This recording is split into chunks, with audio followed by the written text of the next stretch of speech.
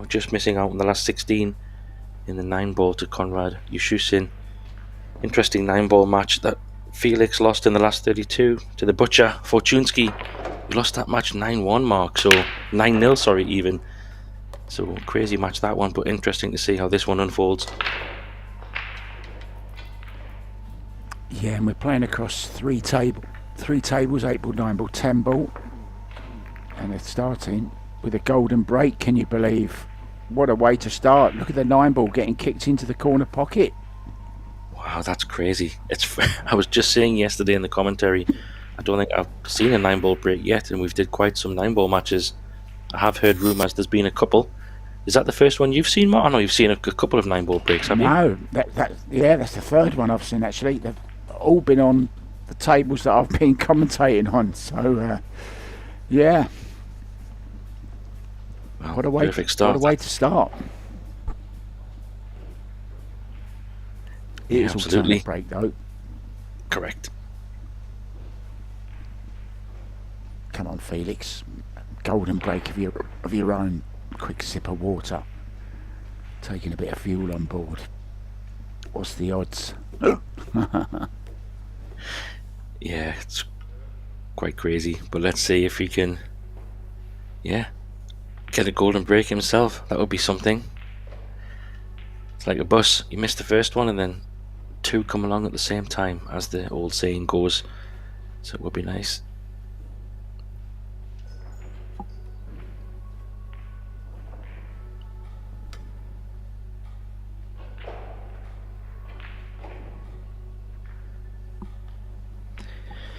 Yeah, on table 2 we have the 10-ball going on as well, which will be live streamed with commentary.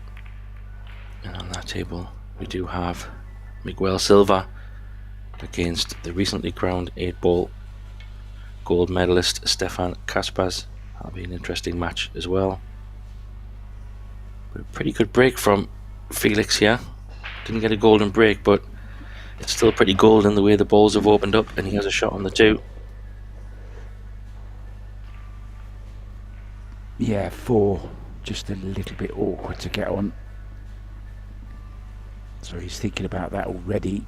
Of course, needs to know what angle he wants on the 3 from the 2 to get to that 4 ball. Yeah, the good thing is there's quite an open space in the middle of that table, Mark, so if he can land kind of somewhere centre table, he's got a bit of a gap between that 9-ball and 5-ball, so not too crazy. Angle's important, like you said, on this 3.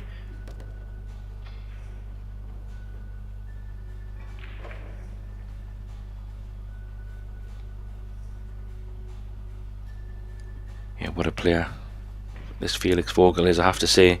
Incredibly talented. He's going to be one to watch for sure. Very, very dangerous. Already winning stuff, and very, very confident player. Yeah, the next Josh Villa.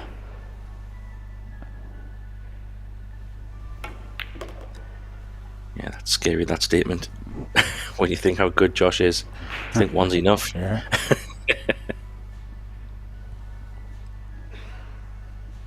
Vogel just still learning his craft, though, isn't he? And as you say, getting results already, Graham.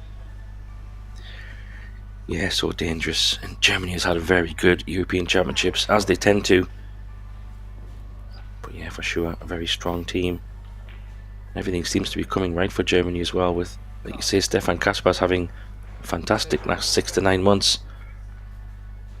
And now starting to win as well, so very, very tough indeed. Just wondering if he's going to have to play the 5 in the same pocket as the 4, or will he choose to come around for the 5 in the bottom left. Looks like he's got a little bit of angle, so not sure how much he can hold it.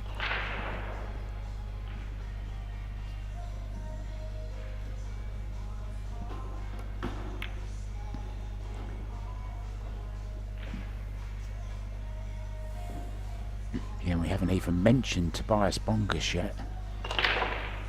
He's still going well in the quarterfinals of the 9-ball main event as well.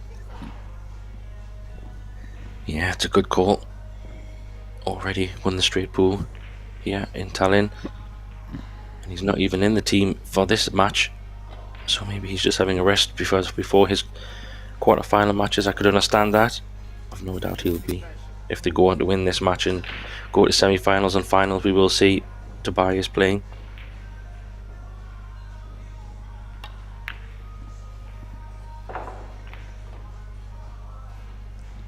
Yeah, everything will come to a crescendo today here in Tallinn, Estonia, and then we have a day's rest to get our vocal cords back, and then we're at it again for the Tallinn Euro Tour, which I believe is 8-ball this year. Yeah, that's correct. Speaking to a few players as well, and we had Josh in the box doing the final of the 10-ball just last week. I had the pleasure of doing the commentary with him, and he said he was looking forward very much to playing an 8-ball Euro Tour. So we will have fireworks, no doubt, and a lot of the players have had quite a bit of time playing 8-ball in this European Championship, so a perfect preparation for the upcoming Euro Tour, as you said, Mark. Really looking forward to that one. And Joshua, reigning world 8-ball champion as well, the title he won last year in New Zealand. So just going a little bit scrappy here in this second rack.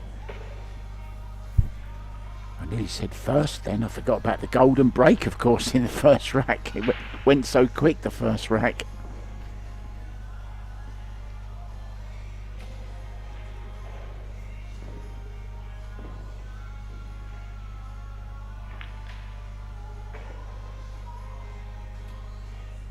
What's going through that young mind?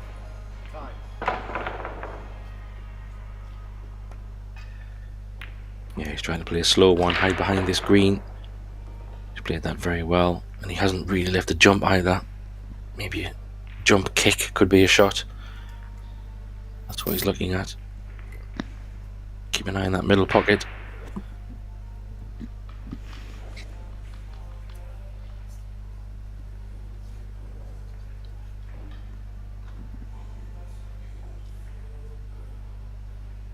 Great style, like a praying mantis. Lacked a bit of pace there. And it's a chance for young Vogel. Well, second chance. I think the 4-ball he missed earlier in the rack. I was a bit surprised it wasn't a too difficult shot, but maybe early settling in. But this looks pretty good now. 7 to 8 is going to be the shot here, Mark, because the 8-ball's got a little bit of cover around that 9-ball.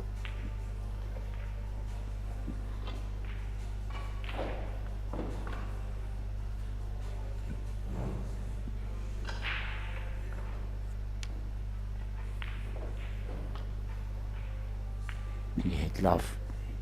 Cue ball kind of on the line it is now for the 7-ball. Draw back with low left. So go to centre table here with a cue ball. I'm wondering if he might bump into the 9 mark.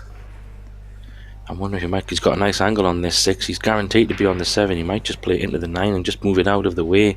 Just with the 7, like you say, being so close to the pocket, there's value in that, I think. I think he's just looked at it. Could be a great call from Graham Hickman this early in the morning. Well, he bumped the 8. Shredded wheat, Mark. Shredded wheat. Shredded wheat, beautiful. Hot or cold milk? Nice and cold.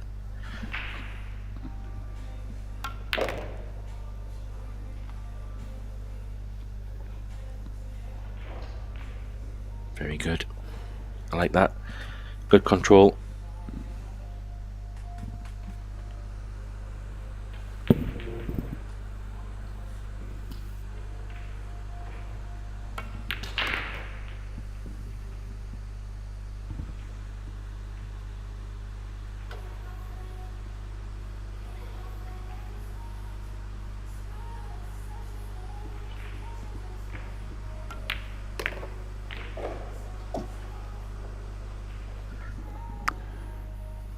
Nicely done.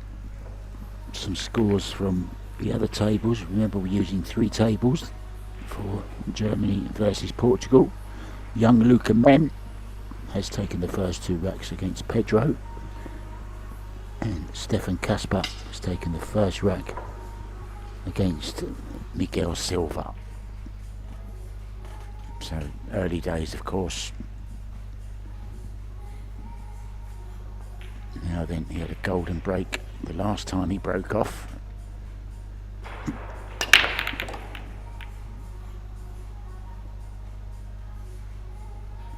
And we are playing the 3-point rule as well, it's worth pointing out.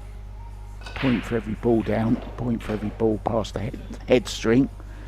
You must make a total of 3 points. If you don't, you hand the table over to your opponent.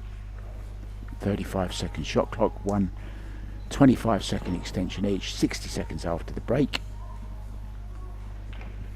And 3 foul rule. There you go.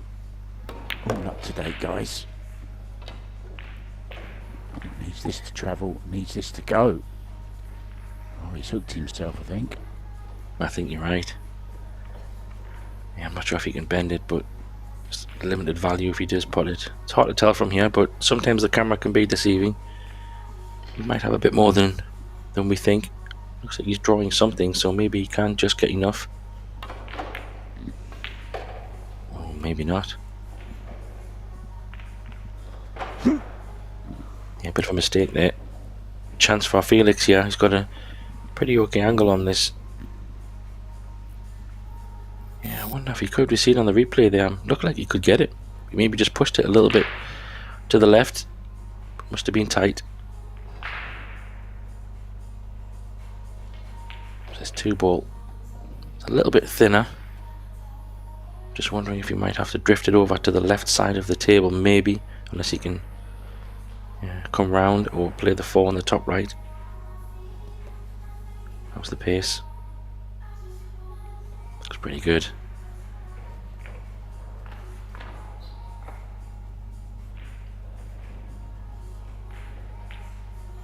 Yeah, if they just drop this one in, I think he can hold by playing at slow pace.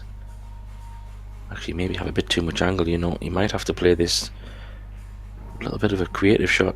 Either draw it below the 5, play the 5 in the same pocket as the 4. Unless it goes in the side. Oh, he's looking at the top. Can he run into the 8? Can he run into the 8 ball? Or is he gonna miss I think the it's 8? a little bit up. Yeah, I don't think he's got the angle. He might have to draw below the 5 or go around the world. Yeah. Smart shot. It's a good shot, that. Oh, he's cushion to cushion. Little look at the sky. Yeah, one of the worst shots you have to get to play on a pool table. Going past that middle knuckle. Both balls frozen. This is a tough shot. Yeah, it looks pretty straightforward on the camera and the TV, but these are very missable. A little bit of side or any kind of if you just push the cue ball into the rail a fraction, it just pushes the 5 ball out, as you see in there. A little bit went out, but it's a pretty good shot though.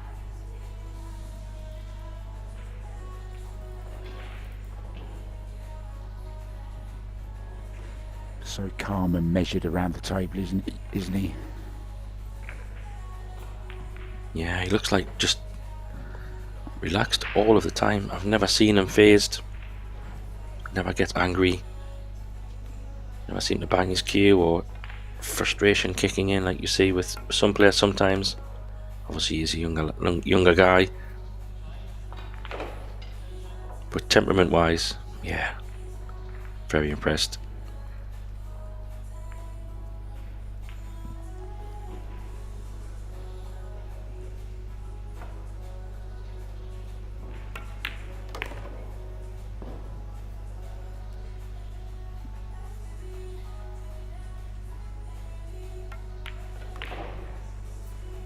So first chance did fall to Grillo in this rack.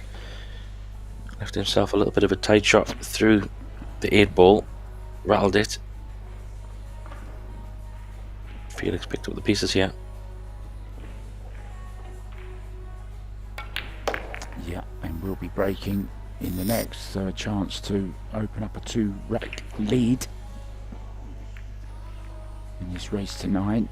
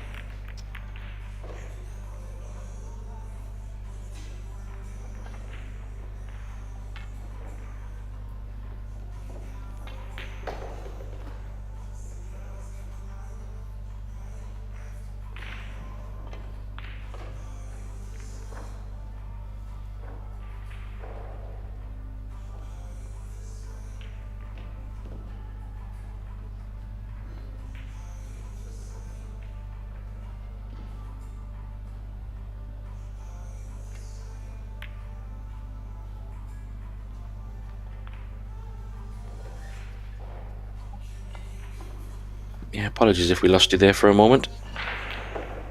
A few technical refreshes needed on some of the sound quality. Hopefully you can hear us all good and fine. Please let us know.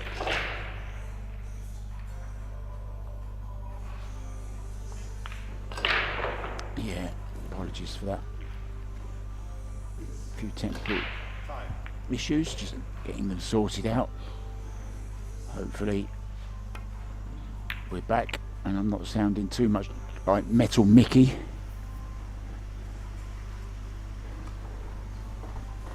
Oh, that's a great shot. This could be an interesting rack.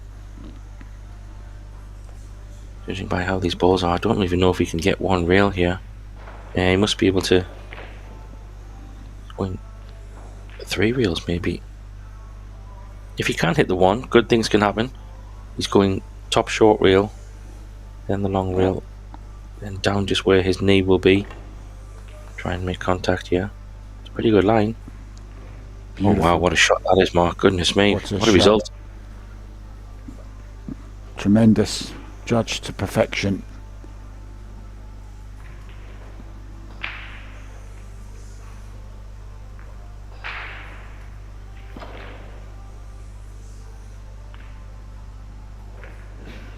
I'm sure we'll see that one played over and over again on the Pro Billiards Facebook page. All the good stuff on there, guys. Interviews, schedules, photographs, all the highlight reels as well. Terrific shot, well worth a replay. Yeah, nicely done. Tell you what, there might be a shot here, you know, Mark. I wonder if he can play. Might see another highlight reel here. The 1 ball onto the 2 ball.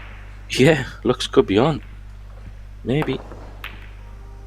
Oh, he went for it. Where's the 1 ball going though? Jump shot coming. Oh, he's just got it with the rail as well. It's a bit of a result. Yeah, I'm just wondering, can he swerve this? Maybe better swerving this one. Use the left hand spin to spin it in.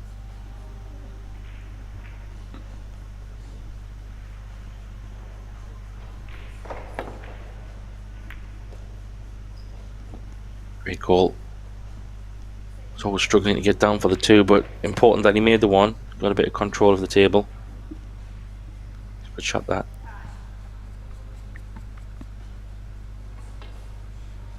Great swerve. He was actually big favourite to make that, wasn't he?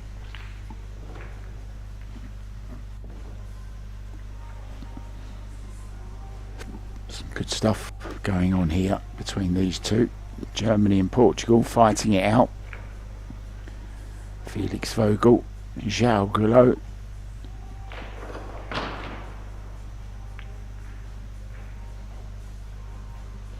don't know if that shot's on. I think he's trying to play left-hand spin here.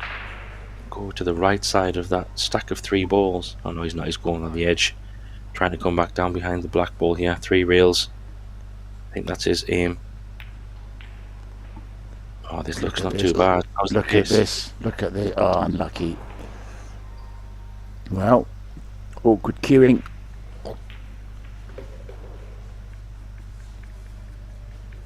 Yeah, this is nasty. I'm not sure what kind of angle he has.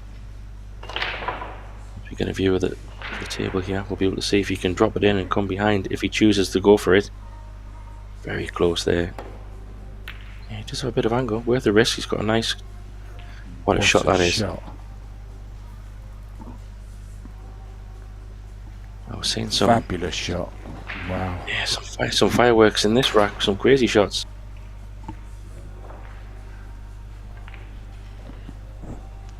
Well, this is a highlight rack. I don't know about highlight shot. In some tremendous snookers, hooks, some tremendous escapes. And that 2 ball queuing over the top of the 7 was absolutely top class.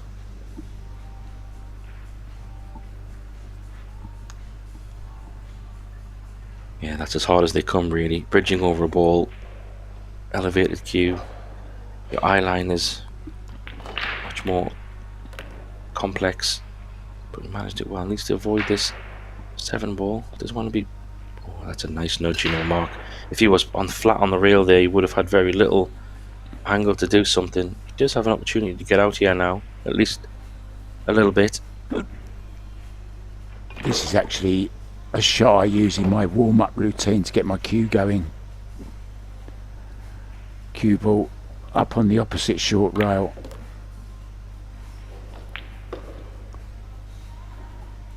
Doesn't want to be on the rail though.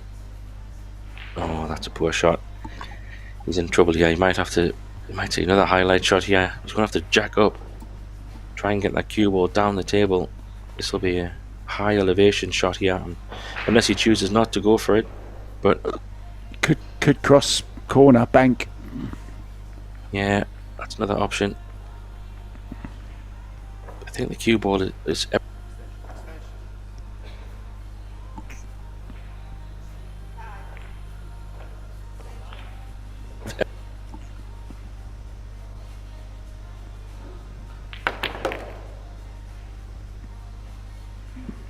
wow, good effort.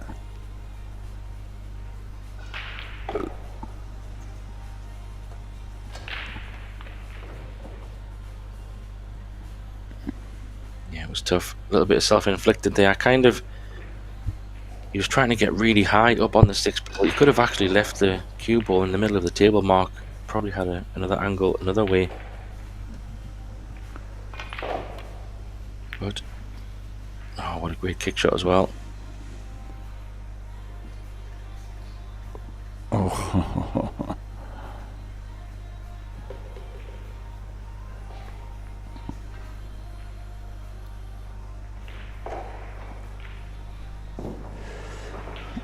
Yeah, big target. 8 and the 9 ball. Play this with some low left. Send the 7 ball twice across to the centre of the top rail. Cue ball back behind the 8-9.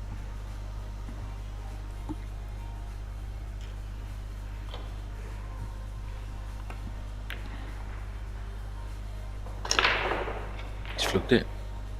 Wow, I'm not sure he played that.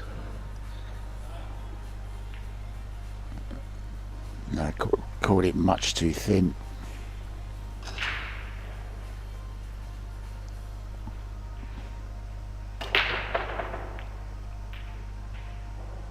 Well, he didn't acknowledge that he'd had a bit of luck, so maybe he did play it. Look at this one. This is close as well.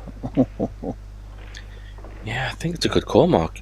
Maybe he did go for that 7 with an element of trying to get that cue ball behind the 8 and 9. If it goes in, then maybe he hoped he had a shot on the 8 in the top corner. So, yeah, I think we give him the benefit of the doubt there.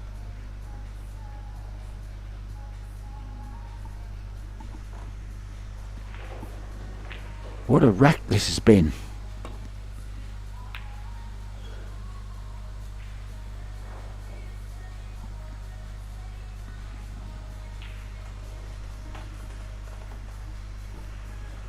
Mistake.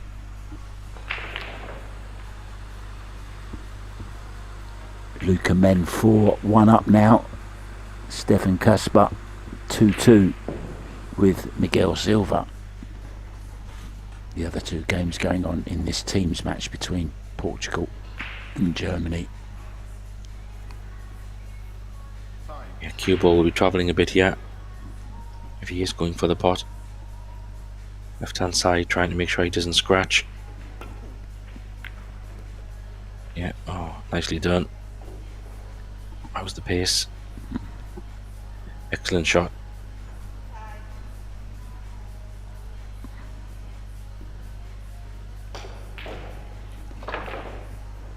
Oh, this wreck of Paul has had it all, hasn't it?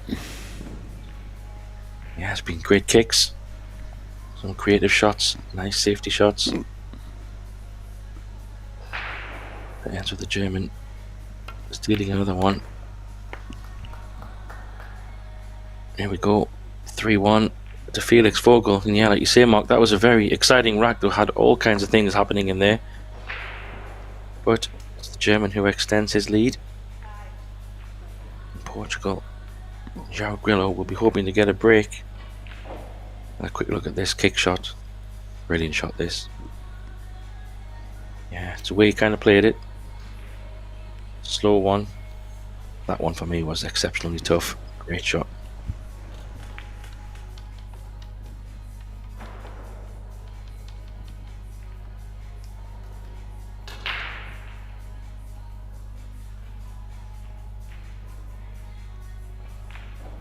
So, big break here coming. You would love another 9-ball break, that's for sure. Let's see. Well, the 9 is moving, but that's the only thing. No balls down.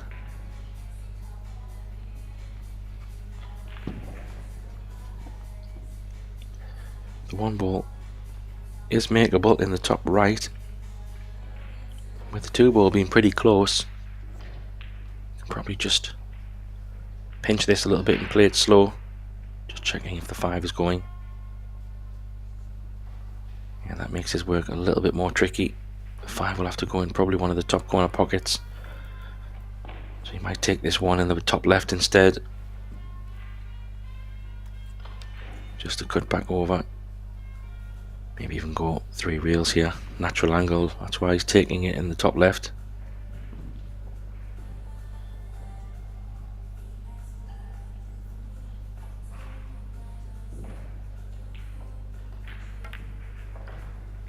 He's missed it. Yeah, it was a bit tricky cut back into a blind pocket. Still, with the cue ball was in a pretty okay place. Did fancy him to get that one. I think he was focusing so much on the cue ball.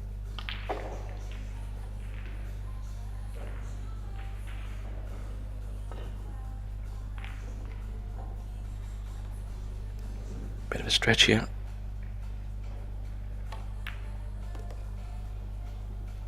Yeah, holds it well. 3 ball does go past the 8, so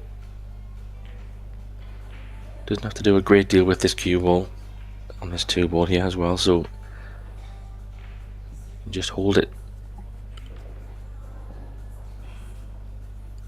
With the 4 ball being down the table, this angle is quite important on the 3, because the 5, as you see there, doesn't go past the 9. He might even just play maybe a stop shot here.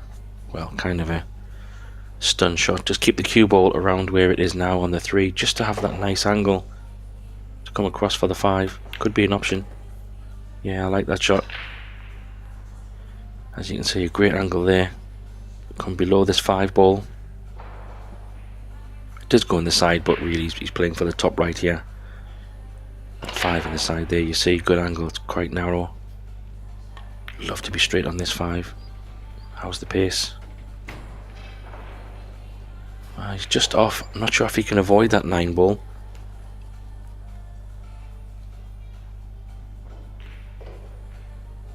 Yeah, he might have to flick off the 9. This could be a little bit tricky. Needs to avoid the middle pocket.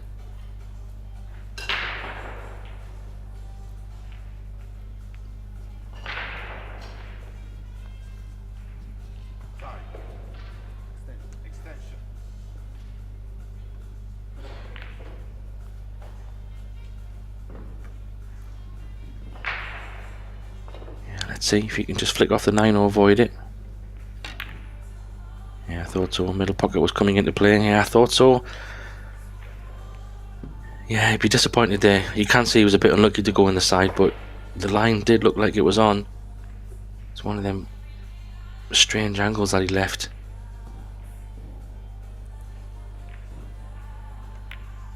But that all came down to maybe being a little bit short position-wise from the 4. But going in off that angle is obviously very, yeah, a bit brutal.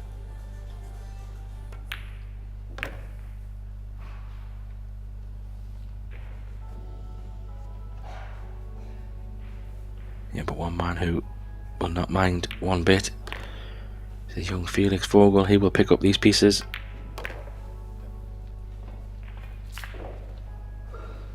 And take a 4-1 lead.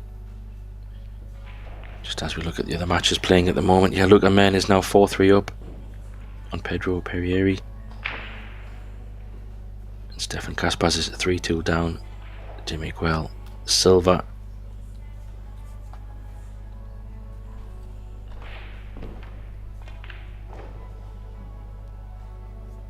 Taking a short time out there.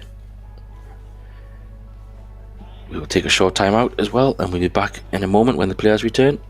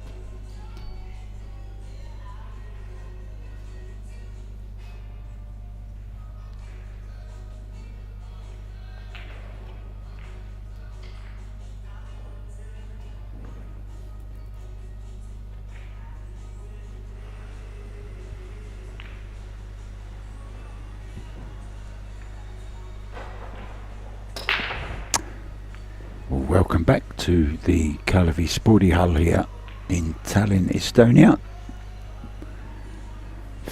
Felix back from his break, just grabbing some water.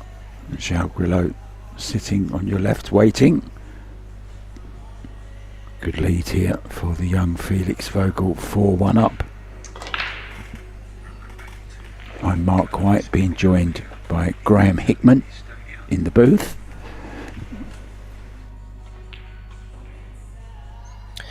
Yeah, thanks Mark. Yeah, it's been an interesting match so far, this first one. A few little mistakes here and there. Some good safety shots. Some highlight reel shots. And it's the German who seems to have picked up a few of the pieces from some mistakes from João Grillo. A couple of other matches going on as well in the teams, of course. Austria are up against Slovakia, and we have Poland in action also.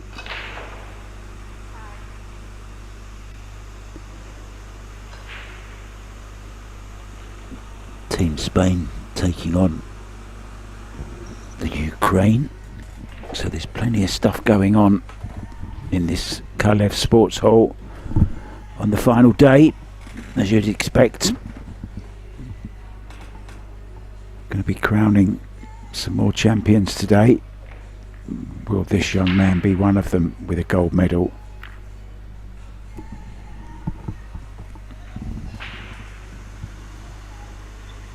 Yeah, some good teams still left in, of course. Poland, reigning champions in the teams. I believe they've won it 2 times already, going for a 3rd.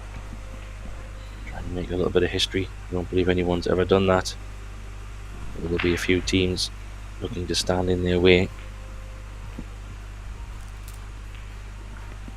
Yeah, Norway at the moment playing Poland.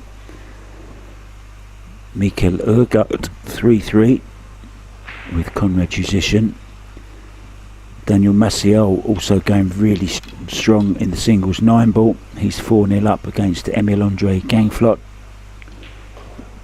And Robin Haig Pettersson is 5-2 up against Wojtek Szewczyk. That one's going to be close, Mark, I think. So let's see. Yeah, good 1-ball. Lost a cue ball somewhat, but maybe that 2's going to run on for a shot. It is. This is a pretty good chance straight off the bat.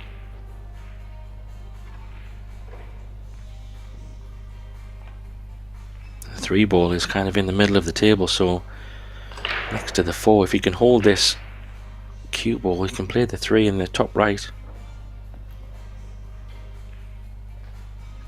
or the top left choices. It's a great chance to extend his lead here.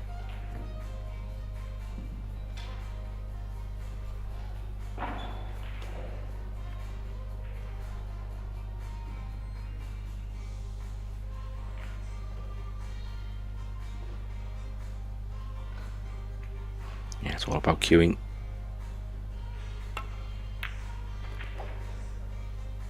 Wow, he actually held it a bit too much. More than he wanted, I think. Still okay. Yeah, what I liked about Felix there is he got up twice.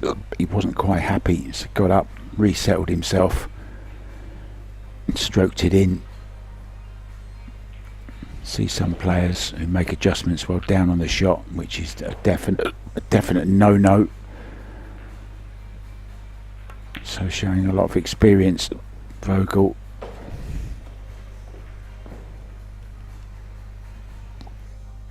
Yeah, definitely. Just shows the confidence and the training, technique. If he's not comfortable, he's going to get up and start again.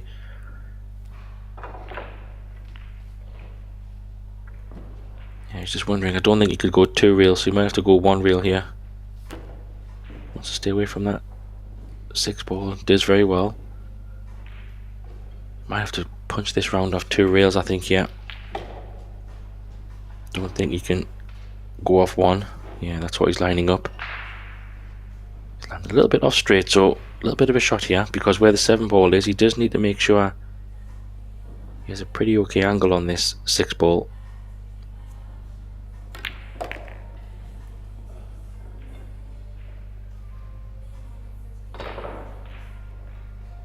Does have a lovely stroke, doesn't he, Graham? Gets a lot of power with minimum effort.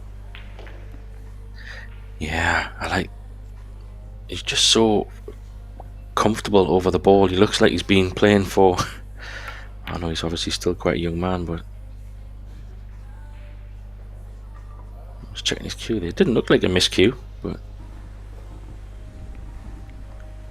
snook at himself nonetheless. Maybe he didn't. Maybe it did miscue. Needs the Josh Filler kick and stick here. The Mosconi kick and stick. Best 2 I've ever seen in my life. Josh Filler against Fedor Gorst.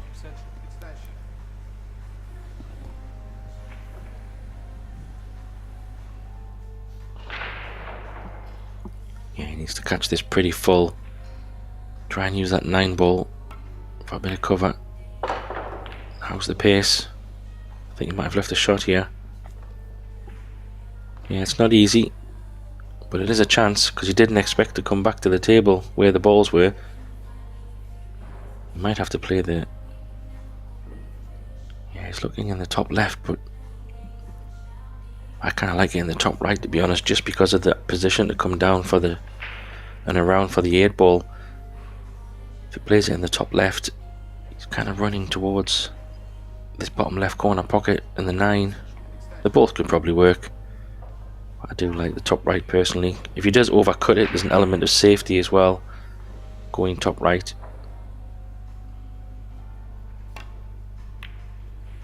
Or you could just nail it. It's a bit unlucky. It was a great pot. Does he take the aggressive bank?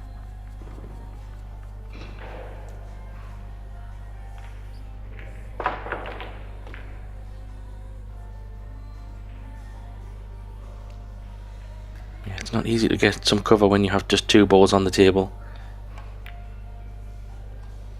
So he's just kind of ducking a little bit here. He's played a great shot there though. Yeah, that's an excellent shot. I don't think he's got a kick and stick from behind. The 8 ball's just too close to the rail, potentially. Could be wrong. Yeah, maybe might just be able to squeeze the cue ball behind it. It's very tight.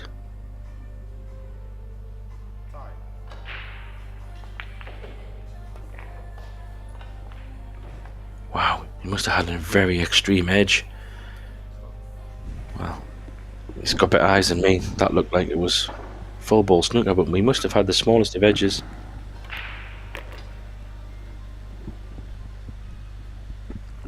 Yeah, but see the way he just laughed it off. Didn't get angry, didn't get annoyed.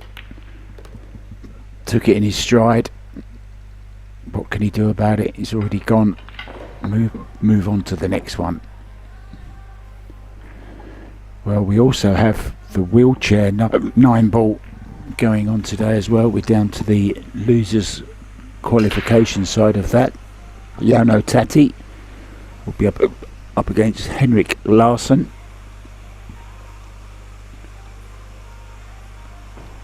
And Mate up against David Selleck.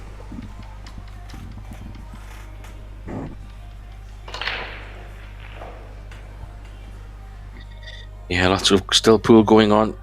Coming to the conclusion today with it being the last day. So we will have all those finals running this afternoon. Another try break. It is. I think that 1 ball.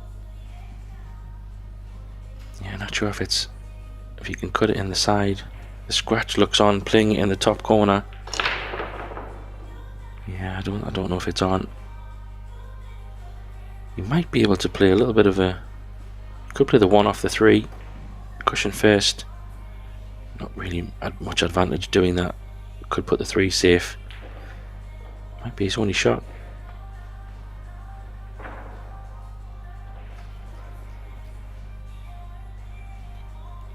Could play thin and play the safety.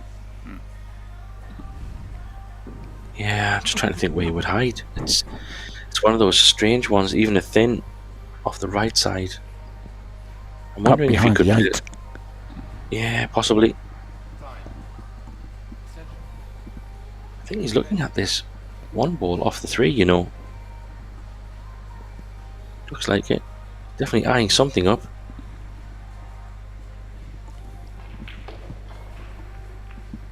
Guess we'll find out in about 10 seconds. Maybe 1 off the 3. 1 into the rail. Flick off the 3, possibly. I don't know. Yeah, that's what he's looking at. So he can hit the 1 thicker. He was trying to kick the 3 in. That's wow. Talk about offensive. He was trying to play the 1 into the rail to pot the 3, only because the 6 ball there was also helping the 3 potentially in the pocket mark. So I can understand that shot. It wasn't like something too crazy. It had a lot of rationale behind it. Wasn't too far away either, was he? Just a whisker away. Hasn't played if he this catches great. the edge. He's a shot here though. This 2 ball is not straightforward. It's got one of those strange angles. With all the traffic to the right side of the table, he can't really go forward, so he's going to have to draw this. I don't think that he can hold it to pot the 3 from the right side, so this could be maybe a bit of a stroke. Hard to tell. Yeah, he's trying to put a bit on it. Maybe he can put it from this side. Wow. It doesn't look like it. Off the 6 maybe. I think you're trying to get the cue ball on the rail mark just to leave a thin 3 natural angle, but he came off the rail somewhat, so this could be 3 into the 6 ball. Might be his only shot. For the second time. Second attempt at the 3. Yeah, this is okay. Rail first, isn't it?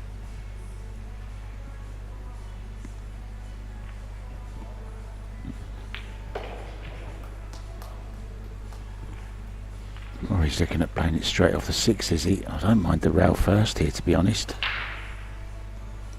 Yeah, I'm just wondering, because of the angle of where the 4 is, you could just draw back below the black. Or you could even draw out. How's your luck? Where's the 6? Maybe. Oh. Wow, it's worked out beautiful.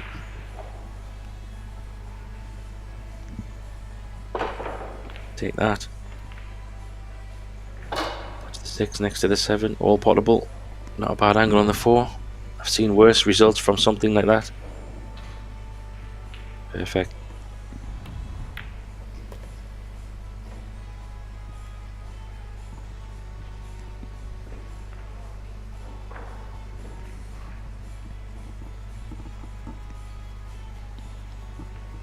Man, it's a lot of left-hand spin to miss the 9.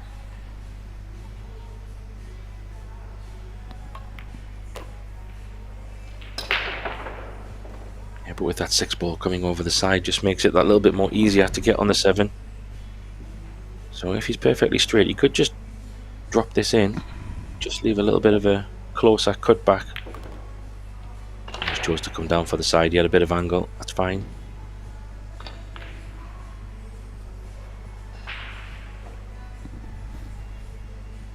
Both the 9 balls pretty straightforward. They're both in pretty good positions for position.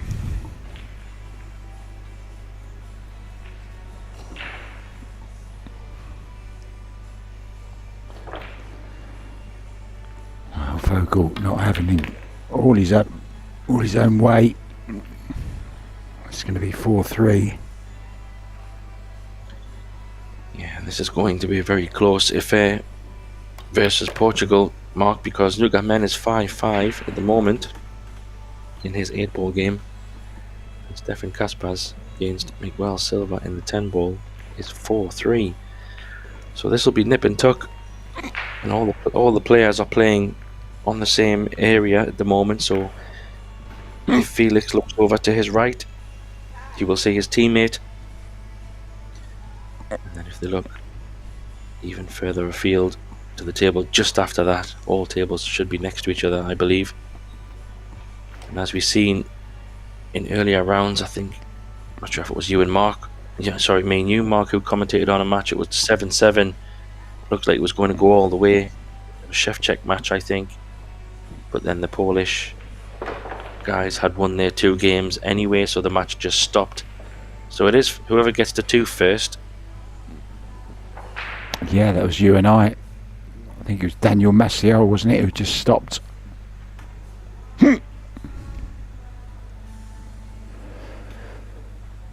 This is the nature of teams. The women's teams is also in operation.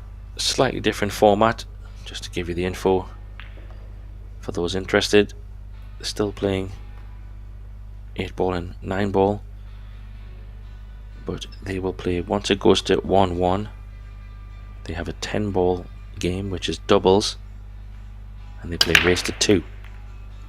So slightly different format, but equally as exciting. That's another dry break. Struggling on the breaks at the moment. They can't seem to make a ball. Yeah. A chance for Zhao here to try and get into this rack. He's got a bit of a thin one. Not sure if he can play it in the top right without scratching, so might have to play this in the side. Play some kind of bump.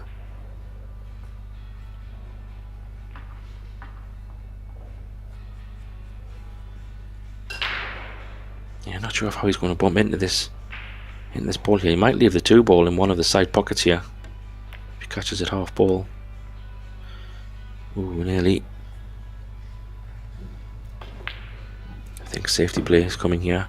I wonder if he can thread that cue ball straight down between the 4 and the 9. That would be a nasty one. If he doesn't go for the pot, that is. Maybe he's taking it on. Yeah, it could have some value here because there's quite a bit of traffic down that table, and if he plays to get the cue ball on that bottom short rail, he might get a bit of cover. Should he miss it?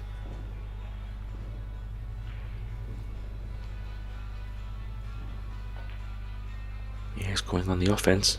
Don't mind this. Needs to be accurate. Oh, what a shot this is. Look at this for position. Very nicely done. And the angle on the 3-ball is pretty good as well. Yeah, great replay there.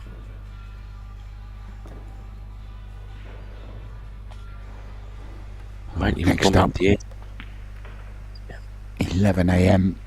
will be the semi-finals of the teams, Graham. So we've got that to look forward to. That's 11 a.m. following these matches now.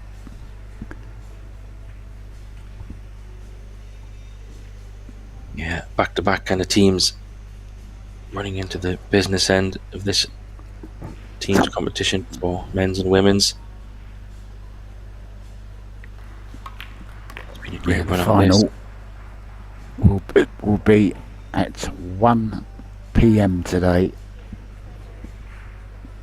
So back to back teams action for you guys. 9, 11 and 1. Who's going to lift the trophy, Graham? Who's your favourite? I think it's hard to bet against Poland or Austria, but I think we've got such a strong team. If you kind of look at Max Lechner, Mario Hay and Albin Aushin, I mean, on paper that's just an incredible team. And already right now they're pretty much nearly they're flying. Max is 8-2 up, Mario is 6-3 up, and Albin is 4-2 up. So they're all super strong. I think I'm picking a Poland versus Austria final is what I'm thinking in my mind. I'm not going to pick a win. I'm going to sit on the fence.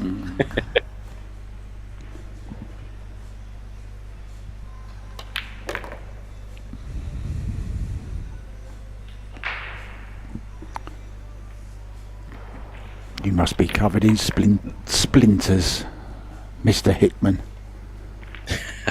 I've put my hat on a few players in this tournament. Haven't really all landed, but been pretty close. But I think I'll settle for picking the final. Surprise result actually last night, I thought, in the men's 9-ball. Roman Heebler beating Max Lechner on the hill, 9-8.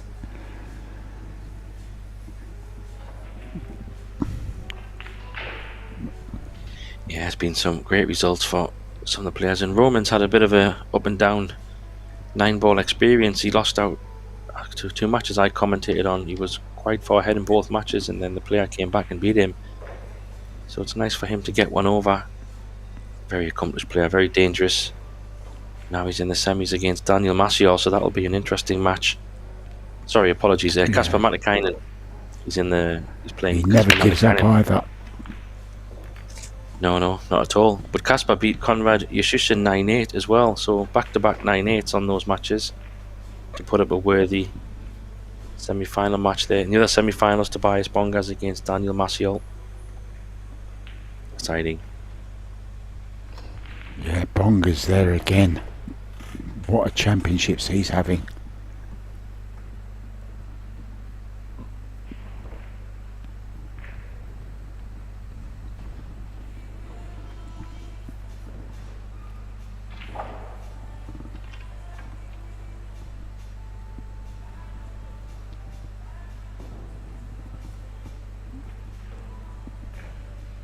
I think he can get through to this, can just twist it in with a bit of right spin.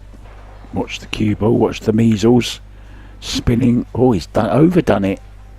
Yeah, he's a little bit surprised there, but I think it was just the pace. He could see a little bit more than he anticipated, and the spin just kicked in a little bit too early.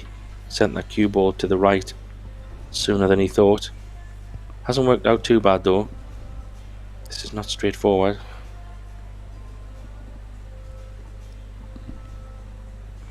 Saw him make a great 2-ball earlier on when he was bridging over the top of the 7.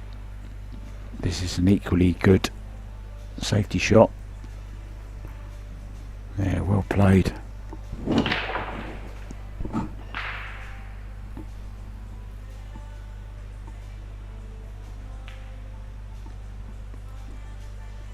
Really well judged.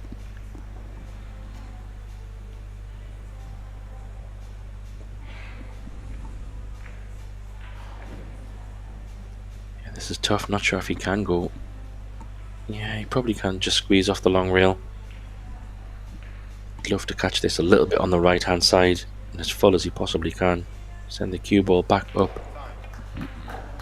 Kind of the path the way the cue ball's coming down. It's a great shot. How about that? Very well done. Has left it towards the pocket for a jump possibility. Yeah,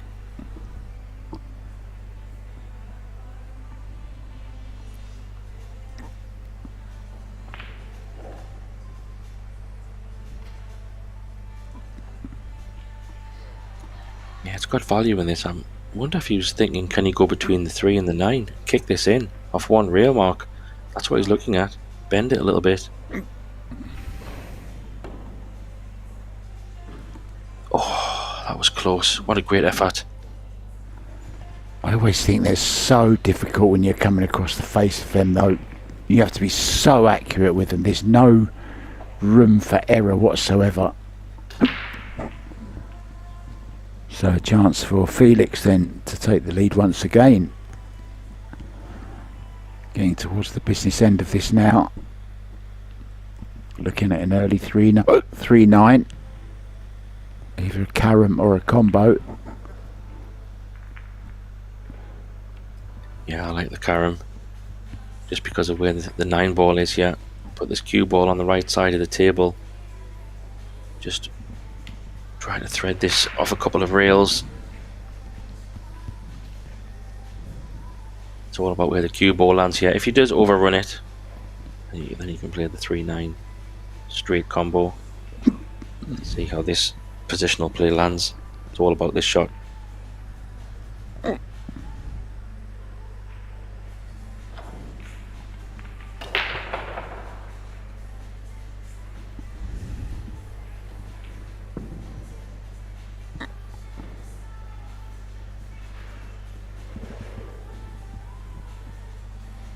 Yeah, that black ball's in play a little bit. That's what he's thinking. Just might even. Yeah, I was just thinking he might even play it lower.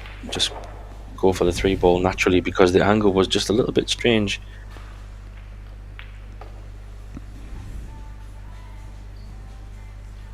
Yeah, combo is out of the question here. So he's just going for the run out.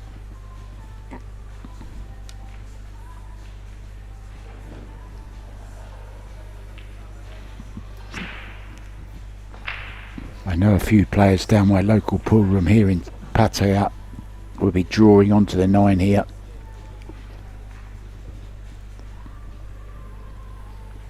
But not these guys.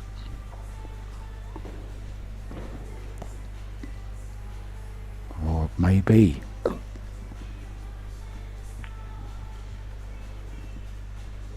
I actually don't mind that, to be honest.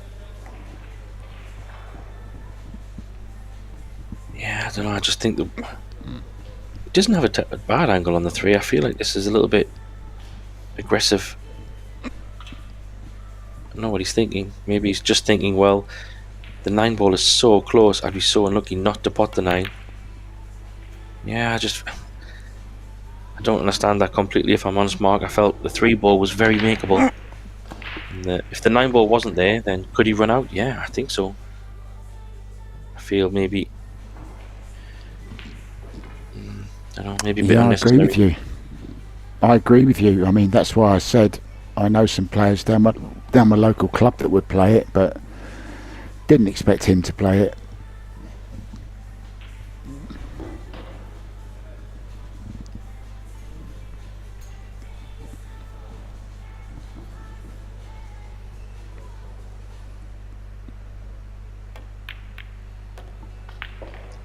That was a great shot, by the way. Wow, that was way harder than it actually looked. The distance between the 3 and the 5 made that look so easy.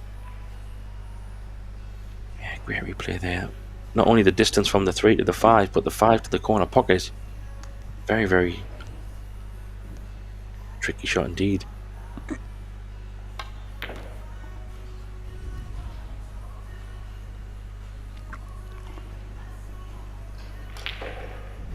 Overdone that slightly. Can he avoid the 8?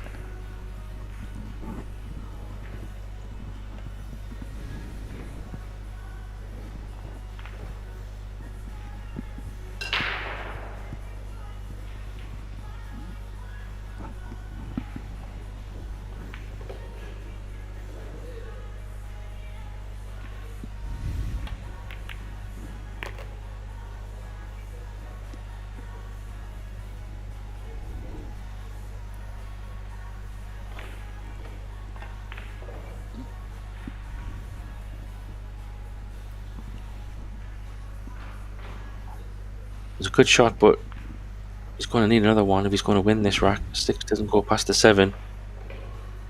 Depends how aggressive he wants to be here. Looks like he's playing safe for me. Maybe this is just one shot too many. Yeah, it's probably a smart shot. Played a good safety there. Not so straightforward for Felix. The one real kick. The natural angle means the 6 ball is coming towards the bottom left here. This is tough. He catches the top side of the 6. He might be able to separate the balls, but he could be still leaving a shot on this 9 ball and this 6 ball somewhere. Yeah, I thought, oh my gosh, what a shot. Just about to say, you might want to give this a bit of a shot in the bottom corner. Incredible shot. Mark that one down, Mr. Hickman. How many we got? Just keeps coming, these highlights. What a match for shots. Do you need another sheet of paper? Do you want another sheet of paper, maybe? Yeah, they're pulling out some great shots in this match.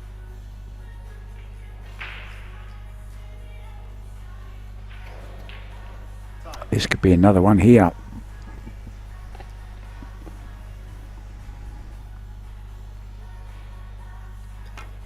Mr.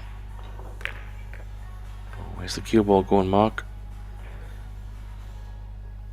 Oh, wow. I feel that's a little bit. He's been a bit unlucky there. He's played 2 fantastic shots. He knew it was coming up this way. He just wanted to try to hold as much as he could. Well, this would be a rack and a half if he wins this from this position.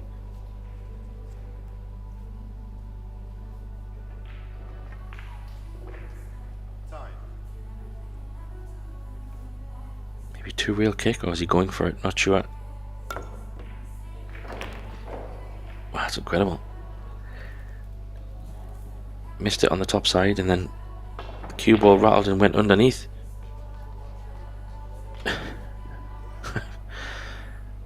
Yeah, I did fancy him to hit it though in some way. Bizarre.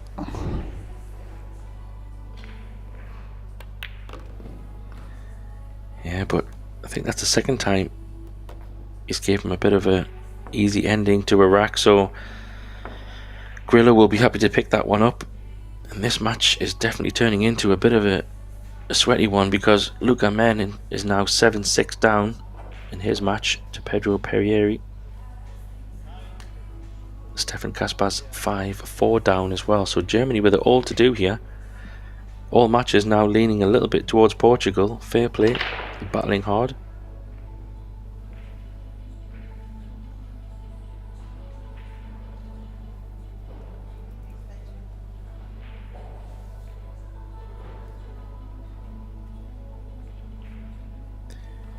Yeah, we already have a result as well. Poland have beaten Norway 3-0. So they are already in the semi-finals, looking to play the winner of this match, I believe. And then Austria are 1-0 up. Max has won his game. Max Lechner 8-2.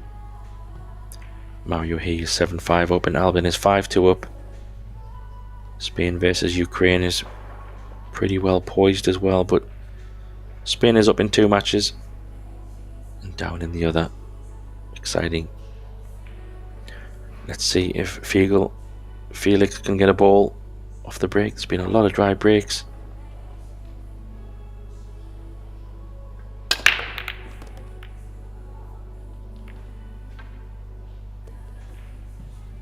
Yeah, it's illegal. Yeah. Made 2 balls. Nothing came up table, so it's weird. The balls didn't seem to come anywhere near the top side of the table. All stayed below the middle pocket line.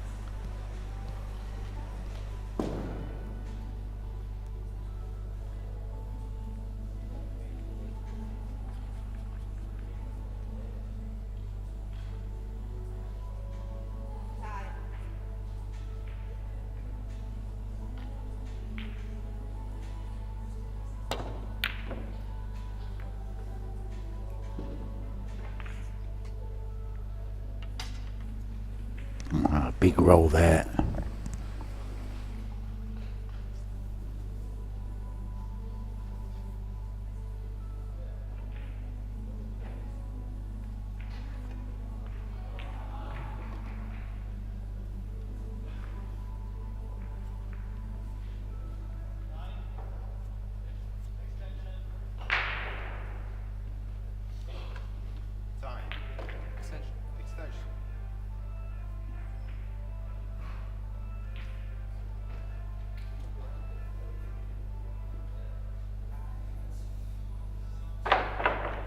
Looking at 2 rail kick this one. Top short rail, side rail. Has to be careful of the side pocket here. Oh, what a shot, what a shot. Needs a bit of luck. Didn't get it.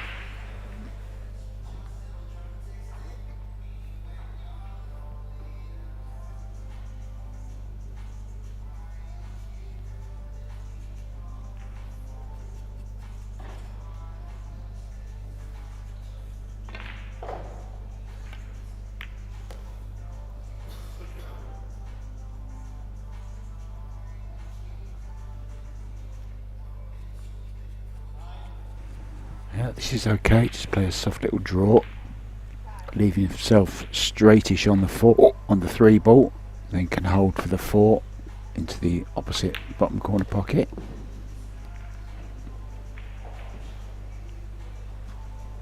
Just has to be careful. Needs to finish high on this 5 ball. Sorry, 4 ball. That's perfect. Now can play the 4 and the 6 into the same pocket.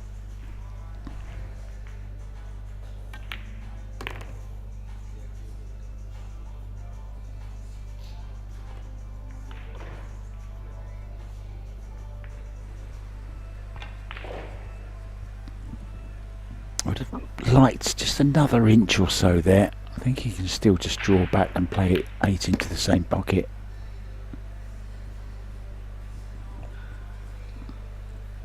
And now swing the cue ball in and out of the corner with some low left. Oh, he's going 3 rails.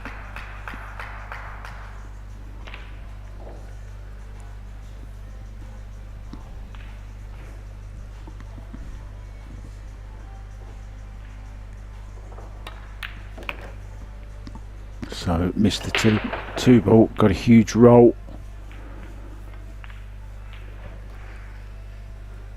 Both players looking across to see how their teammates are getting on.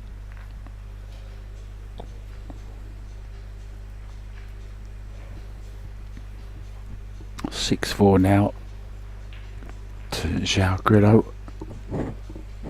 3 away from victory line, but of course it all depends on what their teammates are doing as well on tables 2 and 3.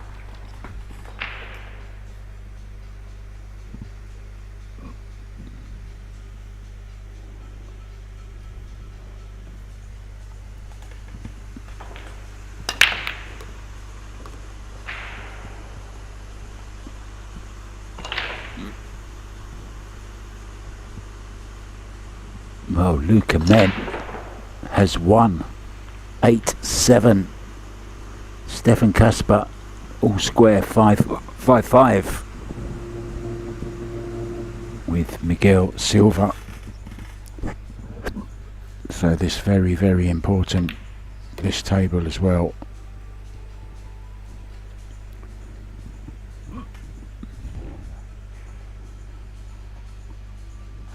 Remember, it's the first 2.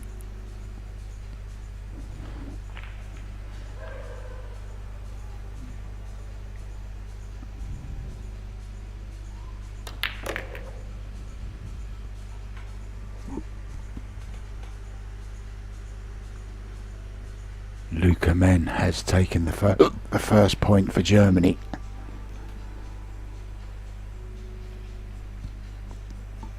Stefan Kasper 5-5. Vogel trailing here 6-4. Yeah, it's getting tense, Mark. It's getting very tense indeed, and the pressure's going to mount on Felix. You'll have a close eye on that match next as well, 5-5. But it's definitely going to come down to these 2 matches.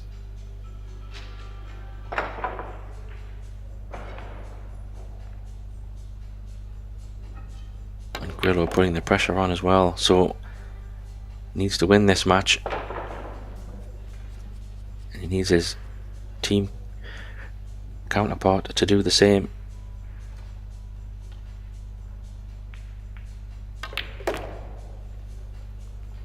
He's doing all he can.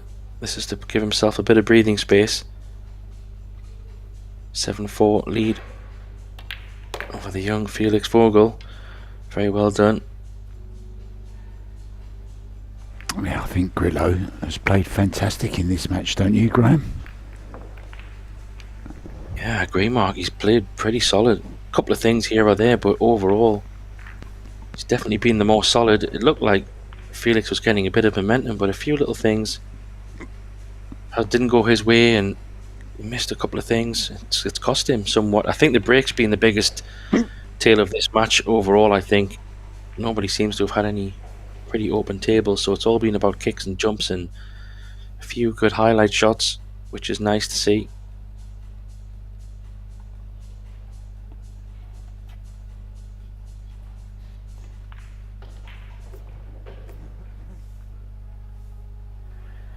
So huge break now for the young man. Needs to keep Grillo off the hill. Portugal have everything to do, needing to win both of their last matches, especially after that thriller by men to win 8-7.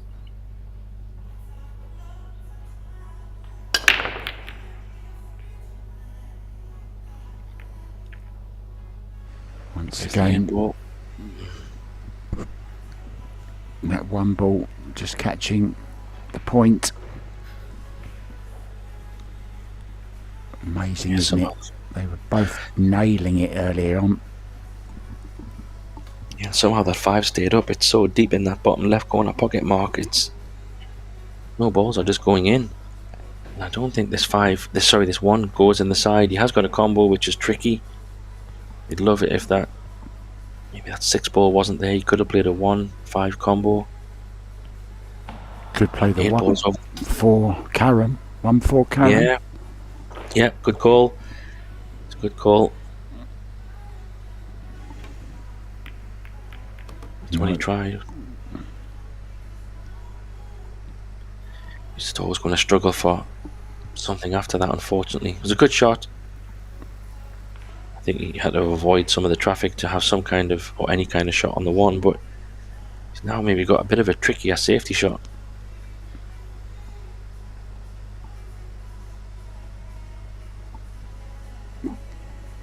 Well, he can send this 1 ball around the angles.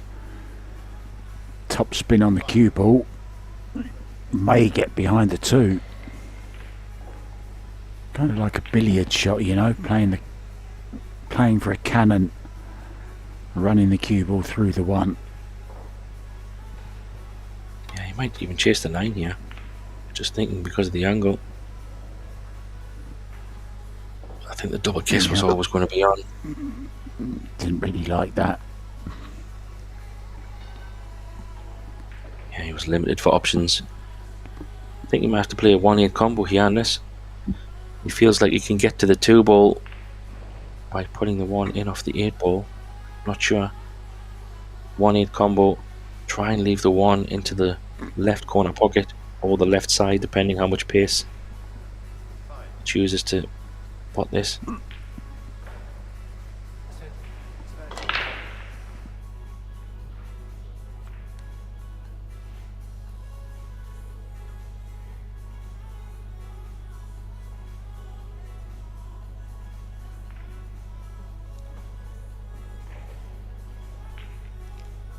Yeah, I kind of like the slow combo here.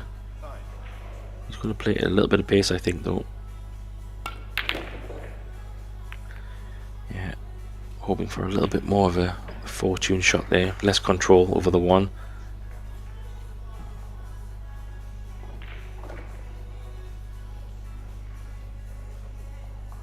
Does have a cut on this 1. I wonder if he's looking to play safe. Maybe here he could hit the 1 ball around the angles and leave him behind the 2, but I do feel he's got a cut on this and he can come back across for the 2 in the same pocket potentially. Now he's playing a 2-5 combo. Interesting. He's left a nice angle for it though, but this 5 ball, just because of where it is, the 5, yeah, he's looking at that. The 2 could come off the rail and go close to the 7 ball. This could go a little bit nasty after. He's got to judge pace.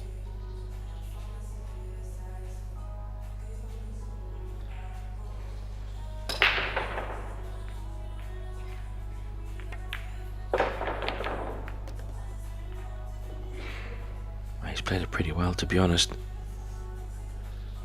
Not ideal to get on the 3 ball here.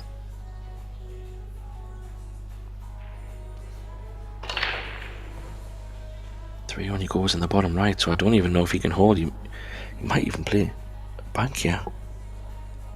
Bank shot could be an option.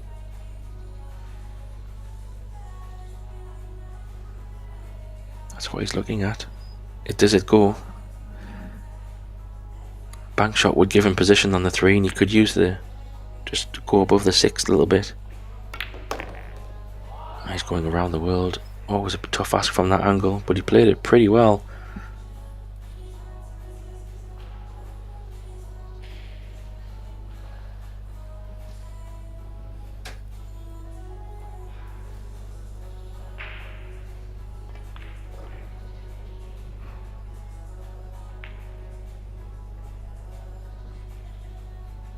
Pressure on this now. All about the pace, but he has got natural angle. Focus on the pot, and he should have a shot on the 6.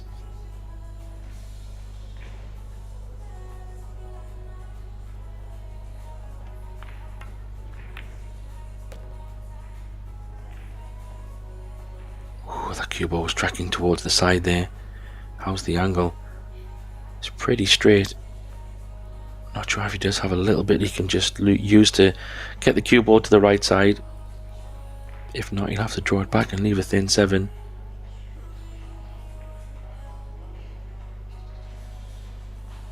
Might have just a little bit anyway, just to... Yeah, he could just draw a little bit across. So he's taking these quite nice. Wasn't straightforward.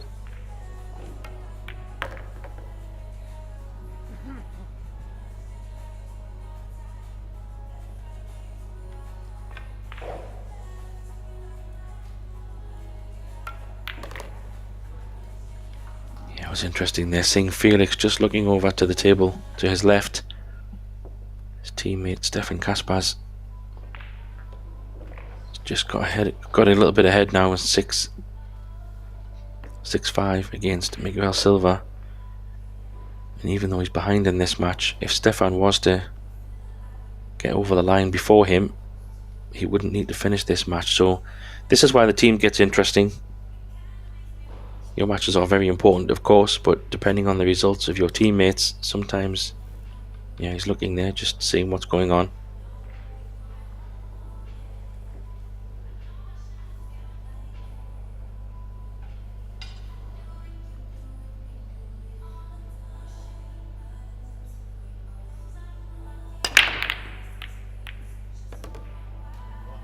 Wow. Second golden break. Golden break for Grillo. Second one. Cue ball was on its way as well, but what a way to get on the hill. This could put extra pressure on that match on table 2. If João Grillo can get over this match quickly, that will just double the pressure down on the table 2 here, Mark. Yeah, very interesting format. Really enjoy it. It'd kind of be cool, wouldn't it, if you could just flick between the tables every now and then at key moments.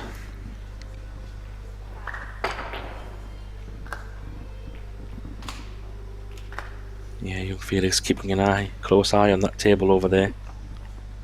Can't keep his eyes off it, can he, Graham? I know. Can be a little bit of a distraction as well, I guess, trying to keep an eye on the table, multiple tables, and yeah, needs to be fully focused here, because that match on table 2 could go the other way, so he needs to make sure he's still fully focused here.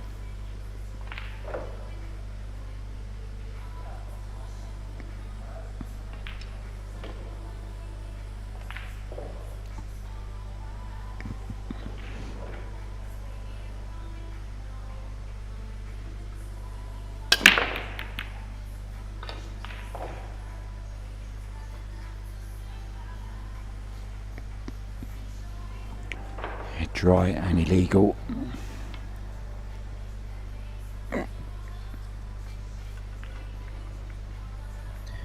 Yeah, other than those 2 golden breaks, which obviously are very fortunate, I have to say the breaks haven't been great in this match, not in terms of open tables and run out possibilities, but a little bit of a chance here for Grillo. It's not an awful layout. Wow, this might be end of run out here. He does have some balls to hide behind. Doubt he'd be taking an aggressive bank here. It is on, but yeah, just side to side. Yeah, he's got plenty of cover.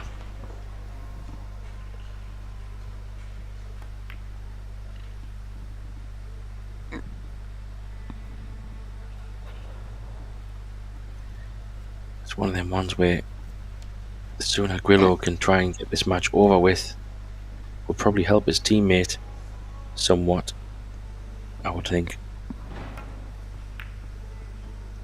Oh, this is a great kick shot. Wow.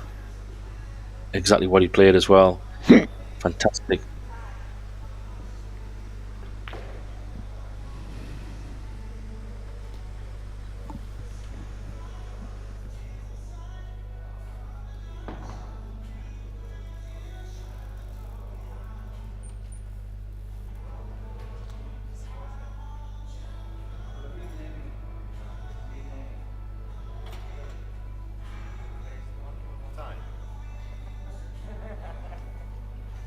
Yeah, this is tough. This is a Z shot.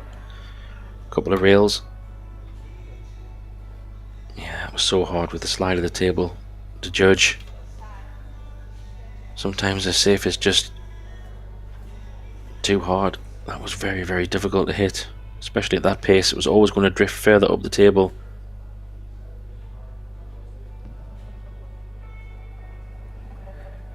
And since Felix played that kick hook shot, he's actually opened up the balls down the bottom of the table a little bit better, so having ball in hand is definitely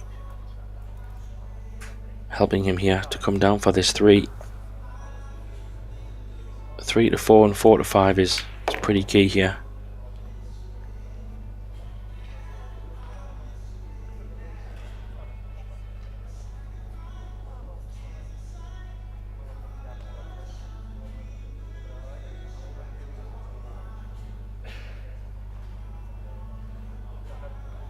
Where the cue ball is now would be nice to get back for the 5, because that 6 ball does go in the side as well, so I wonder if he's came a little bit off angle here.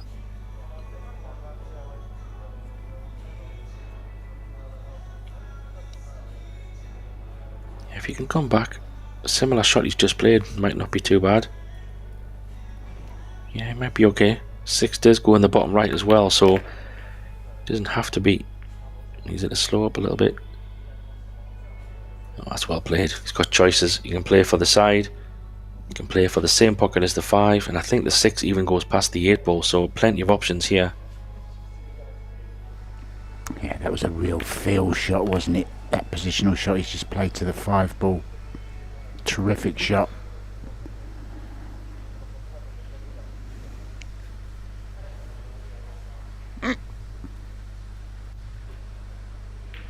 I wonder if he's going to go into the 8 ball here just with the line of the shot. Oh, it's okay, you could hold it.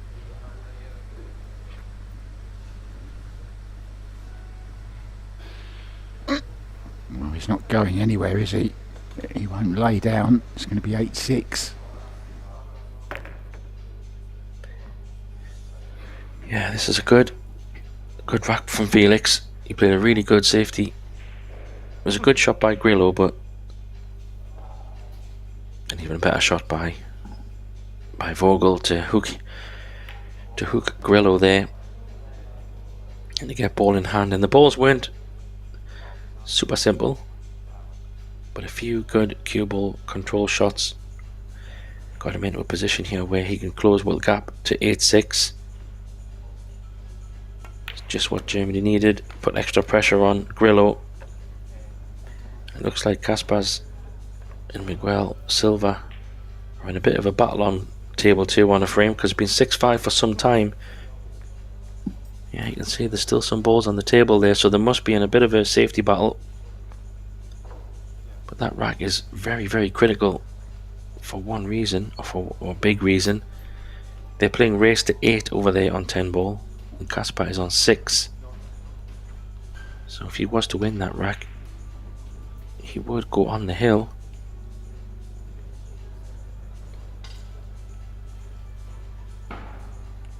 Very interesting, intense times.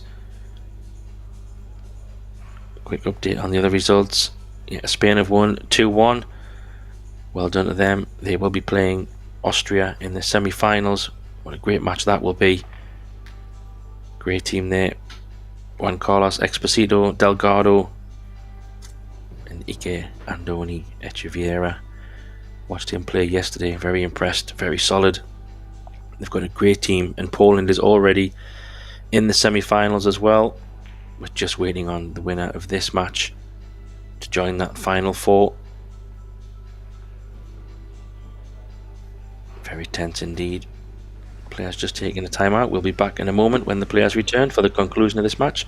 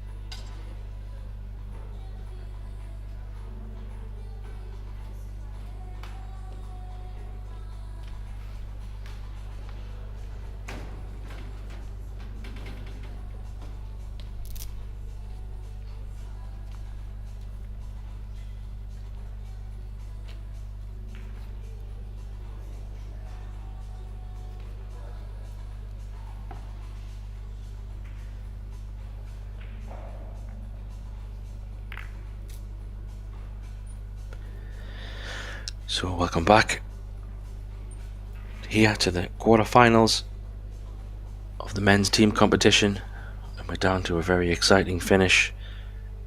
These two matches that you see on the stream right now are going to be the conclusion, and to see which team will pick up that last semi-final spot. We already have 3 teams in the semi-finals waiting for this one to be concluded.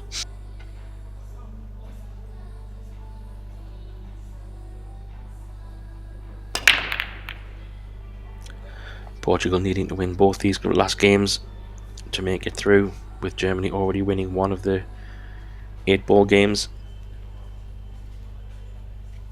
Look at men winning that one 8-7.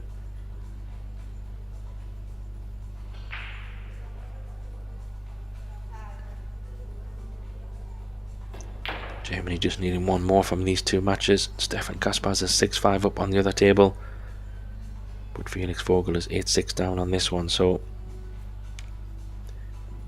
Felix will be hoping that his teammate can get the job done, otherwise he will need a hell drama to take his team through to the semis.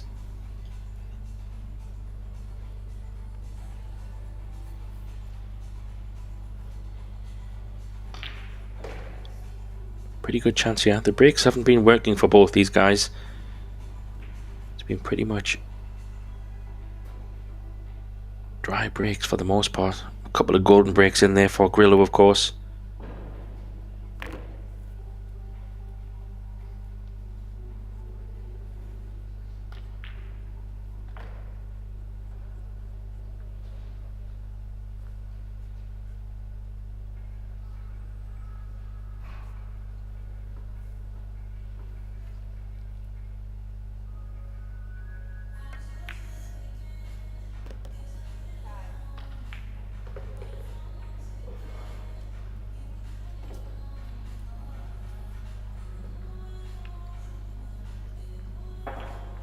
pretty good here.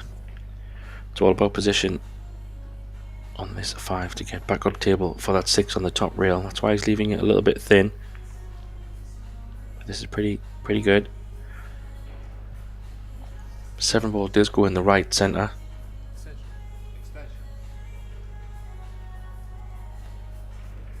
So it all depends how he really lands on this 6 ball, whether he chooses to play that. If he's got a nice angle, he might come round and play the 7 in the same pocket as the 6. It's all about this shot before he makes that decision, because the pace is quite tough to.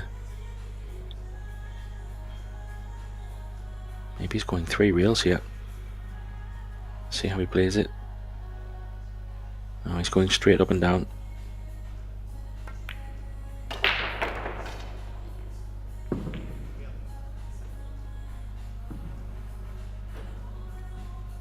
Oh, he's landed perfectly straight, I think. So we will be taking this 7 in the side.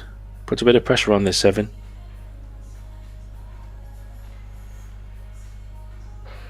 And Stefan Kasper 6-6 now, so added pressure on this match as well. Could go either way, Graham.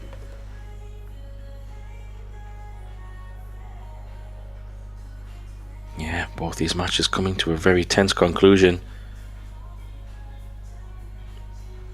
It'd be interesting to see who gets to the finish line first. Grillo is hoping that he can do it to put that pressure on his teammate, on his teammate's opponent. But this match is still not over by any means. A little bit of pool left in this. 8 and 9 to go. 8-7.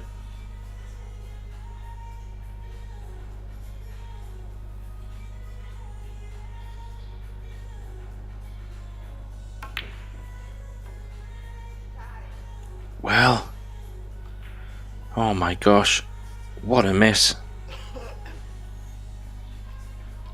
Well, that's just cost him this match, I think. And what a turn of events here for Germany. Well, I'm just wondering, was half of his mind on the other table? Really hasn't been focused, I don't think. Oh, he nearly missed that as well. He's overhit this by some way. Yeah, I agree, Mark. I'm not going to say he hasn't been fully focused, of course, but I'm sure he's trying to concentrate. But it's quite hard to focus when you've got so many things going on. You're not just on your match. You're looking at your teammates. What's the score? Difficult to not keep one eye on the scores, I'm sure. This is a tester. He's made a little bit of a hard work of this, I feel.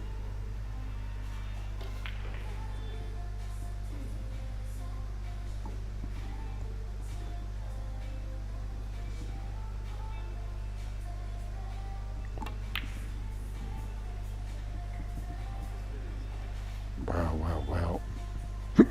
Can you believe it? A lifeline for Vogel.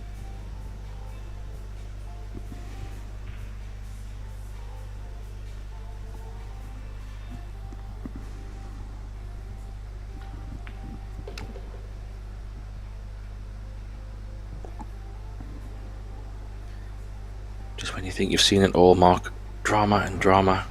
Never ceases to amaze me in 9 ball.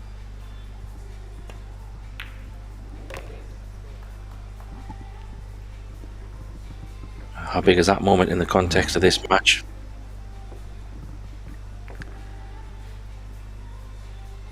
Well, 2 unbelievable misses. Well, it wasn't really an unbelievable miss from Grillo. Didn't really get on the 9 properly, but still expecting to make it.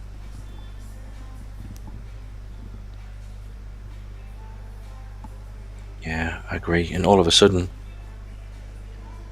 I mean, yeah, do both these matches have Hill written all over them? And I think Grillo will be sitting there thinking, what's just happened?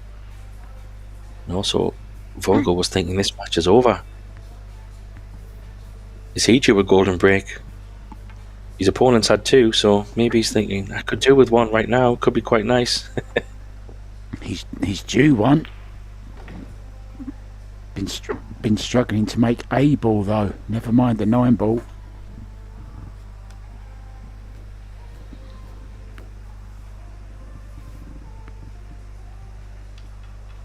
Yeah, look at this. Look where he's breaking from. He's going for the golden break here. It's incredible. He really is. He's going for the golden.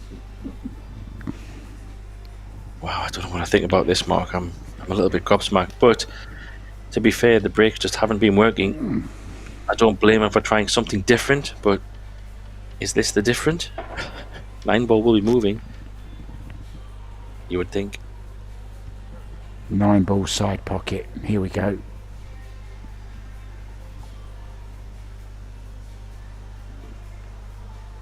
Oh, this is brave. It's a little bit naughty as well.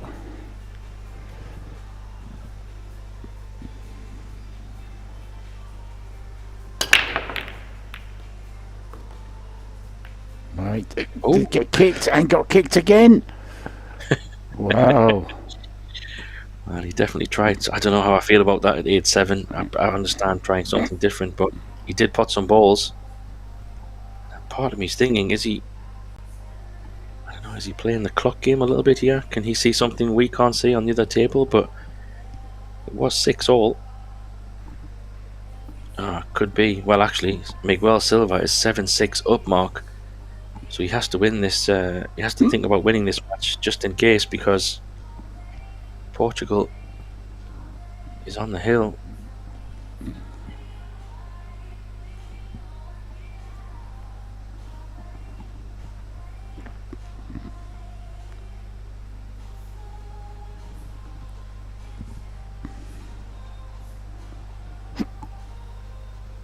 Yeah, just going to tap into this.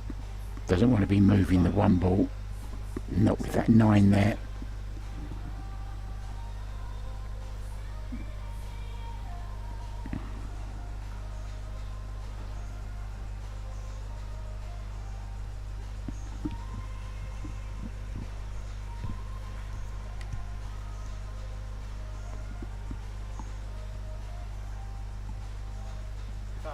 Look at it kicking this in.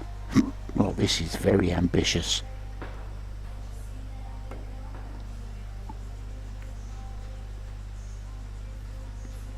Wow, that's aggressive.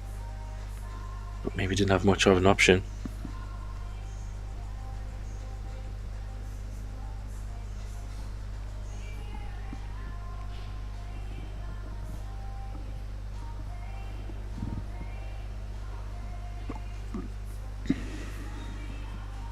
Can he get to the 1-3? Can he get to the 3-9 combo here?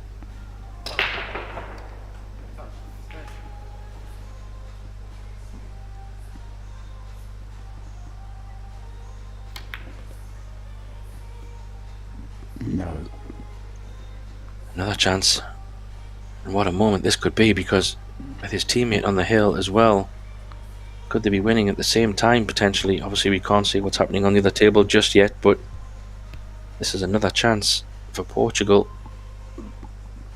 I have to say, Mark, if they can get over the line after losing... Oh, I thought he missed that for a moment. Look at these balls though. I'm getting nervous and I'm not even playing. I'm shaking like a leaf here. Obviously, as a commentator, like a leaf in autumn. It's exciting for us. But as a pool player, yeah, if I was sitting there in the arena, I would have obviously one eye on this table and one eye on the other. Exciting times. Bit of a stretch here. I still might have to use the rest though. Yeah.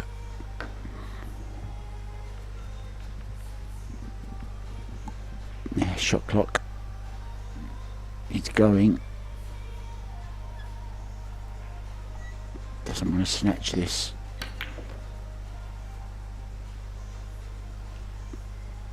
Played it. Oh, he's overdone it slightly. Yeah, I agree, he has. God, I would have loved to have been straight on this 6-ball mark. It just adds a little bit of extra spice because the cue ball will travel. We might play the most percentageal shot and go 3 rails. Yeah.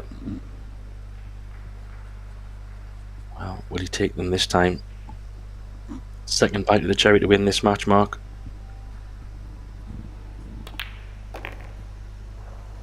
Yeah, he's done it this time, so it'll It's all down to Stefan Kasper on the other table. It's 1-1 in matches between Portugal and Germany. The handshake comes. It's all about that match over there, and you can see the Portuguese are at the table. We will have semi-final action in the teams coming up at 1 p.m. today. If you want to catch the result on there, flip on over to table 1 on Pro Billiard TV. I'm Mark White. Thank you so much for Graham Hickman as well for joining me in the booth. We'll be back 1 p.m. with more action. See you soon.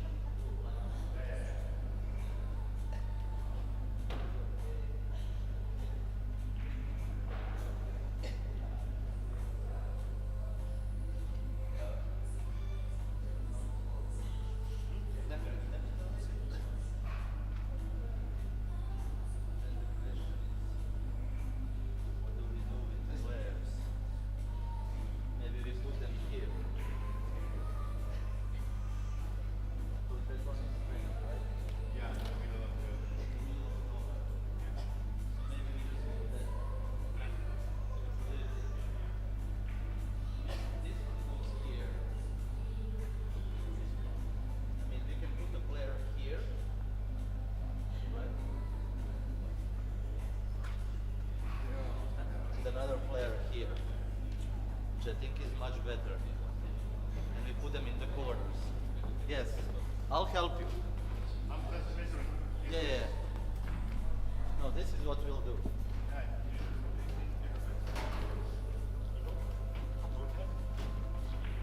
Yeah, why not? For what? Because it's a team event, so there is no partition in between. Okay. And now this looks strange, right? Yeah, sure. So what we do actually is But you, we do it like this. but you're on the sponsor. Yes, but there is a lot of here and here as well. I don't like change. Why? Then hold this. And we put you here. But jacket and suitcase. Yeah, over there. Because like this, it looks more open and more symmetrical. I mean, it's not the best, but it's better than they sit here in between.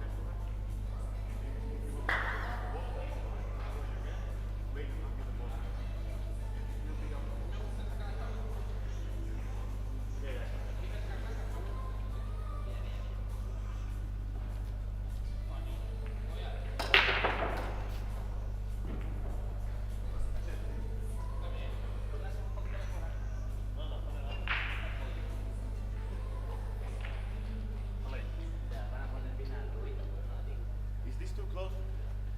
Yeah, shouldn't from here. I don't think so. It's okay. Maybe I come on becoming more. Yeah, yeah. Yeah. And the other Okay, one, yeah. the other one the same. Yeah. This match is important to start. Together everything else.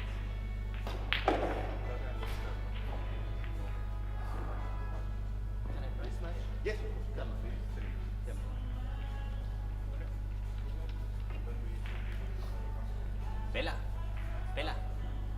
Yeah, I was gonna make Vela. sure that they give ¿Has calentado tú aquí? they give Madre you know what, now I'm gonna Es de check tu what mesa, time chaval. do they think that we're gonna start and then I'll give you this. So Jimmy,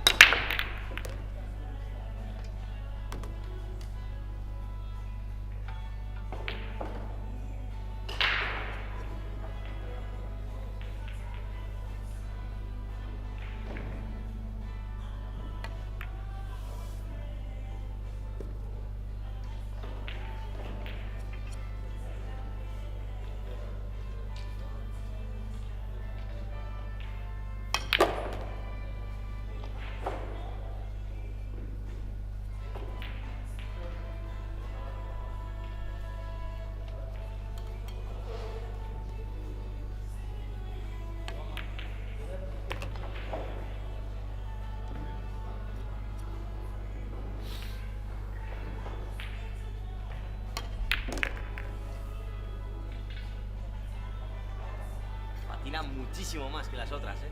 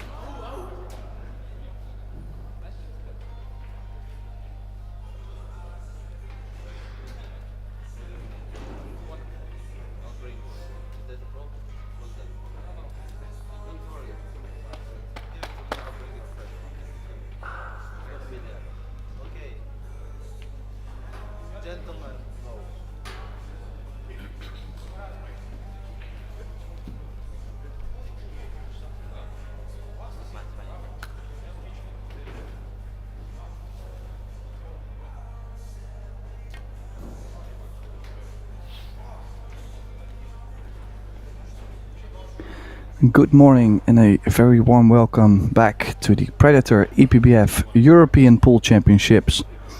We have reached the semi-final, and what a semi-final we have in the teams division between Austria and Team Spain. On this particular table we have another great matchup for you, as Austria's Mario Hay is taking on Iker Andoni Echeverria from Spain. In the booth for this match we have Pascal de Smit and Tim de Ruyter for you all to break down the shots. Good morning, Pascal. Good morning, Tim. Well, there we are again commentating on Mario's match. Yesterday also, well, another enjoyable one, I hope. So, semi-finals action, race till 9, single elimination of course. This is gonna be a treat. Let's see how the first break will turn out. Cue ball. Oh no. Horrible start for the Spaniard. So luckily for him the 6 ball is in the way for the combination. Otherwise it would be a very fast first rack.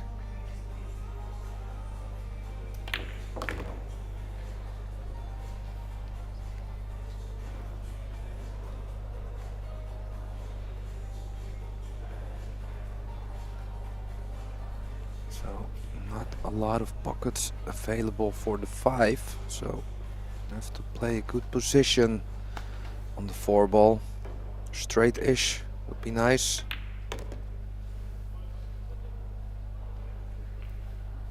Yeah, does that perfectly. Will have to place himself straight on the 5, I believe, to the top right, and then make sure he has a slight angle on the 6 to come back for the 7, right? Yeah, that would be ideal, of course. I have to say, I think Mario has played this table a lot of times already. Played a lot on the TV table, obviously also because he's such a good player. Goes deep in a lot of the tournaments. So should have a pretty good feel for the table. So there you see, left it a little bit longer. Have the right angle at least. Should be totally fine. Still have to be careful there a little bit with the 8 being where it is.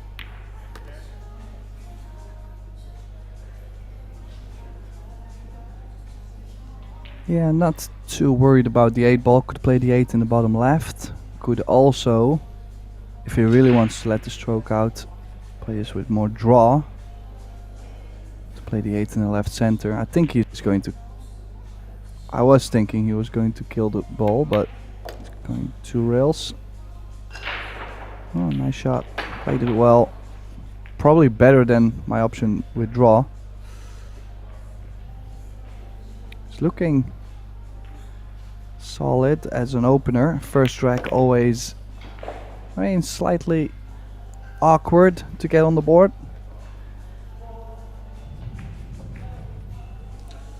Yeah, but he looks confident.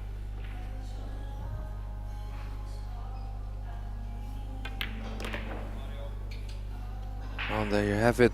1-0 for Mario He in this opening rack of the semi-finals. So you have to say, Tim, Austria should be one of the favorite at least, right, for this team event.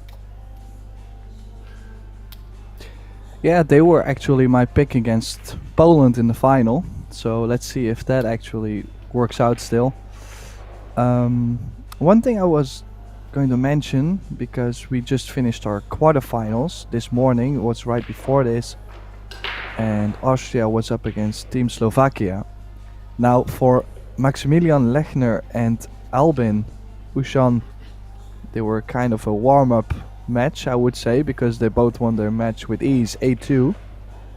But Mario actually was only up 8-7 against Christian Murva, so I can imagine that it was kind of exciting in his match, and maybe now he's a little bit used to the pressure because he already had quite a bit of it.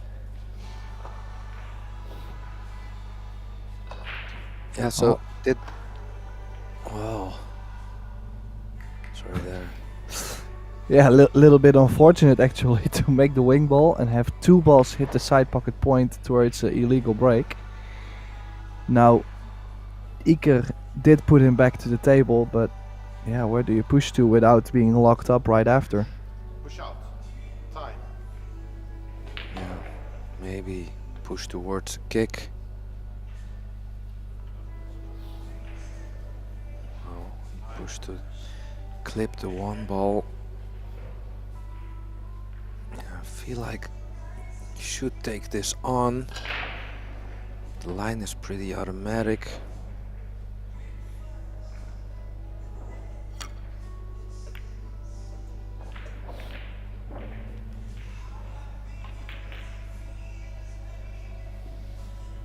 Well played.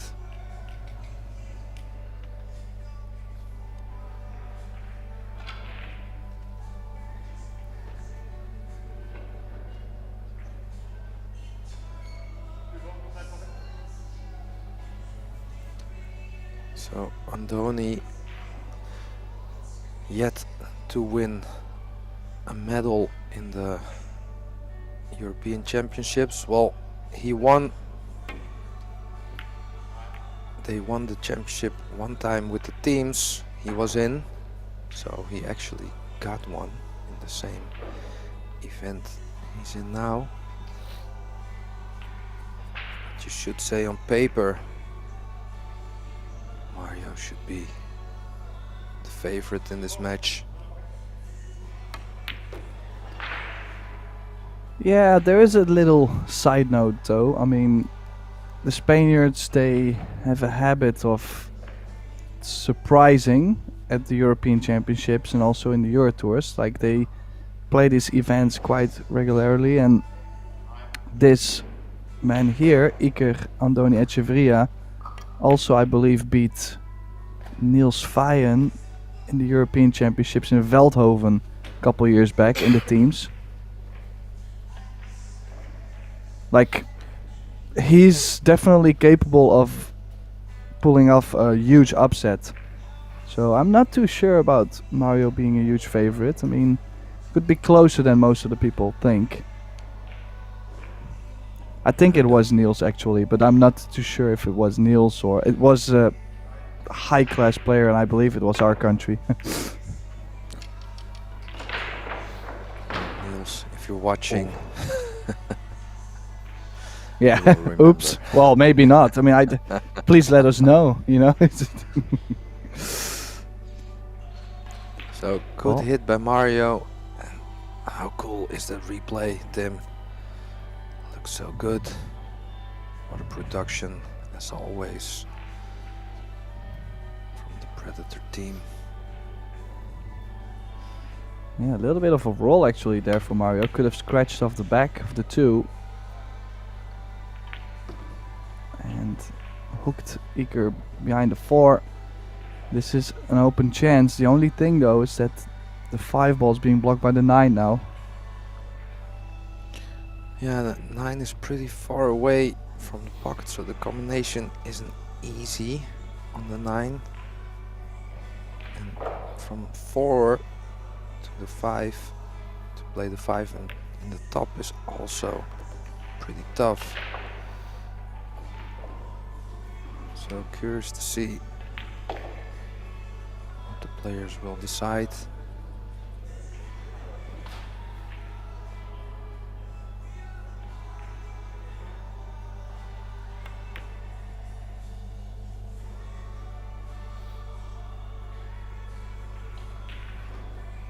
Oh, did he?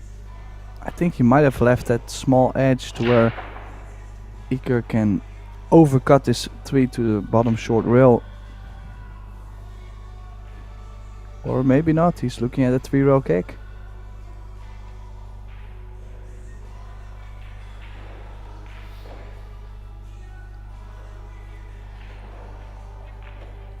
You have to play that with a little bit of pace, just in case you hit it full and the 3 goes into the 6. Well, then you need a rail if the cue ball doesn't hit 1.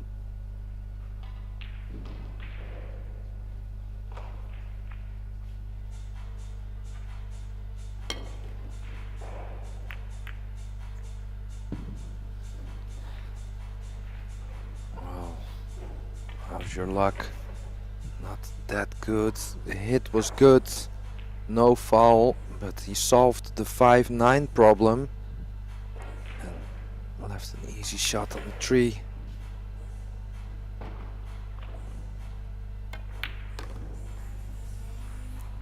So Mario rewarded himself with the safety he played.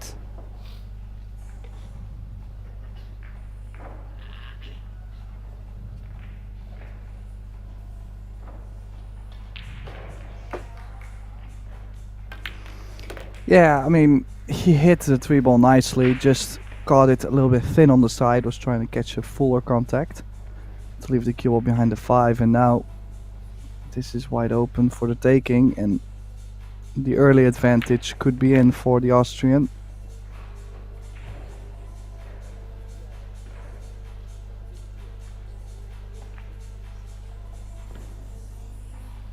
Just slight draw on the 6. Leave yourself a natural crossover angle on the 7. Doesn't want to be too straight. I mean, he's still fine if he gets straight on the 7, but then he will have to top the cue ball 2 rails forward. It's more effort in the stroke than if you leave yourself a bigger angle to float right over. But as you see, he's still fine apparently to play the stun.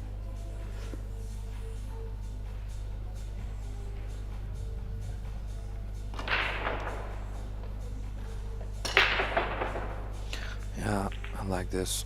Just checking the ball for an extra moment.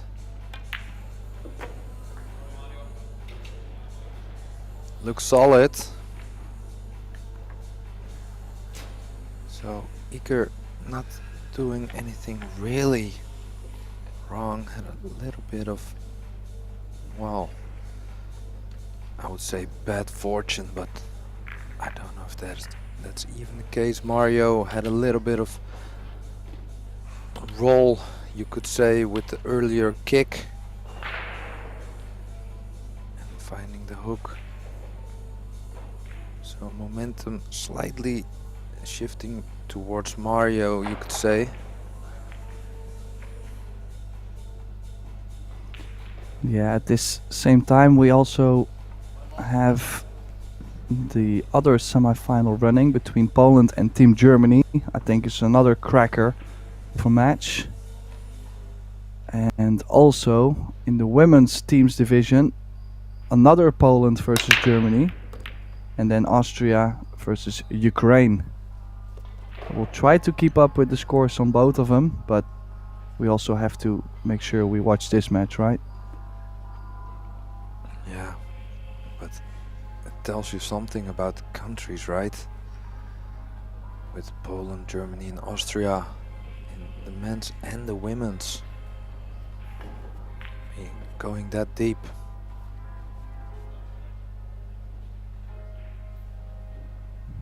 Well, good to see for Iker that he has a good result after the break. As always, I'm in for a long match, so it would be nice to see him get the first game on the board and also get going a bit. Did land a little bit straight on this 3 ball. Yeah. So Tim, you like going forward here or to really punch it into the long rail?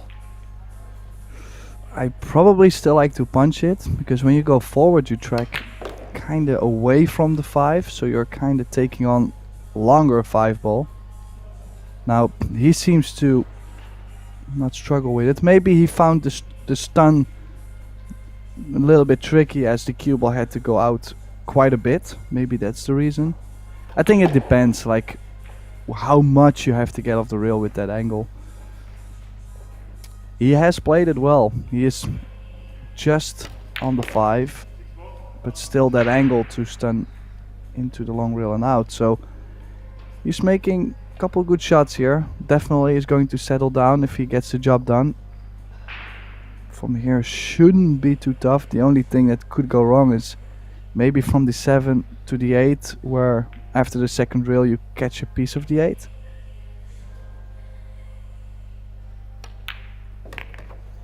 Oh, it's nice to see Iker play here. To play him and see him make some shots. He's looking very confident. He has a very confident way of shooting.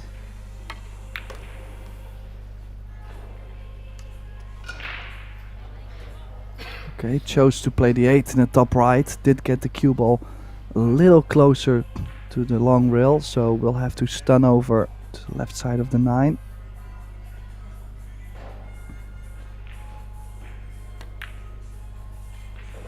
Ooh. Okay, nice pocket speed, still slid in. Cue ball on the rail on the 9.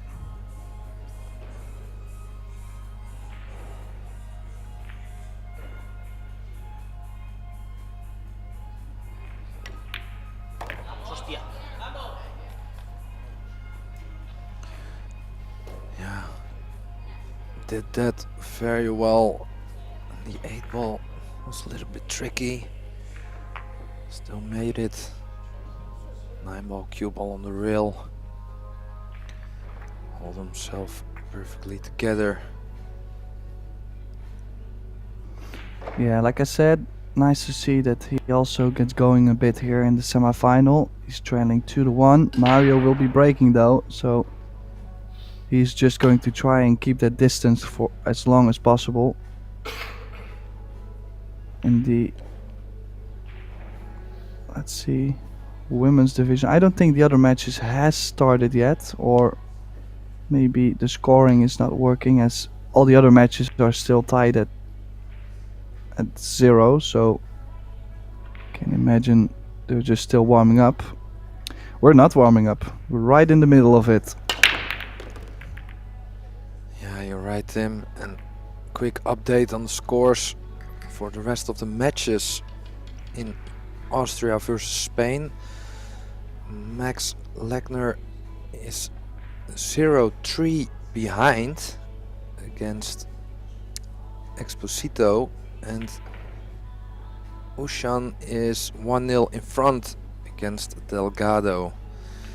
And that match you can watch on table 2.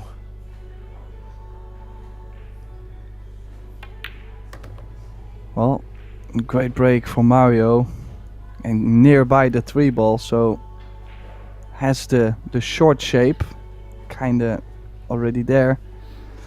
So expecting him to make quick work of this rack. Doesn't really have to do too much traveling. And yeah, at this times I do like to just stay close to my work.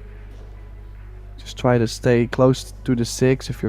Even if you're straight, or basically any angle on the 6, but you're near, you can do something from 6 to 7.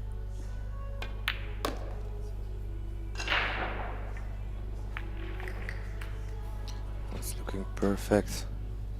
So, Tim, question for you. What do you think about the pressure in the teams match? Because it's a little bit different, because they all play at the same time. So balls, can you see the scores? You know, it can affect your own game, of course. Yeah, you could focus on just your own match, but I think it's quite impossible. You're always going to hear or experience something happening next to you, especially if you're playing with your friends. And I know for a fact that Mario, Max and Albin, you know, they travel everywhere together. So they are really invested in this teams event. I do know that actually makes a difference for them too. Like, I think if one of them loses, you know, they can handle that a little better than if it's just a random guy, because then you're like just expecting the guy to win, and if he loses, you're a little bit upset. So I think not so much pressure for this team.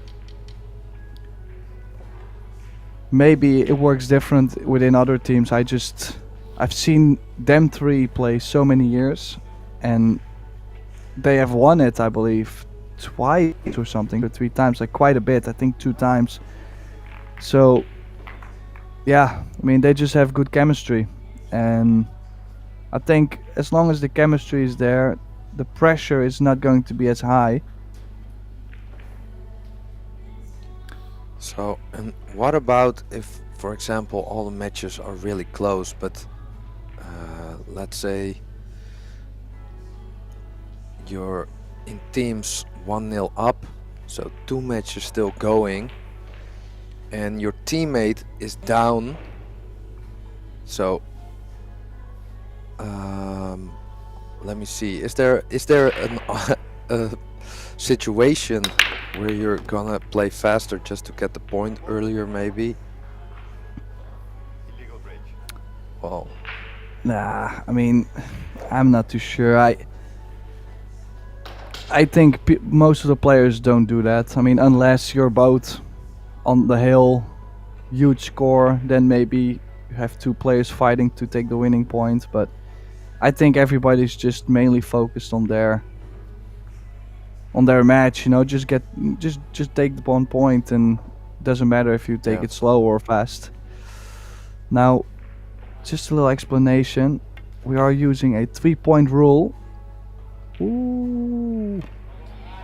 We are using a 3-point rule, and that means Iker did make 2 balls on the break, but no other ball passed the kitchen line, the box on the top side of the table.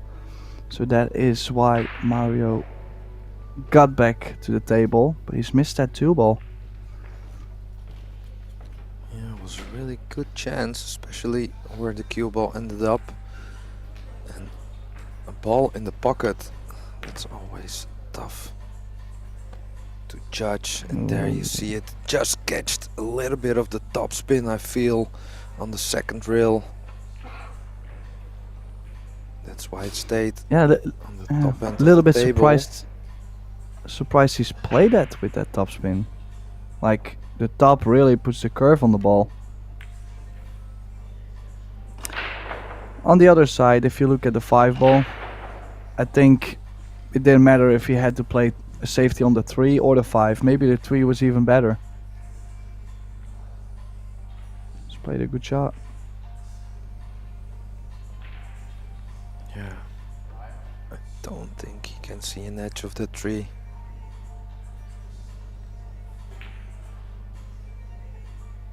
Looking at Well, the does have a good 2-rail chance here escape. does have a good chance to make the 3 ball, because if he catches the 3 full, might still slide off the 6. So quite a big ball. He's gonna try and just catch the left side of the 3. Potential cover is also pretty high, so make a hit. Good things can happen. Good call, let's see what happens. Wow, good call. Yeah. Wow. That's some commentary piece of art there, Tim. Well spotted. Also had the cover behind the 8 still, I think so. Amazing stuff from the booth. Well, the crazy thing now for Iker is he's gonna try and kick this in, but he has to use left spin, feel the table right, and then cut the 3 ball in, and he has done that. Look at the shape on the 5. Wow, Tim. What a shot. Look at the shape. It's amazing. Well, deserved that, I feel. There you see the replay. Well, obviously the shape got a huge role there, but to kick it in, and he's played it with a positive speed, Now, I would like to just play the bump on the 9, I feel like, but he is... Okay, well, he's judged it perfect. So now, actually, was a great chance for Mario to stick with that lead, to build it even bigger. But Iker really managed to do well in this game. Don't feel like he could give this away unless he gets like a skid or something unexpected. So score now 3-1, looking to go 3-2.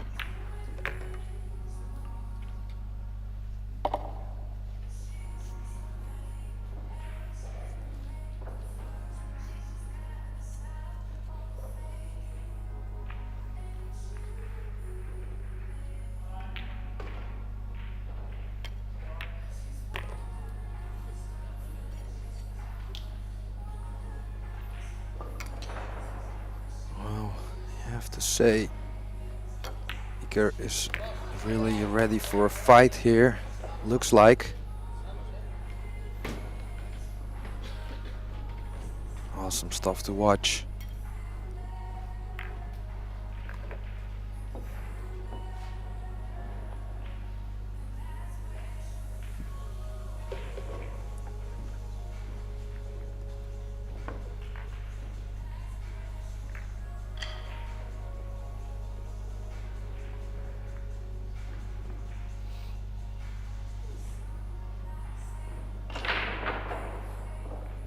So here we can see the beautiful venue. It does look great, does it?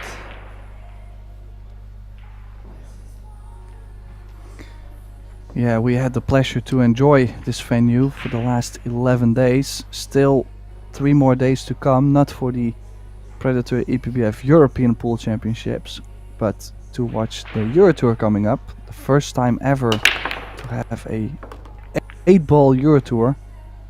So that's going to be exciting too. And what a break he's had here. Yeah, you saw Iker tapping his knee in appreciation of the break.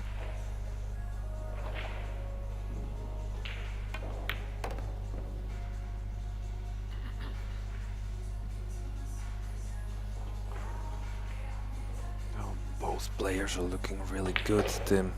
This could go deep potentially.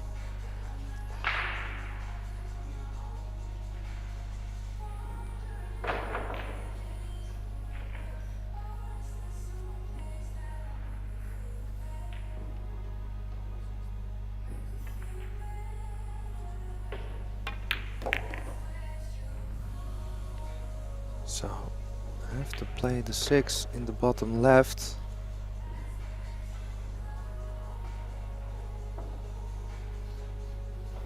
So wants to be straight-ish with like just a small angle. This is a little bit big maybe, so don't think the side pocket is available. Well, maybe it is available, but I feel like that's tougher than the corner pocket, so has to cross over to play the 7 in the top left.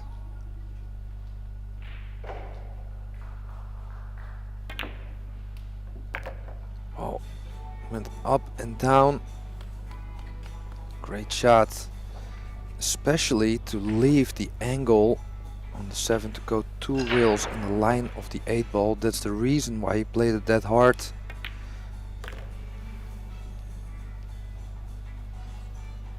And there you can see, because he took a little bit extra effort on that cut shot,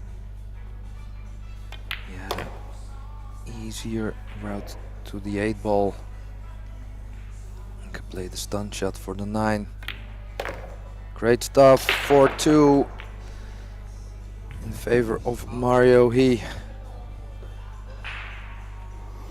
Yeah, gets a breaker run in, I believe. His first break run of the match. Last time he broke the balls, 2 balls didn't get over the kitchen line, I feel like. So both on one breaker run. And Mario is looking really solid. Yesterday when we did commentary on Mario, he seemed to be struggling quite a bit. Well, doesn't really look like it right now. Let's see, quick glance across the room. Juan Carlos Exposito, 5-0 up against Maximilian Lechner. Albin Ushan is up 3-0 over José Alberto Delgado. So the other matches kind of split. We could be having a very close encounter here because, well, the team that wins 2 points, 2 matches first gets through to the final.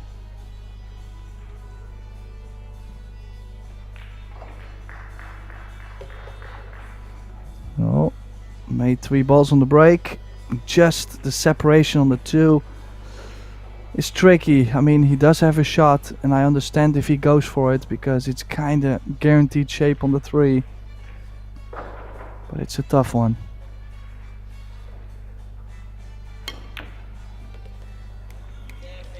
Well, went for it.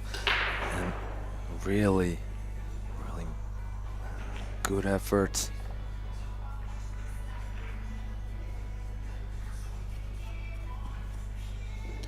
He looks a little bit hyped up in a positive way.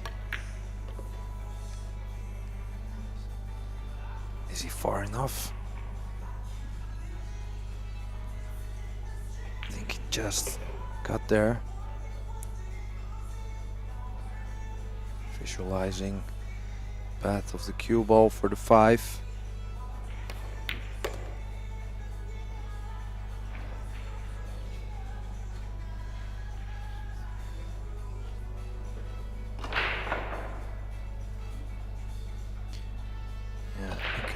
Looks like a player who does feel the moment, the pressure, but also kind of enjoys it, I feel.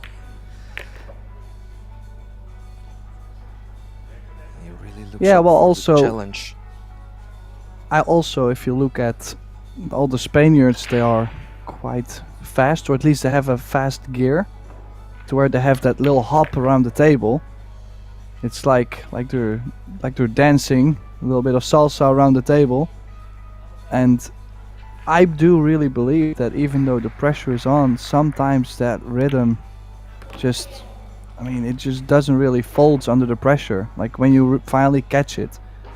And he has that little hop too at times. You can see it, like he does the same thing over and over, and it's almost like he's dancing around the table. Not in a over-exaggerating way, but in a rhythm kind of way. Yeah, it looks really solid. And, well, I said in the beginning of the match that on paper maybe Mario should be the favorite, but we can see here the Spaniard is, well, very well up for the challenge and looking really solid.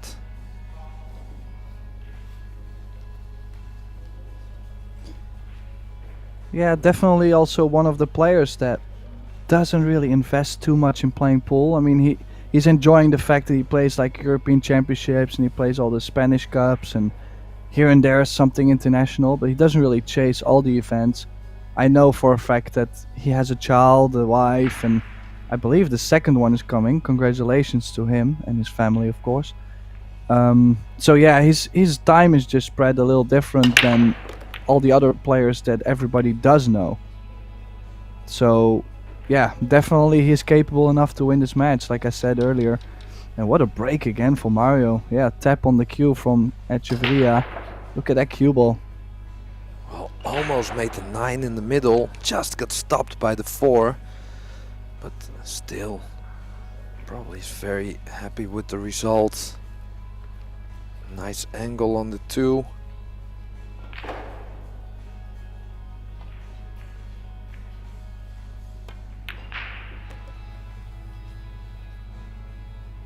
Needs a bit of angle.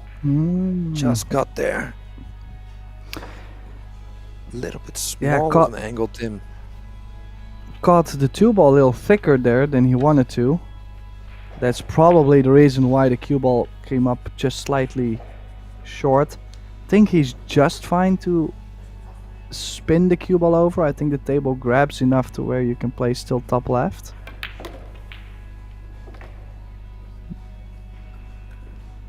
Don't think he was trying to get straight on the 5, but luckily for him could play the short side here on the 6. Well, it will have to do. Looking to leave the cut shot. Maybe it's not nice because the 5 is a little bit high, so or wants to go forward a little bit. But it's harder to judge with the stun run. Don't like to roll this. Yeah, now some players would like to try this in the 6 in the center. One reason why I'm not a big fan of that is that if you catch yourself off angle, the shot to the center is just very awkward. Also the positioning on the 7. He's not too happy here, but I don't think it's the worst thing that could have happened to him. Rather had stayed high than low, can still go into the left long rail. Yeah, only thing is that the what is it, right side spin on the ball, the check spin really put the brakes on the cue ball. So that kind of shot you usually really have to pound it in to really get the cue ball over to the center. Yeah, what to play here? Does he just play safe? I think he's just playing. No, he's banking. No? I'm not too sure what he's playing. Yeah, banking. Wow.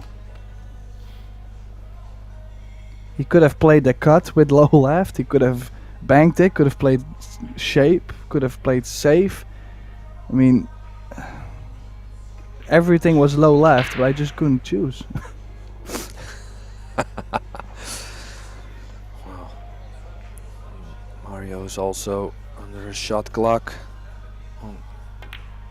Just like all the TV tables are on a shot clock with 1 extension per rack. Yeah, 35 seconds per shot, 1 extension per rack like you said, and 60 seconds after the break. So after the break it's kind of alright, but besides that, if you have a scrappy layout, 35 seconds could be tough, but we have seen this in the other disciplines to be more of a struggle than in the 9-ball, I guess. Yeah, I think you're right. In 9-ball, you have less choices than, for example, with the straight ball or the 8-ball. So in the meantime, at the other tables, it's 5-1 in favor of Exposito Juan Carlos, and Albin Ushan is 3-1 in front against Jose Alberto Delgado.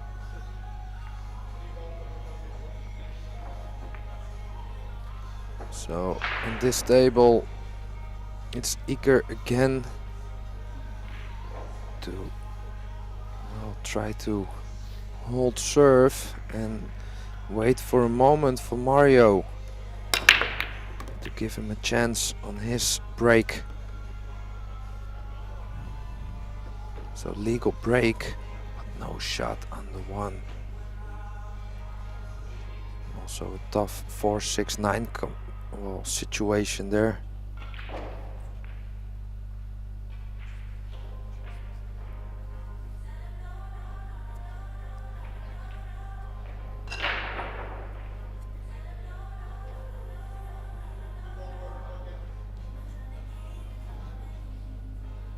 A little bit awkward, bridging over the 5. Wow, just hit the he's double got kiss. the double kiss. Well, This could be a big moment, Tim. Well, if only you could figure something out on the 4. Obviously, you could try to open them up, shoot the 1 in the center and follow maybe into the top side of the 6 to push the 4 out. But well, does the 4 go? I don't think the 4 goes to the bottom left, does it?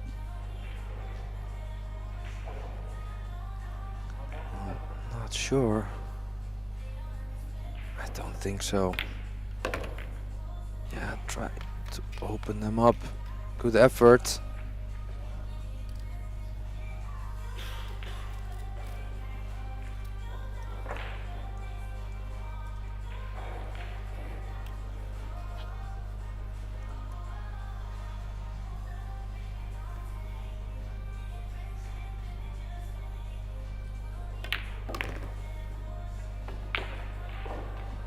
Yeah, now a huge chance to get that 6-3 lead.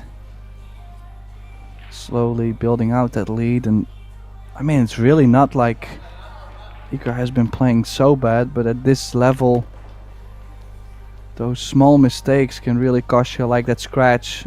Was trying to catch the ball like half ball, caught it too thick. Mario played a good shot on the 1, and after now it's just picking up the pieces.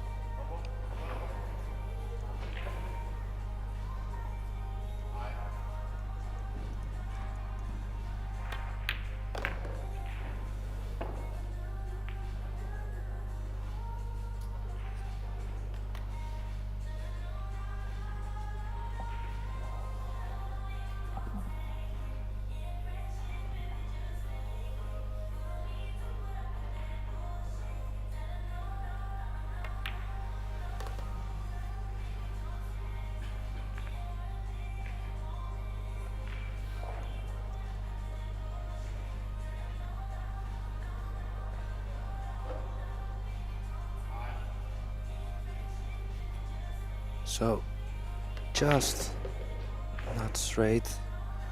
Should be okay. Can choose to punch it into the rail or to draw back. Went for the drawback. A little bit longer, but he's okay. So, that scratch turns out to be a very big moment.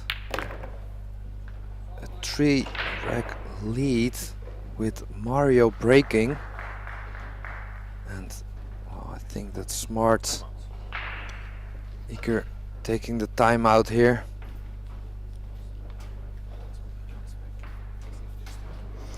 Yeah, I really think it's a good moment, right moment actually, to take a timeout. Usually after like a 3-game, 4-game deficit, I'd like to leave the arena because you need to change something within the momentum.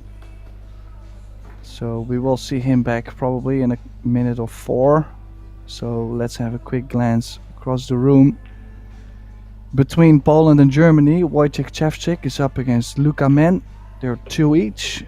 Konrad Justitian is now down 1-4 against Felix Vogel, the youngster. And also Daniel Masiol is having a rough time. He's down 3-2 against Stefan Kasper. So Germany, the slight overhand in the other semi-final. Then in this Austria versus Spain battle, Juan Carlos Exposito 6-1 against Lechner. And José Alberto Delgado was down 3-0, now 3-2. So slight comeback happening on the second table you see over there in the middle. Albin at the table, so possibly 4-2 coming up. Let's see in the women's division. Poland versus Germany. Germany having slight upper hand. Ina Kaplan 2-1 up against Katarina Wieselowska. And Pia Filler 3-1 up against Olivia Zalewska. And then last but not least, Austria again. In the women's division, they are up against Ukraine, and Yasmin Ushan built a big lead for herself. She's up 5-0 over Victoria Nagorna in a race to 6. And Lena Primus is 2-3 down against Daria Siranchuk. Now in the women's, they play 2 matches, and if they tie 1 each, they play a Scotch doubles decider, which is actually quite entertaining. It's quite scary too, because now suddenly you've been playing 2 weeks by yourself, and now suddenly you have to play Scotch doubles. Yeah, I actually like that format. It's very enjoyable to watch. I would also, would have liked it to see it with the men's. It's something different, easy on the eye, but for the players it can be very tough also. Race till 2, so can be a bit of a coin flip sometimes.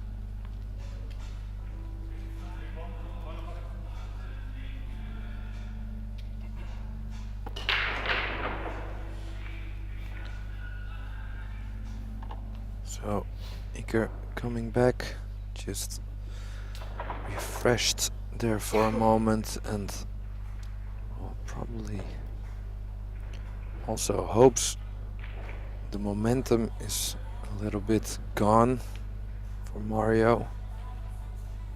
But you can only hope, of course.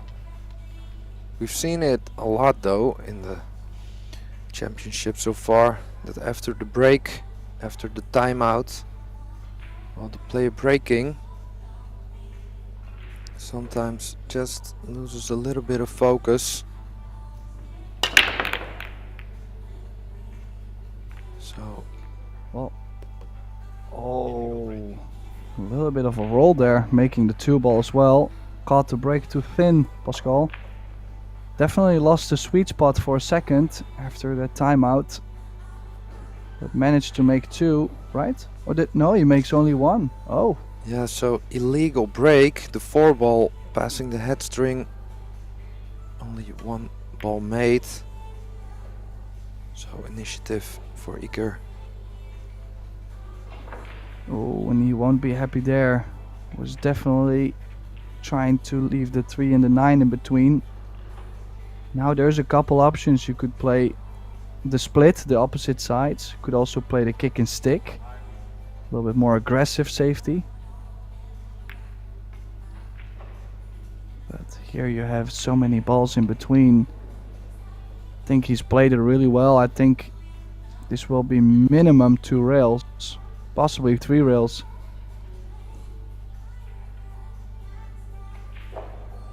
No, he's looking to see if there's a 1 rail option, or at least a short rail option. But the 4-ball is pretty big. You have to do something with a lot of side spin if you want to go that way, which is not preferable in this situation. So looking for the 2 or 3 railer. Well, how's the result? Got at least a slight hook.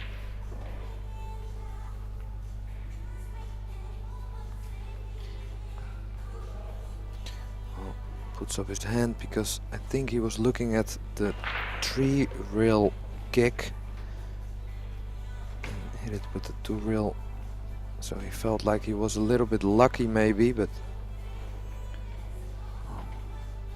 made a legal shot. I mean, it's jump at this.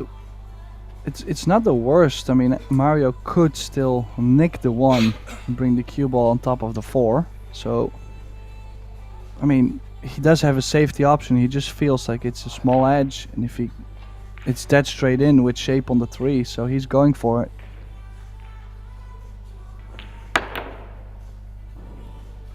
Almost. That was close. What's he giving up? Not so much. Caught a huge roll there. Back and forth luck for both of them. There is a great shot here though. I mean, Iker I know is hooked, but if he kicks 2 rails at it, he catches the bottom side of the 1. Could run into the 9 and basically freeze the cue ball behind the 7. Just if he can kick the 1 ball up table 2 rails.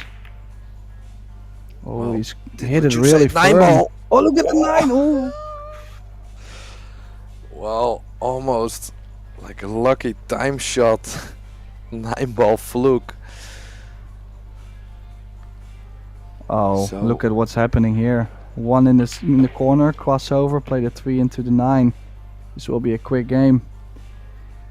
Yeah, just played the kick shot a little firm, Pascal. I wasn't expecting him to wing at it like he did. Just a little softer. I think good things could have happened. Yeah, I think he maybe was a little bit afraid of the 2 ball going into the 3 or the 8 ball full and not getting a reel. So, but yeah, Mario played that well. Was lucky there with the hook. But that's how it goes. That's 9 ball. You have to deal with that. But especially tough with the alternate break. And when you see your opponent is playing that well, you have to tell yourself that there's still hope.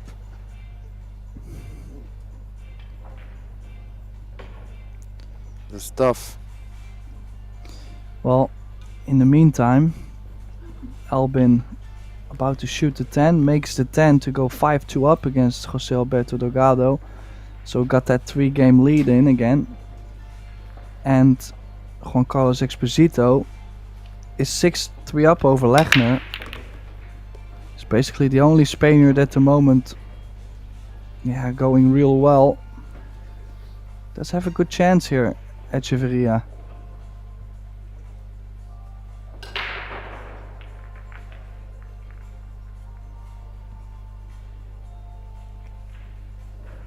So made 2 balls on the break. Is the 8 ball available in the bottom left corner, Tim, or is it just slightly blocked by the 9? No, I don't think so. I think that does go in the right center, but not in the corner. Great opening Wow, shot. good shot.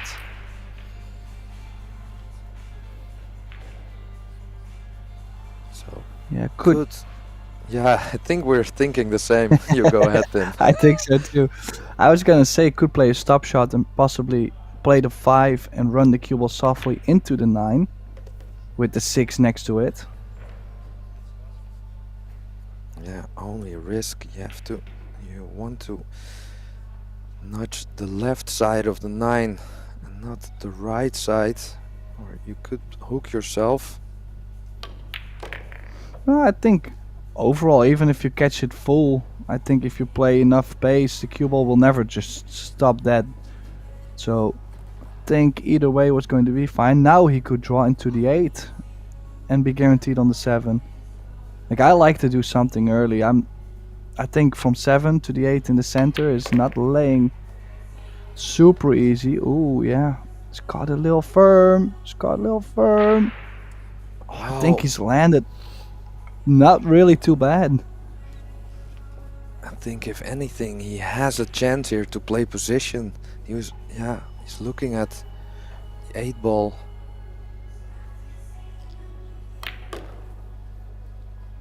Well, that's pretty fortunate, trying to play, to split the 8 and the 9 up and end up perfect on the 7 to play the position for the 8 ball. But what a position he played. He judged that very well. Well, if you consider the fact that one more mistake in this rack could have been Mario on the hill, 8-3, you have to say he really made something happen there, because it didn't really look too great at some point. But he pulls one back, 7-4, still trying to grind it out. I think overall, a very good match to watch. And I mean, if Mario makes like one mistake or a dry break, things could get awful close again. Yeah, still really looks up. Looks ready for the challenge. And the opening shot, for example, was for me a good sign. It was a tough shot. Really, still looks really sharp. So Mario, 2 balls on the break, needs a ball over the head string. Got it. Perfect Well, position on the 4. I have even better news. He's made 3 on the break. Oh, you're right. Yeah, just a little bit lucky to make the 1 because it caught the side pocket point, but he's been making balls on the break. The cue ball has been most of it, I mean, within control. And this 6-ball layout, basically if he gets on the 5, you should expect him to be on the hill after this.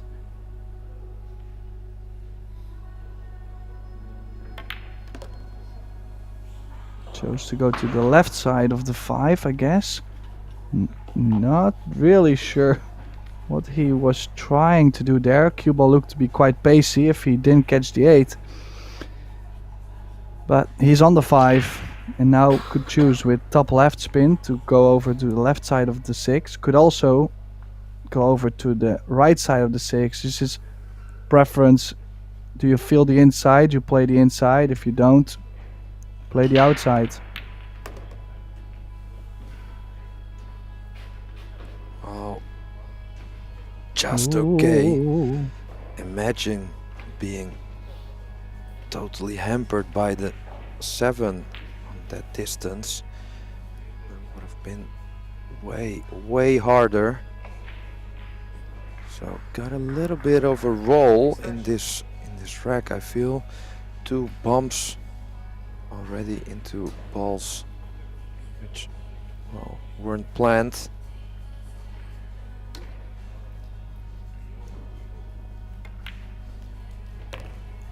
But a lot of times we see them, the players who play well get a little bit of a roll sometimes. Yeah, there's nothing we can say about Mario's performance so far. I mean, it's not like he's missed many balls. His break in general has had good results. Maybe a little bit of luck, like you said, as you look at, he kicked at a ball, left Iker hooked like a couple times, but played this one nicely. Stun left, creating angle to get to the 8. He's perfect. Mint shape on the 8. So 2 balls going to get Austria on the hill, basically, for 1 point. Still a long way to go on the other tables as well. 8-4. Yeah, the pool gods, well, they're nice for the players who play good and who play brave.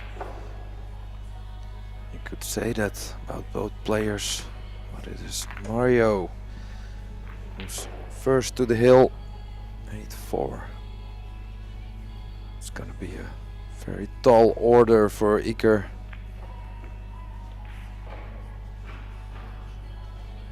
There we see the other Austrian legend, Albin Ushan,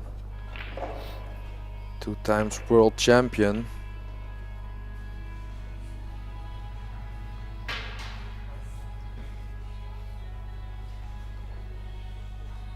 So break and run needed to keep the dream alive. Cue ball though. Oh no. Yeah. He is gonna feel devastated. This was his last chance, you could say, to really put some pressure, well, some last hope pressure on Mario. With a ball in hand, you should favor to run out from here. Yeah, and even, I mean, we've all experienced it. You get this chance to close out the match and now you struggle and you maybe make a mistake. Then still the next thought he probably has in mind is, well, then I'll just finish it on my break, because he has the break right after this too, and he's been breaking well. So yeah, for Iker in his chair, knowing that Mario is guaranteed 2 chances now to close out the match, yeah, I wouldn't really be expecting to get back to the table. I would pray for it, but I wouldn't be expecting it. Yeah. Don't know if the pool gods listen to prayers, but well, at least from you my can experience, they don't.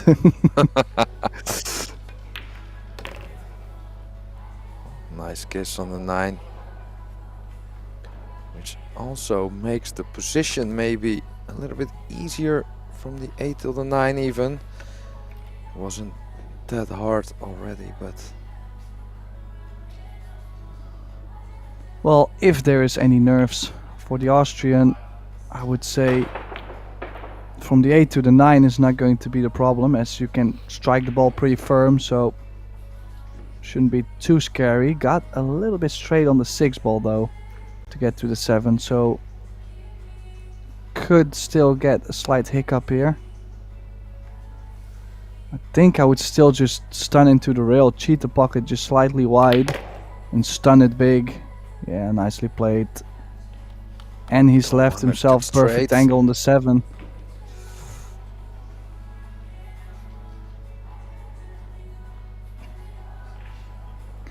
Well, the other tables, Juan Carlos Exposito on the hill, 7-4 against Maximilian Lechner. And Albin still 5-2. Albin Ushan against José Alberto Delgado. So Austria slight lead, not a huge lead. Like I said, I wasn't expecting this to be a 2-0 victory for either way.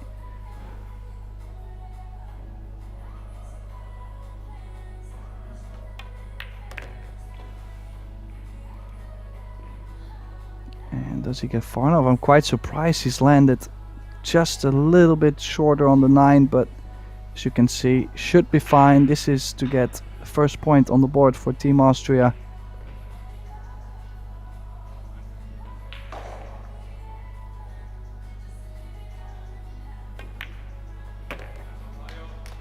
well And played. it's there. So great performance from Mario Hey, getting the first point on the board for Team Austria, beating Iker Andoni Echeverria 9-4, excuse me, 9-4. And well, still a little sign probably to his fans back home. Just proud to be Spanish, I guess.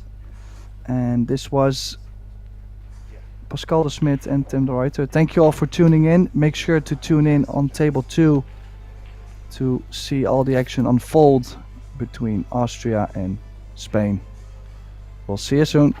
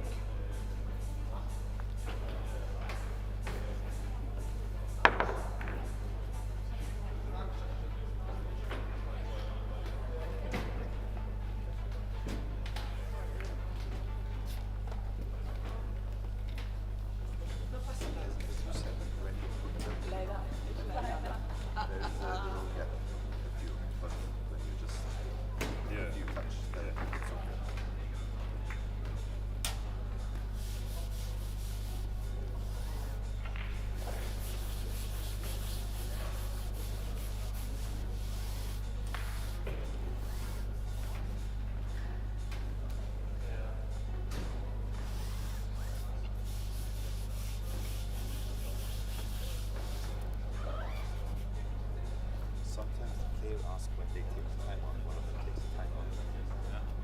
The other one says, that's what he was saying.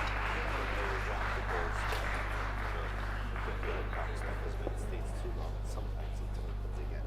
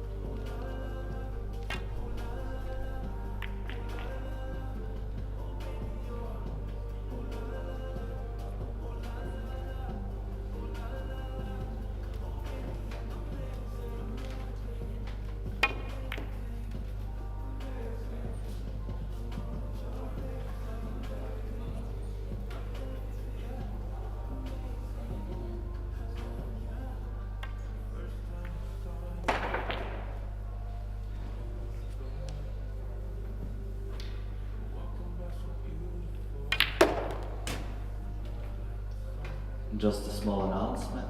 So the finals will start in 15 minutes, which means at 1:30 we will start with the finals of the team matches. Thank you.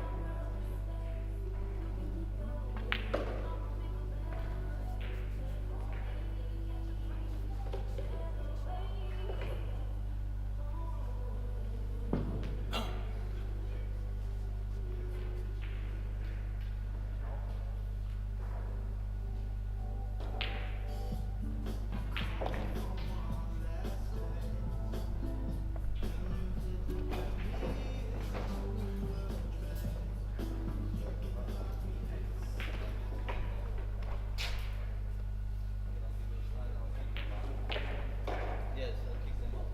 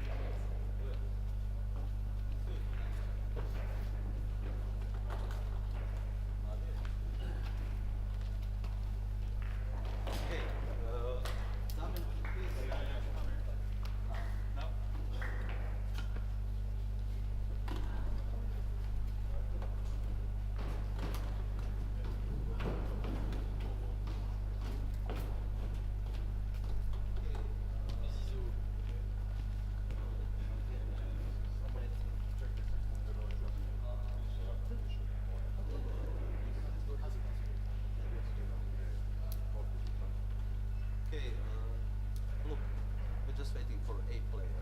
A player. Yeah. Anyone? We have a player. And then we start, okay?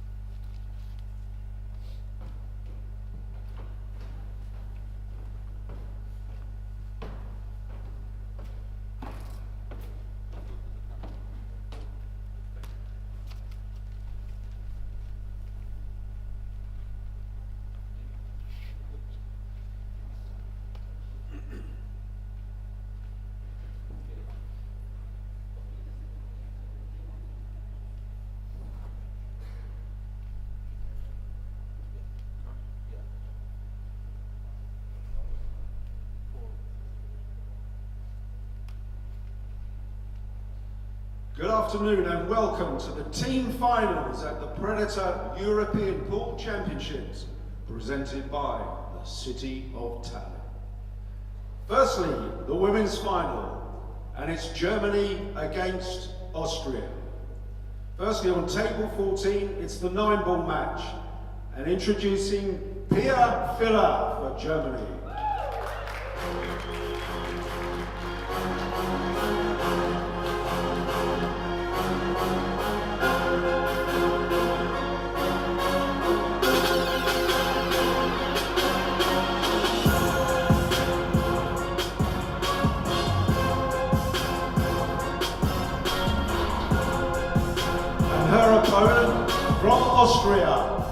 Arena Primus.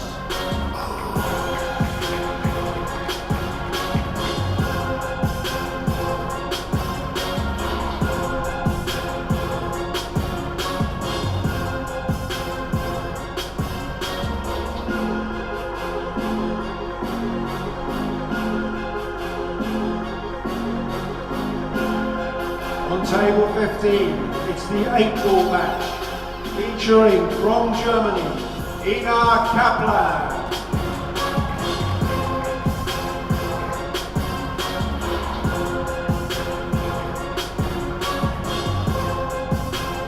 And her opponent, from Austria, Jasmine Notion.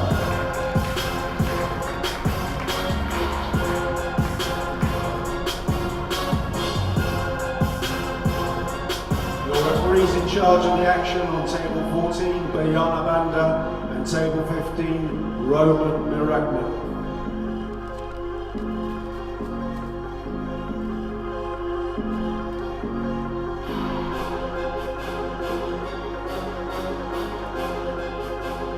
And in the arena we have the men's gold medal match between Germany and Austria. On table 3, it's the 8-ball match featuring from Germany, Luca Men.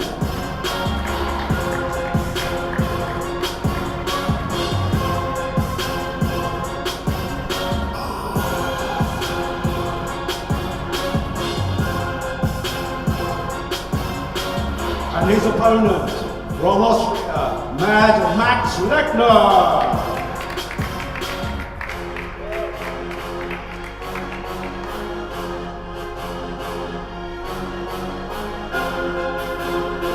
Moving on to table 2, with 10 ball from Germany, Stefan Kasper.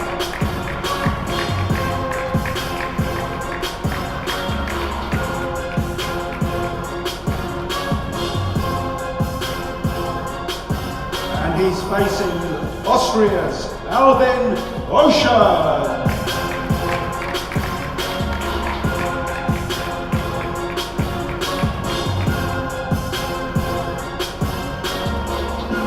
Finally, on table 1, it's the 9-ball match, featuring from Germany, Felix Vogel.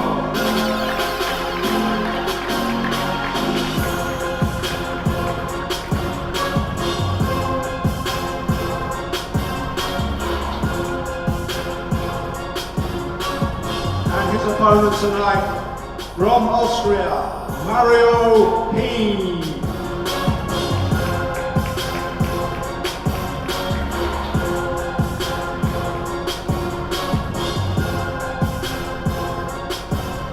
Referees in charge of the action on table 3, Toge Tantura, on table 2, Anna Bujas, and table 1, Gintaras Petrovas.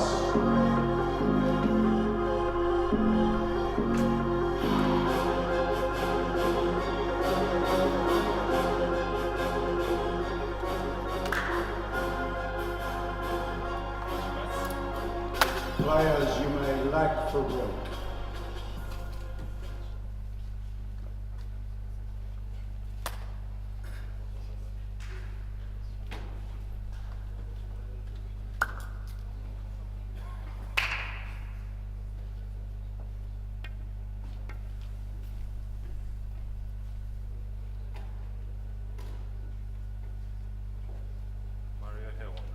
The tables, but it's come down to this final matches in both men's and women's teams, dominated by 2 countries, Austria and Germany. Women's finals will be played outside, but here in the main arena we have an exciting Austria-Germany men's final for us. My name is Graham Hickman. I'm here in the box with Pascal de Schmidt, and we will be taking you through this 9-ball match. Well, Pascal, welcome. Are you ready for this one? Graham, what a treat, what a treat. Yeah, probably one of the 2 favorites coming through to the final. Well, I have to say, pretty big upset also, you could say, with Germany winning over Team Poland in the semi-finals. But great matchup. Team Germany with Luca Mann versus Max Lechner. Mario He versus Felix Vogel on table 1 and table 2. You could also see on the other stream is Albin Ushan versus Stefan Kasper. So great match, and we'll be talking you through the match on table 1. Mario He to break against the young Felix Vogel.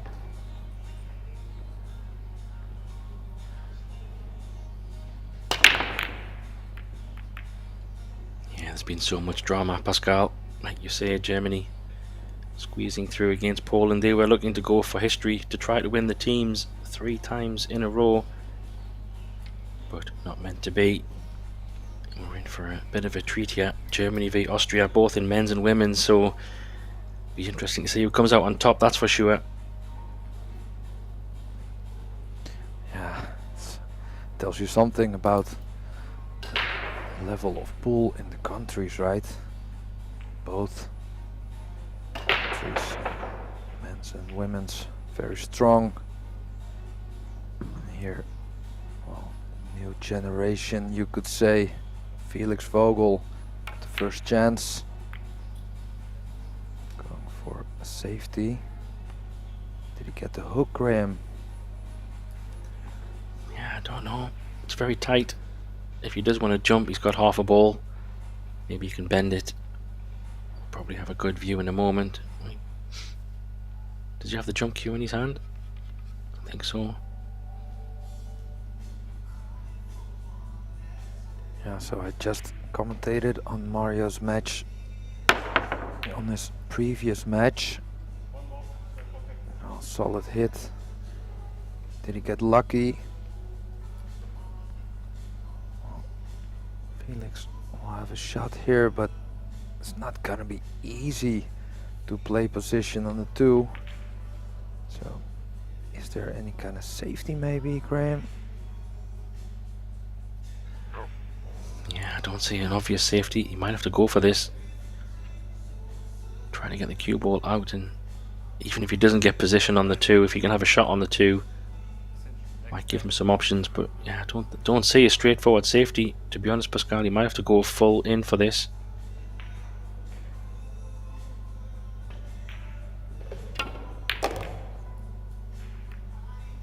Yeah. Ouch.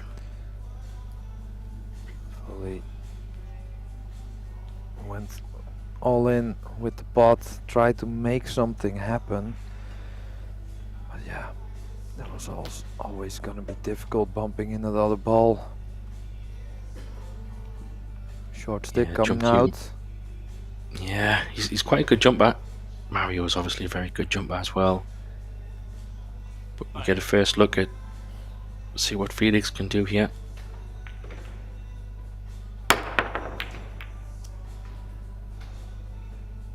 Got the double kiss. So first chance for Mario. I think he can just draw and land on the right side of the tree. Otherwise he can take on the combination, which is also doable.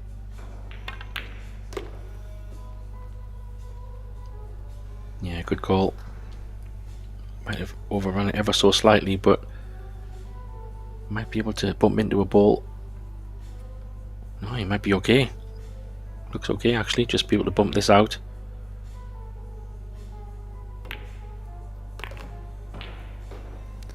Oh, Mario in his previous match looked really solid. Played against Igor Andoni Echeverria. Oh, it was a very exciting match to watch. Both players played really well. Mario was just a little bit better with the break. Just a few shots where he showed some real class. So, this is promising to be a very nice one.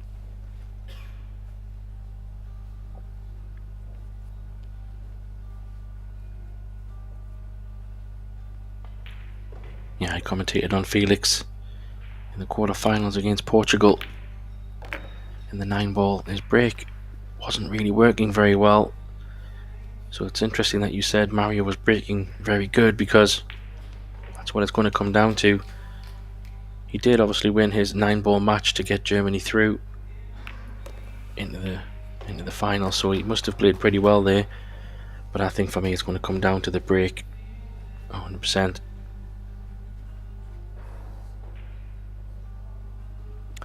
Well, what is a little interesting with the break, I've also seen a few illegal breaks. So even when the players are breaking good, you know, sometimes they make two balls on the break and just don't get a ball over the head string. So curious to see how this is gonna work out. Yeah, it's a good call.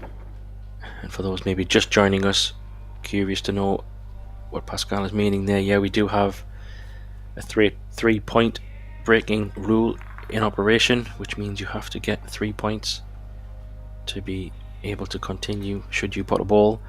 And how you get those 3 points is, one, by pocketing a ball gives you a point, and by getting a ball past the head string or break line, as Pascal mentioned there, that would give you another point. So long as you get a combination of 3, it's classed as legal. But I did see also in the match earlier there was a couple of golden breaks. Have you seen many golden breaks on your matches, Pascal? I've seen a few. I think I've seen 1 or 2.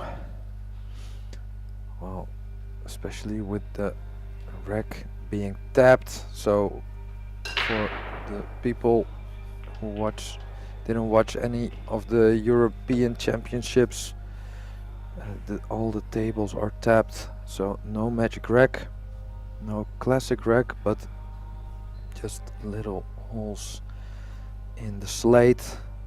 So the balls are gonna be tight every time.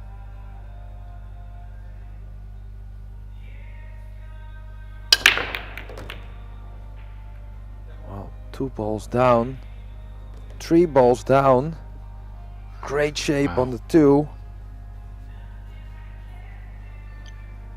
Nice break. 7 balls a little bit on the side rail, and with the 8 ball on the opposite side of the table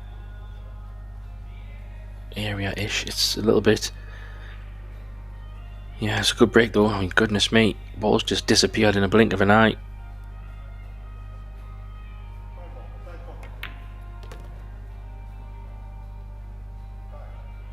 Oh, he's gone a bit far here though. That's not a good shot, Pascal. He's going to have to come down the left side of the table, I think, here. What do you think? And also, this is pretty speed sensitive, especially with the 7, like you mentioned, being just a little bit awkward. So, well, has of course the option of playing it in upper right or the lower right. So, it really should depend on this shot. So this tells me we're going to the bottom right of the front view with the 7. Or maybe, well, he's just checking, do I gonna get the point? Extension. Like a decent part of the rail to play position on the 8 when I'm having a little bit of a bigger angle. Yeah, I'm just wondering, can you go 3 rails here, Pascal, and try to land pretty straight on this 7? Maybe even 4 rails. It's a bit more of a travelling of the cue ball, but he hasn't got a bad line for that. 4 rails straight on the 7. Yeah, I think that's a good call. I think he was looking at that shot. There he goes. Nicely spotted by our professional spotting commentator. That was a great call, Graham. But he's landed perfect though, hasn't he? Because if he was on the rail as well, when drawing up the table, he would have been closer to the rail, but now he can even probably get away somewhat and have an easier 8 ball.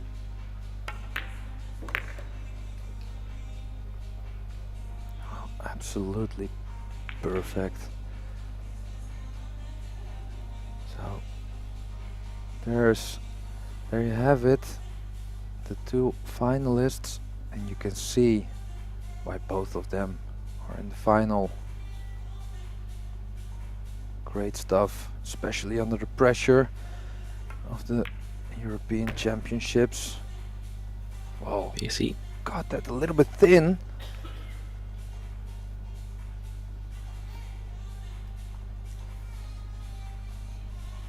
Early nerves. Well, it's so far off that he actually is, well, pretty okay-ish on the side.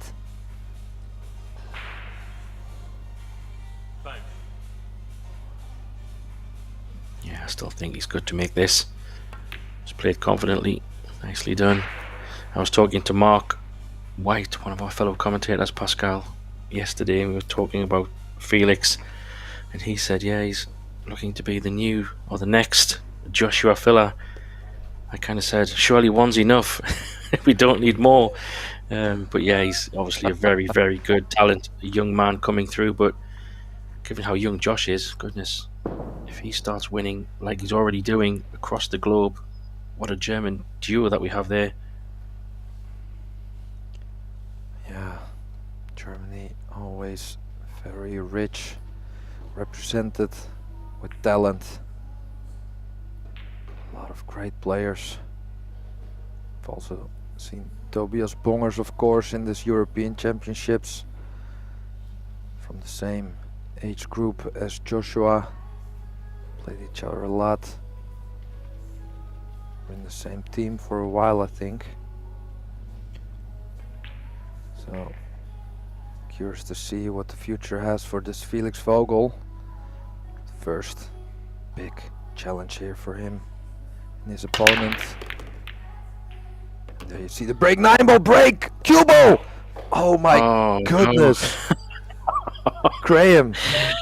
Wow, 9-ball cue ball, unbelievable. I was just about to say, if this is the kind of breaks we're expecting for this match, it's going to be something special.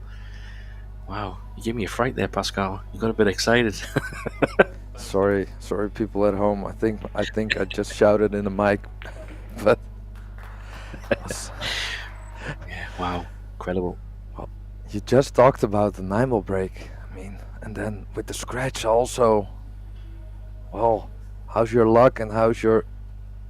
This is amazing. And look at the 2-9. So. For me, this is a bit 50-50. Just like I thought. I was just thinking the run out is probably easier than the combination.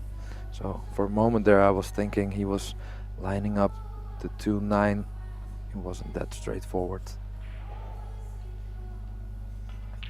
No, I think this is much more logical.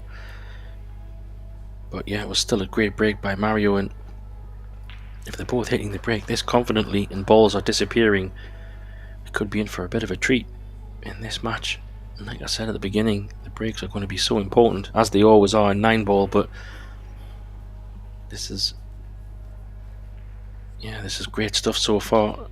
Obviously Mario was disappointed to scratch. He wasn't even expecting the 9-ball, let's be honest, but it's always a double hurt when it goes in and you scratch.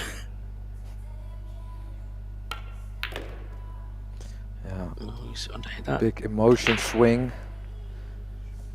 But played this a little bit too soft. Didn't judge that really well. Or maybe didn't stroke it good enough. Yeah, I could see it on his face. Exactly what he's feeling. Extension.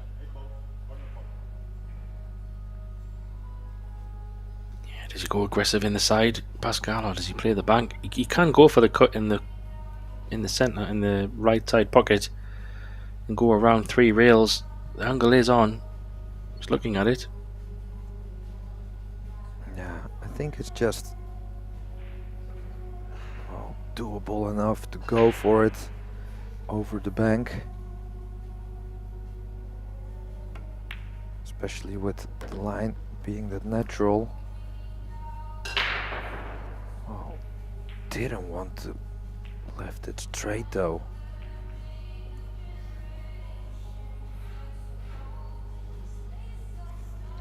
And going short side is also not nice. Probably leaving a bit of an awkward angle, so looking at drawing back a little bit to leave a thinner shot on the 8 ball. This is not easy, needs to stay still. Yeah, what a great camera angle there. You could see how straight that was, but he pinched a little bit to make it even easier, so great pot that on the 6 and the 7 Pascal to give himself a chance to take the lead in this match. How great did he hit that 7, Graham? That tells you something about this young man. Brave. Takes some brave shots. Executes them very well.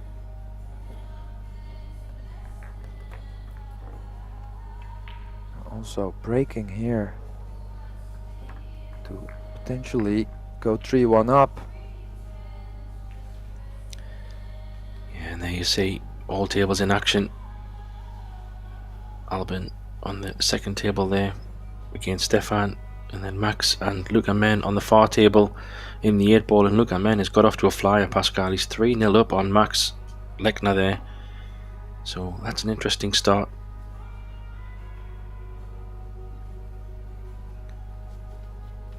Yeah. The other table, Casper versus Ushan, is 1 each.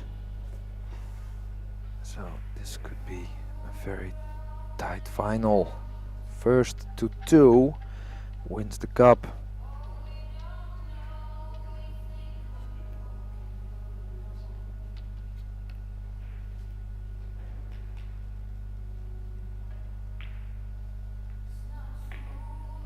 So some pre-shot routines there.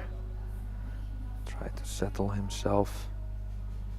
Make sure he's ready for this also important break. Very important moment. Loose grip, as you can see. Yeah, very. I noticed that. Very, very loose on the break. It's a dry break. Chance for Mario to get some cover here. How's that 7 ball looking down the bottom right corner? I'm not sure on the angle on the 1, but he's got a 6 and a 7. If he wants to go for that target, you would have to catch the 1 pretty thin, but it's not a bad target. Maybe also like to let the 7 or the 1 ball cross over to the other short rail. Yeah, what a He great went shot. behind the 4. What a great shot.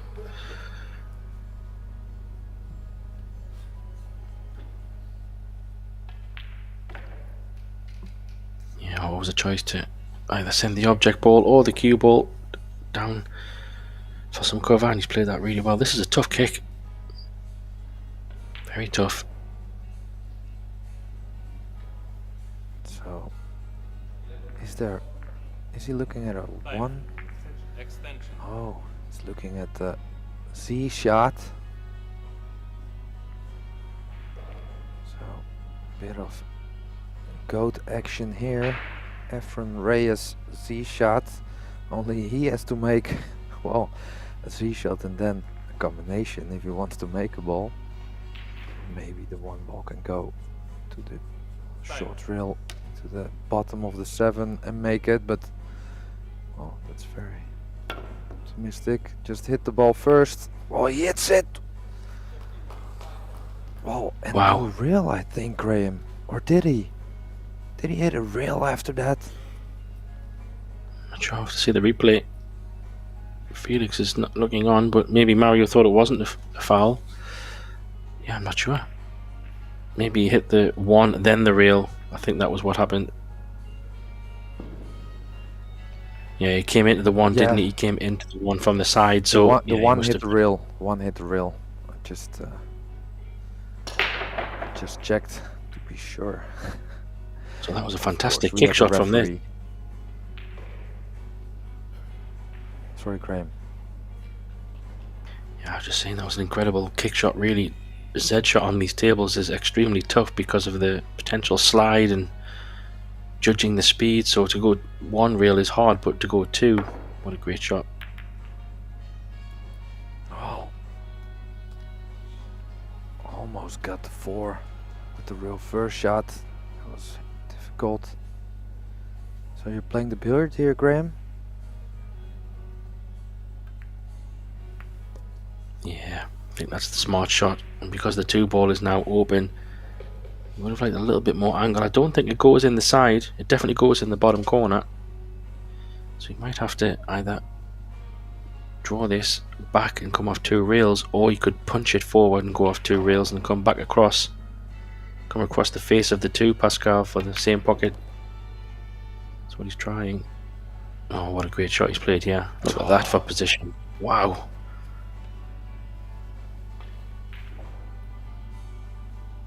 Yeah. I think it's fair to say that we're in a great match to commentate on, Graham. It's one of these matches. If it were earlier in the tournament, we would have said something like this could be the final. Well, this is gonna be very tight. Didn't see Yeah, I any just unforced mistakes yet. Yeah, I just think Mario's game is so nice to watch for 9 ball. He's such a creative and aggressive player. He likes to let the cue ball go and spin it around.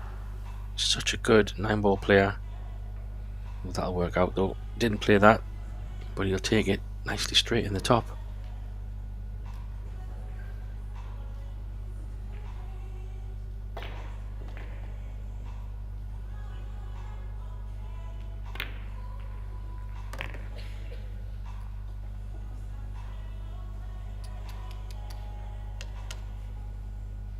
So it's a Bit of a stretch little on bit this. straighter than he would have liked, I think. Might have used the rest though. Can he So punch is it he over and drawing play here, the... Yeah, I think so. or does he go 3 rails? If the angle is big enough, likes to go 3 rails. Bit of juice on this. Oh wow, he had plenty of space to run that through. Doesn't want to be on the rail though. He's okay. Maybe 3 rails again. Yeah, this isn't very easy, especially on the new cloth. With the top spin, we'll widen up a little bit. How's his speed control? Pacey.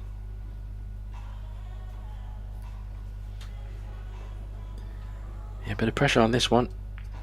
Extension. Yeah, very big moment. 3-1 down. If he misses, potentially, or 2-2.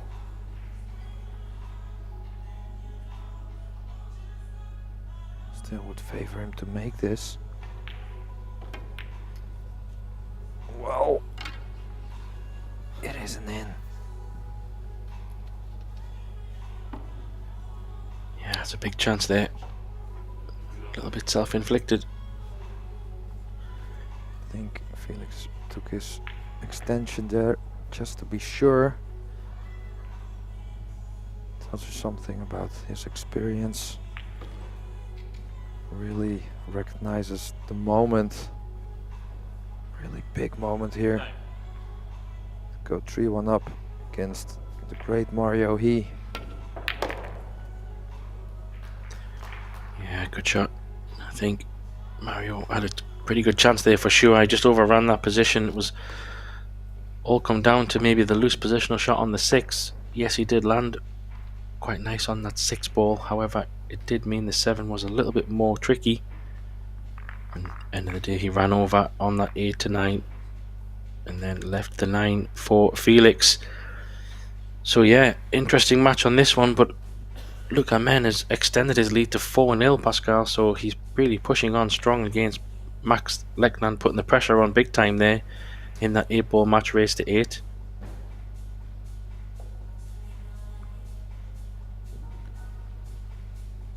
Yeah, that's also with the team event. You can't help, you know, checking your teammates, see how they're sitting in their chair. Are they looking happy or frustrated? You have to tell yourself not to be affected by it. The only thing you can do is win your match. So, wow, where's the cue ball? Oh no. You can't believe it.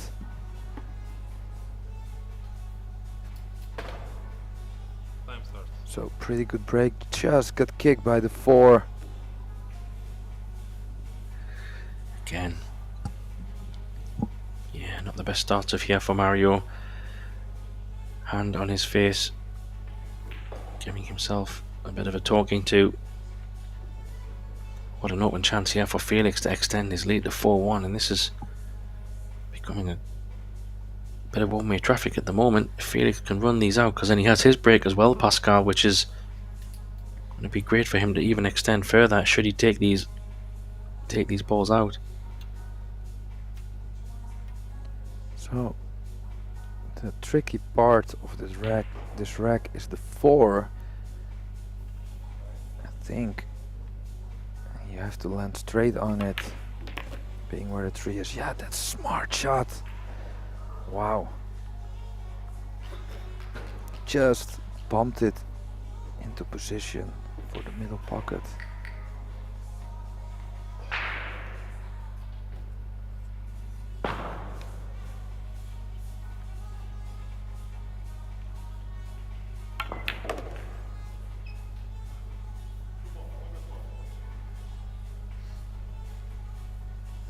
He's looking confident, Pascal. He's looking very comfortable indeed. Yeah, going for that shot and execute it so effortlessly was, yeah, tells you a lot. I think Mario knows it.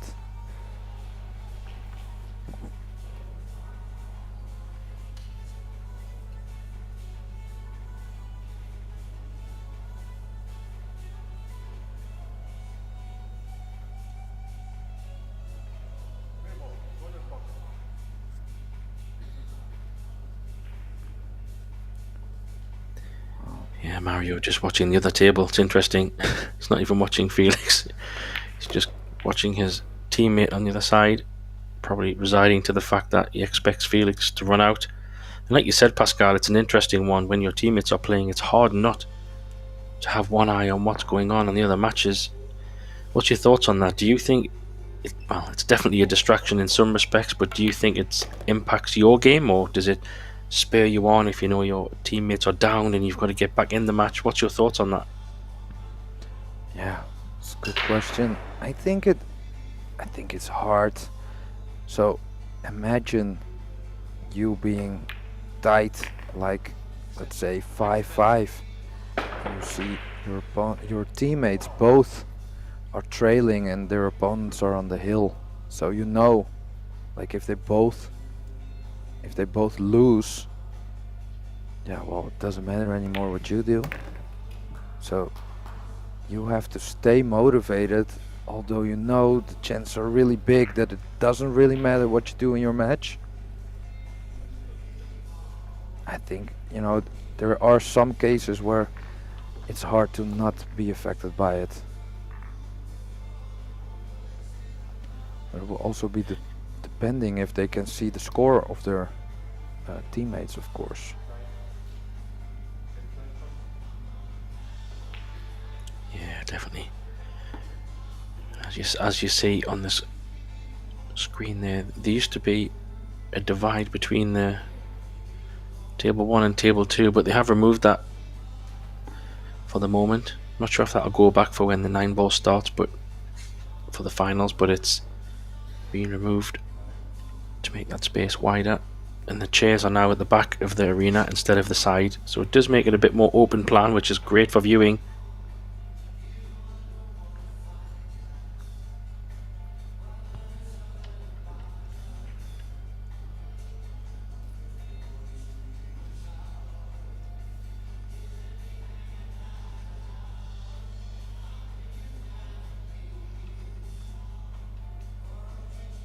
So big break coming here. Mario hoping Felix will give him a chance.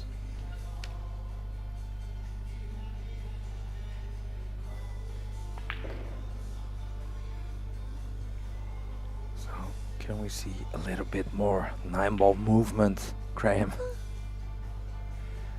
Try to give the production a little bit of less screaming, if so.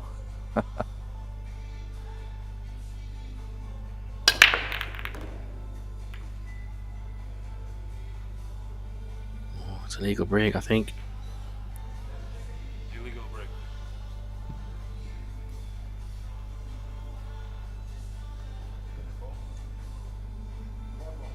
So there is a 3-9 combination.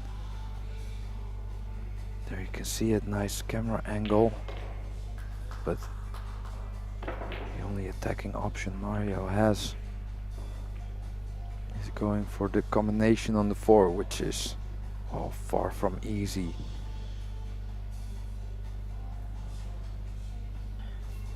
Yeah, sometimes a legal break doesn't work in your opponent's favour or your favour, so sometimes you have to give it back. I'm not saying that he will do that, but looking at the layout, it's not really a straightforward safety either, so yeah, he's giving it back. Let him have a look at the problem. So imagine Felix pounding in the 4 with the 2, running out from there. That can be a mental blow as well. On the other hand, coming back to the table, if you're Mario, and you know you made a good decision.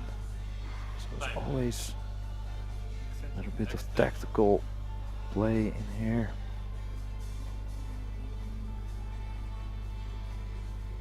Is he going for this? Might be going for this. Yeah, I think he is. You called it. Oh my gosh, what a shot. Look at the 2 as well. Oh, is he hooked? No, he's not. No. Oh, Mario's face. He's shaking his head. Can't believe it. Wow. Oh That my combo was goodness, what a incredible. shot. And does the 3 go past the 7? I don't know. We'll have to see from the camera angle. He's got a 3-9 combo as well. Oh my gosh, this could be an absolute killer blow.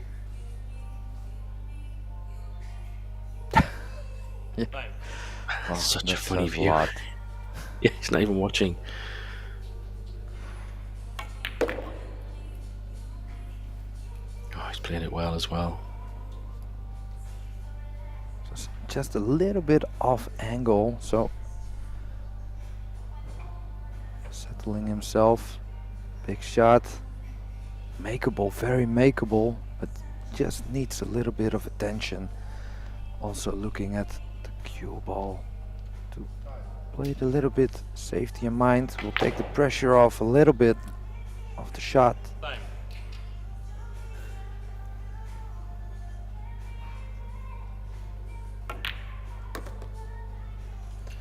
Well, there you go. What a blow, Mario's not Graham. Mario's not even looking. He's like he's focused on the other game.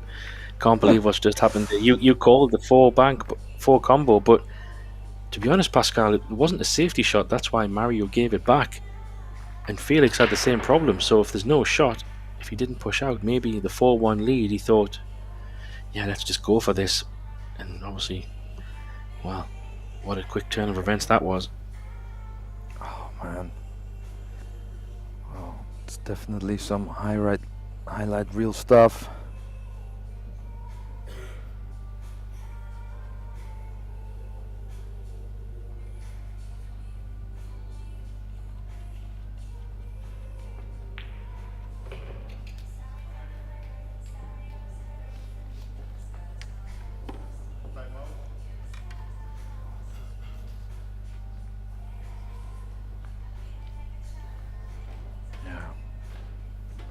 team, Team Austria.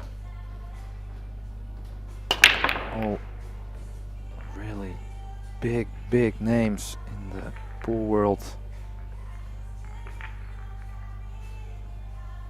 Yeah, and Team Austria right now is on the back foot severely, Pascal, because with this scoreline being 5-1, Luca Men is also 5-1 in head with Max Lechner. Albin there, you've seen just pop the 10 ball going to 3-1 lead. So basically Max and Mario need to find something, otherwise Germany will be lifting the gold if they continue on at the rate they are right now.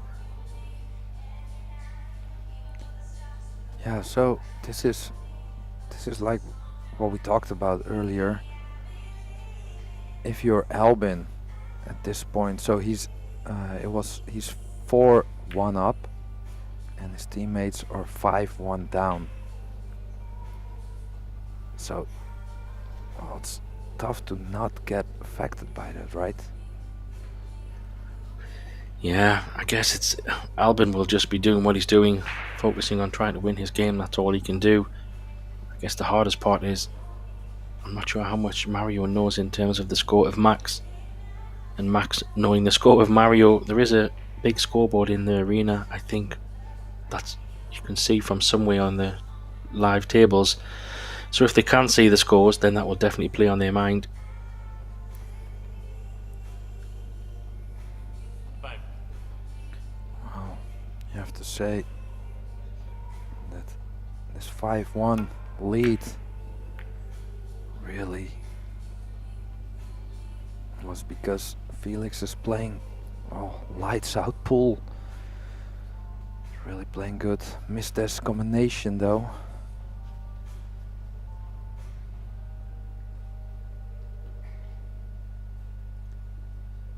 So Mario has to find motivation. Needs to stay positive. Believe he can still win.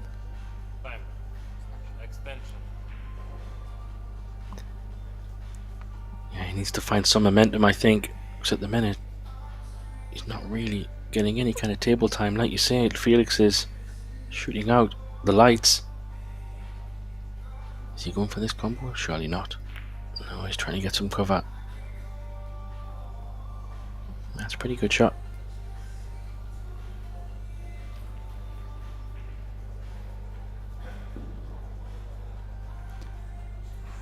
Well, half ball jump.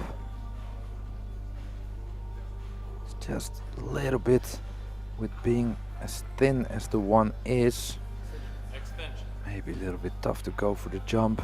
Risk of jumping out the cue ball.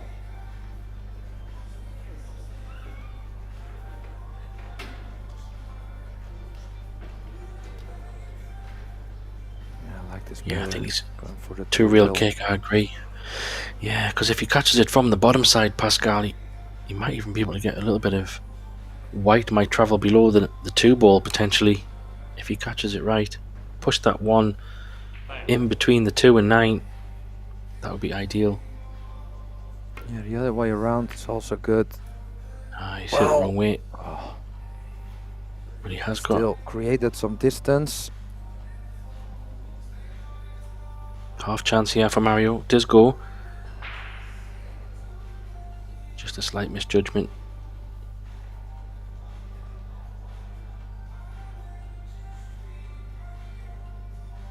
Missable. Well, he has not given up. What a great shot. No, he'll be fighting till the end. In this team event, nobody will be going crazy and all out offense.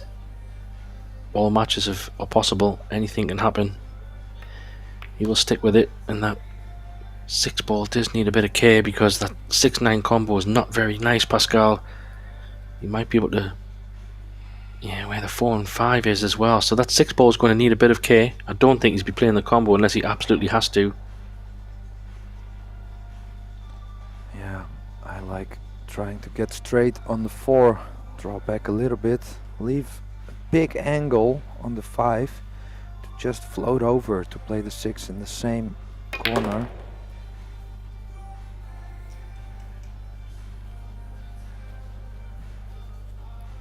So, don't know if he's straight enough.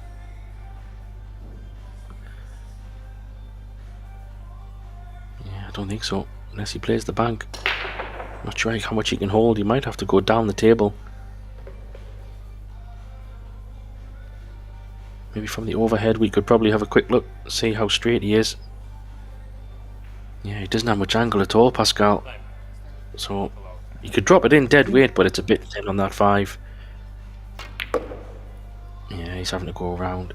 Oh, he's going into the 5. How's this going to land? It's not too bad. That's gone a bit too far. I thought he could have drilled over to the side rail. He probably still can for the 6 in the bottom left, maybe. Yeah, I think that's on.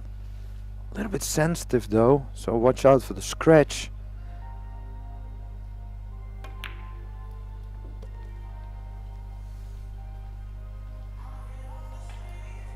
So a little bit too hard. Or do you think he played for the combination? I think he overdrew the 5. He put the 5 into the reel, didn't he? So I don't think he got exactly the position, but he has landed pretty well on this combo, has to be said. Forced into it, but very makeable. Ooh, nicely done. Take it and move on. 5-2. What a rack that was. Well, and also very nice. Maybe we're gonna see a little bit of a comeback from Mario here.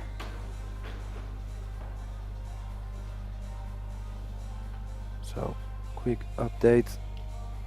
Still 4-1 at Albin Oshan. His match versus Stefan Kasper. And both Mario He and Max Lechner are trailing 5-2 in their matches against Luca Mann and Felix Vogel. Yeah, exciting. And talk about matches being poised. Quick look over at the women's team final as well. Yasmin Aushin versus Ina Kaplan is 3-3 in the 8 ball, and Pia Filler against Lena Primus is also 3-3 in the 9 ball. So talk about pressure time, very close. And as we know, for those who don't know, on the women's side, it's a little bit different to the men's format. If it does go to 1 game all, they have kind of a 10 ball mini match, which will be a race to 2, and it's a couples match. First one to get to 2 racks will win the decider, and yeah, that could be exciting as well. Would have been also exciting, especially in this final, knowing that Mario He and Alvin Oshan have played with each other in the World Cup of Pool several times, and of course we all know how that went. Got some wins under their belt, so I guess the Germans are pretty okay with the format for the men. Yeah, definitely. And Mario just shaking his head there. I can understand why. Felix didn't get the 1 ball and he didn't get the wing ball. You got what you call maybe a bit of a lucky ball, Pascal, I would say. Not the ball you generally see go in. And he's got a shot on this 1 with a 3 real position, potentially to come round for the 2. So unconventional balls going in is a little bit frustrating at times, but that's also the nature of the game.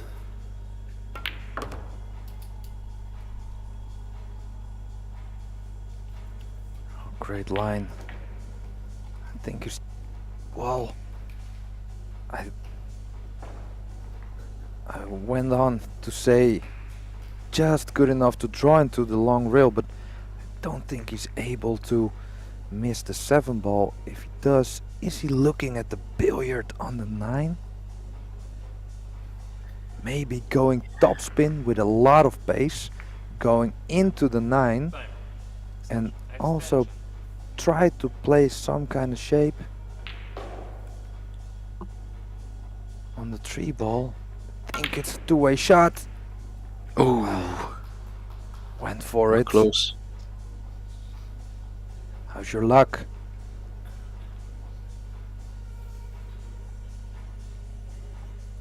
He'd probably be in a hook here, maybe. There is a bank on. I don't think it goes in the side. We'll have to go for the bank if he wants to be aggressive. He could play a bank stop shot for the 3 in the top. That could be an option. Or he could look for some kind of safety. Maybe still play the bank, but not in terms of going for the pot, and use that 9 ball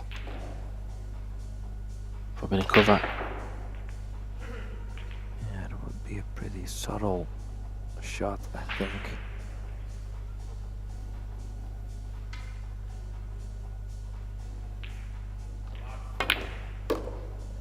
Oh, how about that for a shot, Graham? Goodness me! Wow. Who needs a stop shot bank when you can do a massive draw shot off 3 rails? Incredible!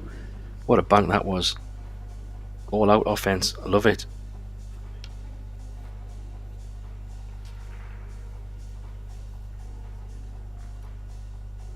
Oh, what a line! Greatly spotted. Needs it to run just a little bit. It's perfect.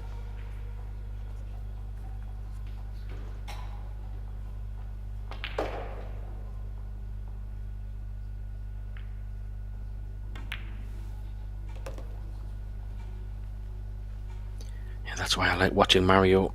I do think he plays these kind of shots a lot. Very, very offensive player. Loves to go for game. Obviously, he can play safe as well as anybody, but he's such an attacking player. That's why I like to see him play 9 ball. He's got a lot of shots. He sees a lot of very creative things as well.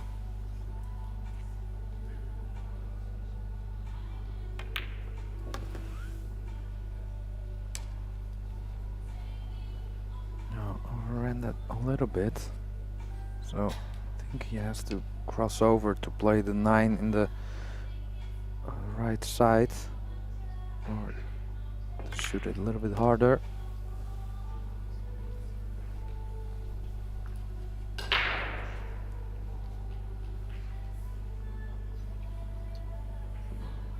He's on the comeback. There's a chance. Just what he needed. Try and get some momentum, and he has a break. I think Felix just taking a timeout, probably realizing that Mario's getting a little bit of momentum, just to recompose himself. Probably a good timing to take a timeout, I think, Pascal, for Felix. Yeah, I have to say, I've seen a lot of great timed timeouts over the past days, week, where players just use it as tactics a little bit. There you can see it, 5-minute timeout, just to maybe kill the momentum a little bit. Combination with settling your own nerves, of course. Do you think, Graham? I think players Yeah, I think so. Pretty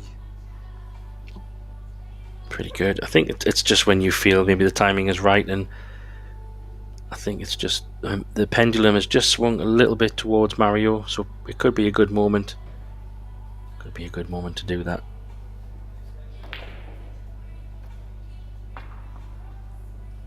Just seen a miss there by Stefan Kaspers against Albin. Looked like he had the balls pretty open there, so pressure's getting to everybody but Stefan Kaspers. What a tournament he's had. 2 finals and an 8-ball gold. Sure, before he came to the tournament, this has definitely met his expectations. well, I hope so. Maybe he wanted all finals, I don't know, but coming and getting multiple medals, obviously team medals as well. I think, yeah, what a fantastic event he's having. Well, over at the women's, it's very tight. It's 4-3 in both matches, and it's Team Austria leading. So Jasmine Ushan and Lena Primus both leading 4-3 against Ina Kaplan and Pia Filler. It's pretty funny, like they're together now in the final and also played, I think, 2 finals. I have to say that correct, sorry, at least 1 final against each other, maybe another semi, but well, they went head to head in the singles and now go side by side all the way to the finals. Very strong team. Probably the 2 favorites in the women's, Austria versus Germany. I think a lot of people would have guessed that in the beginning.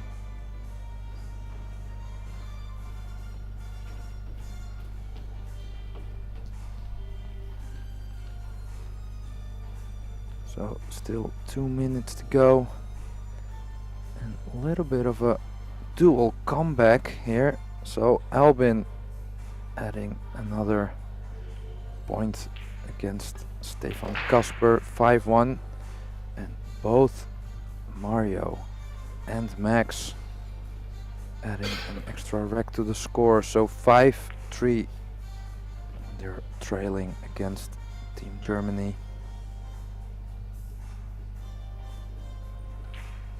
Oh, interesting final, Graham. Yeah, it's poised very nicely. And I think, 1 or 2 more racks, we'll start to really see which way the momentum's going to go.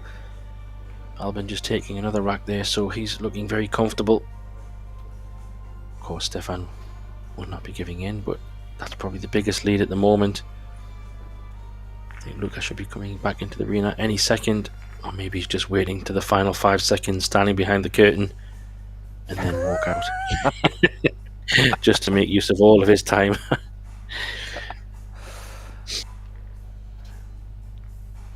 Yeah.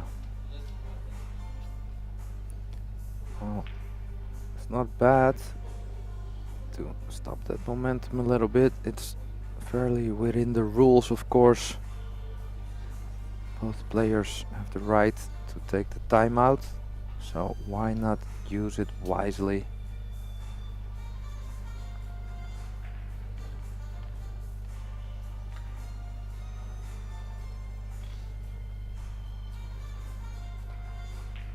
So there we go. A lot of times we've seen already, Graham, that after a timeout, the player breaking, well, didn't break as well as before. So let's see. Yeah, not this time though. Mario What a break. will have none of that. Wow, Mario can break so well. Ball's just vanishing in the bottom corner pocket. Great shot on the 2 open table. This is the layout. It's got a nice 3 railer from the 5 to the 7 as well, Pascal, so I already see that this looks like a very, very nice layout. Yeah, everything is pretty much connected. The only thing, well, this is maybe the only shot where he has to travel a bit more. Yeah, chose the 2 rails, but still okay. A little bit off angle. Not sure if he can. He must have enough angle to punch this out. Back to a similar place, or around that area should work. Yeah, he's pretty good in these kind of shots with not a lot of angle, and makes it surely look as if it's really easy. If this is this a smaller pocket, maybe? He's looking at it carefully.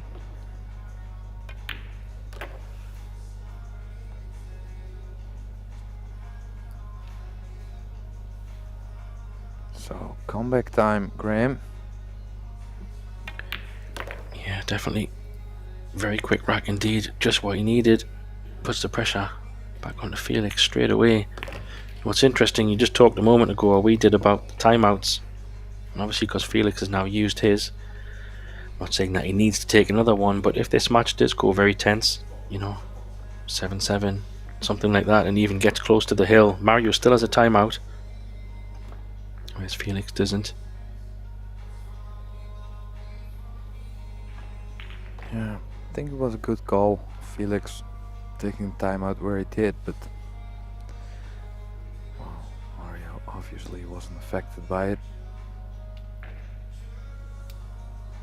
What a great champion. Really so experienced. You could see in the beginning of the match he was, you know, kind of irritated maybe a little bit, or I just couldn't believe how the momentum was switching. And look at him now, looking strong as ever. So interesting, Felix going to the break from the middle here, maybe getting a lot of, or a little bit extra, well, movement going on the 9-ball.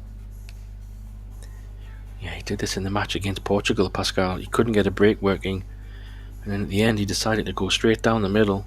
He did get a few lucky balls, but the 9-ball, as you said, definitely has a good chance of getting some movement, getting a kick off the bottom rail from behind. Let's see. There you go. There it goes. Whoa. It's a bit of a unique break to see players go for. I'd love to see Mario's face from that kind of break, but especially if the 9-ball went in. Well, it's just like you said, Graham. Good call. It's that ball from the bottom going into the 9, and well, I'm curious if he would have made the 9-ball, would have been a blow for Mario, slap in the face.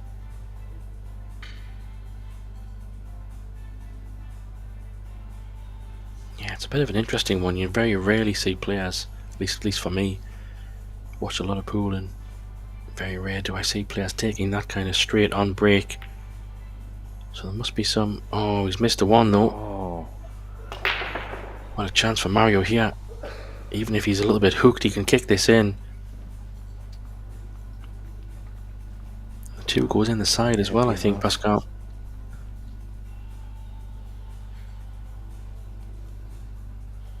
Yeah, 2 goes in the side, so drop this in. Just let the cue ball drift over. Cushion first. Yeah, Pacey. Oh, he's come round. What a shot. That's exactly what he played. What a great shot. Oh, and that was pretty tough also because the 1-ball was really deep into the pocket, so it would have been easy to miss the whole ball.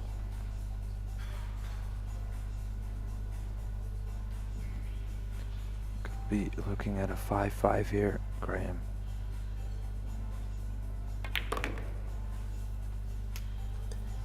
Yeah, and wow, how much has the tables have turned from 5-1 up. Mario more interested in watching Albin's game than his own game. In the blink of an eye, he's got a chance to go 5-5. Yeah, obviously I'm joking. That's probably just where Mario is. Let Felix do his thing. Doesn't need to watch him pot balls, fully understand. But what a chance. You had to be fair if you want to, well, to get some motivation. Why not look at the 2-time world champion, right?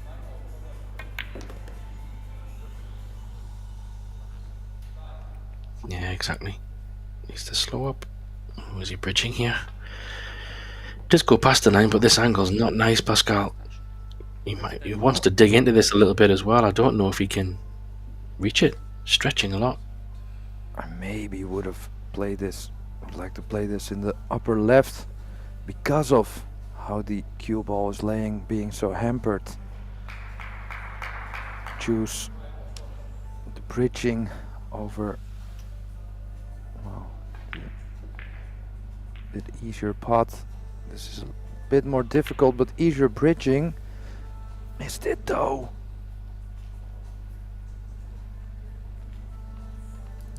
What a chance missed. Huge chance missed. How big could this chance be in the context of this match? I don't know yet, but yeah, what an amazing opportunity to get 5-5.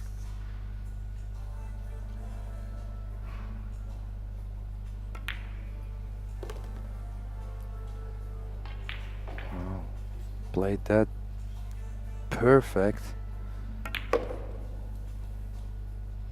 So 6-4.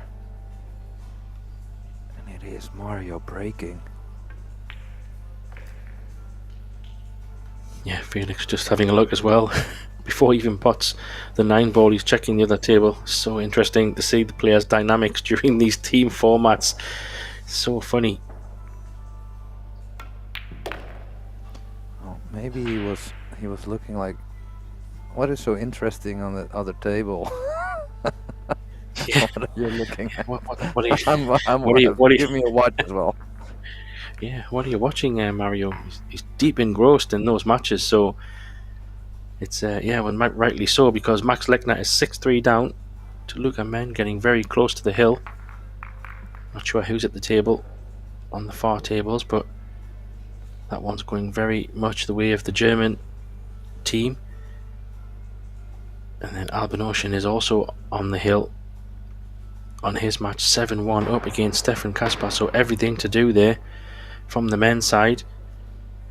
Germany, Yasmin has actually won her game, so Austria already 1-0 up, but Pia Filler is 5-4 up in her match, so she has to win that 9 ball for the Germans to have a chance in the 10 ball mini match, if you like. But back to this one, he's still watching on the other table. It's interesting to watch. You've got a big break, Mario. Focus. Well, it could be Mario's game. It's gonna be the decider in this final, Graham. Whoa, 9 ball moving. Does it reach? No, but it's there for the taking. This could be a combo because of where the 9 is on the rail. I wonder if he takes this on. What do you think, Pascal? If you look, I think where the 9 ball is landing is so close to the pocket. This could be a 1-9 combo here, especially with the 4 tied up. There you go, it's already he down. already made it. So another quick rack. And those are very helpful. 6-5. We could be in for an absolute treat here if the matches do go the way they are currently. Oh, he went for the pressure. billiard.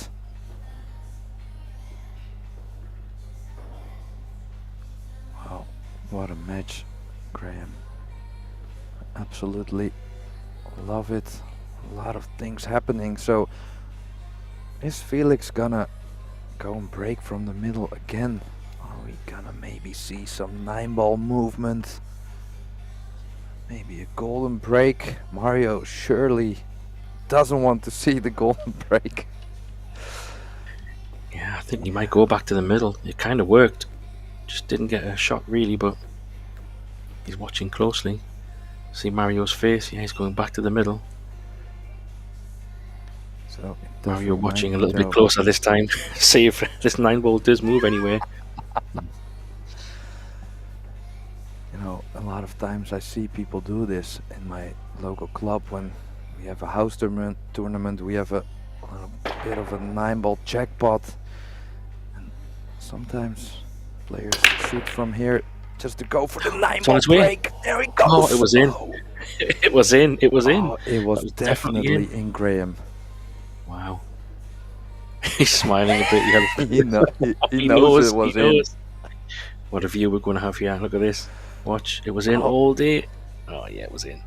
It's definitely in. Incredible. He's smiling. He's having some fun out there. Highest pressure, but the most fun. That's what it's all about.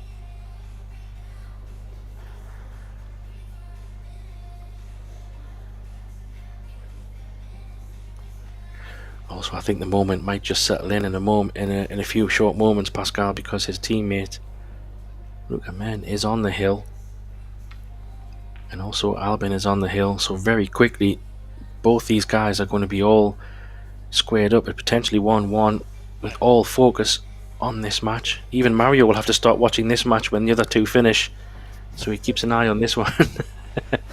But I think we could be the lucky ones who get to see the conclusion of this team final on table 1, Pascal. Well, needs to run. I think he's just, wow, has to go 2 rails position.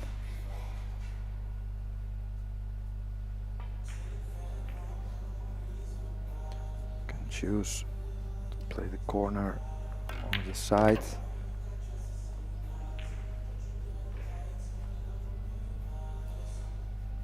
Perfect. Great shot. Nicely judged. Pretty straightforward from here. Choice of how he wants to play the 6 ball. Could play it up in the top left. Could choose to come back across. Maybe the top left might be better, judging by the position. He's asking the referee to clean something. Maybe the 5 ball. Yeah, that tells me that he might be coming. Do you think he's coming below the 6 ball here, Pascal, or play it in the side? It looks a little bit tight for the side. Well, not for the. I think he's gonna play this with inside, maybe. Yeah, that's why he asked to clean the ball, because he was gonna roll it. Didn't want to risk a kick. Maybe he saw a little bit of dirt on the ball. Yeah, that's why I thought he might have went below the 6, just because of how far the 6 is off the rail. Even coming below it, he had a lot of options to get on that 7, so a little bit of a test of this. Of course, I fully expect him to make it, but I'm not sure if he's got any hampered queuing or anything. Yeah, a little bit. Well, Wow. that just How was that squeezed gone in? in right? Mario will be thinking, what on earth? It's a great view, look at this. Wow, I think that's just been the pace. Very fortunate there, he missed that, I feel. But it's gone in nonetheless. Yeah. Probably tomorrow that ball wouldn't fall. Just a little bit of the new equipment, which helped. So can he go topspin? Now needs to go a little bit jacked up, which makes the shot a little bit harder. How easy does he makes that look, Graham? Yeah, very nicely done. Put his hand up there to say sorry about that 6 ball, but let's be honest, he's not really sorry. He's quite happy that it dropped. I think it's yeah, one of those things that you do. But Mario, all to do here, and deep down, I know he's watching the other games somewhat, but he knows that it's all going to come down to this match potentially if it continues. Max has got one back to 7-4. Kasper got one back to 7-2. And you can see there the table. Look at men breaking off, looking very intently, and judging by his body language, he makes a ball on that 8-ball match, so maybe a chance there for him to win that match there. We'll have to keep an eye on that one. But first, let's see Mr. Mario He's break, see if he can get something going. And he has been breaking well, so hopefully he can get another one.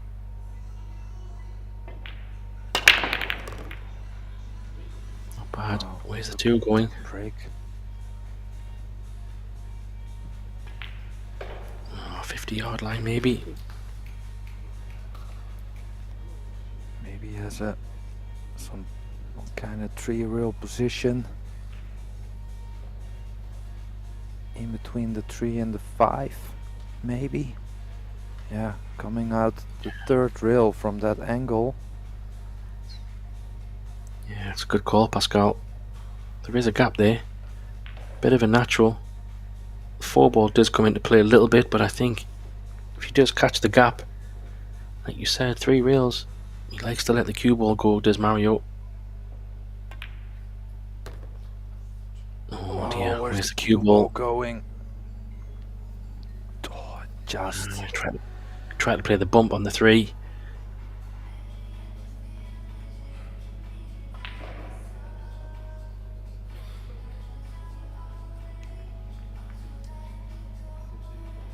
Oh, what a big moment here.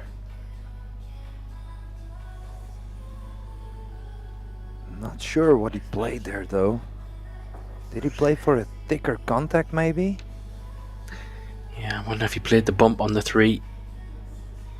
Try and push it down to the corner somewhat.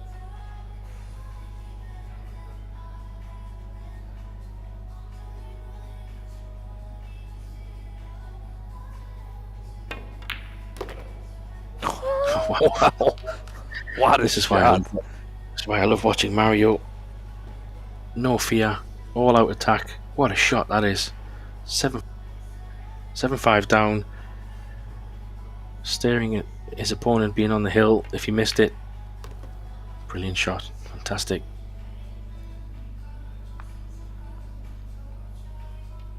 So that shot kept him into this match, and maybe potentially you could say maybe that shot could win them the cup.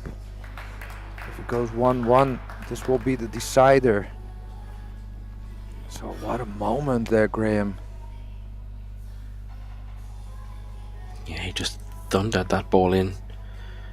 Of course, I don't think there was a straightforward safety, but he had already committed in his mind. He was going for the pot. Boy, was it a pot? And it is 1-1, Pascal, as well. So everything is coming onto this match because Luca Men has won against Max Lechner, and Albin has taken the match against Stefan Kaspers in the 10 ball. So I'm pretty sure the rest of the teams will be getting front row seats to watch the end of this match. Just a quick one on the women's as well, Pascal. Pia Filler is on the hill 6-5 up in a 9 ball match that she must win. So we're talking about team final drama. Doesn't get any tighter than this, does it? Amazing stuff. Yeah, it is. And just for the people who are just tuning in and don't know why there's 9 ball at one table and 8 ball or 10 ball on the other one, this is the finals of the teams event. So it's 3 against 3 and each will play one discipline, 8, 9 and 10. So it's 1-1 with the 10 ball and the 8 ball played. So this is the deciding 9 ball, and we're watching the finals of this European Championships teams. So watch out, 9 ball. 9 ball in one of the upper corners. Well, we could say that after the first 2 times, is he playing for this, Graham? Yeah, I think so. Also, the score says 7-5, but I'm pretty sure it's 7-6. It might just be a timing issue. Watch that 9 ball, top right pocket or top left pocket. There it it's up goes there. again. It is exciting, Graham. Wow. Yeah, you just never know what's going to happen, but he is playing this. It's not just... Yeah, he's making the ball in the side as well, which has been quite consistent, so I don't think this is just a pure luck. He's definitely trying to make that 9 ball move. Incredible.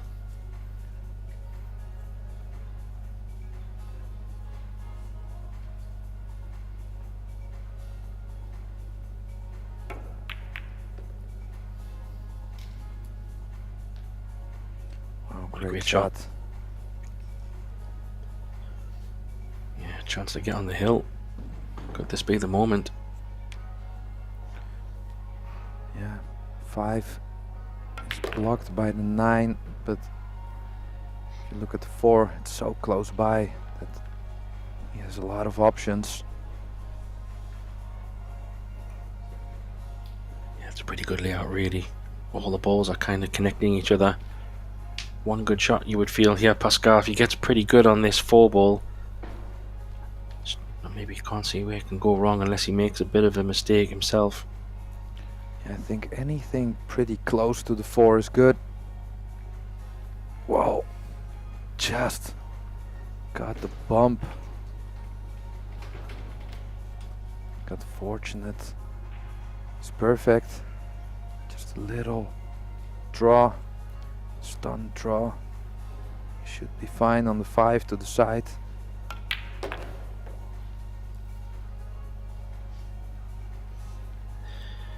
Yeah, you can punch this over. Choice of 6 in the bottom, right corner, or 6 in the side, whatever he prefers. He's gone for the bottom corner.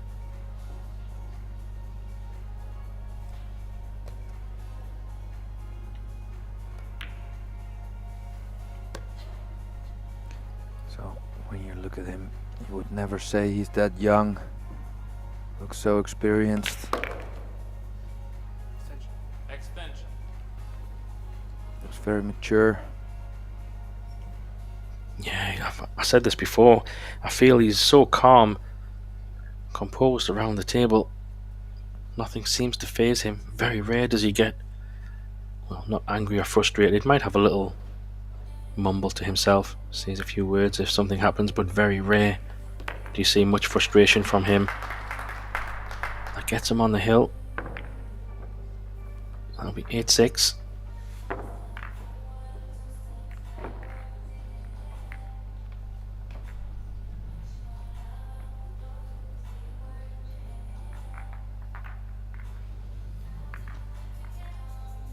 Wow.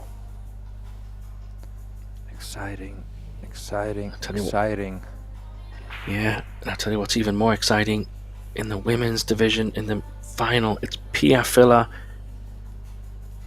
against Lena Primus. It's Hill. And Austria is already 1-0 up.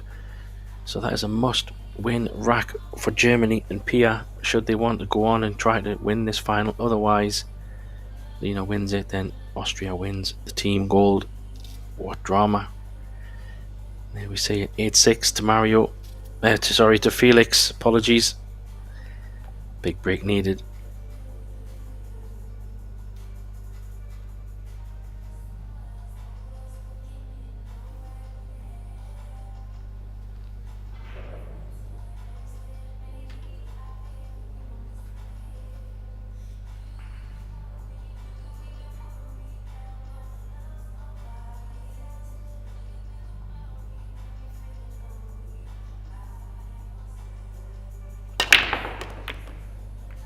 Well, 2 balls down.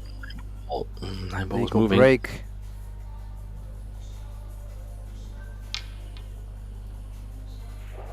So, does he take on this bank, or is he gonna play safe? The bank on its own is not very hard, but the position, he has to go forward. So with inside spin, top spin, which makes the bank maybe a little bit harder to judge. Don't know if it's even on when he plays that.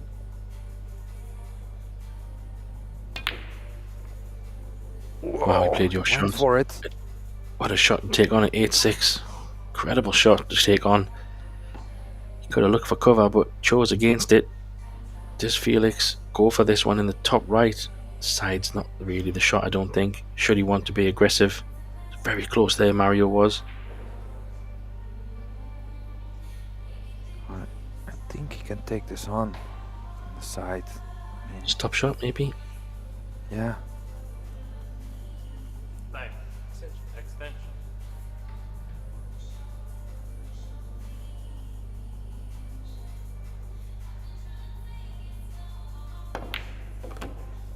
Wow. Wow. Surely made that look easy.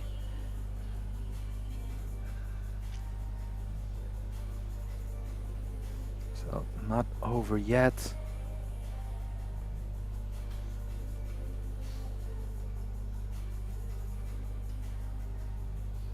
Four Yeah. probably in the side. This is all about this shot for me. If he can land nice on the 4 to get nice on the 5. A little bit of travelling between 5, 7 and 8. a bit pacey unless it comes nice off the top rail.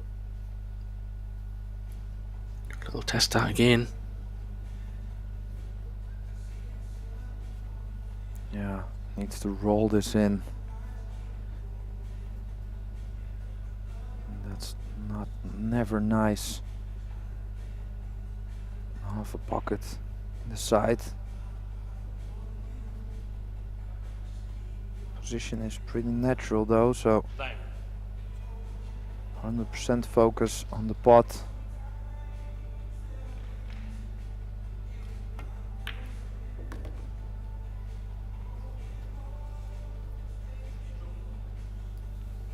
Wow, maybe focused a little bit too much on the pot there. Bit of adrenaline maybe, Graham. Yeah, he's going to have to do it again. Same kind of shot. Because he's going to have to take it really in the side if he wants to have the better position on the 7. Can't really see any options to take it in the top, to be honest. Has to be in the side. It's just about where he leaves the cue ball. Huge shot this. To jack up or to go really hard in the corner. Wow, how's this for a shot? Oh, a little bump on the 8 as well. Pressure on this 7 ball, this is huge. This is the match right here, because where the 8 ball is, Pascal, it's kind of a drop the 8 ball in and you've got natural shape on the 9, so... Yeah, I think anywhere... Look at Kasper, Stefan Kasper looking there, he can't look behind his hands. Goodness me, that's quite a view. I think anywhere until the middle of the table is good to just drop it in. Any further you have to go up and down with the 8. He's missed it. He's missed it. Oh, he's missed it. Missed it. Oh my gosh. Wow. Oh, Mario was already up. Incredible scenes. I'd love to see the faces on the German team from now. They must have thought it was pretty much their one good shot. Oh, the pressure. And that's the 8 ball, 9 ball I was just referring to, straight forward. We can't believe it. It's not over yet. We can't believe it. It's not over yet. Oh my days. I can't believe it. What a tension. Honestly, just when you think you've seen it all, Pascal, we've had all kinds of drama, but it just never ends. There's always something else. This is what pool does. It pulls on your strings. Felix is smiling. It's good to see him laughing. But I'm sure inside he's crying. Yeah, he knew as soon as he hit it. Knew that was his big chance to play some really tough shots before that, which maybe, the pressure maybe built up a little bit too much for that moment. And there you can see the rest of the team sitting there. Albin, poker face, no emotions, not surprised. Speaking of drama, Pierre Filler has won that match on the Hill decider 7-6. So there will be a shootout. Oh, he's telling Stefan to come over and join the rest. He was sitting over there. So yeah, so Austria and Germany in the women's final is also, it's a 1-1, which means they will be playing a 10-ball match to decide the winner, race to 2. Wow, it's all happening today, Pascal, and we're still not done.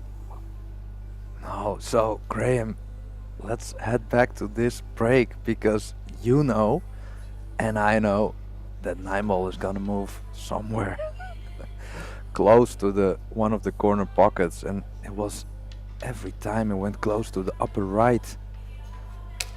So maybe 4 times the charm would be something. Golden break to win the final. His team would go crazy, that's for sure. Let's see. Keep an eye on the 9 ball, everyone.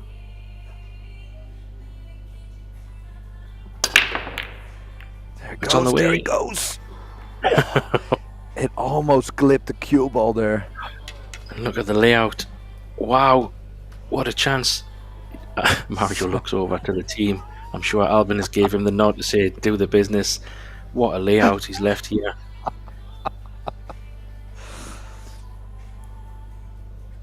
Yeah, he looked over to Albin. Permission to shoot, sir. Permission granted. Just wants to get these first few balls under his belt. This one ball is a little bit stretching, so needs a bit of care, but the 2 to 3 and 4 and 5 and 6 is all in that middle of the table, Pascal, so one good shot here for me. Needs to slow up. Well, he's not going to play a 3-9 combo, is he? He's got to come round to the centre table. He's having a little look. No way is he playing 3-9 combo, surely. He's got a few options. If anything, the 4-9 looks pretty on, but Yeah. on the other hand, the layout probably is easier to shoot than the combination. He's Needs overrun him a to little bit. stop. Could see a Now 4-9 I'm here. not sure. Could see a 4-9 here. If it's absolutely perfectly straight, I think he might shoot this. Yeah, the thing is, if he would like to play position for one of the corners, he has to do more with the cue ball. So Time. the position for the 4-9 is definitely the easiest. But want to get close to the 4.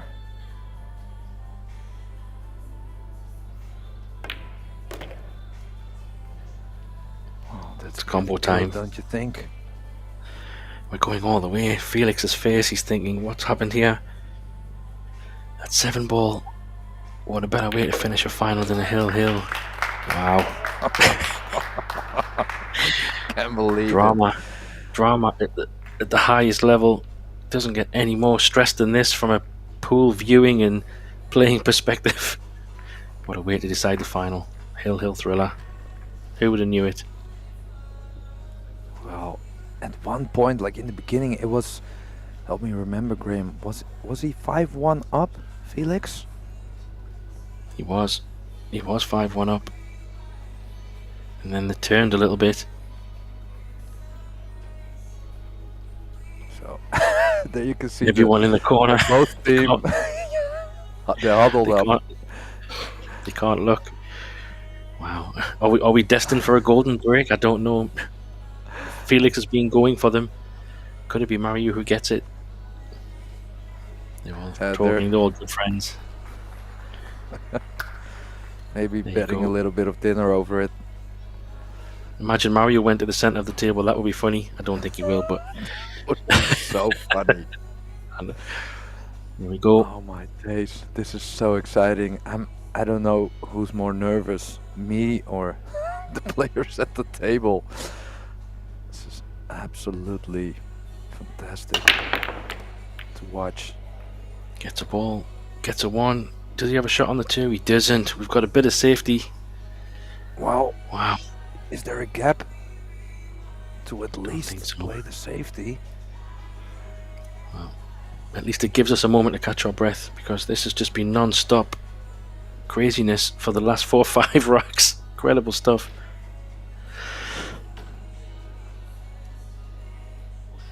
Push out.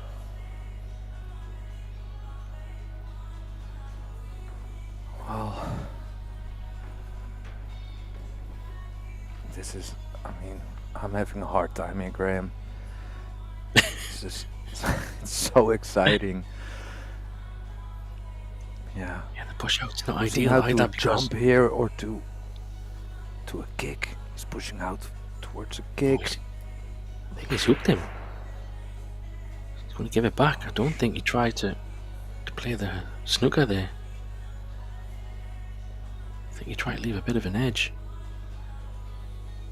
Well, is he looking at jumping maybe? Maybe rail first. Kick this in. Yeah. I would like the heartbeat monitor on both of them right now. Time.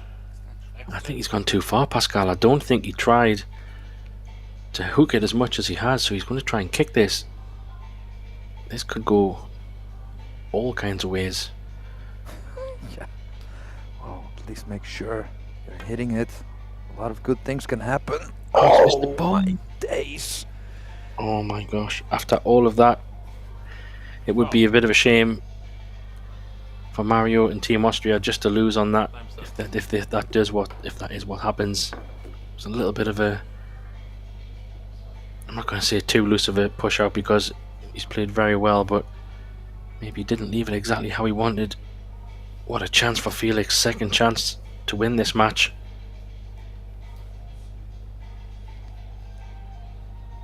Yeah. Try to compose himself. I have to say. Looks very composed to me. So, are there any problems here? Any challenges left in this final requiem? No, I think it's all about pressure. Bit like what we seen in the 7-ball a few racks ago. These balls are a little bit more open, so you would think less can go wrong. Just play a little stop shot on this 4-ball, leave a nice angle. Maybe 7 to 8 if the 8-ball does go in the bottom left corner pocket, and that makes it a whole lot easier. Yeah, I think it's available to both. So the only thing, just wants an angle on the 7. Well, even straight would be okay-ish if he's close enough to the 7. Well, he made sure of that.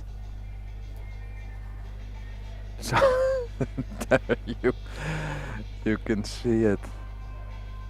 Well, Team Germany is biting off their nails this moment. Yeah, I don't know if it's worse to watch or to play. Sometimes you feel a bit more calm at the table than you do watching your teammates. It can be brutal.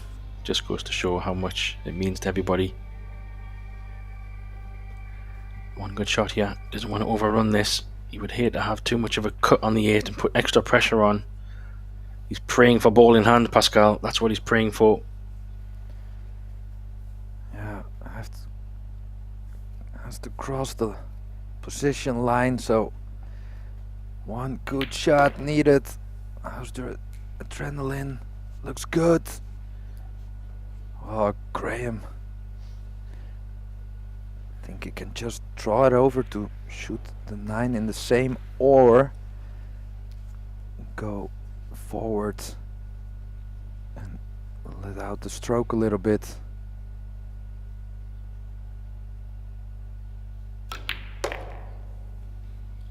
Oh, how's the 9? That looks perfect. What a final, Graham. What a final. Incredible. So, looking at his teammate, big deep breath. Here we go.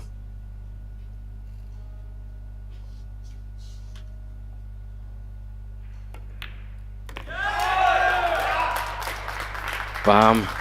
Wow, what a shot. Big congratulations and a little hug, nice to see there. I'm so speechless, what a final that was. Oh, great to see all the guys jumping in there, giving everybody, picking him up, don't drop him. But yeah, huge congratulations to Germany. Fantastic event all around by both Team Austria and Team Germany. Amazing drama all the way through today to the final rack. Couldn't ask for any more. We hope you enjoyed all the pool and the commentary from Pascal and myself, but it's not done yet. We still have the conclusion of the 9-ball events that will be coming up shortly. We have the semi-finals kicking off at around 3:30 local time, followed by 5:30 for the finals. Thanks, Pascal, for joining me in the booth, and we will be back shortly. Bye for now.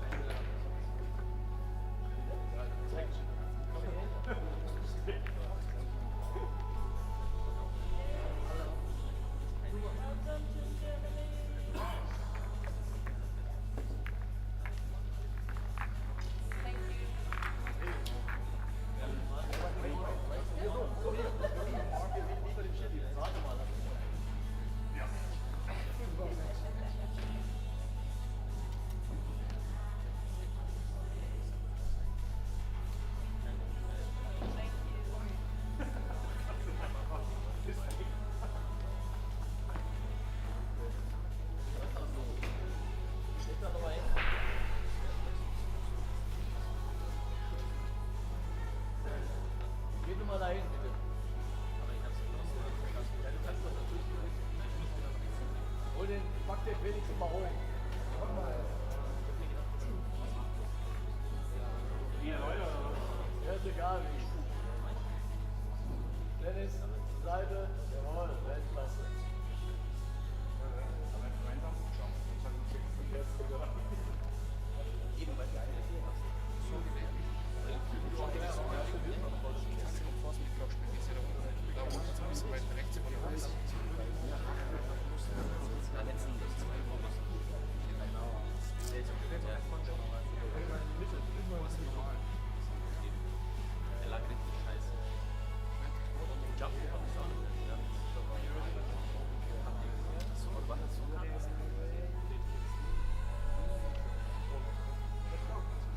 So we're with Germany's champions who enjoyed a very close match. From Austria, and the man of the moment at the end there was young Felix Vogel, who somehow managed to win that game. I don't know. Talk about it.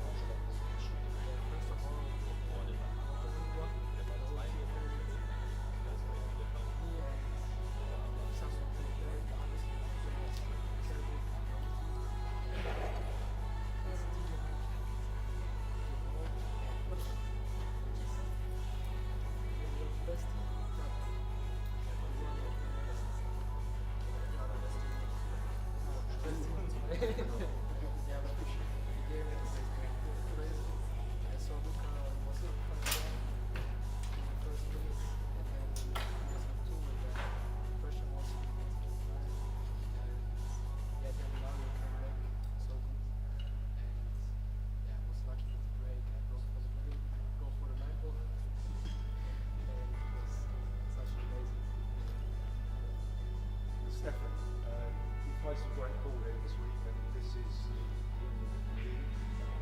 how was it? What was it like seeing you as a spectator watching you going so far? What are you good match?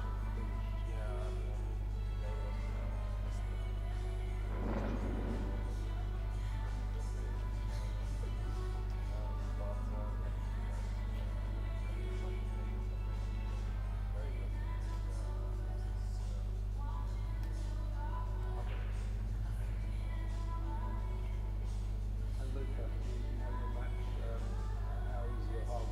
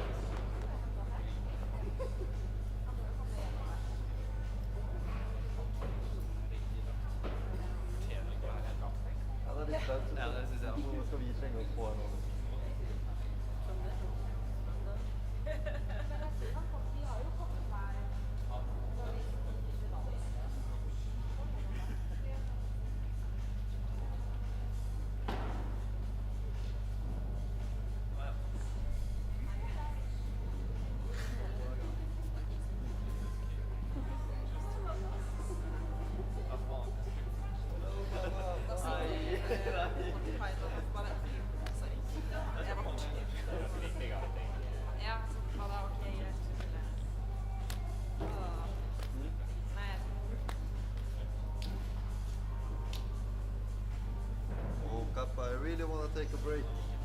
Oh, it's not yours.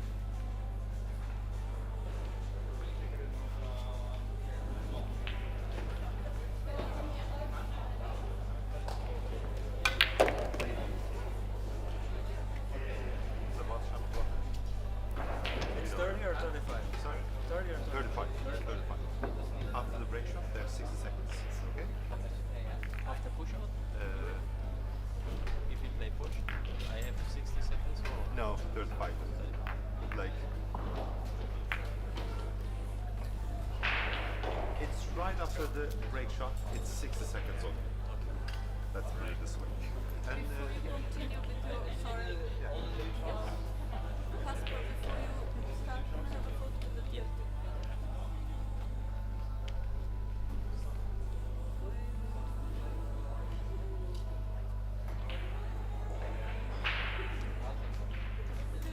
Shake hands, please. Shake hands, right? Thank you. It's better.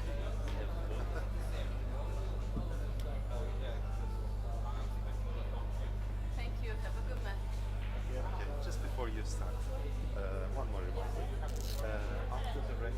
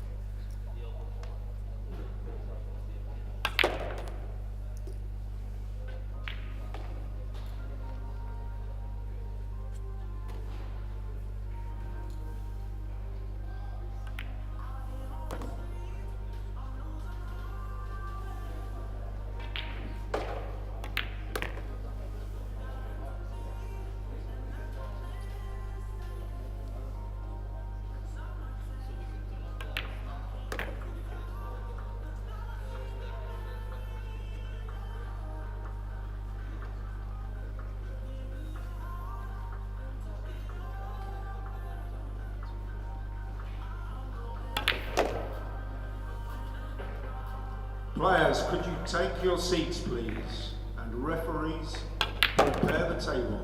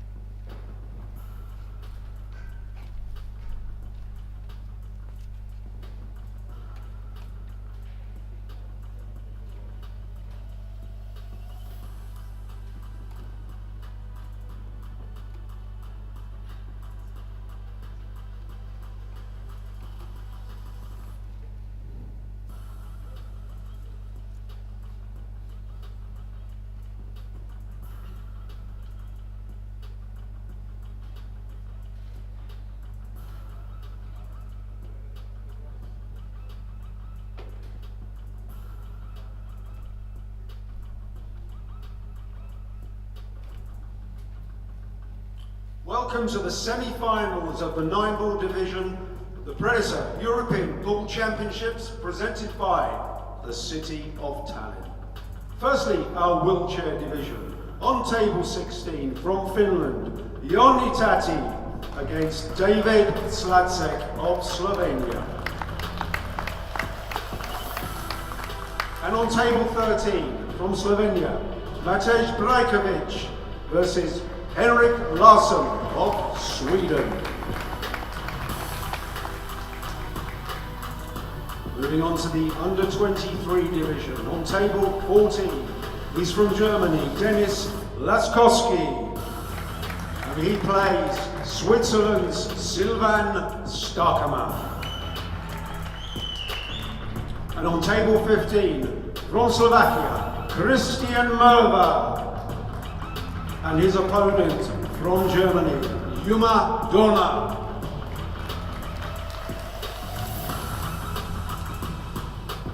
Moving on to the women's semi-finals on table 2. She's from Germany, Pia Filler. And her opponent from Norway, Nina Torvald. And on table 3, it's an all-German match between Tina Vogelmann and Ina Kaplan. And finally, the men's semi-finals. On table 4, he's from Germany, Tobias Bongers. And he faces from Poland, Daniel Masio.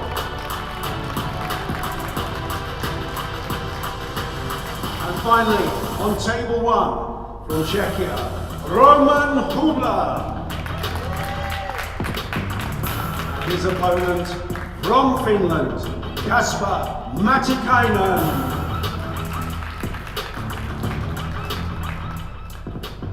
Players, you may lag for the break.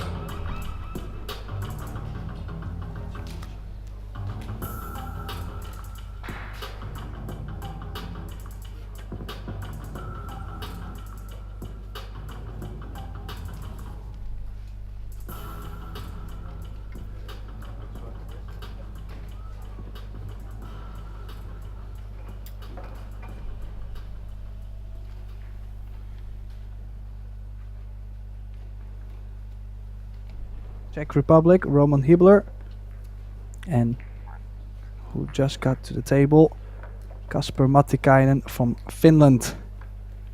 It's a race to 9, alternating the breaks. A 3-point rule is in effect, and in the booth calling the shots are Arya Sorabi and Tim de Ruyter. Welcome, Arya. Welcome. Thank you, Tim, and welcome everyone who is watching this live. 103 players participated, Tim, in this men's 9-ball competition, and only 4 left.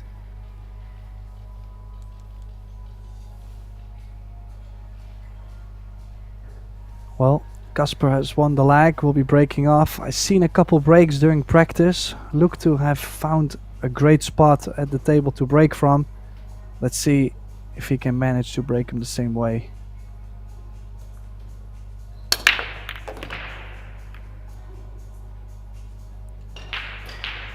Well, caught him slightly thinner there. At least thinner than he was breaking in practice. And as you can see, the 1 ball catching the side pocket points, going back down table, and illegal break, as he did make a ball but not enough balls passing the top line, the line to enter the kitchen. That's the 3-point rule. So Roman put Kasper back to the table and he's choosing to play the push out. What do you see here, Arya? I think he can play the dump shot, where he can send the 1 towards the left side of the long rail and use the 3 balls 5, 9 and 8 to cover it up. It's a delicate one, but if he can just control the, let's say, quarter ball hit on the 1, he should be able to get the snooker.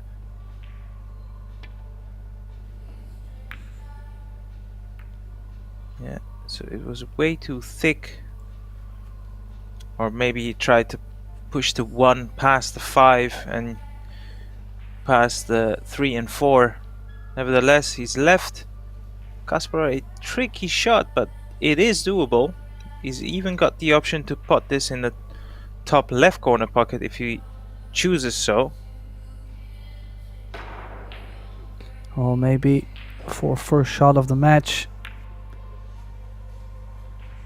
I was gonna say slightly tricky. Knew that he was most likely going to leave a hook on the 1, but awkward stroke to start off your campaign in this semi-final. Yes, absolutely, and you just made a valid point, you know, for the warm-up, but it just goes to show once again that whatever you do in practice, it's nice, but it's always different when an official match kicks off. You know, there's a bit more tension in the arm than when you're just free flowing at the you know, on your own at the table. Although this is an error by Roman, and we mustn't forget, Tim, because it was coincidentally you and I who did commentary on Roman Hipler's match against Sanjin Pelivanovic. He was 7-2 down, somehow managed to claw his way back and still won that match. So him being in the semi-final is a testament to his battling skills, to say the least. Well, one of the impressive things is I believe he's also won the match right after that. Maybe be against Max Lechner. I think I've seen that. He's also won that hill. So imagine he's had quite some close battles and still found himself in the semi-final.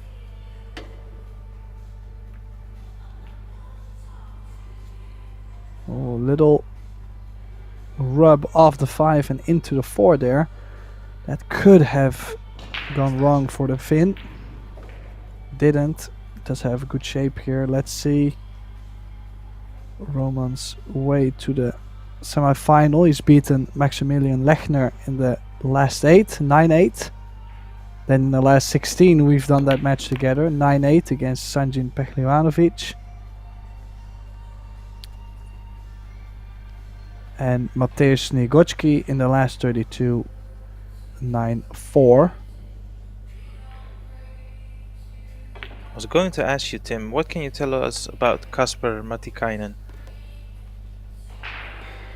Definitely still quite a young player, but has been playing since young, has been playing many tournaments, has been traveling a lot together with the Finns. There's a steady group of Finns that, I mean, they travel every week basically, a lot of events. He plays a lot of doubles together with Petri Makkonen. and also know that he has been traveling to the US, for example, to play in bigger events. He's played a couple really big gambling sets in South America as well. So, I mean, even though he looks young and even though his technique might look just a little odd at times, like just a little funny, sometimes a little bit of a head movement, I would say that's definitely within his comfort zone, and yeah, he's a very solid player. Well, he's definitely off to a solid start, taking the lead. Nice to settle down.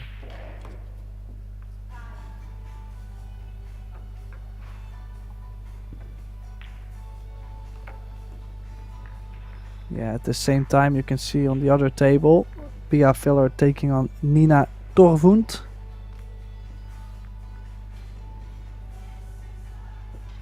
That is also a semi-final match.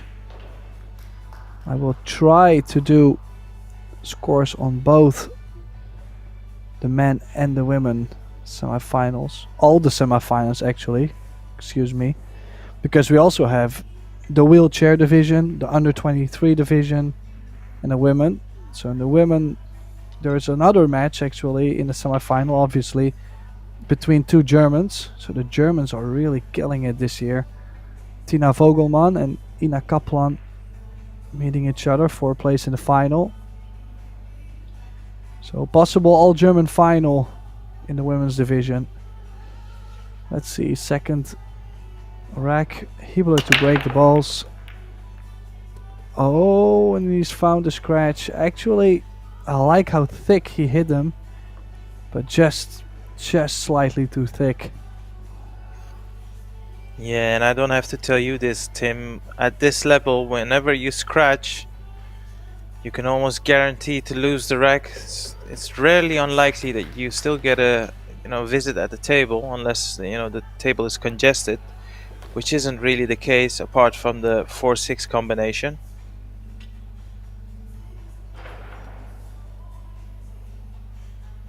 Yeah, and the 4-6 combination isn't really the worst thing on the planet, right? I mean, you're probably going to be near, and if you can shape yourself quite straight on it, shouldn't be too tough.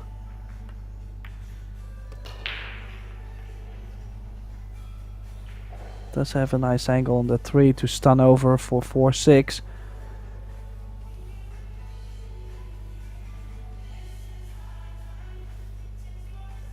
Extension. As you can see, a little bit of nerves. He's taking a little bit of extra time.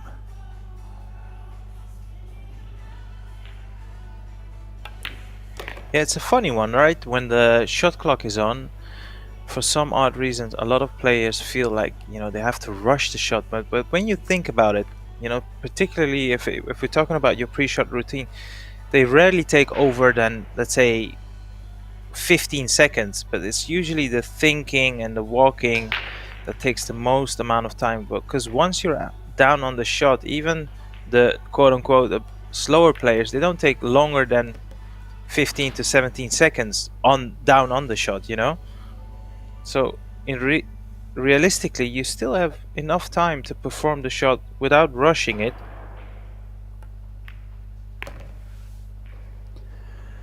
Yeah, in 9-ball I completely agree. There's not so many clusters in general. Maybe the kicking, you have to be a little faster, but overall should be plenty of time. Now in other disciplines where the racks could start to get messy, it sometimes feels like you need 2 or 3 extensions instead of just 1. Yeah, I get what you're saying. Some of the other disciplines, particularly the straight pool and the 8-ball, some situations just need a bit more thinking and trying to map out the exact route to go about the proceedings. With 9 and 10 ball, pretty much the table dictates what you're about to do. Oh, on the other side, listen, we have so many good players in Europe, and then I mean, if you look at worldwide, they're also using the shot clock, so there's so many good players out there. You cannot tell me that now they put the shot clock on there with 35 seconds that they're going to struggle, right? I mean, I think playing any game, it is doable. It's just something to get used to.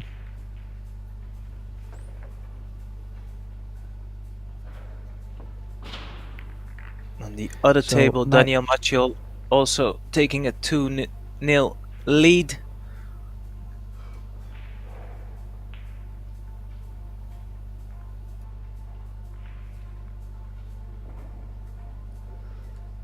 Yeah, Daniel Maciol facing Tobias Bongers, another German in the semifinals. Indeed, is now down 2-0 to Daniel Maciol. We have the wheelchair division. Matej Brajkovic up against the legendary Henrik Larsson. Henrik just won the first game. Little interesting note I would want to put out there is that in the other semi-final you have David Slacek from Slovenia as well. He's up against Unitati, and David Slacek was down 5-0 in a race to 6 in the quarterfinals and has turned that around for a medal. How cool is that?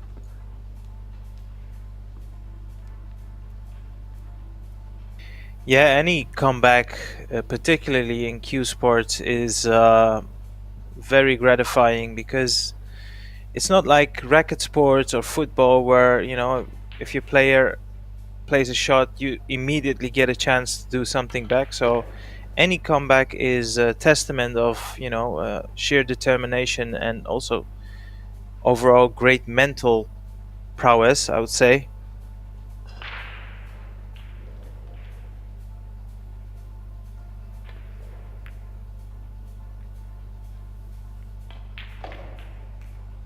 Okay, nice steady safety. I mean, obviously he was trying to get the cue ball in between the short rail and the 5, but knew the 8 was always going to be in between. Now Kasper needs to find a way to kick at this one, find some cover, possibly sending the one towards the short rail, the cue ball behind the 6.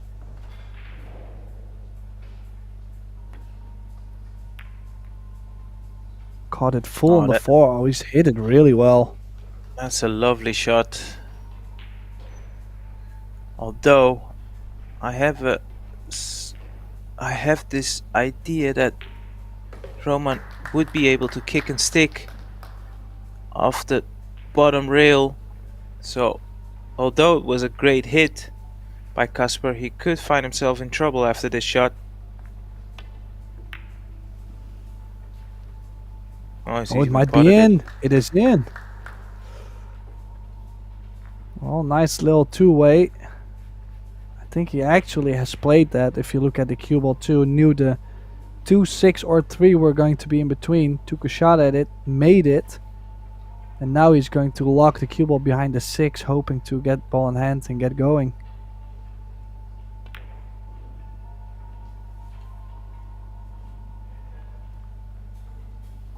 Yeah, that's a solid shot there by Roman. Well, you have experienced now what kind of grind Roman Hibler has. But this is in general how he fights his way through big tournaments. Because in general he doesn't really play too aggressive, you know. He usually plays solid saves, make sure his opponents are most likely to be out of stroke. It's difficult to beat. Yeah, for sure.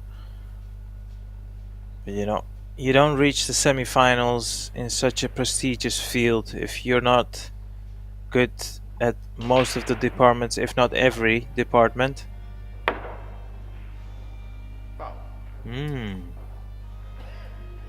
Ball in hand. Great opportunity for Roman. Put a rack on the board. Yeah, just slightly missed it. Tried to catch a small piece of the 2, as you can see here.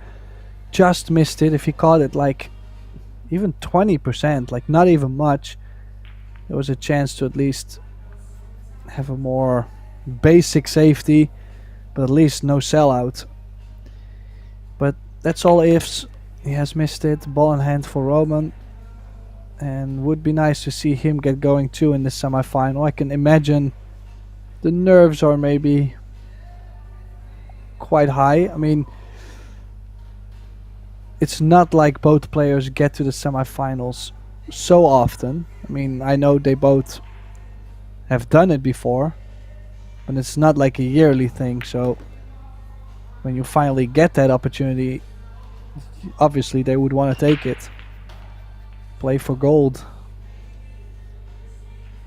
Yeah, I think that goes for every tournament you play in. Once you get to the business end, as we call it, right, the quarterfinals and beyond, you're just desperate to get at least in the final and then give yourself a real shot at winning the whole thing. So yeah, you're right. Once you're at the semifinals, there's nothing worse than not showing up and almost letting your opponent, you know, stroll through the final. That is sometimes happens. It's tough to negotiate with if you're on the receiving end.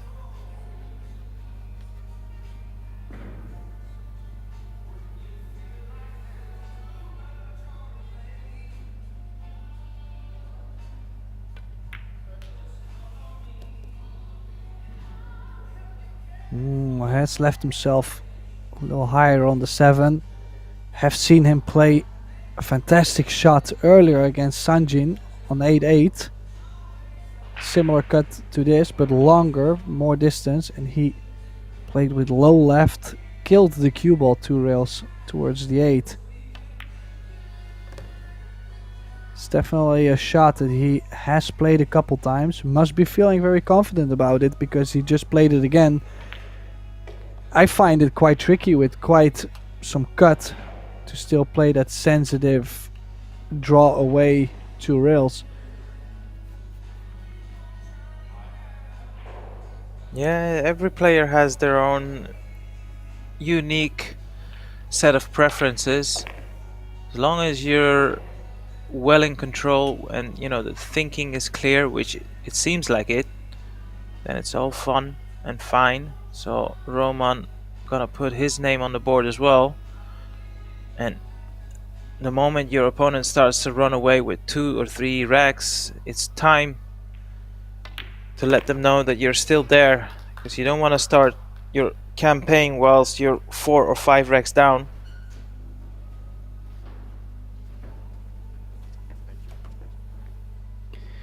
So pulls 1 back. Let's have a quick look around the room.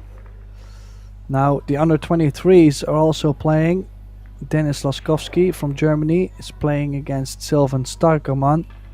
I believe them two played the 8-ball final where Laskowski beat Sylvan 8-1. So the talent from Switzerland looking to redeem himself. And Juma Dörner from Germany is up 3-0 over Christian Merva from Slovakia.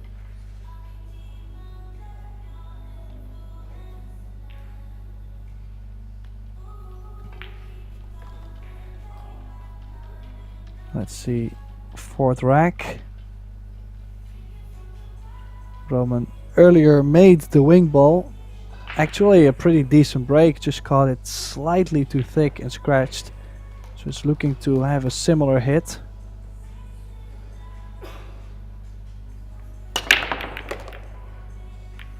Our cameraman zooming in on the eyes of Roman. That is actually a pretty decent break, you know.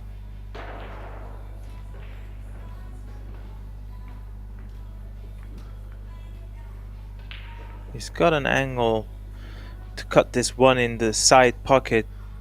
I think holding the cue ball, considering he's got a very small gap to play position in for the 2, might prove to be too difficult, because this is a thin one.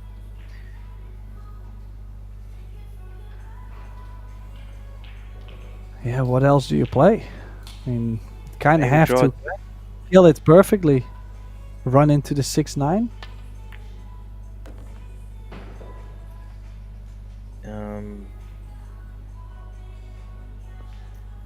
I don't know what he was planning to do there. Well, Well, he was trying to end kill the cue ball with the draw, and the inside spin was going to track him. He was trying to track towards the second diamond to widen the speed a little bit out as well.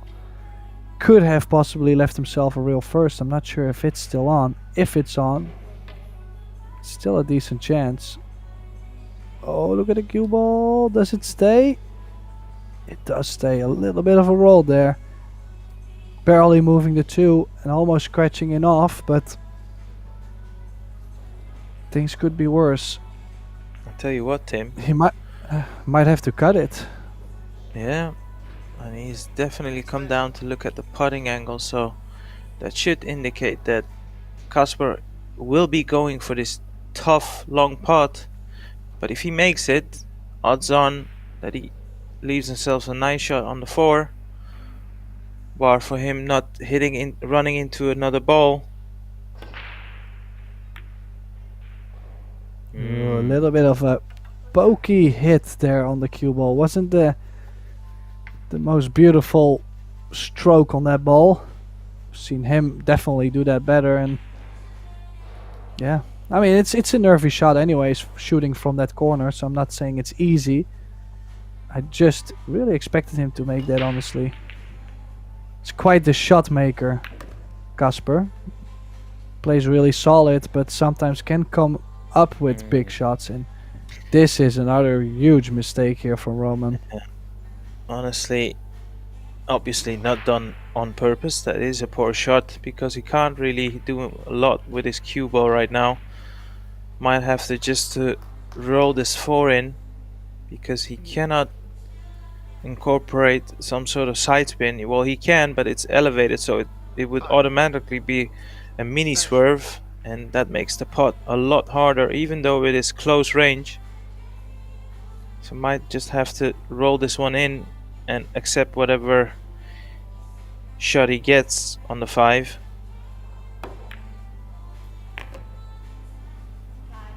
Yeah, I did like to float in the 4 and take the long shot on the 5. He's got more angle now on the 5. Yeah, if you can just see the table once more. What would you do? I think he's got a lot of safety options, to be fair with you. He could even play like a sort of a shot to nothing, where he tries to put the 5 in the top left, try to play snooker behind the 6 and 9. Oh, he's got it back in the other pocket, huh?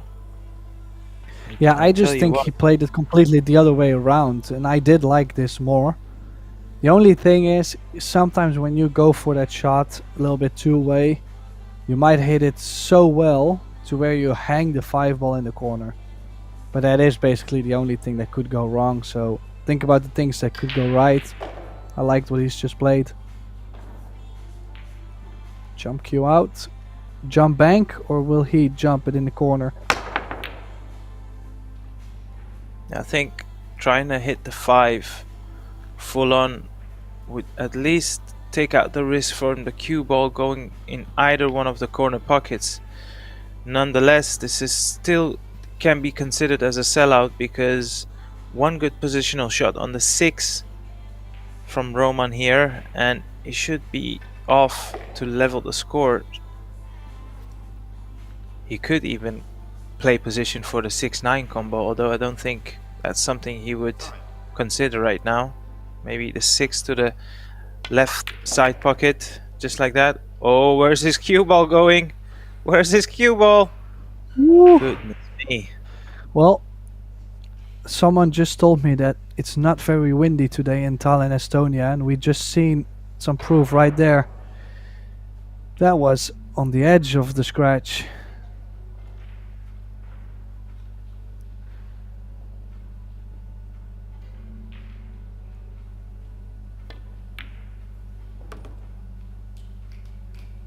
Has played a good shot on the 6. Don't want to land straight. It's just enough angle. But you are very right. That was a good shot. If you consider it's always awkward queuing from the corner pocket on, and definitely if he was gonna try and do more to get to the 7 ball, He's played a good shot there. This is to tie the score 2 each. Look at the cue ball, he scratched. That really is a poor shot. I mean, there is absolutely no reason for him to even get close to the center pocket. I don't know what he was trying to do there. What's he trying to do, you reckon? Well, he's trying to go one rail in between the 8-9. I don't mind playing that shot. But, yeah, well, it was laying just a little bit wider. So I was thinking he could go straight over. But it's more risky on the speed. You could hook yourself behind the 9. So I do understand why he's played that. He was just trying to catch it right in front of the side. Didn't. But basically threw away an opportunity to level the score 2 each. It is now 3-1 for the Finn, a little advantage. He will like it, that's for sure.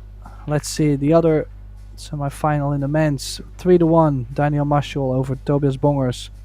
Pia Filler 2-1 up against Nina Torvund from Norway.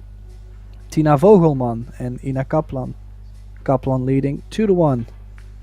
Henrik Larsson has extended his lead 2-0 over Matej Brajkovic from Slovenia. Denis Laskovsky and Sylvan Starkerman tied at 2 in the under 23. Juma Derner doubled his lead against Christian Merva, is now 4-0 up. And Juni Tati from Finland, another legend in the wheelchair division, is 1 each tied with David Slacek. Let's see, rack number 5, Matkaina breaking. Oh, this could be great. This is good news. The intersection of the cue ball and the 1 nudging the 8 just made the position on the 1 perfect. Look at it, look at it. There they go. Next thing you know, he's absolutely perfect on the 1. I mean, it's tough to see where this could go wrong. Obviously, anything can be missed under pressure, but you know, if you look at the layout of the table, every reason for Kasper to extend his lead. Yeah, a couple mistakes so far causing Roman Hibler to be down. Scratched on the break early on, making 2 balls I believe, and scratched. Then now that scratch from the 7 to the 8 last game. Usually it only takes a couple mistakes to be down quite a bit. But I mean, before everybody, like before all the Finns get too happy that Kasper will be up quite a bit, when Roman was playing Sanjin Perivanovic, he was down 7-2 and managed to win that match 9-8. So we have seen what kind of grind he can put on in this match. So this is far from over, I feel like, unless Matikainen just keeps breaking perfect and keeps going.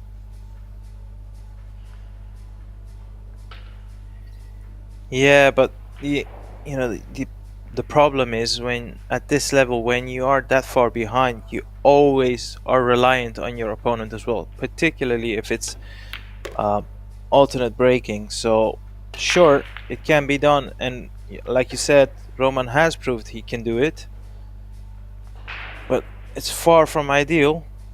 He desperately needs to close the gap if he wants to make this a match, rather than waiting to get to a point where there is absolutely zero room for errors. Well, a little bit of a tricky shot here on the 8. Surely ideal shape on the 9 after this, but a little bit more of a cut. I feel the professionals rarely miss these shots.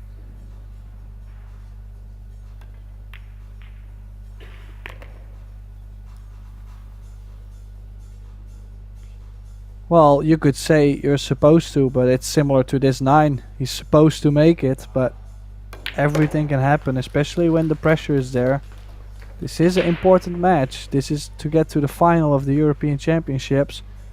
Kasper Matikainen handling himself really well after that beautiful break. He's now up 4-1. Quick break and run.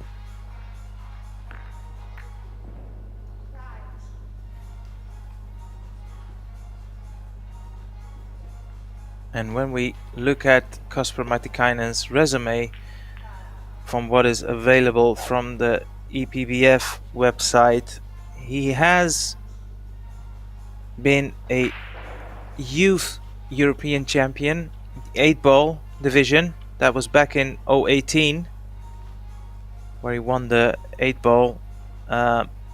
For the men's disciplines, he has reached the final in 2019 of the 10-ball and a couple of semi-finals as well with the youth European Championships, the 8-ball and the 9-ball. So, you know, at the men's, he's not done a lot more in terms of reaching a final or a semi-final for that matter. So this is a great opportunity for Kasper to go one further and claim his first men European Championships 9-ball victory.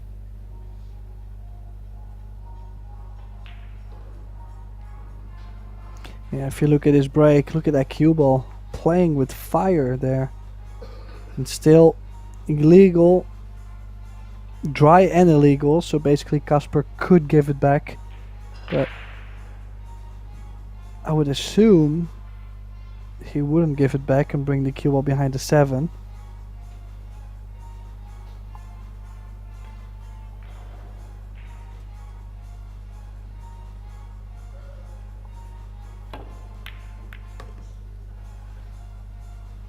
Or you just slice it in, get a little rub off the 7, and you're on the 2 ball. Just this following shape on the 3 will be tough. Yeah, he's got a very thin cut on the 3 here. Extension. On the 2, sorry.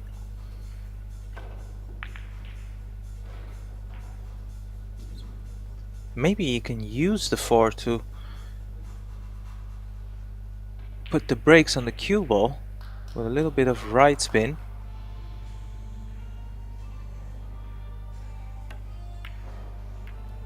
Yeah, ooh, well, he's definitely used the 4 there, and he has found cover. I don't think it's too difficult of a kick shot to even pot the 2, but you know, that's one half of the task. The other one is to try to get shape on the 3, and the margin for error to play position on the 3 is very little. Time. Extension.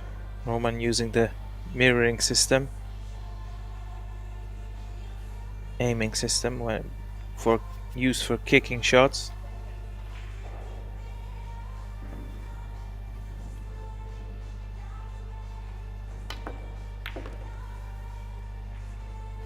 Well, has done that. How is he on the 3 ball? I think he's spot on. What a fantastic shot from Hibler there. And definitely what he needs. Look at this for a shot.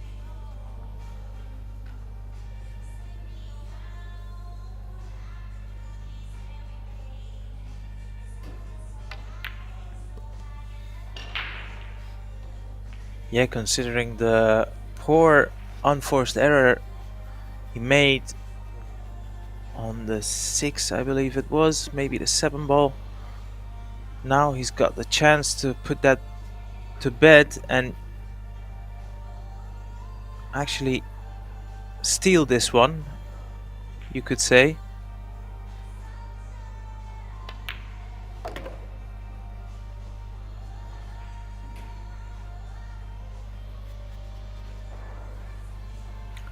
I'm trying to see if it's even worth trying to stun the cue ball between the gap of the 9 and the 6.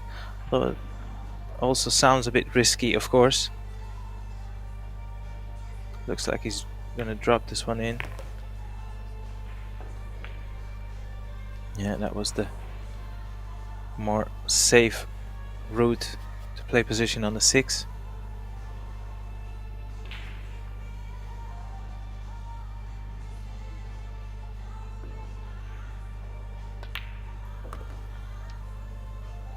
It has to be said, you know, that kick shot on the 2 was the catalyst for this very convincing visit at the table, and a timely visit, because you don't want your opponent to have a four racks lead.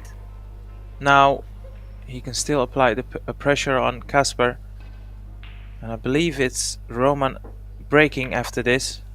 So all in all, this is a great reply by Roman.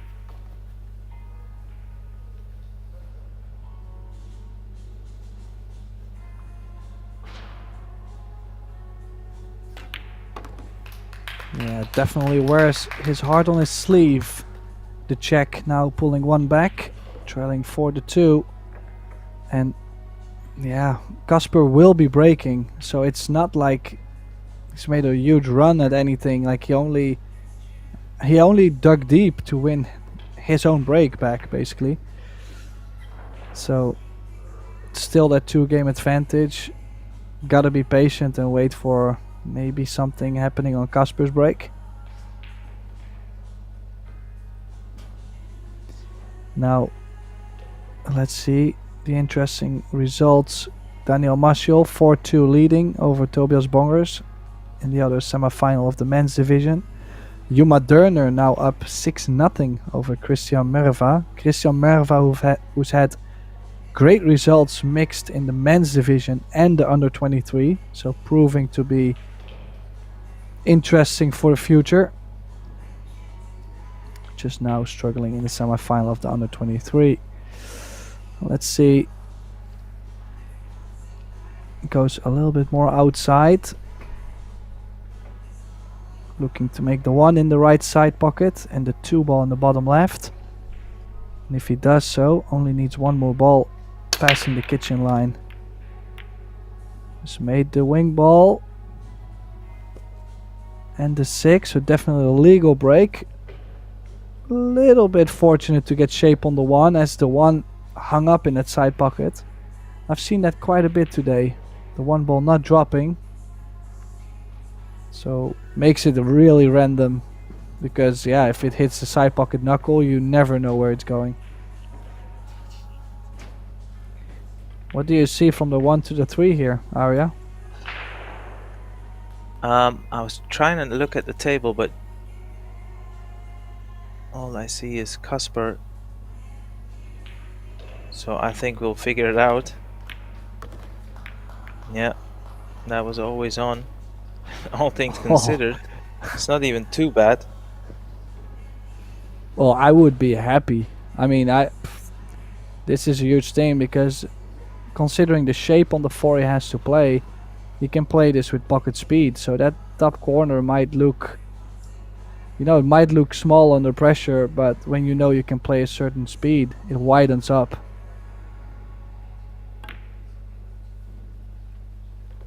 See, played that pocket speed. It's got a slight angle on the 4 to work with, but if he gets, okay, he's even going back on the 5. If he gets on the 5 nicely, he's definitely going to protect that 3-game lead he had before.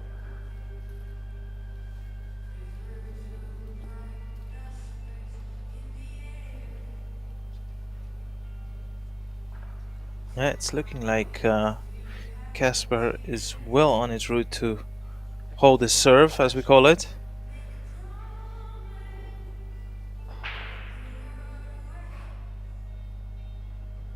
Well, he has put himself in a winning position. His task for this match is basically to keep a hold of that, just focus on your own breaks. All the other additional opportunities, they're nice. You can still try and swing at something on Roman's break, but as long as you focus on your own break, you make a couple balls, it will be difficult for your opponent to come back. Yeah, just to add to that, I think just in general in Q sports, try to focus on the job at hand, and the only time you have any sort of influence is when you're at the table. So yeah, I fully agree with what you were saying there, Tim. Nevertheless, a nice comfortable lead here for Kasper as he puts the 9 to get a 5-2 lead. It's looking all brightly so far for Kasper.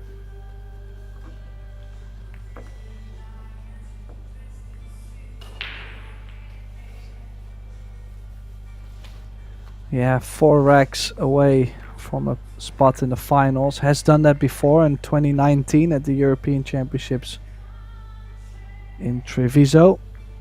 But it's some years ago, and I know he's been going into the military for a couple years, so he showed up at the Interpol Open, I believe 2 years ago, and I hadn't seen him for like quite some years, and he told me spent some time in the army, and now he's kind of back to playing, well, maybe not full time, I don't know if he has a job on the side, but definitely he's playing a lot of tournaments. He's been traveling a lot too, so I'm not surprised he's making at least a semi-final here in this event.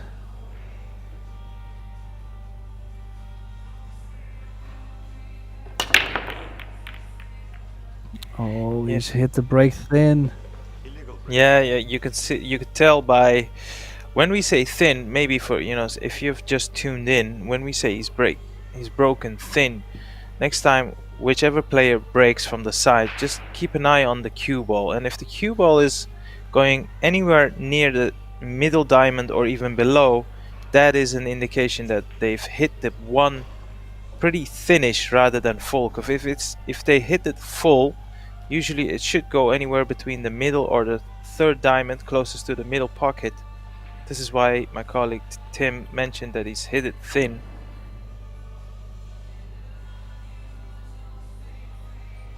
Yeah, only good news for Roman is that he hasn't left an easy shot on the 1, but he definitely made that look easy, queuing over the 6 to real shape, and look at the speed.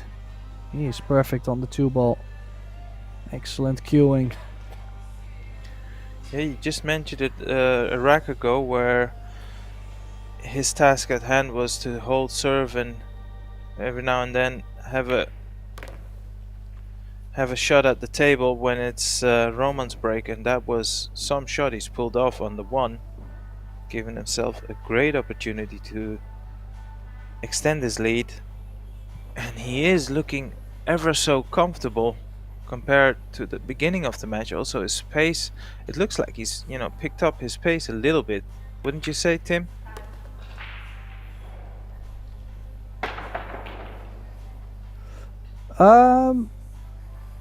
I'm not too sure. I think he usually plays a quite similar pace. I mean, overall, from what I know.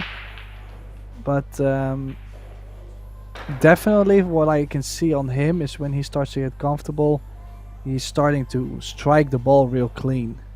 He's sometimes under pressure, you know, the stroke could look a little bit scrappy. He gets the job done, but sometimes, you know, it just looks a little bit choppy. I think choppy is the right word, not scrappy. But in general, he's just mentally stable to close out matches, even though he is not executing as beautiful and nice as he's been doing this match. Hey, well, you just mentioned that he had a spell in the army, and if there's one place where they invest in your mental fortitude, it is the army. So based on that knowledge, I'm not surprised that he's very strong mentally.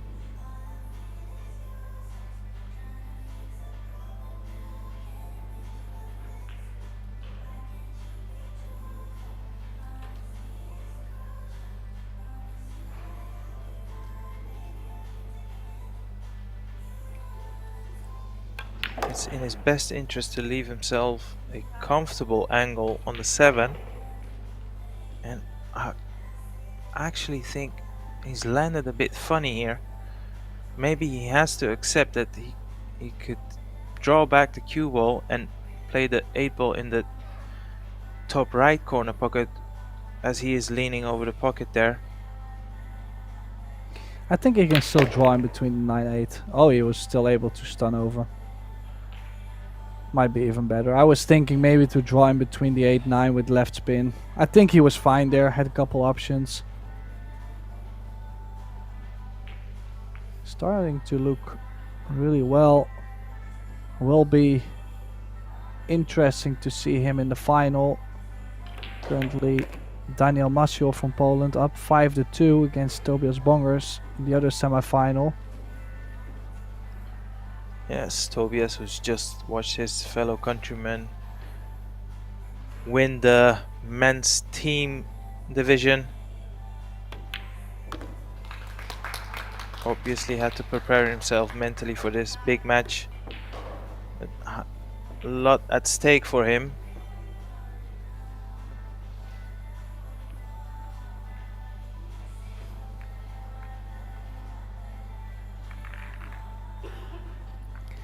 Yeah, like I mentioned before, Germany is having a great week in general. If you look now, we're just at the semi-finals in 4 different categories, and there is 6 Germans active at the moment. Can you imagine? Like, quite some domination by the Germans this year's European Championships, and I have a feeling also that in the medal list, the medal rankings, I don't see any other way a different country would win it this year.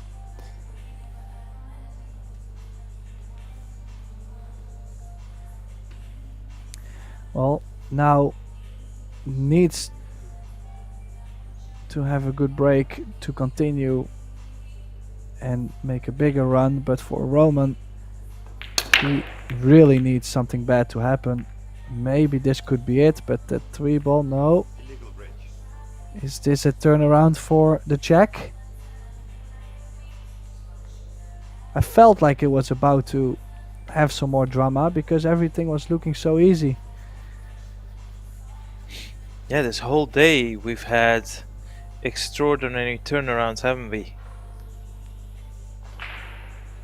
Yeah, but it's also the thing, even though it's alternate break, like, you just feel like when someone wins a couple racks, something happens, like to where, like this time, Kasper was breaking the balls great. And after a couple good breaks and a couple breaker runs, now suddenly doesn't make a ball. And I find that interesting. So it means that usually there's like momentums of going like 4 or 5 games. So even though Roman is down 6-2, we could see a similar momentum. We could see this match go 7-6, for example. So we're far from over, far from done. This 2 ball to cross over for the 3 in the side. I believe it's a pretty decent layout right after. The layouts in general haven't been too horrible in this match.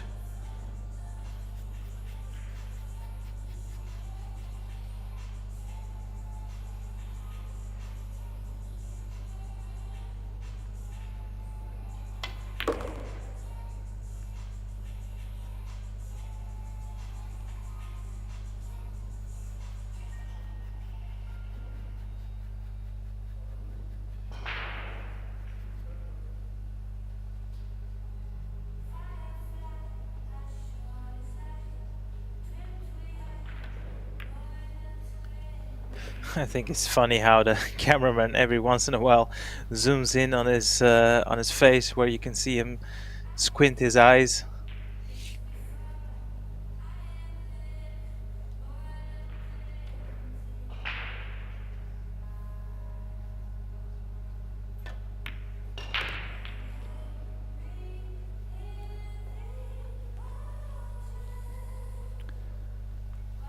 Well, as I said, this layout not the worst. Definitely a nice chance to slowly get going. Just make sure you finish this though. So I understand he's taking a little bit of extra time. Sometimes you gotta work to get the job done. Playing pool at this level, I would say it's like, I would say is maybe 80 or 90% of the time we play it's work. And the other 10% is where you're like in the dead punch, in the zone, in the flow. That's where you kind of feel like everything just goes by itself. But besides that, most of the time it's just hard work. Most of the people don't realize that.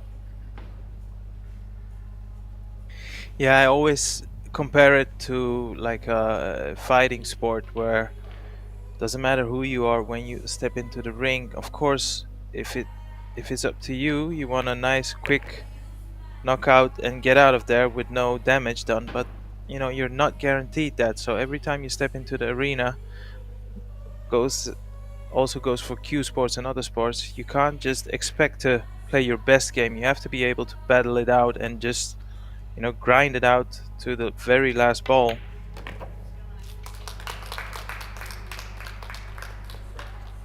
Well, he certainly has done that after a dry break from Casper.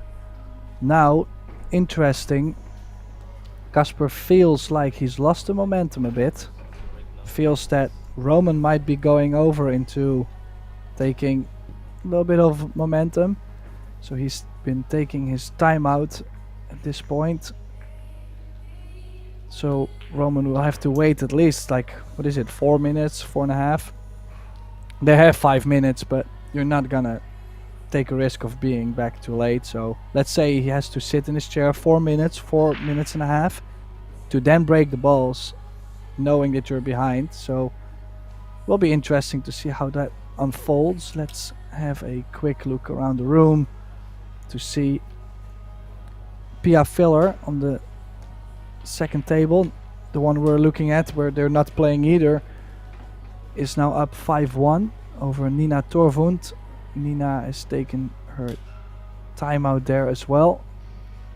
On table 3 in the back you see Ina Kaplan on the 9. She is up, or she's down, excuse me, 2-4 against Tina Vogelman, but looking to pull one back, so 3-4 down.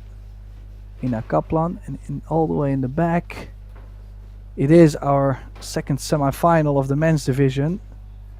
The German Tobias Bongers trailing 3-6 to the Pole Daniel Maschel.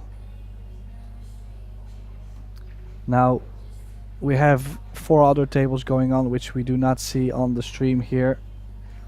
We have Matej Brajkovic from Slovenia. He's down 5-0 against Henrik Larsson from Sweden. And Dennis Laskowski has gotten the lead over Sylvan Starkeman. They were tied at 2. The German winning 3 games, so 5-2 Dennis. Yuma Derner 7-1 up versus Christian Merva.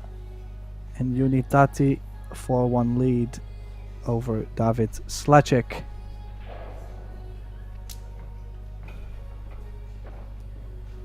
So in the meantime, we're just waiting for Kasper Matikainen to come back from his break. Won't be too long, I feel like. Well, there he is, so it's like I felt it. So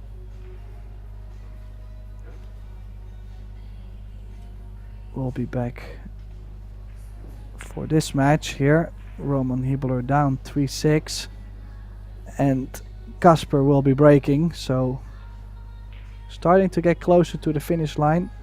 Only 3 games away. No, excuse me. It will be Roman Hibler to break the balls. Nonetheless, 3 games difference. Any mistake could be costly for the Czech.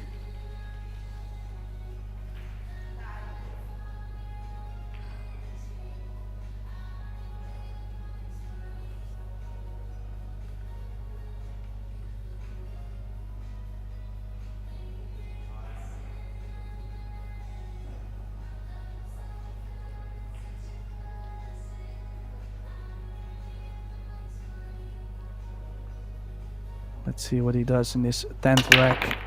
Arya Sorabi and Tim de Ruyter in the booth.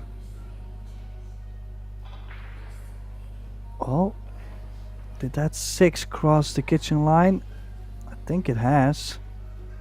As you see, made the wing ball, the 5 ball crossing the kitchen line, and the 6. There is a shot on the 1. Yeah, one good long pot, and it could be off to close the gap, make it 4-6. In all honesty, Tim, if he does knuckle down and pot this long shot, you You know, the table is looking inviting for him. Oh no. Well, I think he can just get through the C2. Oh, he can't, can he? Oh, What has no, happened there? really? Oh, that is a tough one to... Well, I know the distance was a little bigger, but who would have expected him to stun behind the 9, and especially at this moment where he really needs it the most. Yeah, but it's not all over yet. You know, he could easily kick the 2 in the center pocket. Attention, both center pockets. Even if he hits it short on the rail, he could double bank in the other one. So this is not completely over just yet. Look at this. Oh, what Look about at the this. triple? Oh, No. it's just drifted towards the knuckle, and he's been quite fortunate, Tim, because, you know, putting the 2 aside from the center pocket is impossible because you're gonna scratch the cue ball. So really, Kasper needs to make up his mind whether he wants to attack or just accept that he has to play a safety shot here.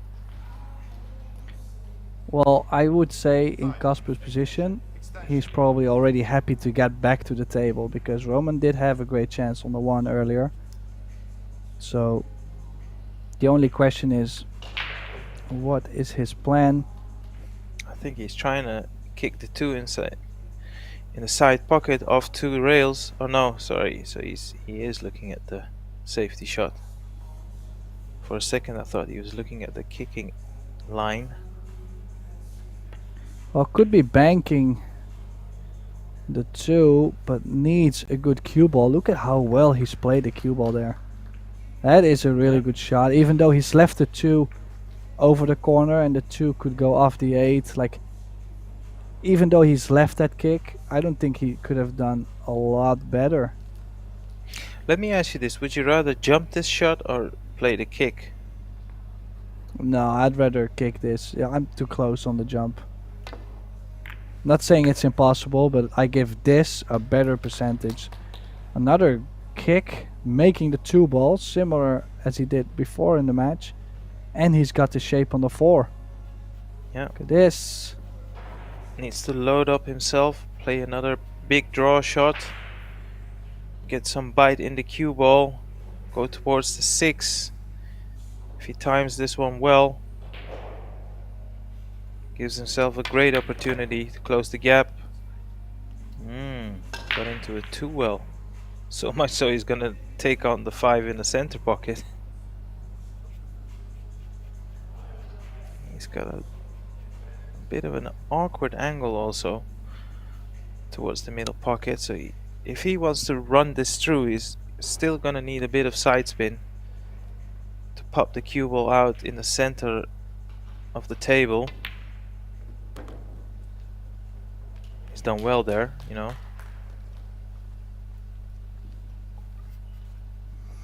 Yeah, I feel in the open positions he's been starting to play slightly better. Just small details, like for example the break.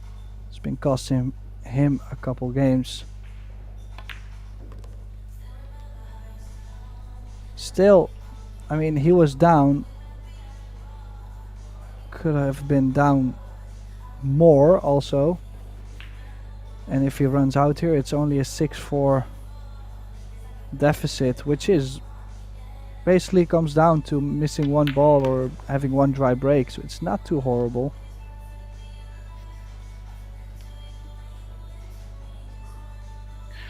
Or at least that's what I tell myself.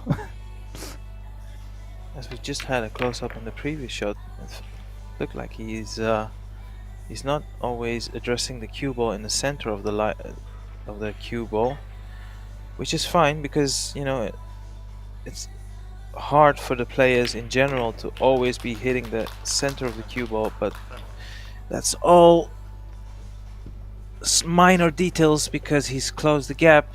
He only trails 4-6, and now it's his turn to take a timeout, so we'll be joining you shortly after Roman gets back to the table 5 minutes roughly.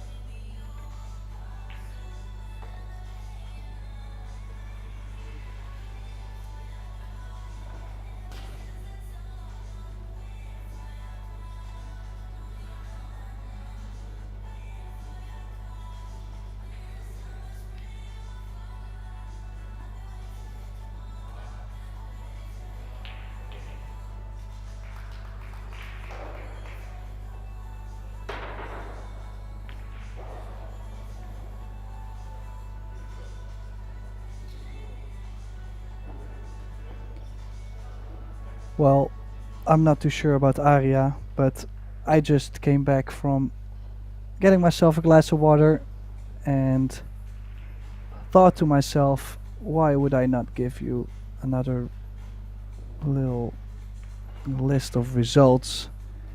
Nice little update.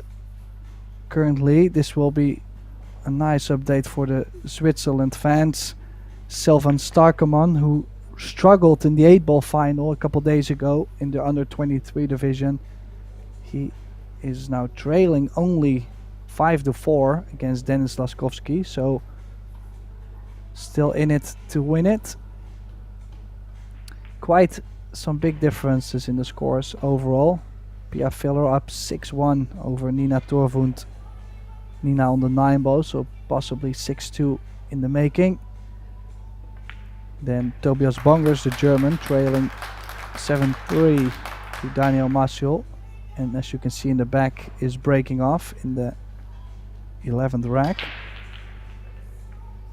In the wheelchair division, both matches same score line, 5-1. Henrik Larsson and Unitati about to reach the final, only one game away against respectively Matej Brajkovic and David Slacek. The only, well, I was gonna say the only battle which is close is between Tina Vogelman and Ina Kaplan. I believe Ina only a couple balls away to tie the score at 4 there, but I would be discrediting Yuma Durner in the under 23 division. He's up 7-2 to Christian Merva, only 2 games away from a final. So as you can hear, quite some big leads. Roman Hiebler did have a nice, well, not a nice, he actually had a pretty bad deficit and now has a pretty nice opportunity to get closer to Matikainen. Matikainen, who at some point found a small gear, 2 each, jumped away to 6-2. Now Hiebler won 2 games back, took his time out, trying to maybe change the momentum a bit, steal momentum from Matikainen. As you can see, only had 40 seconds left of his timeout. So that means we won't be seeing any more timeouts in this semi-final. We'll be playing all the way to the end. It's a race to 9, alternate break, 3-point rule, and in the commentary booth, Arya Sarabi and myself, Tim de Ruyter, trying to add something more to this match because, well, I don't think we can. This has been a great match overall, isn't it? Yeah, absolutely. A lot of back and forward, a lot of safety exchanges as well, has to be said. Not a lot of break and runs just yet, but who knows, you know. We've now entered the middle part of the game. Let's see if either one of the players can really get on a roll here. That break in itself was completely better. If you look at the position of the cue ball, just between the second and the third diamond. Hence the result, a fabulous layout for Kasper to extend his lead. Unfortunately, it seems like the 6 has blocked the path of the 4. Now he can decide whether he wants to play the combination or play a delicate positional shot.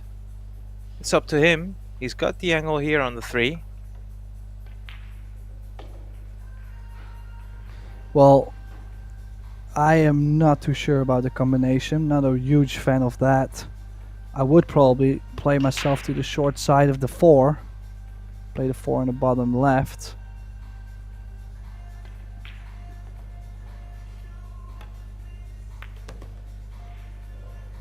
How is the speed? If he has the speed right, it's not there, so probably safety behind the 6. I do like that. Quite full hit on the 4 with top left.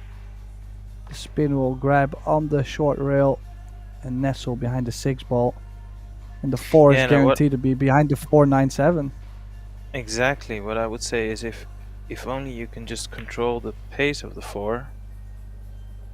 Just like that. That is a very good safety by Kasper. You tend to think advantage Kasper here.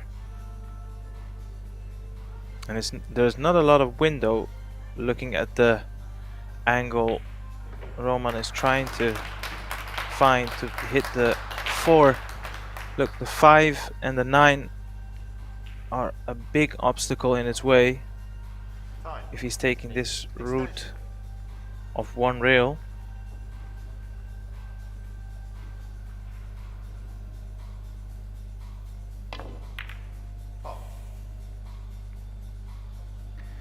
Wow, he's caught it too thin. He's given up ball in hand. Just right when he was about to climb in this match. Kasper actually played good defense there. If you think about it, Roman really needs Kasper to make a mistake on his break. And, well, you cannot really count having to play one safety. You cannot really count it as a mistake. So Kasper is just doing a good job on defending his lead, defending his own break. And now with the 6 and a 7 in front of the pocket, great chance to get it 7-4. Yeah, for sure. I would consider that a forced error.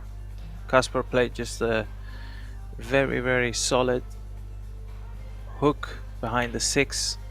There wasn't a lot that Roman could have done there. It was always going to be a tough escape, and he failed to do so. But it all goes down to Kasper, his shot making. You know, he's still thinking clear. He's not over rushing things, and still trying to protect his lead.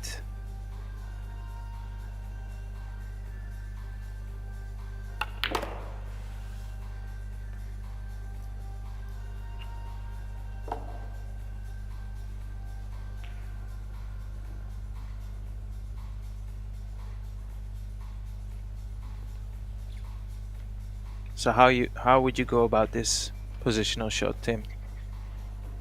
Well, I would always go with top left spin. Make sure I go 2 rails, always run towards the 9.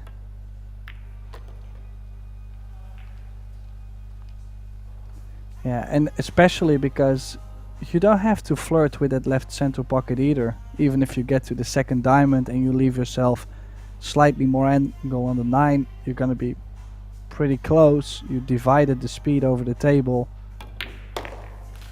And he gets it 7-4.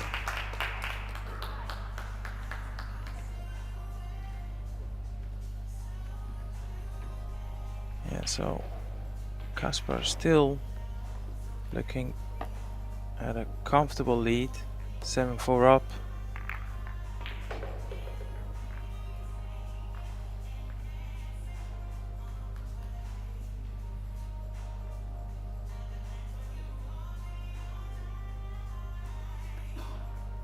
Yeah, and will be interesting to see Roman's break now.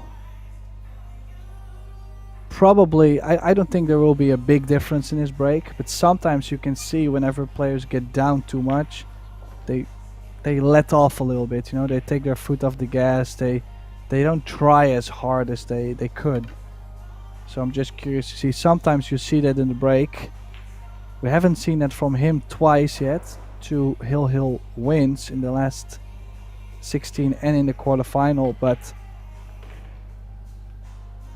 yeah, it's a new match, new deficit.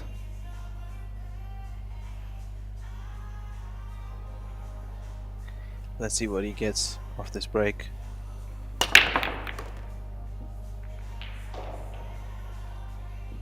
Oh, what a result. He's found it.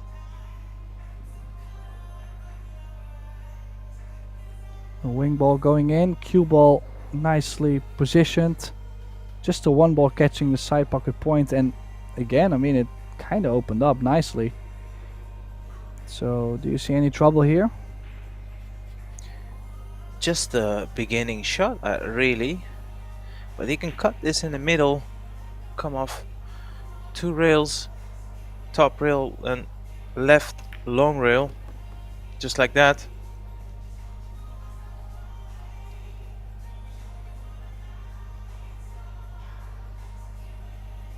Well, I do see one more shot though, which could go wrong. I've seen it happen quite often. Is that 7 ball.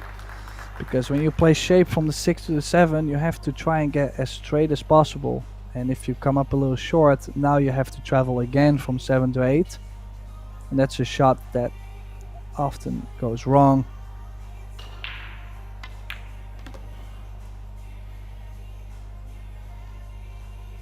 Yeah, I see what you're saying, but you know, if you look at the position of the 5, it is quite let's put it this way, it's in a healthy position to leave yourself with a nice angle on the 6, and that's one half of the battle, isn't it, Tim? If you leave yourself with a nice angle on the 6, you could really control the cue ball and make sure you're guaranteed to have a putt at the 7.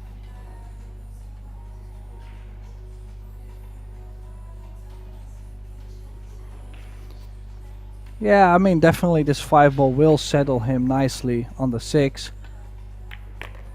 You just don't know how someone feels within the pressure, you know. Speed is always something that, I mean, can always go wrong. Doesn't matter who it is, doesn't matter what the occasion is.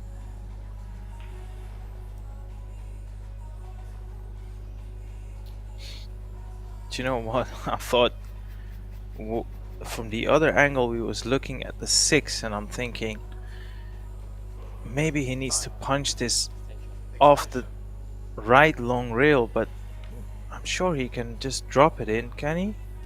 Yeah, that's well, yeah, no, see, he is looking at punching it off the long rail, which only indicates that he's got a bit too much angle on the 6. A tad bit straighter would have been ideal, so he will inject a lot of power in this shot. And what a shot he's pulled off there, by the way. Considering the circumstances, this might be one of his best shots of the match so far. There was a lot of risk involved. As you could see, he just come past the middle pocket, and now he's recovered the situation. Only these last 2 balls to close the gap once more.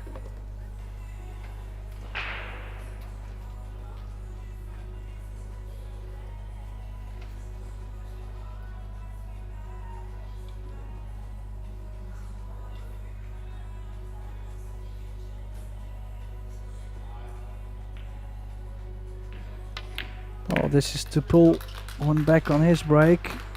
Break a run, nicely done.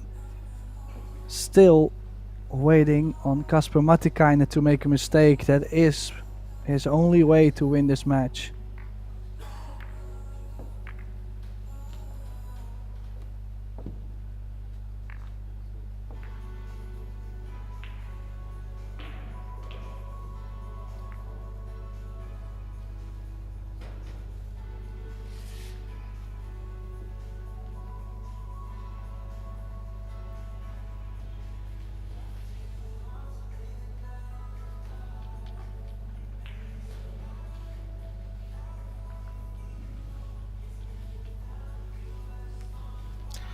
course, Kasper has won the leg, so should it go to a deciding and final rack, he still will be the player that's going to break.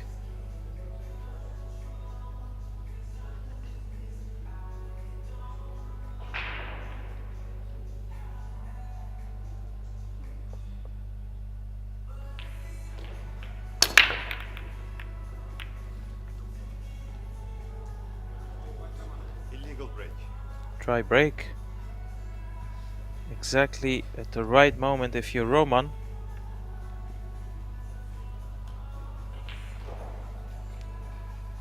Well, it is also illegal break, but I'm quite sure Roman will not even hesitate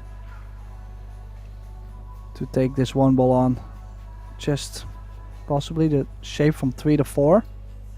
Can imagine that could be tricky, but really not the worst opportunity, I guess.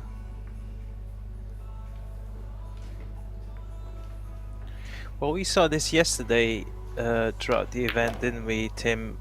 When Roman gets to the latter part of the match, he's really sharp. He doesn't really make a lot of errors, so that also is a testament of just, you know, him being able to buckle down, I should say, sorry, and come up with the right answers at the right time. Like you said, the key shot will be the 3 to the 4.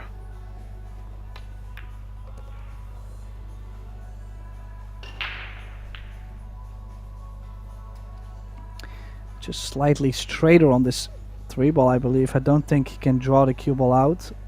Probably will run into the 8. And going forward, we'll have to load the cue ball up with quite some spin if he wants to get to the center of the table. So he has a different option. Power through with a lot of right spin, just like that. Needs a good bounce, a healthy bounce. Oh, look at this. I think the 4 does pass the 9. So that is a bonus. I don't think he played for that. But nevertheless, he's not completely out of the woods just yet, but I'm sure he did not play for the 4 in the bottom right corner pocket. Well, considering that he went over to see if the 4 goes past the 9 right away, I'm assuming he wasn't playing to shoot this, but this has worked out. Get straight on the 5 and the rack has opened up.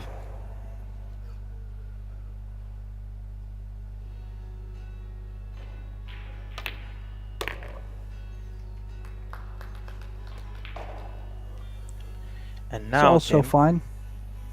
things are becoming increasingly more interesting. He's got a great opportunity to make this 6-7. It's his break after this. It's heating up nicely. Ooh, that is a clumsy little nudge. He needed a fuller contact than this. He's made this 6 subsequently a lot more difficult than it should have been.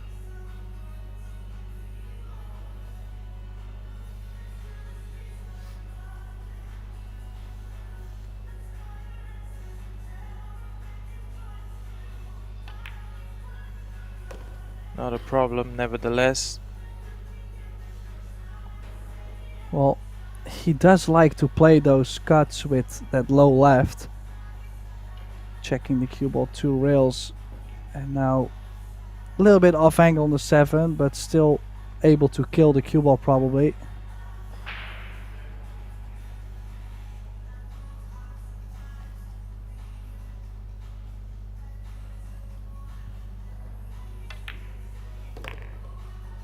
Yeah, there it is. 7-6, very close. And Roman breaking. What an insane comeback that would be. Again, 6-2 down. 6-2 and 7. Was it 7-3 or was it 7-4? 7-4, I believe. 6-2, 7-4 down. And this 9 to make it 7-6. The check. Really putting everything into this match.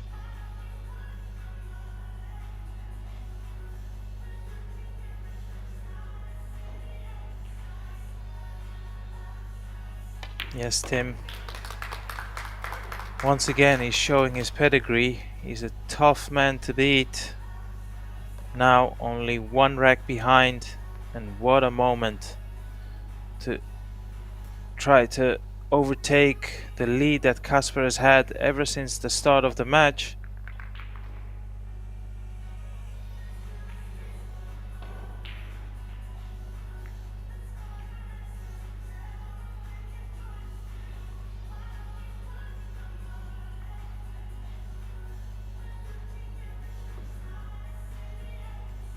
Well, as you can see, table 2 is over. Pia Filler through to the final, beating Nina Torvund 7-3. And also Juma Dörner, the German, beating Christian Merva from Slovakia 9-4 to get to his under 23 final. Unitati and Henrik Larsson also played themselves in the final already, beating their opponents 6-1. Let's see if Hibbler can make it happen here, breaking off in the 14th rack and a chance to tie the score at 7. How incredible that would be.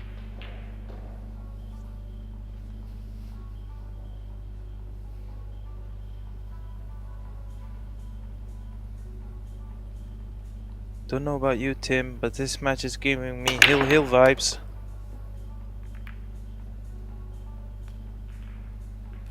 Look at this. You can just see the gap. Wow. Yeah, one thing I find very interesting to see is that the one ball is running into the side pocket point basically every break, and yet they did not move the cue ball around that much. Like, it's like they wanted to run into the side pocket point. I'd rather have it go, you know? So surely a little bit of fortune to get on the one. Let's see if he runs into the 4. I was expecting him to play the full bump. Did not get it, but got second prize. Well, I think he was trying around to the play 7. the full bump. Yeah, I think he was trying to play a full ball bump. Like you said, around the 7, leave himself a nice angle on the 3.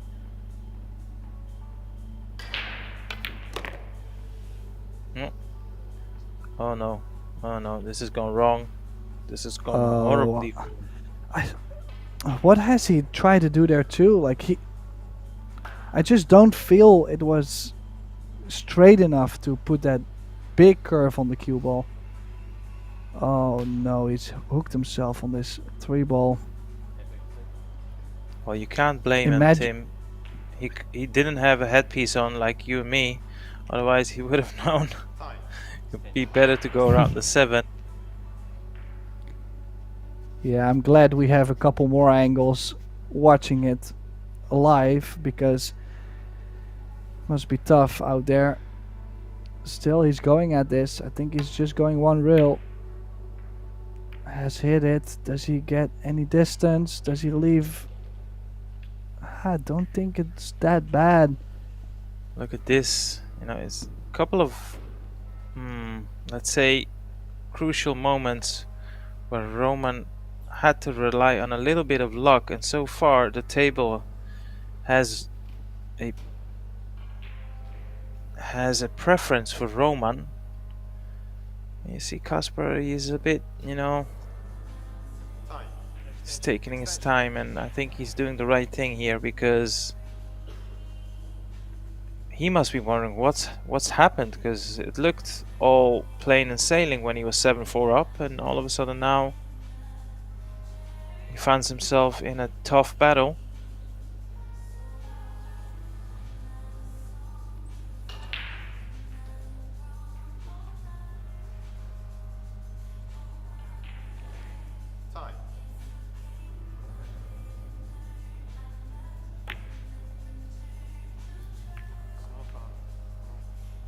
Yeah, he was trying to pass the 5. If that would have happened, it still got the cover. It was a tough shot, nevertheless. I think, you know, he's a bit surprised with the outcome, but it was always going to be a delicate shot in terms of pace and line of the cue ball. No real reward there for Kasper. Just has to sit in his chair and wait and suffer, if you want to call it that.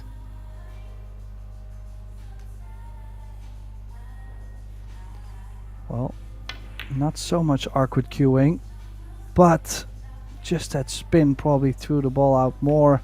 He's hung the 3, and what a chance for the Finn to get this match on the hill for him. And Roman now 2 mistakes in the same rack. Does he feel the pressure maybe? Did he realize that he was about to do it again, possibly?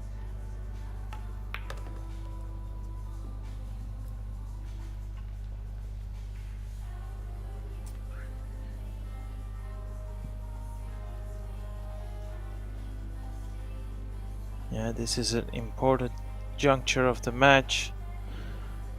I think if Kasper can clear up, it's hard to see him not get a proper chance to close out this match.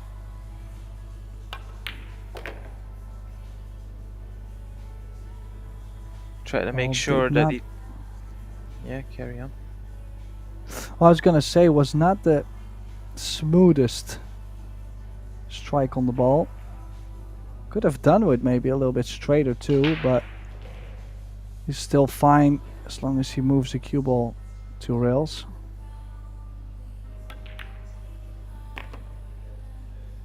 Yeah, I just thought he tried to make sure that he wouldn't take any sort of risks in playing position for the 5, and he's done pretty well here. Needs 1 good draw shot, and then there's not a lot of problems to be foreseen, has to be said.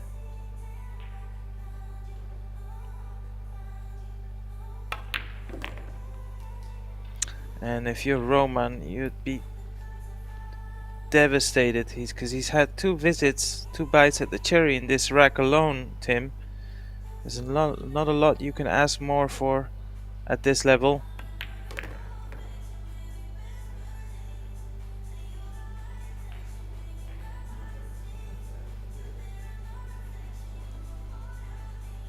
Yeah, this 9 to get Kasper Matikainen on the hill first.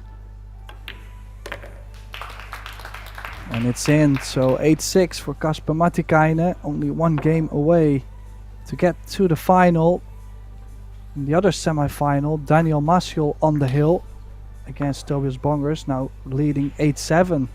So that is probably a very similar match to the one we have here. And that would definitely gives us a great final later on. I mean, if both semifinals are extremely close, that really is promising for the final.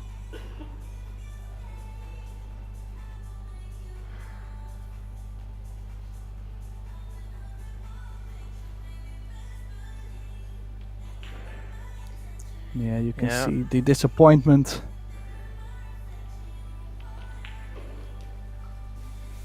Yeah, like I said before, he had 2 bites at the cherry there, so you can imagine the disappointment that is going through his head right now. Kasper, he's just doubling down on to get a good layout after the break. Just 1 good break he needs, he feels.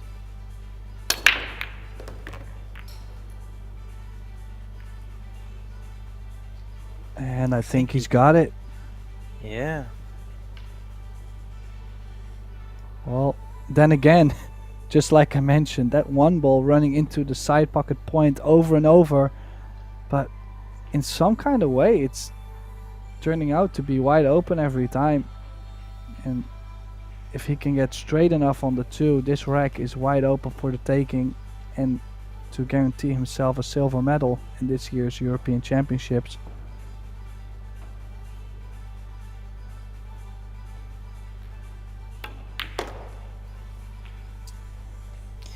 Yeah, he didn't want the collision with the 6. That's really spoiled the positional part of the shot, and now he needs to negotiate his cue ball because it's gonna run into the 4, which will throw off the path of the cue ball. Now, where the 3 is sitting, it's hard to see him not to get a decent shot, some sort of shot on the 3, unless he gets a very unfortunate scratch. Well, if he plays this with some top spin, like draw, I'm too scared I would lose the cue ball back down table. If I play top spin, I don't think he will scratch.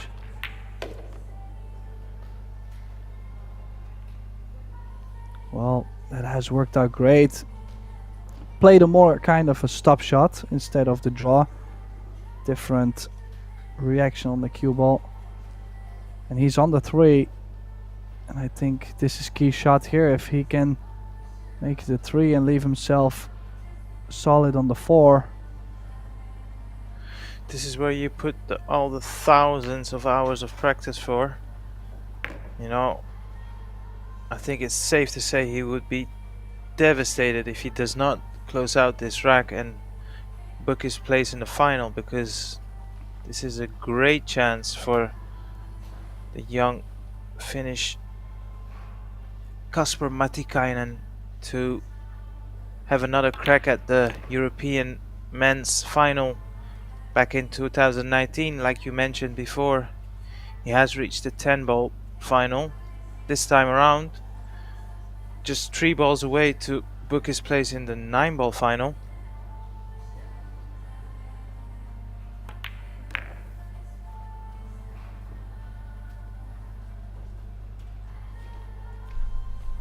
Yeah, when you look at slight angle on the 7, so he can float the 7 in.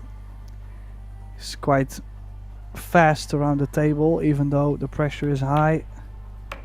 Full with confidence and looks to be straight on the 9.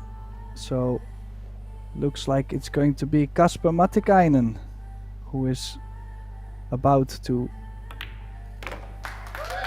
meet with Daniel Masiol, the young Finn, beating Roman Hibler 9-6 in this semi-final. Even though the Czech made a comeback, it was just not enough. So thank you, Arya, for being here with me in the booth. Arya Sorabi and Tim de Ruyter signing off for now, but we'll be back in 14 minutes, or approximately 14 minutes, with the men's final between Kasper Matikainen and Daniel Masiol. So make sure you stay tuned, and hopefully we will see you back very soon.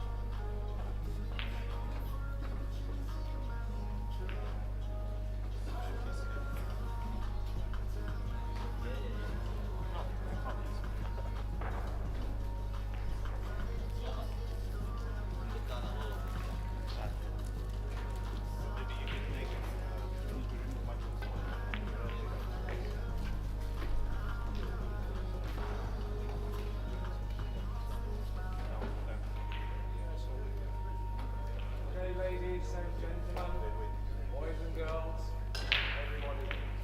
This is your last chance to have a bit of fun, all right? These players are entertaining. Fabulous arena, brilliant players. We only need the audience to join in and we have a complete show. We're going to have a little practice. So are your hands warm? Oh. Yeah. Let's warm them up.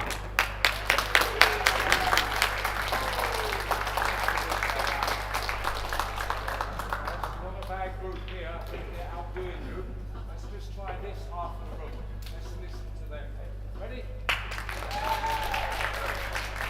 Not sure. Well, there's more of you, but can we do a bit better? This side.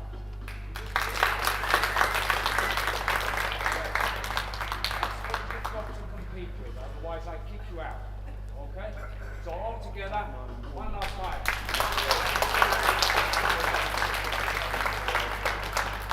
That's what the players want to hear. Alright? They really want to hear that. So if you do that, they're going to perform better. Okay? Thank you very much and enjoy the show.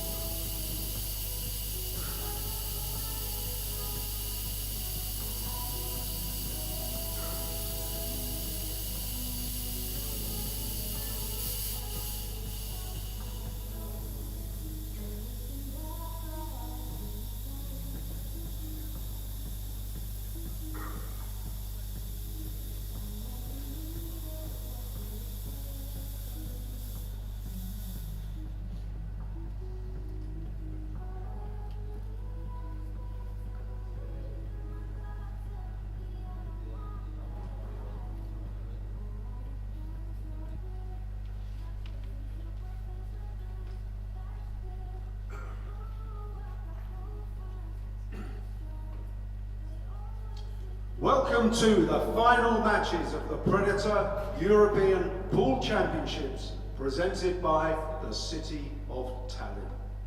After 11 days of play, highs and lows, disasters and triumphs, it's time for the 9-ball finals. Firstly, on table 4, it's the under-23s, and it's an all-German match between, firstly, Dennis Laskowski.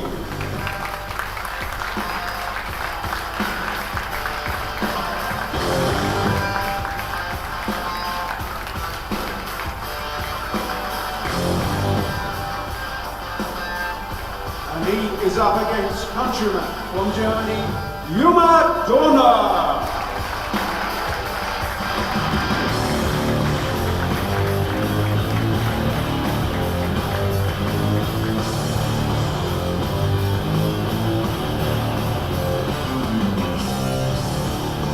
And on table 3, it's our wheelchair final. Firstly, from Finland, Joni Tati.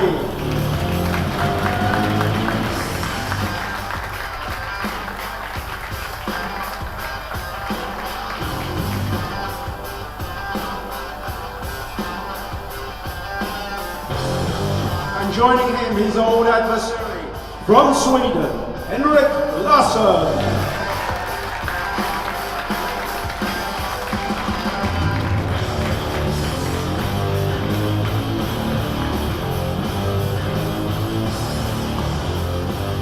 On to table 2 and the decider for the women's gold medal. From Germany, Pia Villa.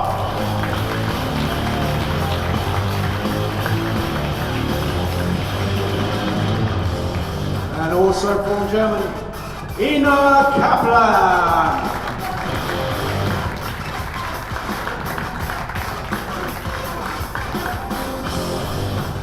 Finally, on table 1, it's the men's final. Firstly, from Poland, Daniel Masio.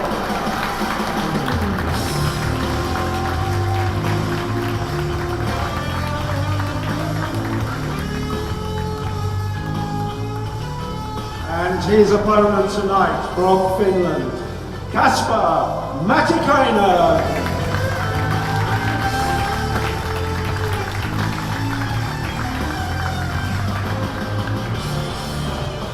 Your referees in charge of the action on table 4, Gintaras Petrovas. On table 3, Alan Buyas. On table 2, Toge Tanturas. And table 1, Roman Rakmedov.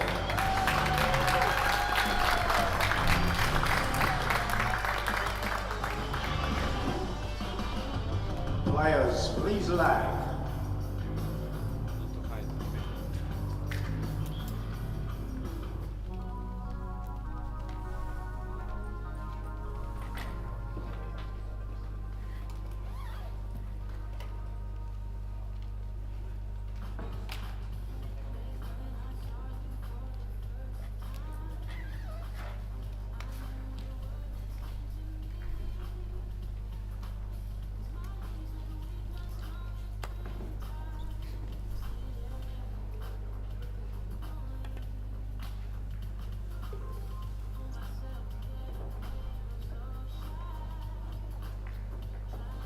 Matikainen wins the leg. Would you like to break? Yeah.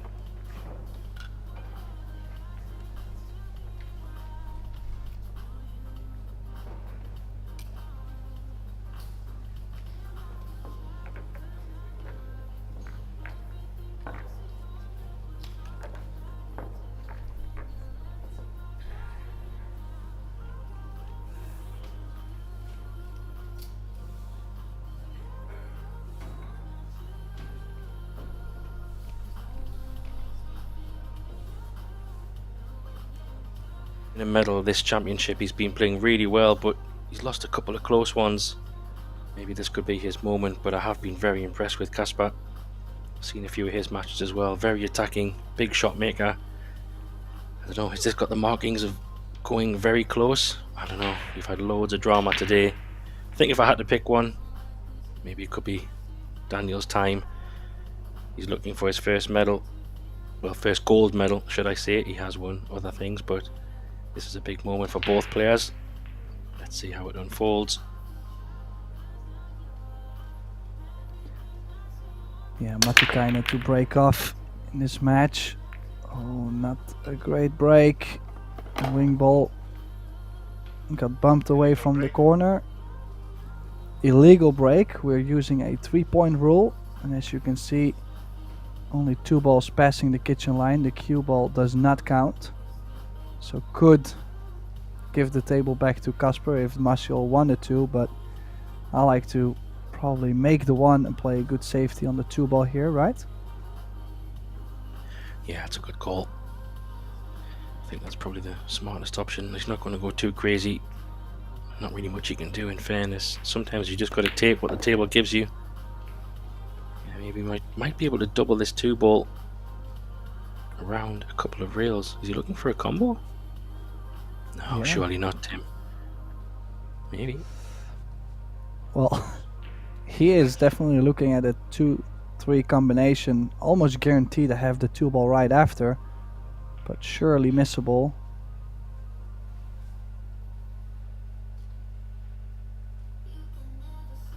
Maybe quite aggressive on the first rack. Wow. Oh, he's got a little bit fortunate. Yeah, I kind of think maybe he was thinking, because the way the 5-ball was, it might be some value in going for this one. Yeah, he just caught the 5, but boy, has it worked out nice, and what a great chance he had to get this first rack on the board. Well, he usually is not too scared to come out swinging. Usually a pretty aggressive player, but in the first rack of the European 9-ball final, maybe was expecting a little bit more defense from him, but he's looking out to go very aggressive here as well on the 4. Yeah, I think he's looking to set his stall out from the first rack and tell Kasper that I'm here to win this. I'm not going to duck and hide. I do like a bit of an offensive player. We were just commentating on Mario He earlier. He was going some crazy offense, but that's his kind of style. It does make for a very entertaining pool when players go for some nice shots. I do enjoy it.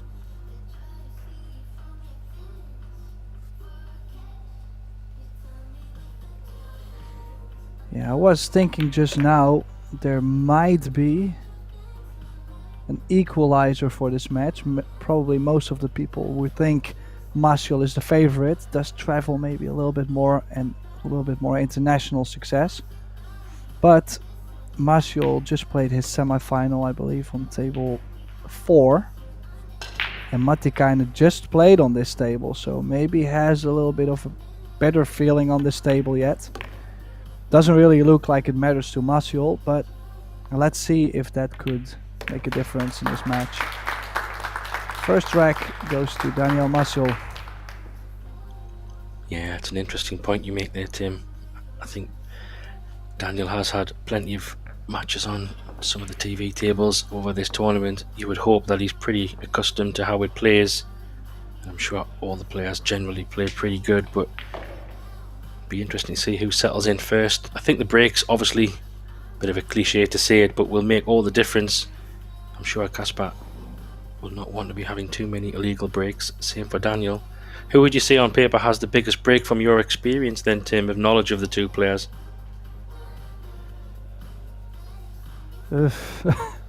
That's a tough question. I mean, the thing is, yeah, like it's tough. I might need some time. Well, we're going to find out in a minute how Daniel breaks, and then we'll see where we go from there. But just curious on your take on how these guys break. You've probably seen them play more than most. I mean, we've been playing this format so long in the European events to where they are both experienced enough on this break, but it's so difficult to say. They are playing a European 9-ball final. I've never been in a final of an event this huge, so it's really difficult to expect them to break at the similar classes before. I definitely do know they can break the balls absolutely amazing. They're great players. Like I said, they strike the cue ball really nicely. They know a lot about the cue ball, how to move the cue ball around. Great shot makers. So yeah, I mean, this could still go either way for me. Yeah, and interestingly there, a legal break from Daniel as well. He had a few balls just kiss each other in the bottom corner pocket, which prevented another ball from dropping, but also he didn't get another ball over the head string, so a legal break, but not the best safety from Kasper. This would be a bit of a draw stroke to him to pull this all the way down towards the 8. I'm not sure how straight he is, if that's possible. It's tough. Yeah, a little bit surprised actually. He's played that with inside spin, Kasper. Possibly trying to run the cue ball near the 5-7, I guess, but I would probably have preferred to play with left, with outside spin, so has left is turbulent, as you said. And if you play this too firm, as in more power than stroke, the cue ball will bump off the rail first, and you're not gonna get the shape. Well, and he actually put a nice smooth stroke on there, but just slightly hit it thicker and rattled it. Not a horrible result in any ways. I mean, still left a tough shot for Casper, as you can see here. Just slightly too thick, rattling the two.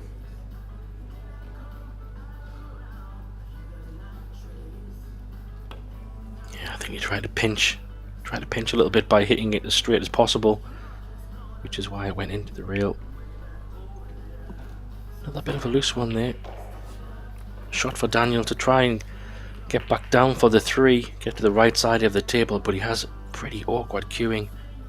This is a little bit of a shot right here.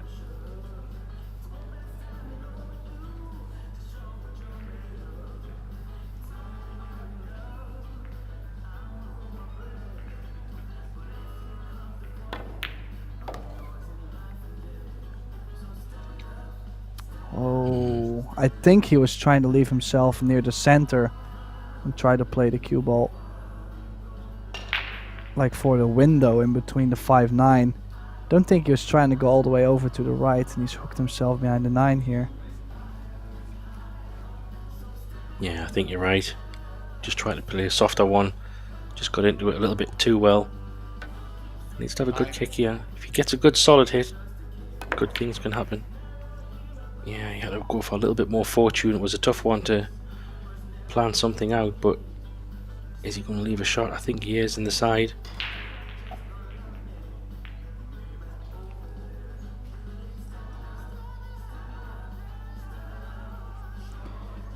Yeah, still a shot he's supposed to make, but surely I have seen this being missed also a couple times.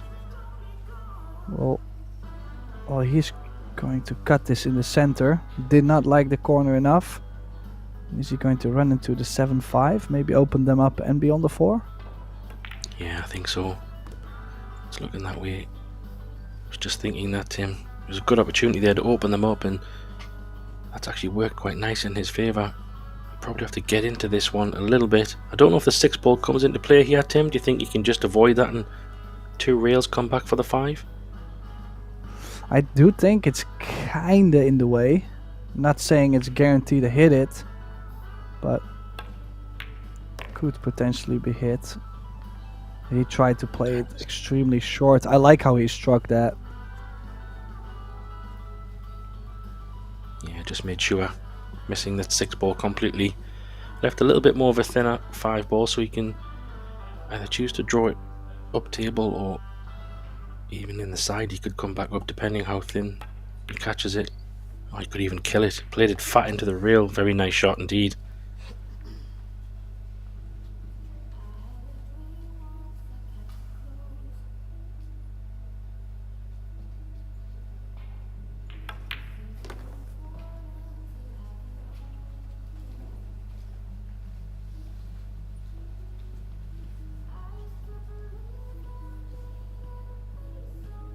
So we have a shot clock in action. There is a 60-second shot clock for after the break. Just seen the referee there with the stopwatch in his hand, and every shot after that is at 35 seconds with a 25-second extension per rack. Players will be informed 10 seconds before the end of the shot clock.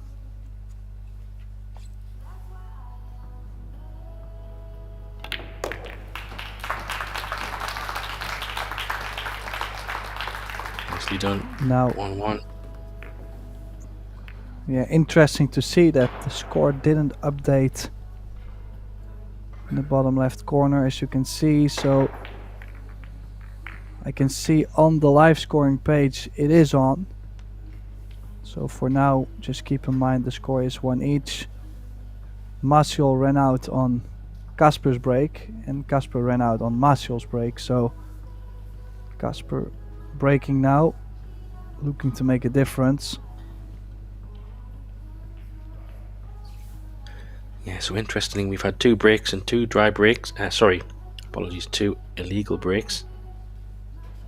So it'll be interesting to see if Kasper tries something different. Do you remember, did he break from the left side or the right side last time, Tim? Can't recall. Same. Well, the last match, semi-final, he broke from this side, and the one ball was catching the side pocket point quite often. And I was thinking about moving the cue ball around just a little bit to see if I can avoid that to happen. This is looking to be dry straight away. Yeah, that one ball was coming quite high above that middle pocket.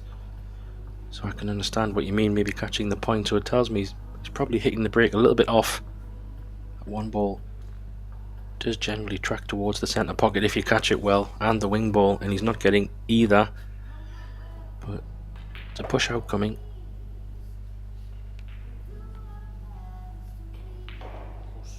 Push out.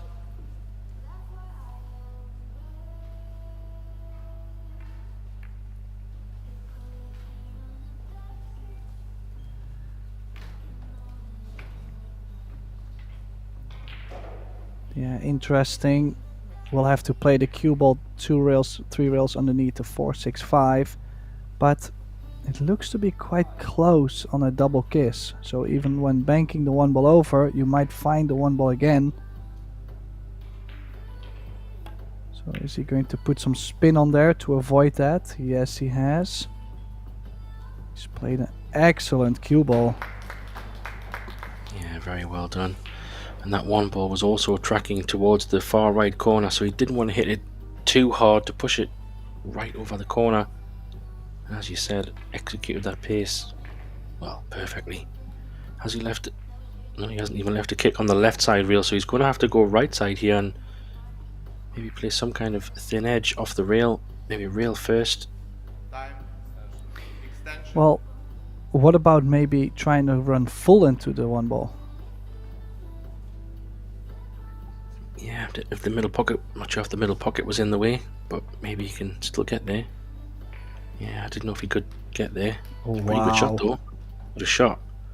Could be in the same place maybe, unless he's hooked him. Same shot again, Tim, possibly here. Yeah, lays a little bit easier now this time, I feel like, just to overcut. But can you imagine? Like, he's looking to go aggressive here. The one off the 7 in the corner. Into the rail, off the 7. A little carom off the 7. And get shape. Well, he did break the ball, so, you know, you're trying to defend your break. There's different strategies within that. Look at this for a shot. Wow. I love it.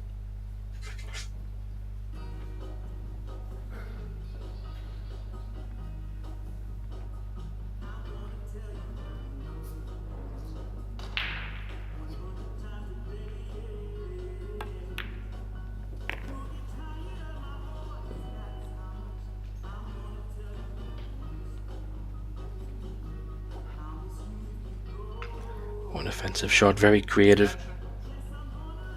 Very good knowledge there. Felt the reward. The risk and the reward was good.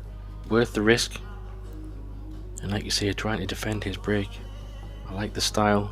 Sometimes offense is the best form of defense.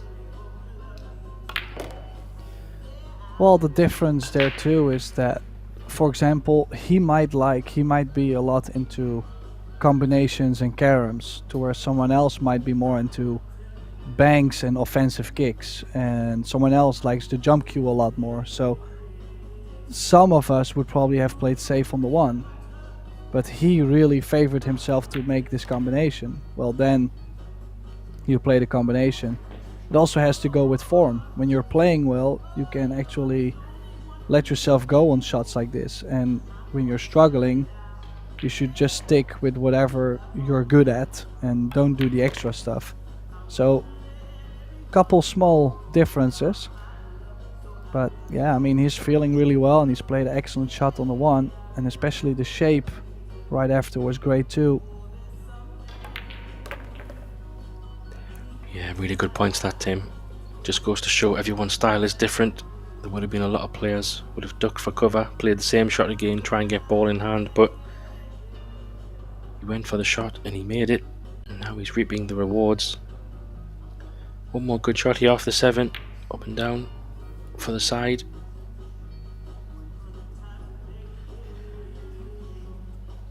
Very solid stuff from Kasper.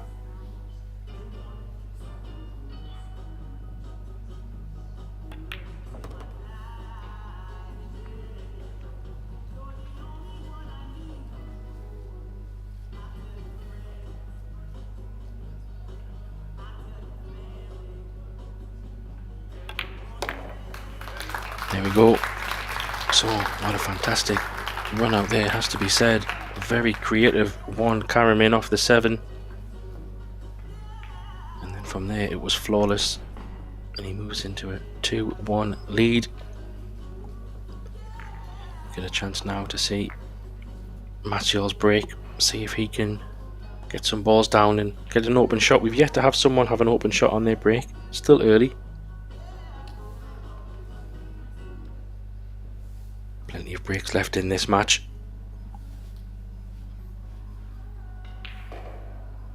Great setup there of the balls. For anybody joining, you'll notice we're not using a rack or any kind of magic rack. That's because these tables are what's called tapped. So they have a bit of a template that they put on the table with some very small kind of micro indentations in the table. Doesn't affect the play. But what it does do is make sure the balls just kind of sit nicely in a consistent format, speed of racking, and make sure the breaks are the same and consistent every time. Oh, this could be another illegal break. Wow. Illegal break. Well, both of them have been... It's either like a little bit more cut. Like as you can see, the cue ball is tracking towards the second diamond. So far, I'm not a huge fan. Hasn't been working so well. I've seen that last match too. And also, they are trying to crush the break quite a bit. And I just feel like that is not the way to break the table at the moment. We've seen also earlier Felix Vogel started to break from the center of the table, basically just telling his opponent that he's like lost on the break, doesn't know what to do. So those are interesting signs. Maybe the table has changed quite a bit breaking, but I've also seen very good breaks today. So there is a in between of the right spin, the right speed, and the right contact point, which clearly both of them have not been finding in this match. Yeah, it's interesting to see the different breaks. It's interesting also that you touch on that Felix match against Mario Hay. Mario was breaking pretty well. Well, I say pretty well. He could find balls, but wasn't really working for Felix. Oh, what a great kick this is. Where's the one ball going? Just left a chance. But yeah, Felix breaking from the center. I think he was also, the 9 ball was tracking quite a lot to that top right hand corner. So he was just, and he was making more balls this way, so I don't blame him. If it's working, yeah, stick with it.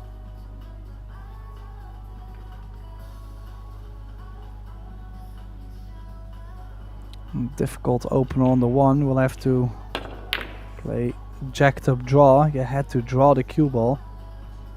Oh, well, he put quite some emotion there.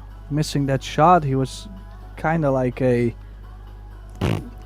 gesture he made, like he certainly wasn't happy about his stroke there, but it was, you know, slightly elevated. Having to draw that ball was not very great, and Daniel really played a good shot here too. A little bit unfortunate to leave the ball over the corner, or at least near the corner, but it's definitely caught a good side of the 1, got the separation, got the distance, got the hook. Yeah, he ticked a lot of boxes there. I think it was hard to control exactly where the 1 would end up, but he did a good job in controlling the cue ball. This is still a tough jump, but with it being near the pocket does make it a little bit more favourable.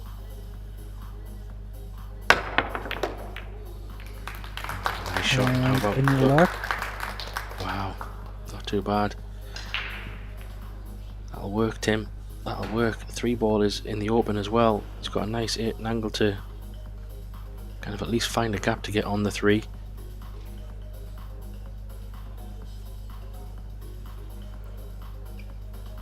Yeah, could be an early lead in this match, and I think that he will definitely need a little bit of a lead. I mean, at some point the nerves are going to be extremely high, and just that couple games a head start, you know, I mean, who doesn't love him in moments like this?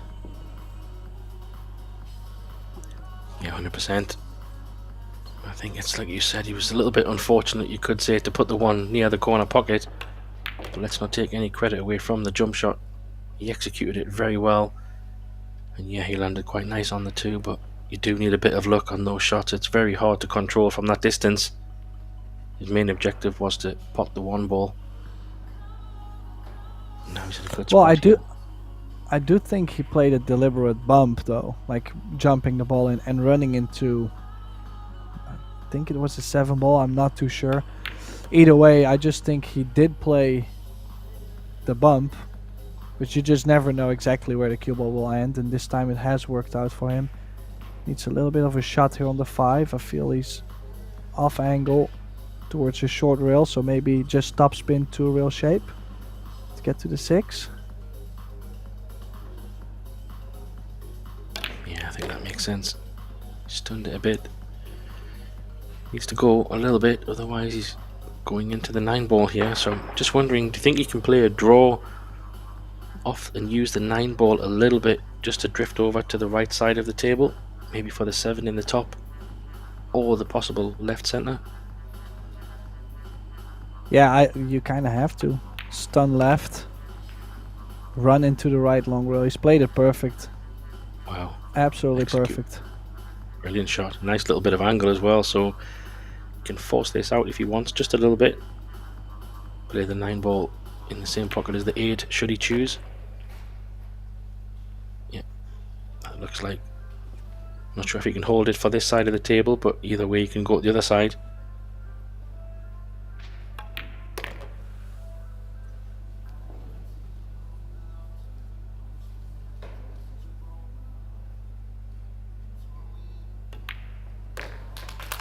So the break completed. Got a 2-game lead in.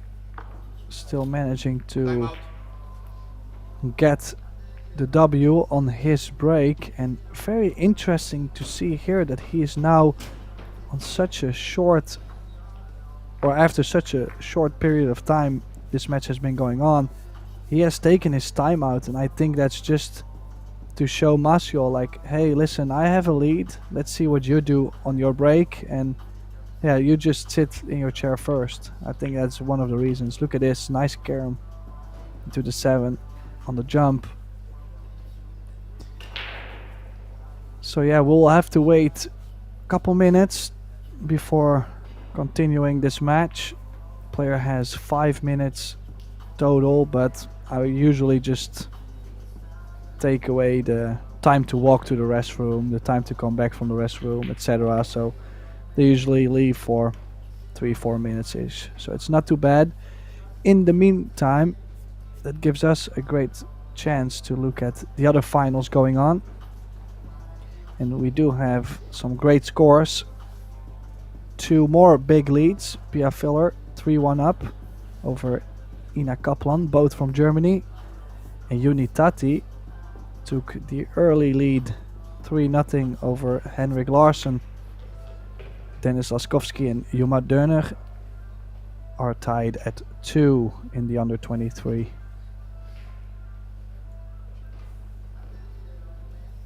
Yeah, So it's as been you can very see- exciting. So I was saying it's been exciting today, Tim. With all the conclusion of the teams finals just a short while ago, we had some crazy drama there. Germany v Austria in both men's and women's went all the way, Tim. It was absolutely crazy scenes on both sides.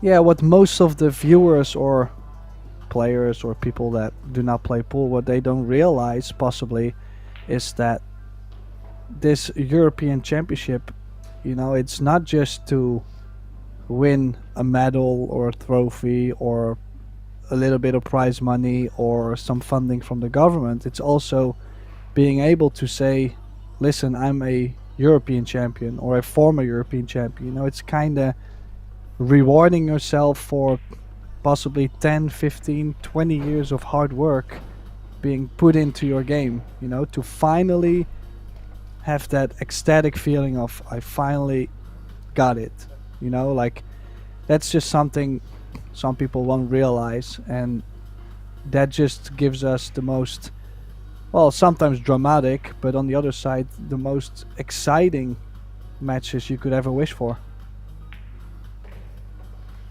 Yeah, I couldn't agree more. I guess after the world title, it's kind of second on your list of things you want on your fireplace or your wall, to say that you did it and you beat everybody in all other countries. It's just as big. Very big achievement. So big day for both these guys in the final.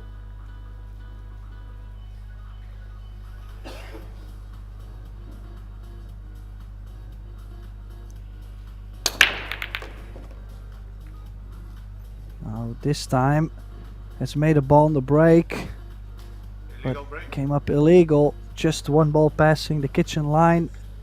3-point rule is in effect. Here you see it, the 4 ball finding its way, but just in 1 ball. Yeah, it's amazing how many illegal breaks we're seeing. I don't think I've seen this many in all the 9-ball matches that I've commentated on, Tim. I don't know about yourself, but it does seem a little bit high. Higher than I expected anyway.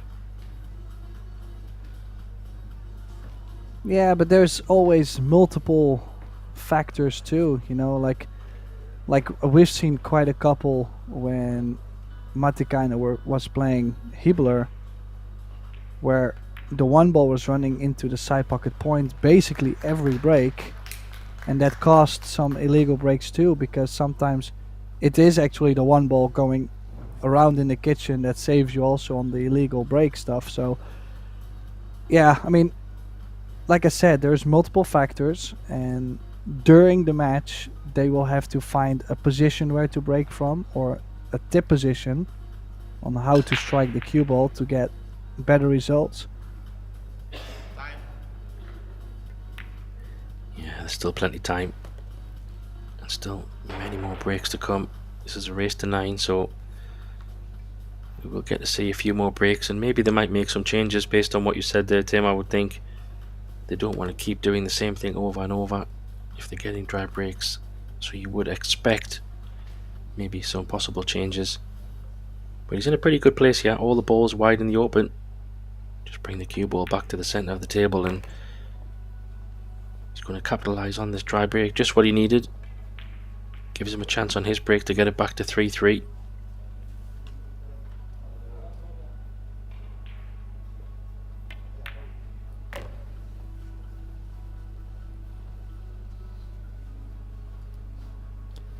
Yeah, I think especially in this match the break could be one of the crucial factors. If they both keep struggling, we could easily go all the way to the end, because you wouldn't expect them to miss too many opportunities.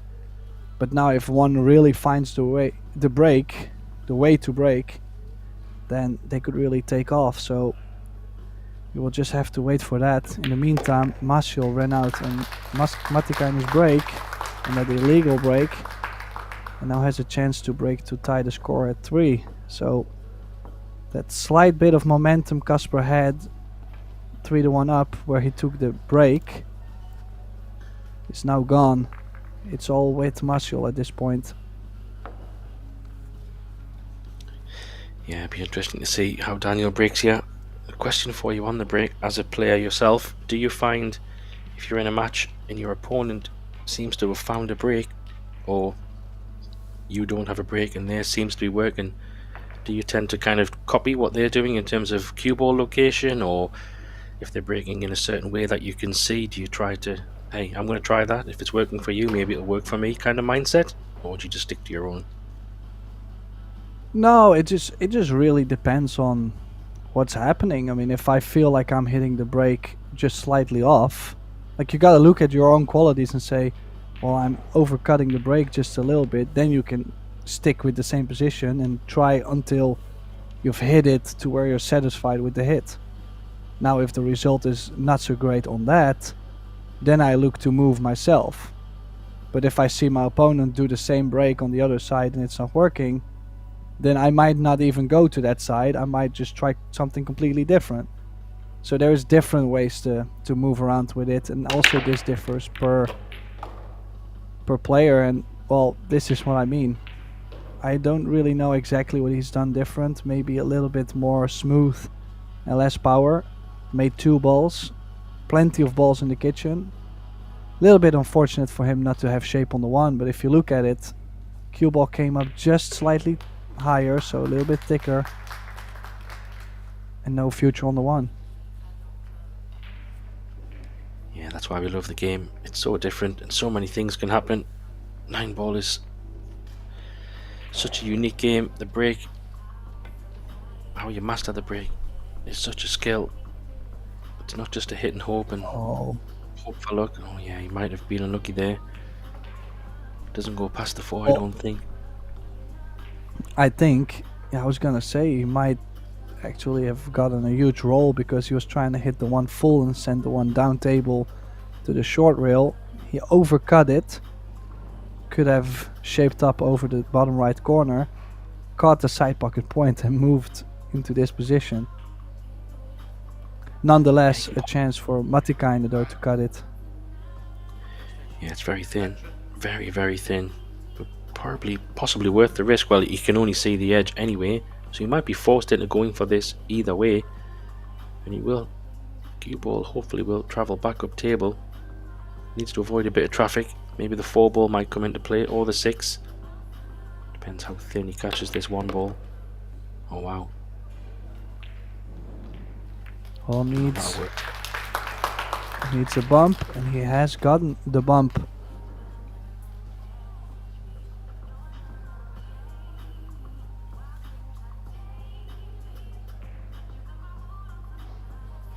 Yeah, I felt like just moving the cue ball over 1 rail probably made the shot a little bit more sensitive. Oh, well, that made me a little bit sensitive. I think Kaspar was looking very closely at that cue ball as well, but it's all good, and he's landed actually quite nice as well, so great chance here.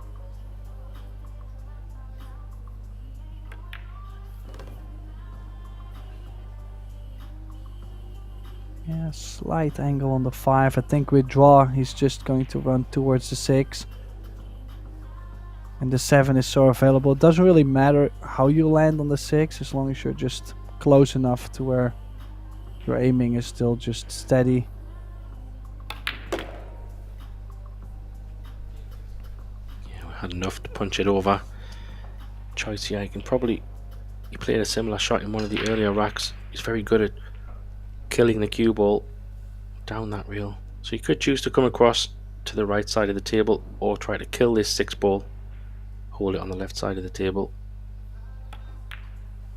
Yeah, similar to what he played earlier in the rack. Very good at those shots. Good cueing required and timing. Nicely done.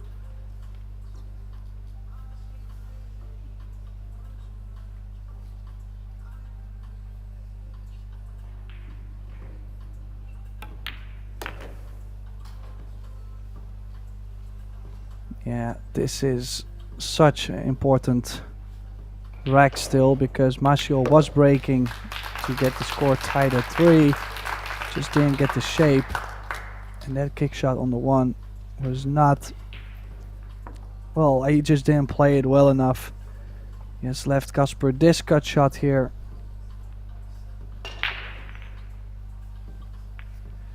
So 4-2, still the lead for the Finn. Great match we're having. Just only basically both of them struggling with the break. I don't really see too many filled runouts or safety play. Like in general, I think this is a very steady final. and still waiting for both of them to hit a gear.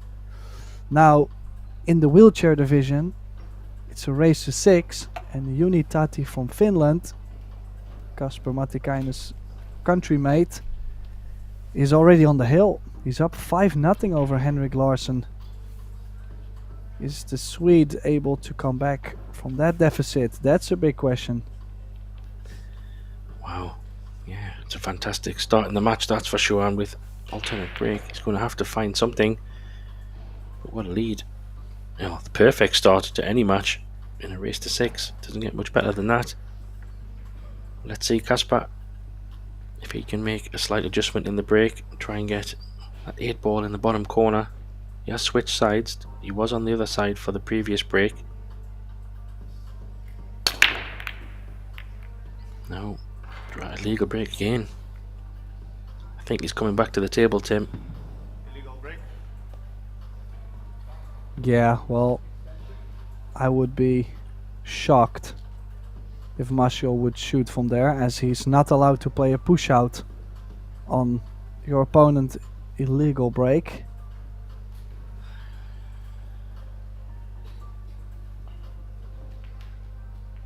Yeah, struggling quite a lot with the break at the moment. Can't seem to get anything going. So needs to find some kind of push here. He's going to push down to the bottom.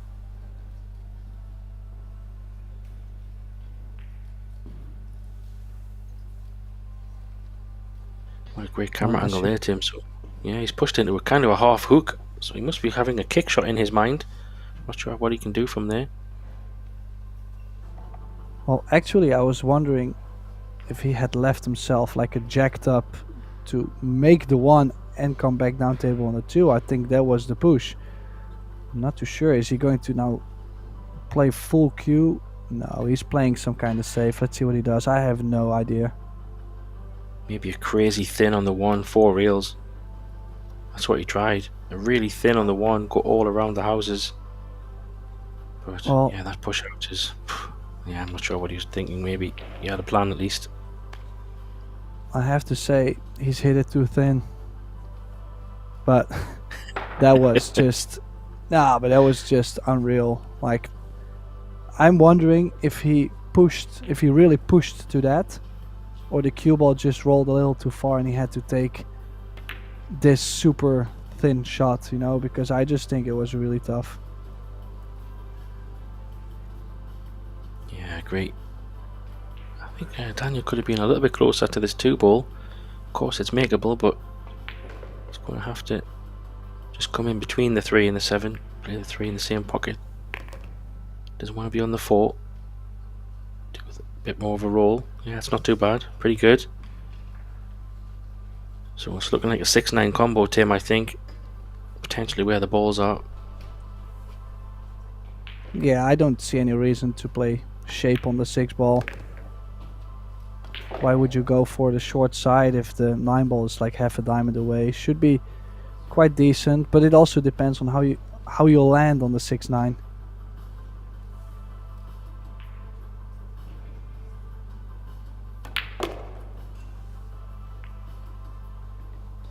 But with this angle, has a good chance to put himself just next to the 7, and then again will have a chance to steal this rack on Matikainen's break.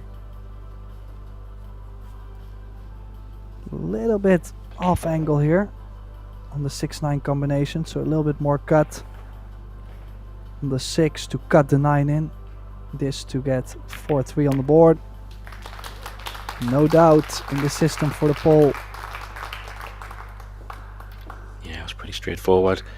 I think, like you say, with the 9 ball being so close to the corner pocket and the 6 ball not that far behind, he was in pretty okay shape to make this combo. So yeah, what does Daniel do here then? So he had a pretty okay break the last one. Didn't have an illegal break, it was quite good. Potted a couple of balls, so maybe he sticks with that one. But Kasper must be thinking, I need to change something on my break, because at the minute it's just not working. Well, I think Martial has found something of a break. I don't really think he's hit the last break so bad. He made 2 balls, okay, the wing ball and the other was lucky, but still he made the wing ball. And this time he had a way better spread. It's just that he got hooked right after the break, but you could at some point imagine that if he keeps breaking the same way, the results are going to come.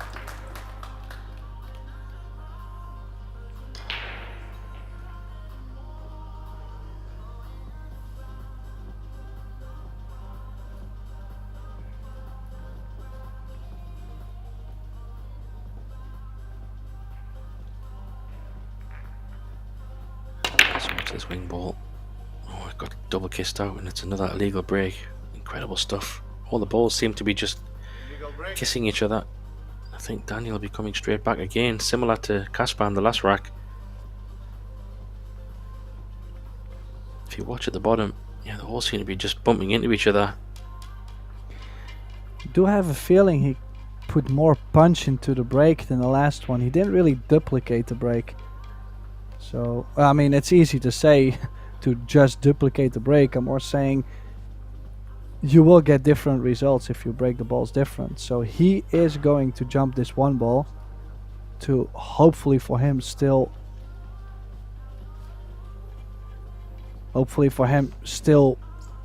to win the rack on his own break. And I think he was calling the extension, but the referee probably told him to, well, that he has 60 seconds.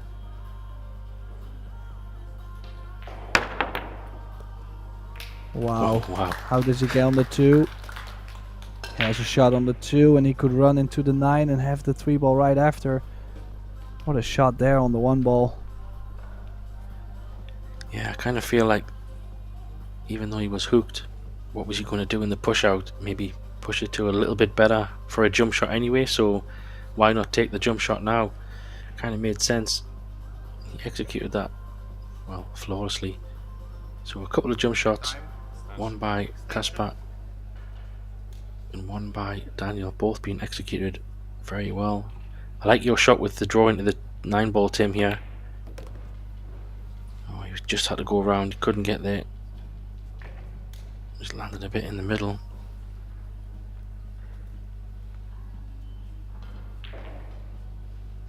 Yeah, a little bit surprised actually. I thought the angle to run into the 9 was quite decent, but it wasn't there. Let the cue ball go a little bit there, and now, as you said, a little bit off.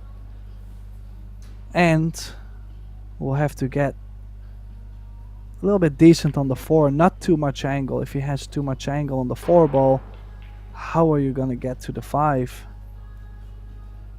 Maybe draw off the 9. Gotta be careful not to scratch in the left center, but you might be able to draw off the 9. Yeah, I was just going to say that that left centre pocket, because of the way he's playing it, like you say, it's going to track potentially towards that left centre pocket. It might be his only shot, Tim. He might have to go for it. Yeah, I think that's why he's missed it in his mind. Missed it by some way.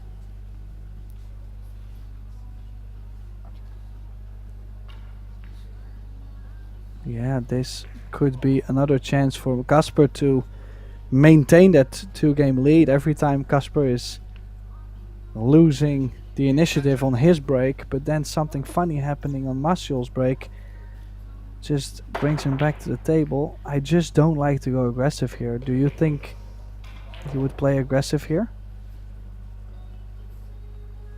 Yeah, it's a really good one. It depends how comfortable he feels in playing a slow one, because the ideal shape on the 5 is possibly a very soft 4 ball. I think he's definitely going to go for it anyway and just come Or between the could gap. run Maybe into him. he's played a bit of him. Did he play safe there, do you think? Where the cue ball is? No, I Oh. think he was just trying to run maybe into the 7 ball in case he had made it, but I think this just really has worked out for Kasper. I don't think this was the plan, but I might be completely wrong. I really did not see much of an offensive way. Just really like the safety behind the 6 and just wait. Yeah, maybe because he missed the pot. Oh, what a shot this is. Great shot. Very well executed.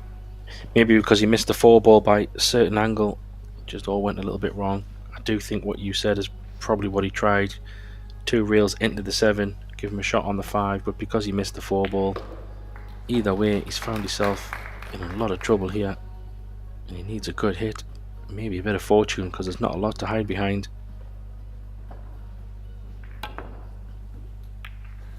That's one way to do it. I'm not sure he played it that way, Tim.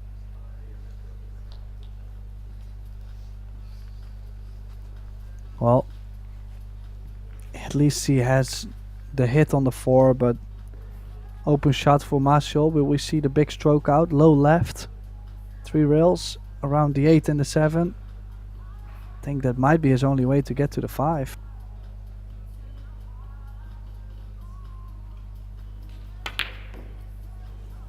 Another one. Wow, this 4-ball doesn't want to go down. It's causing a few problems for both players. A bit of a miss there by Martial. He had his hand on the table. I did feel like that wasn't too much of an ask for a player of his standard. But maybe a bit of pressure coming here.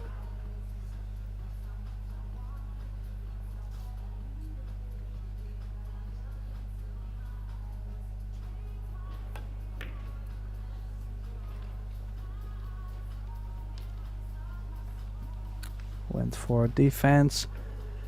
Did not get the full hook. Could go very aggressive. We all know this beautiful shot.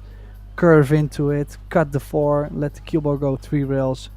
Get shape on the 5 and run out. But then we all woke up and we probably are going to play safe on the 4.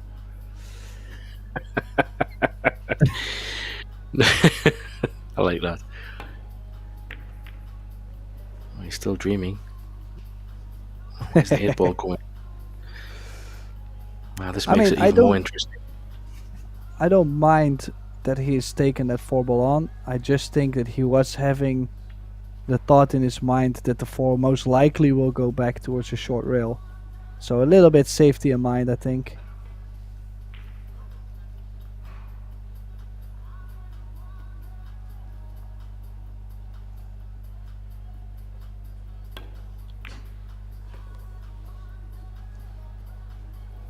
That's a pretty good shot from there. That is one hurdle, but sometimes I wonder, I might personally find this 5-ball tougher than the 4 he just got in. Yeah, he needs to draw it to the right side of the table, Tim, but because the 6 is a little bit closer to the corner pocket, he can just draw this, focus on the pot, and he will have a shot on the 6, so long as he stays right side or centre table. I would just focus on this. Great shot. Very well. What a cueing masterclass there. Fantastic. Well, especially if you consider he killed the cue ball right before the 5-ball, which, you know, is such a sensitive stroke, but he really seems to be good at that similar stroke. He's played that a couple times now. It's worked really well. And like every time we get to that 1 game distance, a little bit of back and forth funny things happen, and it's still Matikainen who most likely is getting that 2-game lead. Yeah, I think what's interesting though, Tim, is very good observation by you. The cue ball on that 5-ball literally lost all of its pace just before that 5. It just shows his timing on those shots is just fantastic. Definitely one of his strengths.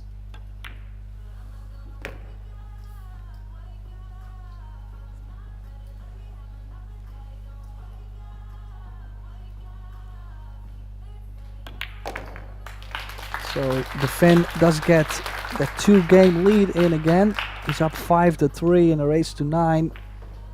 With him breaking, he had, like we said, we mentioned a couple times, if one of them actually starts breaking the balls to where they make a legal break and shape, I think that will be a huge difference. But so far, hasn't been happening.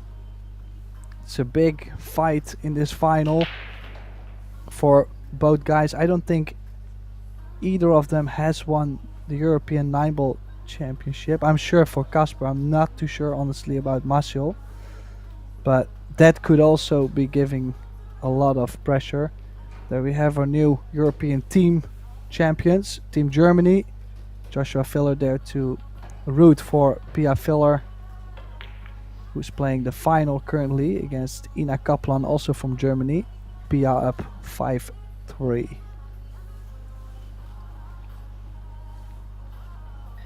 Yeah, so he's switching again. He's going back to the other side. So at least he's trying something different, just to find another break, something that can work and give him a chance.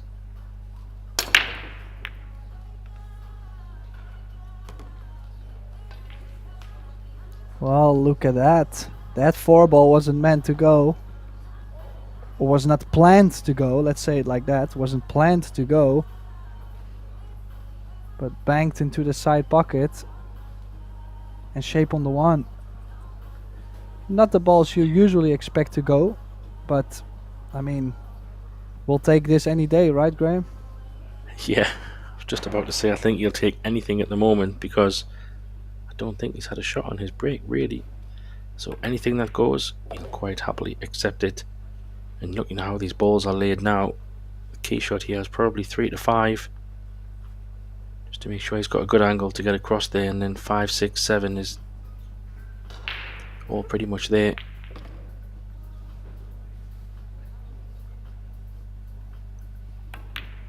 Maybe 6 to 7, Tim. It's probably where he needs to make sure he gets the cue ball in a good spot. But still, it should be fine. Well, I did look over to see if there was a 7-9 combination. I do think there is. Like, I think it's like almost unmissable. Like, that's straight in. So, could still play for the 7 in the bottom left. It just really depends on what he has on the 6. But if the 7-9 is unmissable, I wouldn't be surprised. Yeah, it's a good backup plan depending how he lands on the 6 ball. Yeah, you can see there, great camera angle. Looks pretty much wired. He's a little bit straighter on this 6 ball though, Tim. Might have to run around and go the other side if he's going to play that combo. Then it's not a bad angle. Go 3 rails to play that 7-9. Well, also if you play from 6 to 7, there is a couple positions that are not great to get to the 8. And I think anywhere to the left side of the table, the combination is fine. Just gotta make sure he's straight enough on the 7. I think he might be not good. Yeah, he's not happy. Well, redefine, not good. I think he was trying to get just the ball straighter on the 7. Yeah, I still think you can draw past the 8 ball, go above the centre pocket maybe, just have a little bit of a longer 8. Or you can even try to bump it. Wow. Didn't think you needed to do that, but he's going to have to play a bank maybe. That looks quite thin into the side if he's going to cut it. Bank shot here, Tim? I think I would like the bank, but our looks might be deceiving. He's very low in the cue ball, so could still be either way actually. Let's see. He banked it, he's missed it. Oh, can you believe it? What a chance he's had here to get 6-3 on the board. Yeah, it's a mistake. Big one there. Maybe it was probably wise to play for that combo now you think about it, but the angle on that 6, like you say, he tried to make sure he had a bit higher on the 7. But I do think going into the 8, like he did, yeah, I don't know, maybe he could have avoided it. But hindsight's a wonderful thing.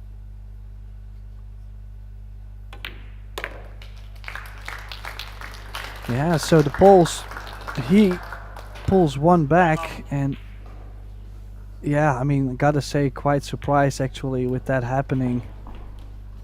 Really unfortunate for Casper. I mean, the bump on the 8 also could have worked. I mean, if he didn't run into the 8 but ran into the rail and then the 8, he would have been fine. If he caught the 8 just slightly full, it would have been fine. But like you said, he could have chosen to play the combination and he didn't. So it's a little bit of two sides. Now Martial taking the timeout, so that means we do have a couple minutes to go over the room and see what's happening in the other finals. So we have, like I mentioned, I believe not too long ago, Pia Filler is up 5-3 against Ina Kaplan, both Germans. Then now Unitati still on the hill, 5-1 up against Henrik Larsson. And Dennis Laskowski is in a true battle with countryman Yuma Dörner, also both from Germany. Score now 5-4.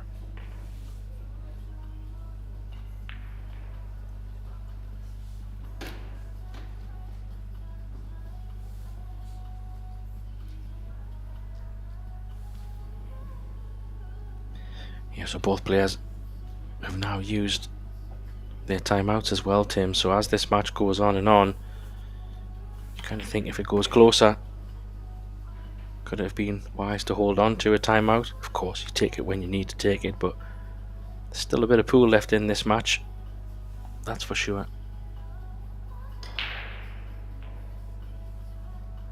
Well, I had this discussion earlier with Arya, to where I know he is not so fond of taking a timeout to disrupt someone else's flow, or you know, like their momentum or anything, in a sportsmanship kind of way, which I do realize. But yeah, some see it as sportsmanship and the others see it as strategy, I guess, right? And in this case, I think Martial kind of being lucky there to not be 6-3 down. He's hoping to come back and then break the balls, run out, put Casper in his chair for like 5 to 6 or 7 minutes, another dry break, and now he's ahead, something like that. So yeah, I mean, I think it's a clever strategy. I'm not sure about you. Yeah, I think there's a right time and probably a wrong time, but you will never know when that is because you can't predict the future. That's always the million-dollar question.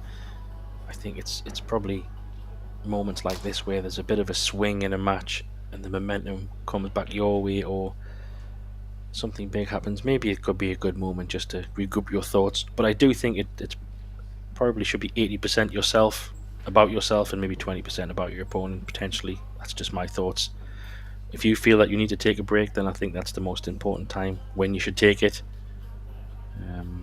Yeah, maybe there is a bit of strategy, but I guess time will tell. The longer this match goes on, we will see how the scoreline unfolds. But yeah, you kind of would love to have another timeout later if it goes close, I think, just to regroup before the conclusion of the match. Yeah, I just think it's interesting. Usually around this kind of score within the match, like mid-match, is where players start to catch a gear, start to catch the feeling for the table. And yeah, to take a break, to take a timeout also gets you out of stroke a little bit. So unless it's a very obvious reason to say, well, let's go to the restroom because I have necessary things to do, I completely understand. But otherwise, I would never suggest to take a timeout unless I'm trying to do something with the momentum.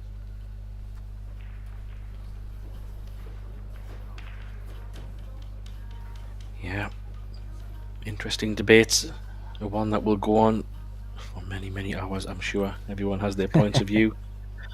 Good thing is they have timeouts and they can choose to take them when they will need them, and however they choose to do it, it's entirely up to them, because it is part of the rules, whichever way you look at it. But let's see, Daniel, can he get the wing ball and get something open? More importantly, a legal break. Oh my gosh, it's not again. Gets one ball. Illegal break. And legal break again, I think. Yeah, yes it is. Even though he's made the 3 in the top right corner, people would say, well, he's made the ball and it passed the kitchen line, right? But that doesn't count. It still counts as one ball. So as you can see, he needed that 7 ball to cross that line to make it a legal break. And it is fascinating how many illegal breaks we've seen. I haven't seen so many illegal breaks all this event. Like, just not at all.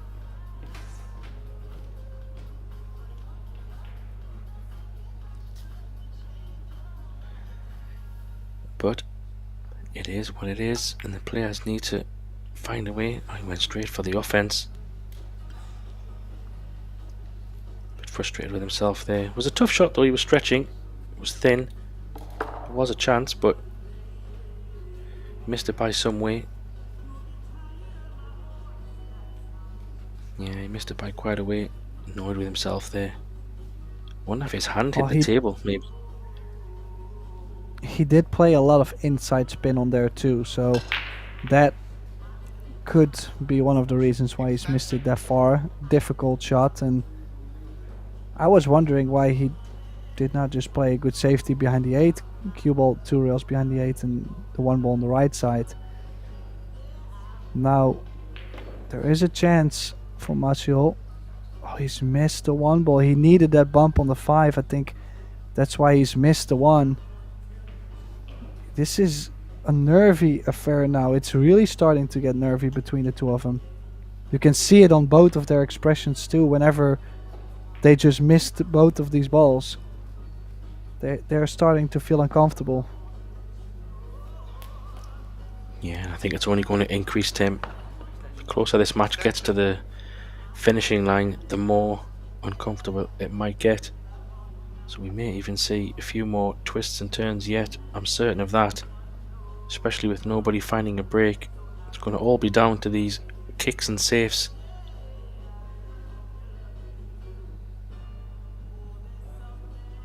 It's very close. Well, that'll work.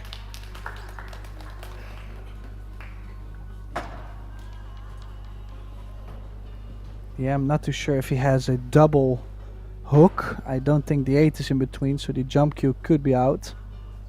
As you see, possibly a little bit fortunate actually to hit the 8 twice with the 1 ball.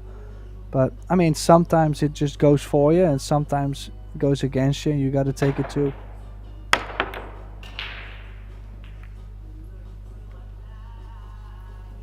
Yeah, it's a pretty just like this job. one. Yeah.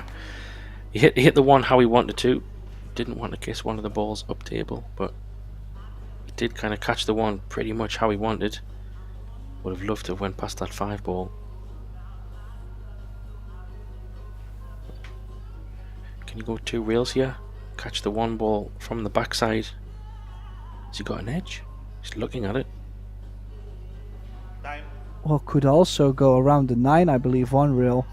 The 2 rails is not a full ball. Went 1 rail at it. And this is not going to be any good for Casper. Shape on the 1.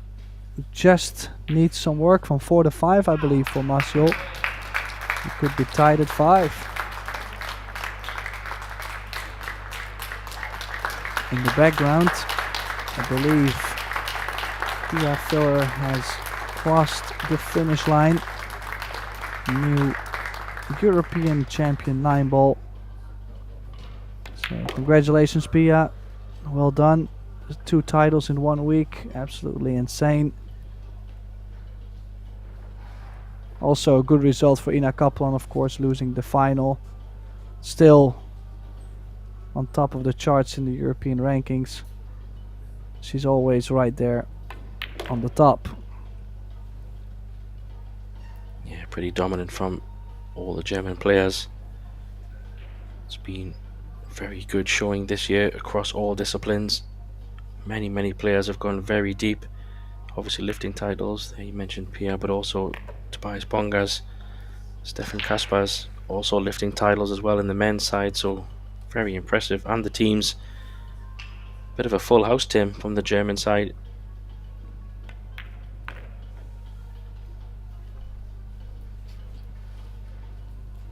Yeah, but if you think about it too, it's a country that invests a lot into pool. If you look at all the federations that make sure there is coaches, that make sure that the juniors get plenty of support, There is big junior training days, a lot of nice pool rooms. Then you have all the leagues, of course. If you look at the Bundesliga, one of the best, one of the strongest leagues in Europe. I mean, there's a reason why there are so many good players, and they have been doing the same thing for many years, and it has been working. Now, if we get back to this match, Martial now tying the score at 5, getting some protein in, possibly some yogurt. And what a match this is. Casper kinda had the lead, but not a big one, just 2-3 games overall. Had a great chance to go 6-3 up, didn't, and is now finding himself breaking on 5 each. How is the pressure? It's only a race to 4 from here. Yeah, and I feel Casper has to find a break somewhere or something. I know Daniel's having a bit more, well, similar dry breaks as well, but I just feel his breaks seem to be a little bit more opening than Casper's. But it'll be interesting to see if he tries something else, or well, he needs to do something, because at the moment it's just one illegal break after another. And I think, like you said earlier, Tim, as soon as somebody can find a break, maybe get a break and run, that could change the game big time.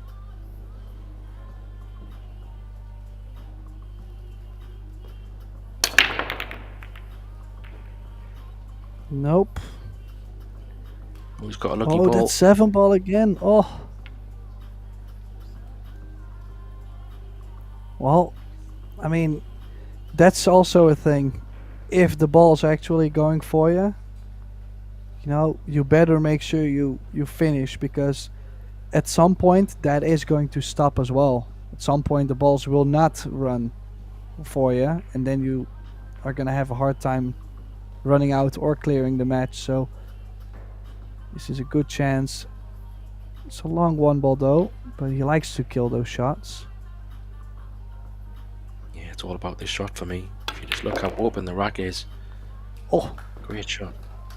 And the 2 and the 3 and the 4, all pretty close, and then 6 to 8 to 9 is all quite nice connecting balls. You actually got into it a little bit too much, Tim.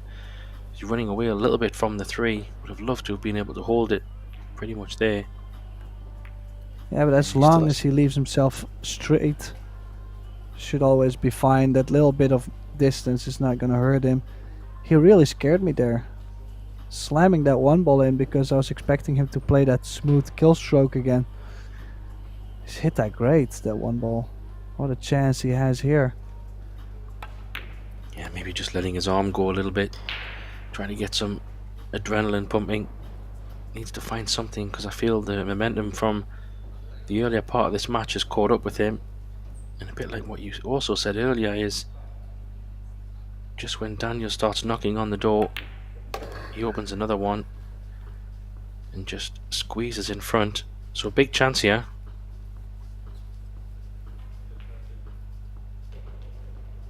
Yeah, prime shape on this 5 to play top spin. Maybe a slight drip of right to get to the center of the table. As you can see, most of the hard work has been done.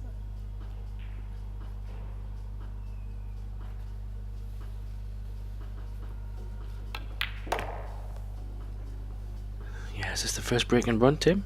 I think it must be, surely. We've had that many illegal breaks. It's got to be. Well, I'm not sure. I think maybe a game or 2 ago he had 1 breaker run. Similar thing. He banked a 4 ball on the side and it just turned out to be legal with shape. But yeah, maybe the second breaker run of the match. Really, it's a weird standard. Like, I know both of them, they're playing great and they're playing good defense and great jump shots, you know, like this match really has it all, just not to break, which I find fascinating for the final. But that's also another point I made earlier on, like when you asked me about their breaks. That's where I said, you know, both of them, from what I've seen, they usually break the balls great. I mean, Martial won one Euro Tour event. You won't be able to do that if you can't break the balls. But certainly today or this match or to play for the title, something has happened to where the break is such a thing. Yeah, well, Daniel will need to try and get a break and run of his own or get something going. He's hoping to not have another illegal break. I think what's the interesting thing for me is when he's breaking, or when they're both breaking for that matter, the wing ball in the bottom part, in the bottom right corner, as we see on this break, it's not going in. So let's see, that's better. That's the break we're looking for. Lost the cue ball a little bit and he is hooked, but it was a better break overall in terms of balls deposited. Yeah, it reminds me a little bit of that break he had earlier where he made the 2 balls and didn't get the shape. This is very similar. Finally made the wing ball, the 1 ball catching the side pocket point, so no future on the 1. Yeah, and then having to play a push out. Push out.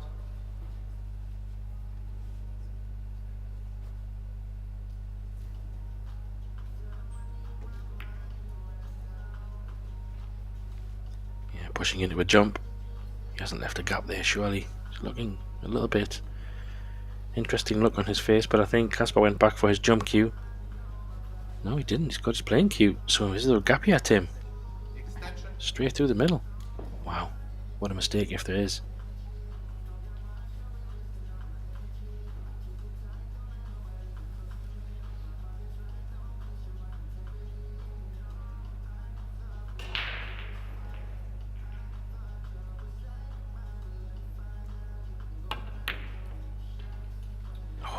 I think he could get it, you know. That was a chance.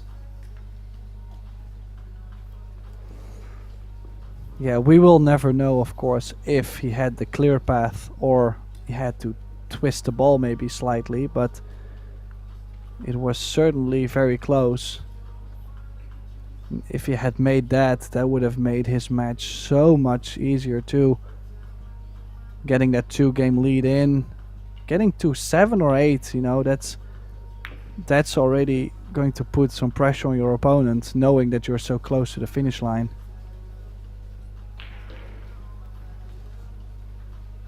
Yeah, very true. It was definitely tight.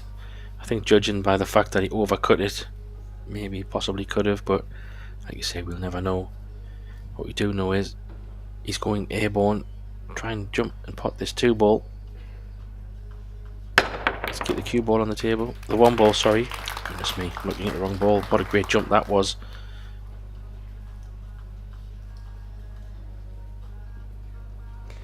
Well, both balls staying on the table and not really too much shape on the 2. Now, a lot of people would say, you know, just bank the 2 ball. Could bank the 2 ball and stun the cue ball over just slightly for the 3, but I just can't imagine. Yeah, I was gonna say, well, this is a little bit wild too. Like, that just barely stayed behind those balls. I know what he was trying to do, like trying to leave him doubled up with a couple balls in between, but I'm starting to feel like Casper is also realizing that he's getting close to the finish line. And I mean, he has all the rights to do so, because we all know he's getting close to the finish line right now. Yeah, and the closer these racks get to the finish, we'll probably see a little bit more. Just wondering how much of the 2 can he see? Can he bank it back down the table and keep the cue ball up there? He's went for the pot, maybe. Wow, has he got cover? I think he has. Maybe jump cue could be coming out again here, Tim, I think.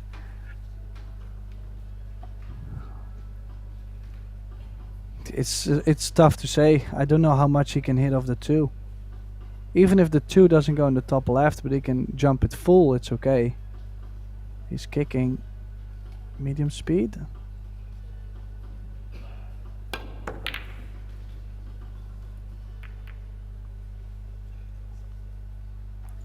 Wow, has he had a roll here? I think he has. Very, very tight. Didn't put his hand up, so maybe he has left an edge.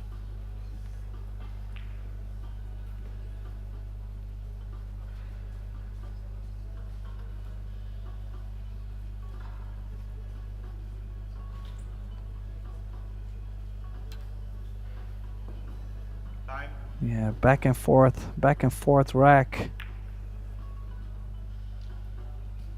Tried to save behind the 9. I think he partially has it. Not all of it, but the angle is quite steep. So it's difficult to catch his ball thin on the 2. Can you play it into Still the ball on the rail? Yeah, you kind of have to. You have to get the Come back perfect though. speed also. Yeah, back round the 9. It's a good shot though, Tim. Good space, good speed control there. Well done. Well, that's another thing, those safeties, the split, the opposite sides. Nowadays, so many players are able to play those, like they have the speed down. I'm basically, whenever I play those kind of shots, I'm actually just waiting to kick at the ball. Like you just almost no guaranteed, you know. Oh, look at this. Played great pace actually to send the 2 right towards the 5 ball, but to get the perfect hook behind the 3-4, it's a great shot. Doesn't have the full hook, but I mean, he's certainly hanging in there, which is already tough from the position he was in, Martial.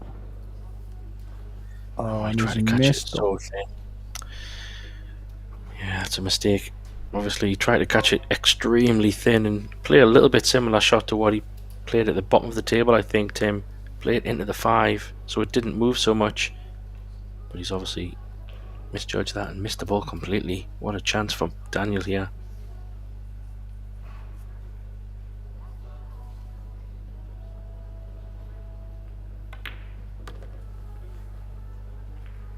Yeah, mainly after the break, just another struggle. Like every time when we get this kind of scoreline in, 1 game difference, we seem to have a struggle. This is a little bit close. Will he play this with left spin just to throw the 3 ball to the right a little bit more? No, was still wide in the open. Chance to get this match to 6 each, 6 all, and I mean, I'm just so surprised none of them really caught a gear yet. They must really feel the heat of being in this final. Yeah, I also think the break's been a bit of the killer, Tim, because they haven't really had a chance to get a gear because it's all been a legal break and a push out, a bit of kicking. There hasn't really been much in terms of, I don't know, like opportunities. I guess it's been a bit of tight one, a few mistakes, but nothing crazy.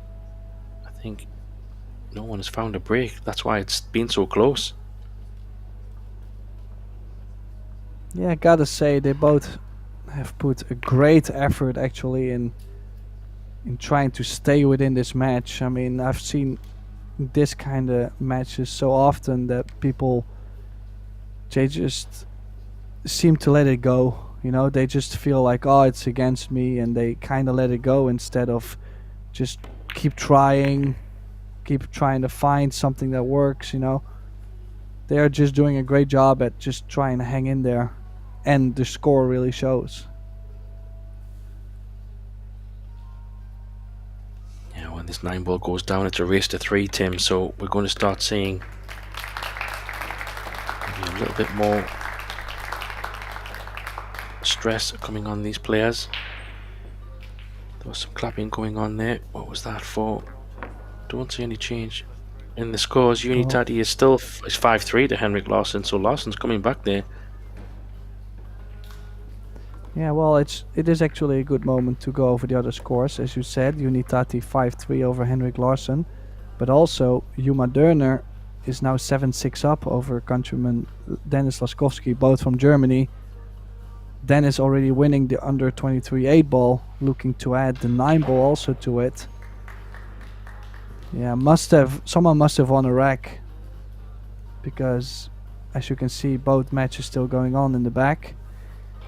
Laskowski at the table and Larsson at the table, which could mean with Larsson at the table we could see 5-4 in the wheelchair division, and that would be crazy, being down 5-0 and crawling back in this match. Yeah, drama everywhere you look. Could we be in for 3 hill finishings on these last 3 tables, Tim? Now that would be quite a fitting end to a fantastic week.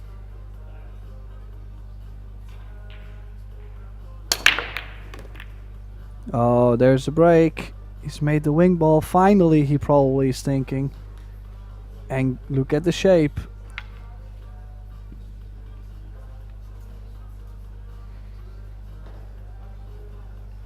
I think it's all about the 7-ball here, Tim. Just looking at how that's finishing there. Maybe it goes in the side, but might need a little bit of a little bump or something. There is a few balls down there he can use, but first he's going to get down for this 2-ball. He's playing it in the bottom left, sorry.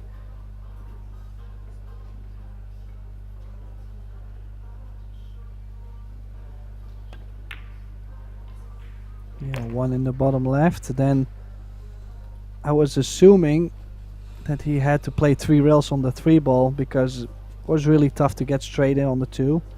He was checking that angle, so 3 rails to the 3. Then, like you mentioned, the 7. I don't think the 7 goes to any pocket, so he needs to play a bump. Now the 5 and the 6 are nearby, so there will be some opportunities, but I mean, it's a tricky one, knowing that it's only a race to 3 for both of them. There's a lot at stake here.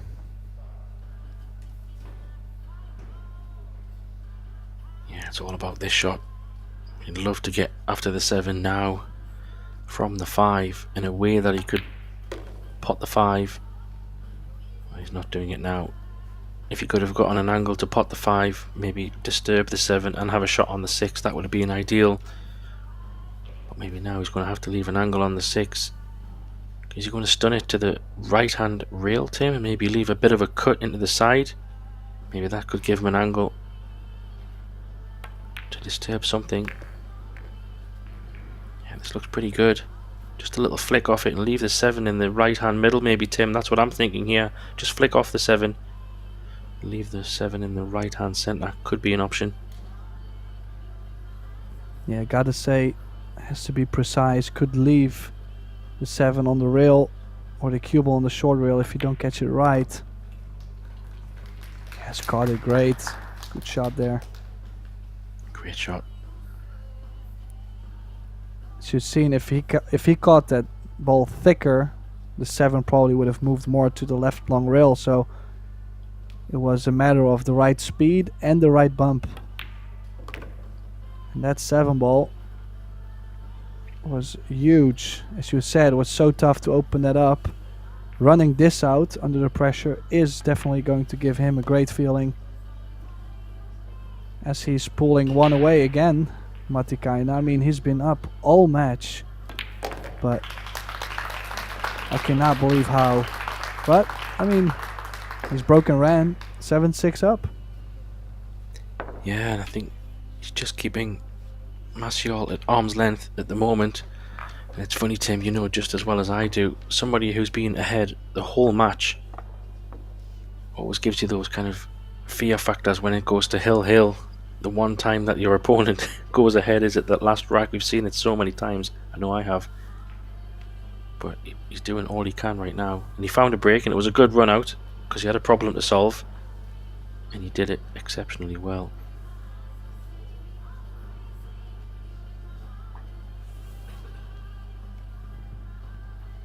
Yeah, not much Martial could have done there. Did not even get a visit to the table. Now we'll have to get the break figured out because every mistake counts at this point.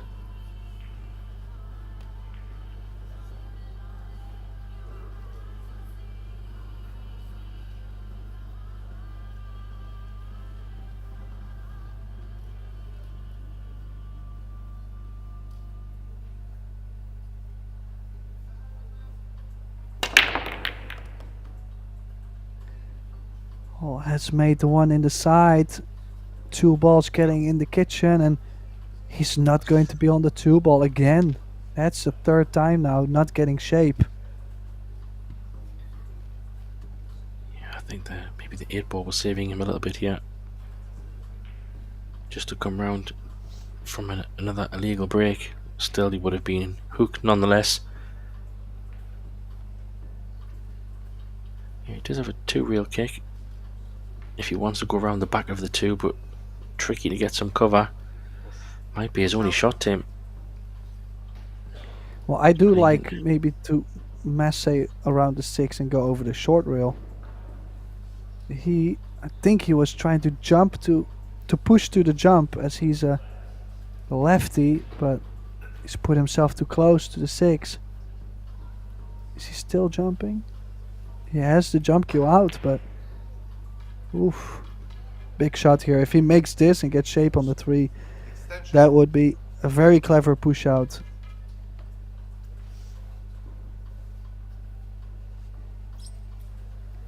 One thing is for sure, I think he's come too far, Tim.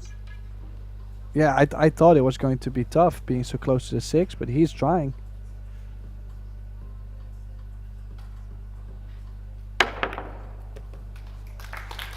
Does he get on the 3? Does he get on the 3? Not really, but he can play a good save behind the 8, so at least he has some advantage. And the only thing I was going to add just now is that the one that wins this match definitely deserved it based on how much of a struggle or how much of a grind this match actually has become. It really makes a champion to win those kind of matches.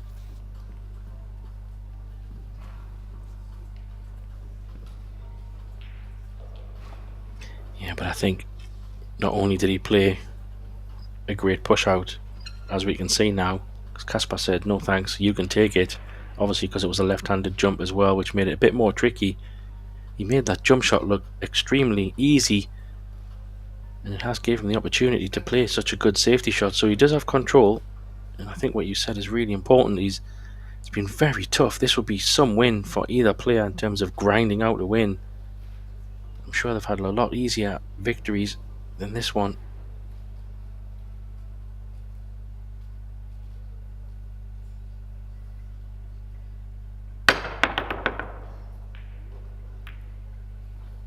Oh.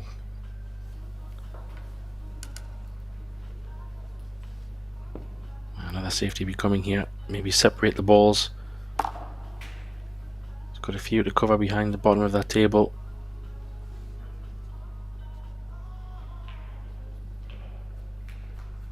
Yeah, really can't complain about the outcome. On the other side, Martial had the chance to freeze up on the 8, which he didn't, take out the jump cue, so 2 sides of the coin. Oh, he did go aggressive on the 3. And he does have second prize as well.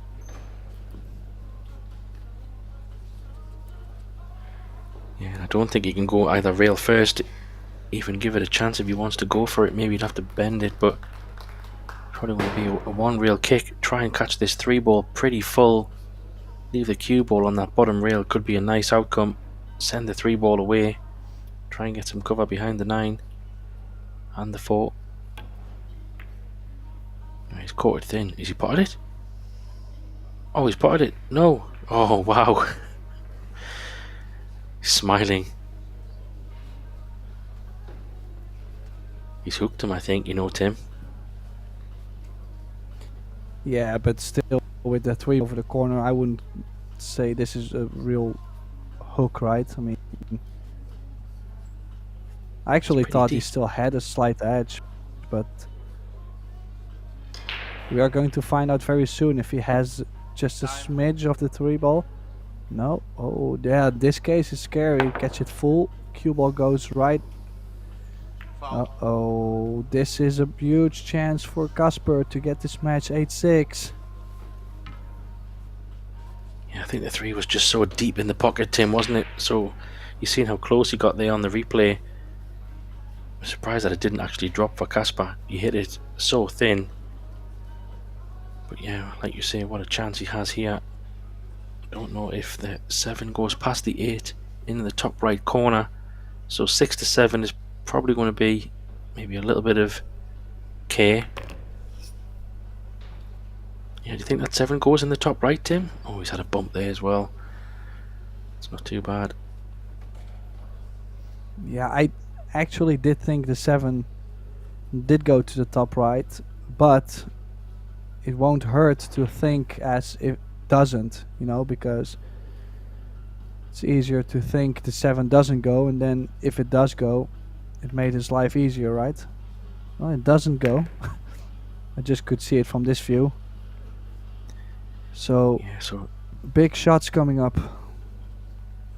yeah, and he's got plenty of angle on the 5 to work with, but he does need some angle on the 6 ball to come back up table to the right side.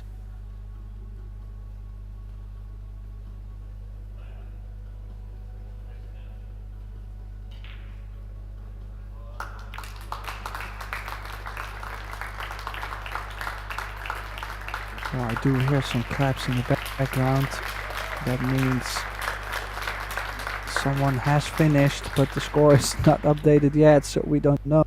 I think it might be Maybe. Madonna, I think, because Henrik Larsson just got back to 5-4. Possibly. Can check that in a moment. What a shot he's played here, Tim. Great shot. Yes, indeed, and that could really get him on the hill. Look at this, perfect cue ball control, 2-rail shape. Now with the immense pressure, he's still getting the job done.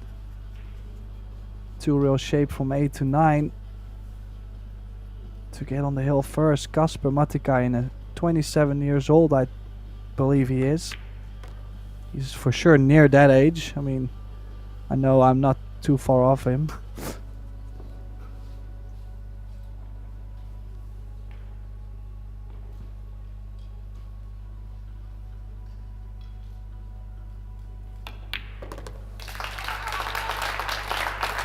Gets it done. 8-6. Only one more game to win the title.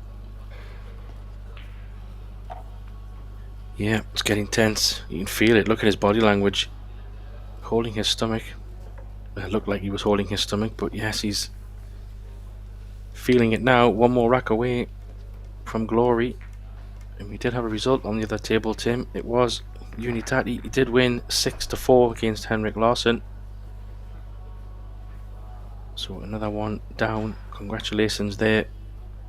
And there was some other claps. I'm just wondering if there was any change on the under 23s. There was not. Still 8-7 over there to Madonna. You can see someone on the table there potting balls. Well, that could be possibly the next table clapping, as it looks like there's like 4 balls on the table remaining for Yuma, so possibly the finish line soon. He's up 8-7 over Denis Laskovsky. But let's focus on this match. There's a trophy. That's the one. And is Martial still able to make a run for that trophy? That is the question. A lot will depend on this break from Matikainen.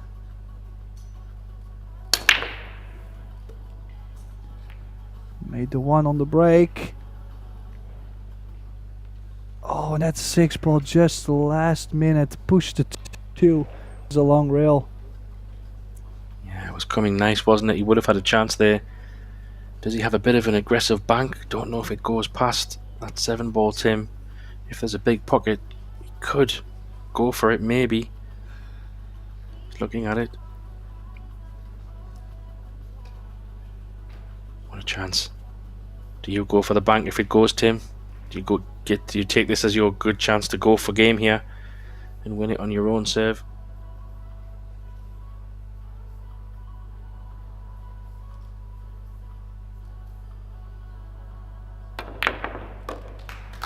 He is. Oh, what a shot. Fair play. Full on offense. Love it. He's taking the bull by the horns here. He wants to win it now and get it done.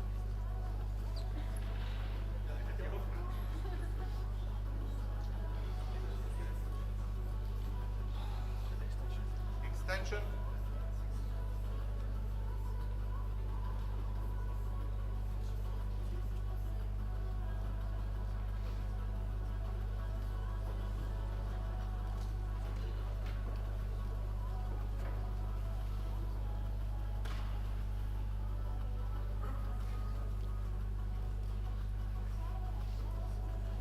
Surely he's not looking at the 3-9 combo, Tim.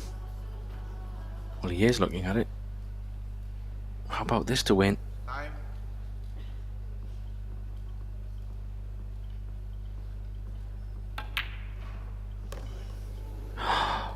And he still made it 3-ball. Oh my gosh. Oh, wow. Thought the 9 was flying in there. I was right behind it, obviously. That's incredible.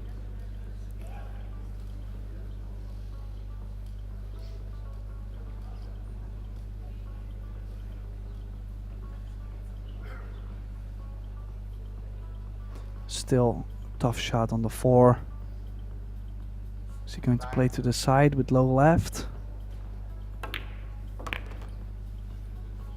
Oh, he has played it well. It's there. The cut on the 5 will leave him the 6 to the center.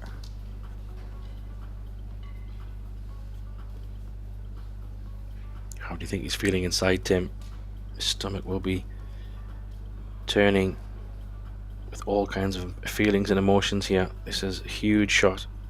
If he lands on this 6 in the side, he's going a few reels back and forwards. Wow. He's landed in the top even. That'll do. You can play this in the top and have a nice angle on the 7, Tim. Goodness me. You must be feeling it now.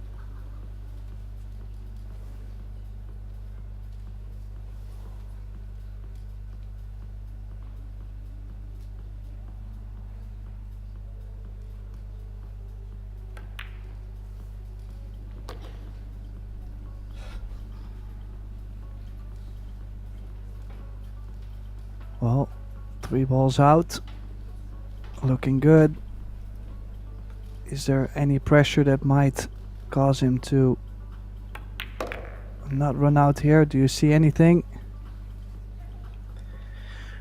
Well, for me, I think he's landed really nice here. He's got a nice 2 rails to come around for this 9 ball in the bottom right corner to close out this week, or this 10-11 days. He's there, Tim. He's there, isn't he? Yeah, this 9 ball to become the first ever Finnish European 9 ball champion.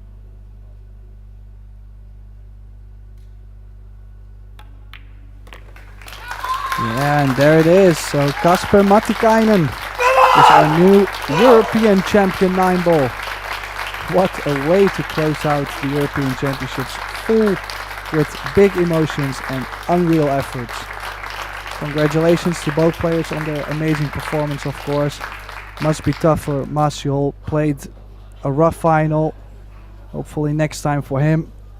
So Graham Hickman and Tim de Ruyter signing off for today, but we will be welcoming you back not tomorrow but Thursday with the coming Euro Tour event. So enjoy the prize ceremony coming up, and we will see you on Thursday. In the teams and the 9 ball, to make yourself known to the head referees down here. They will show you where to be. A few minutes and we'll start that award ceremony.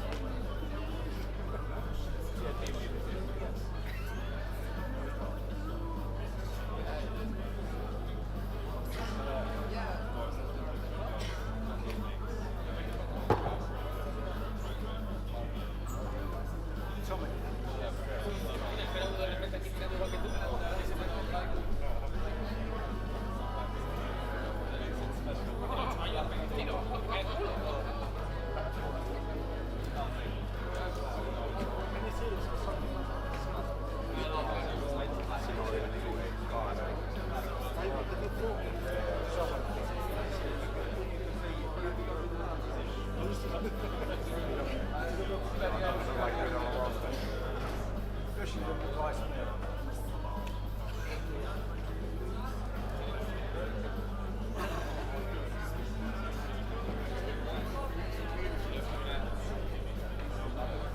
So for the teams, to the buyer.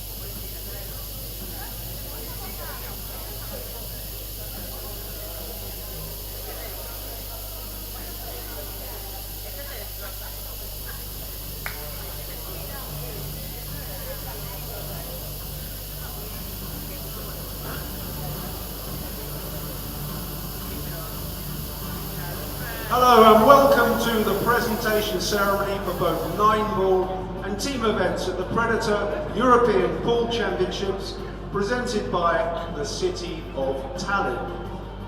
Firstly, to present the team medals, will you welcome Tommy Laminaho, the Sports Director and Vice President of the Epbf, and Cyril Fournier, COO of the Predator Group.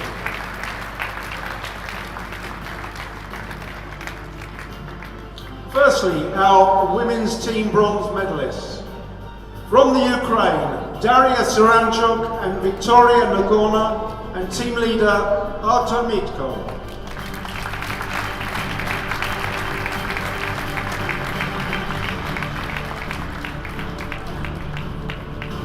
And also bronze medalists representing Poland, Olivia Zalewska and Katarina Wesolowska, with team leader Bogdan Volkovsky.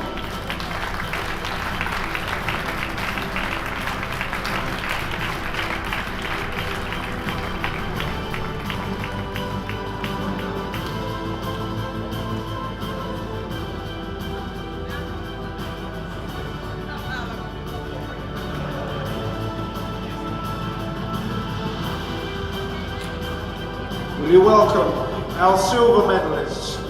Germany, Pia Filler, Ina Kaplan, Tina Vogelmann, Johanna Ingelhofer, and team leader Ralph Ecker.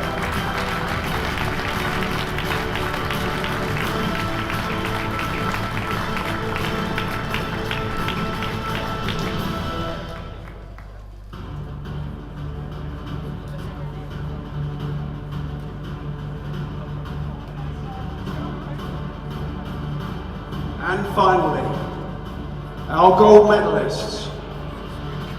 Representing Austria, Jasmine Ocean and Lena Primus and Sandra Baumgartner.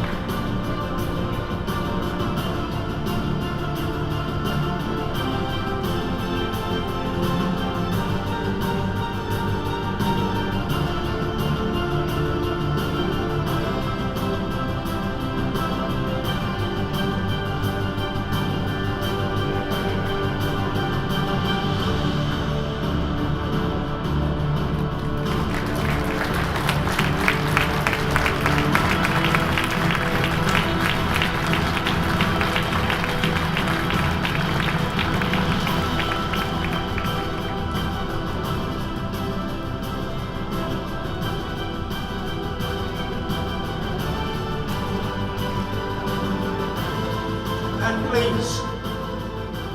please stand for the Austrian national anthem.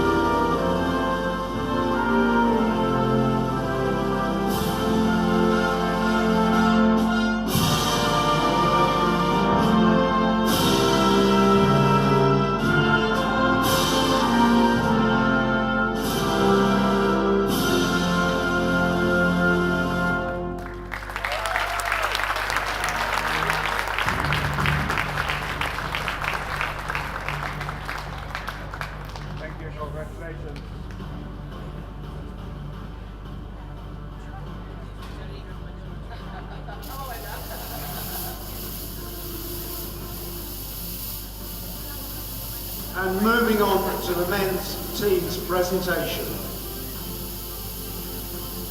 Firstly, our bronze medalists. From Spain, Iker Andoni Echevarria, Juan Carlos Exposito, Jose Alberto Delgado, and Alvaro Canoniga.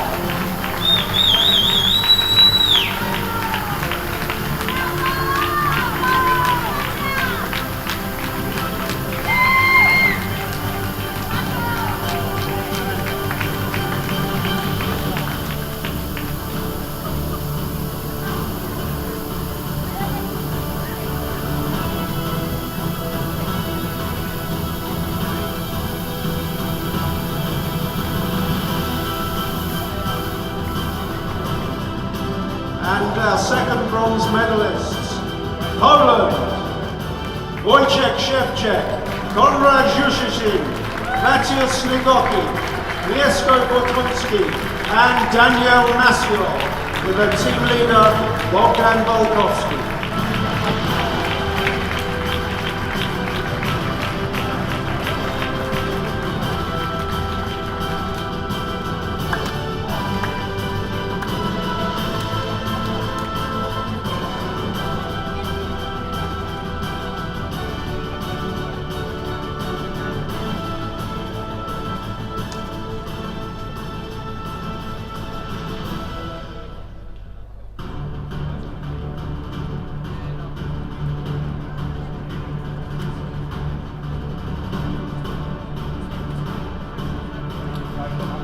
Will you welcome our silver medalists? Austria, Albin Elschen, Mario He, Max Lechner and David Arder, with team leader Vincent Gomez.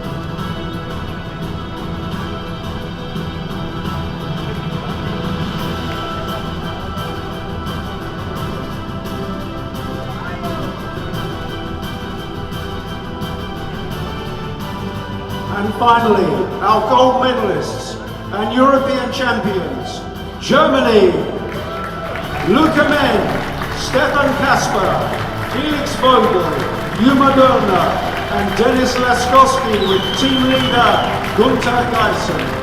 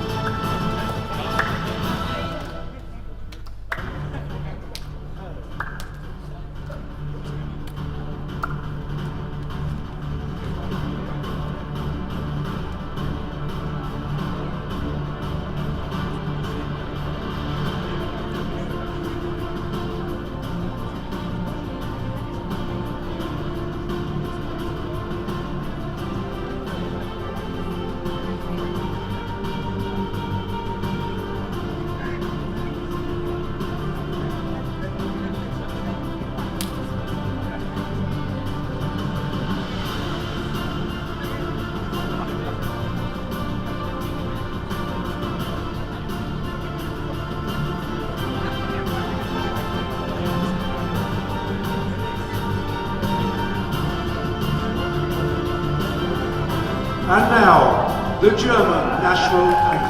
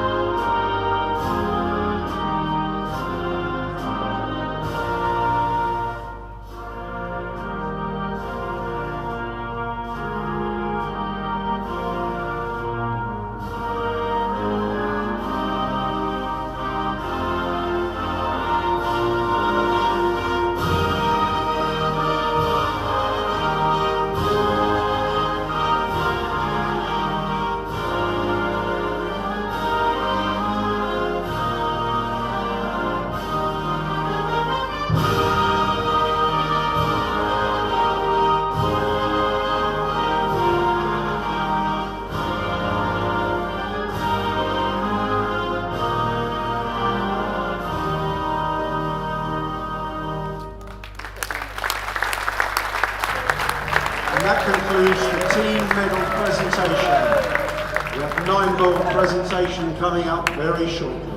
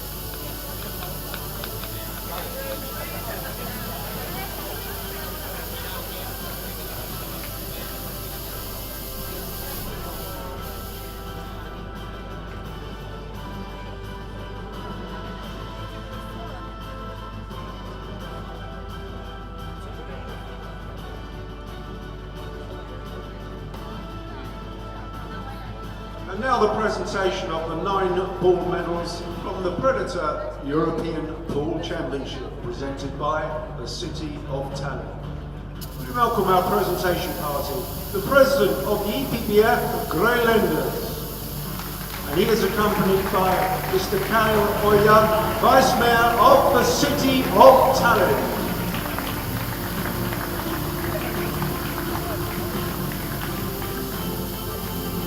So firstly, it's our wheelchair medalists. The bronze medal goes to Matej Brajkovic of Slovenia.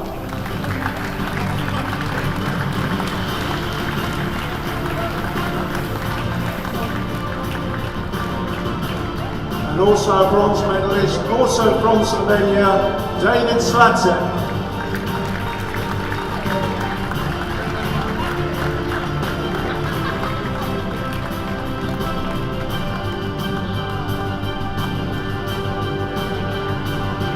Our silver medalist from Sweden, Henrik Larsson.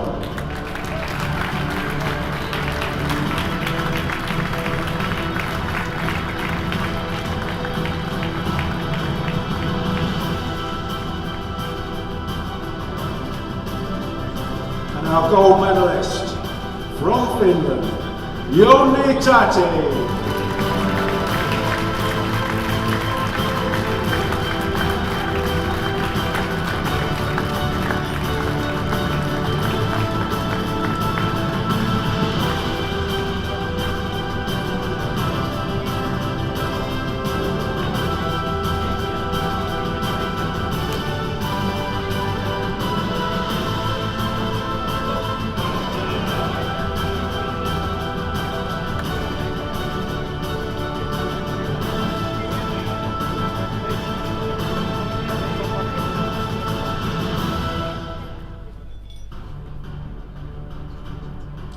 And now, the Finnish national anthem.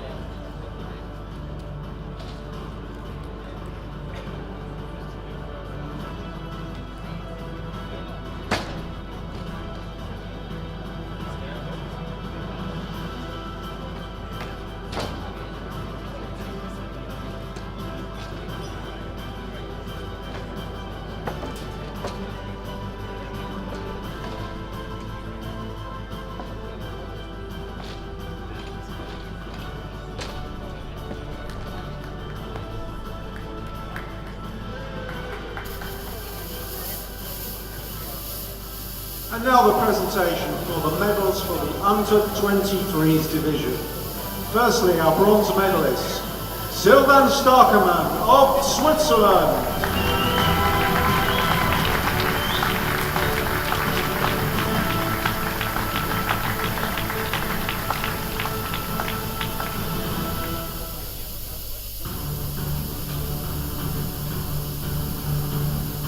And Christian Merva of Slovakia.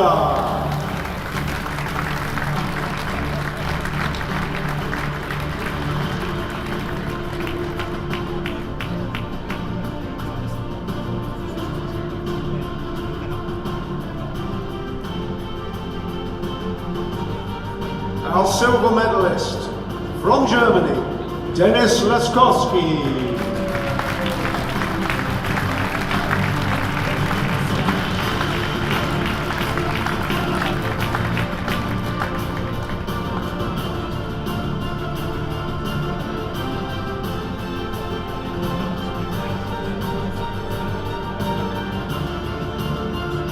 And our gold medalist and Predator European Under-23 9-ball champion from Germany, Yuma Dorna.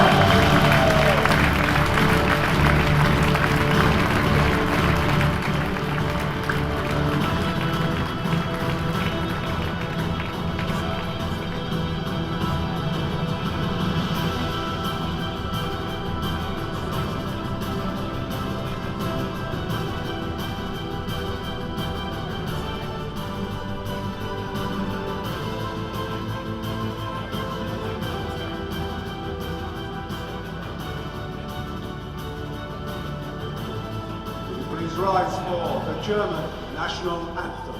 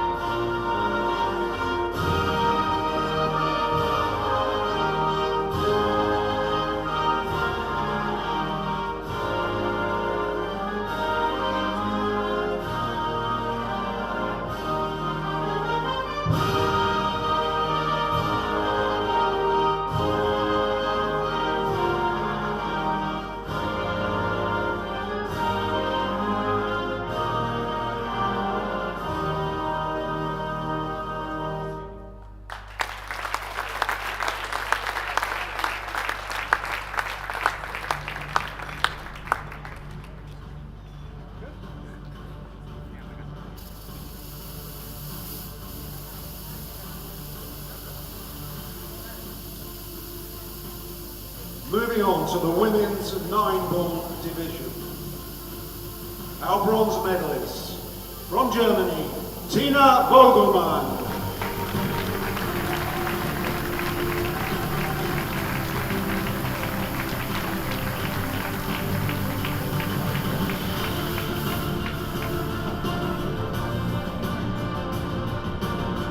And from Norway, Nina Torvund.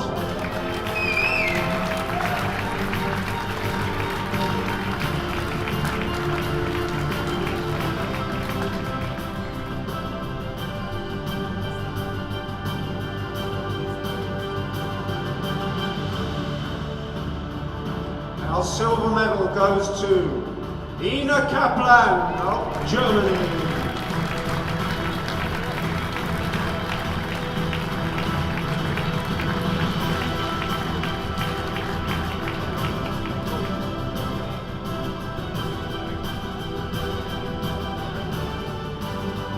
And finally, our gold medal and title of Predator European Women's 9-ball pool champion from Germany, Pia Villa.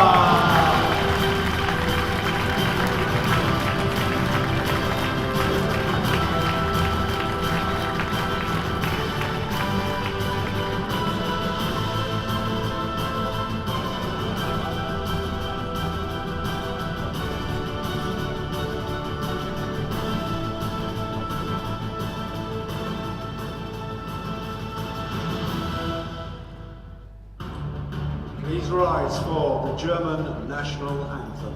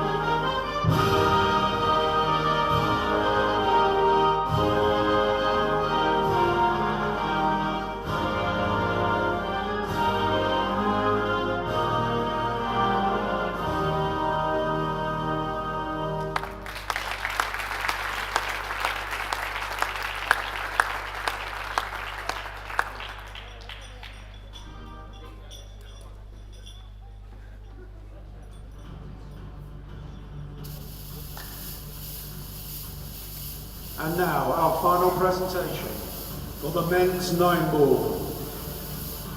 Firstly, our bronze medalists.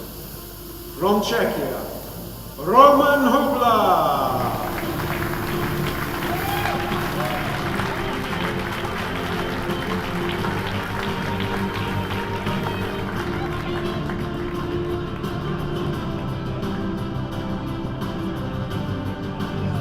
And from Germany, Tobias Bonger.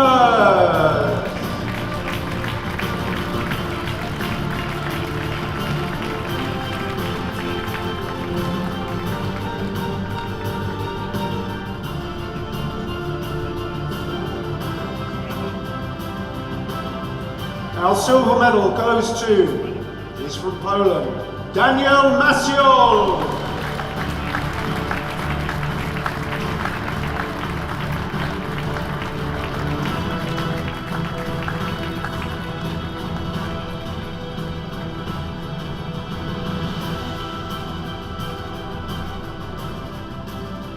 And finally, he's the gold medalist, and he's Predator European 9-ball champion from Finland, Kasper Matikainen.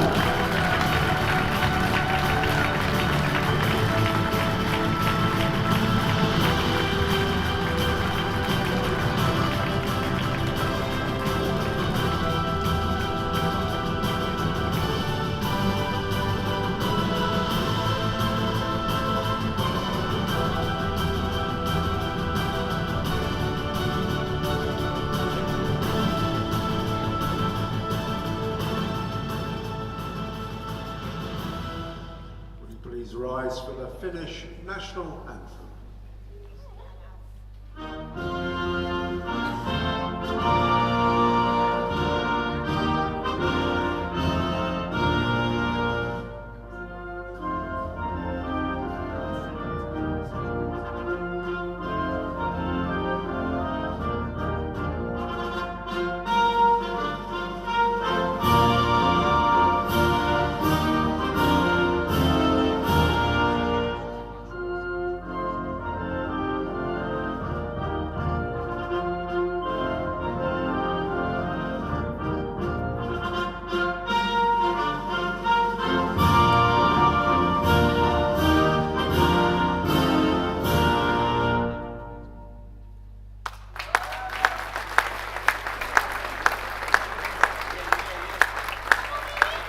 And that concludes the trophy presentation.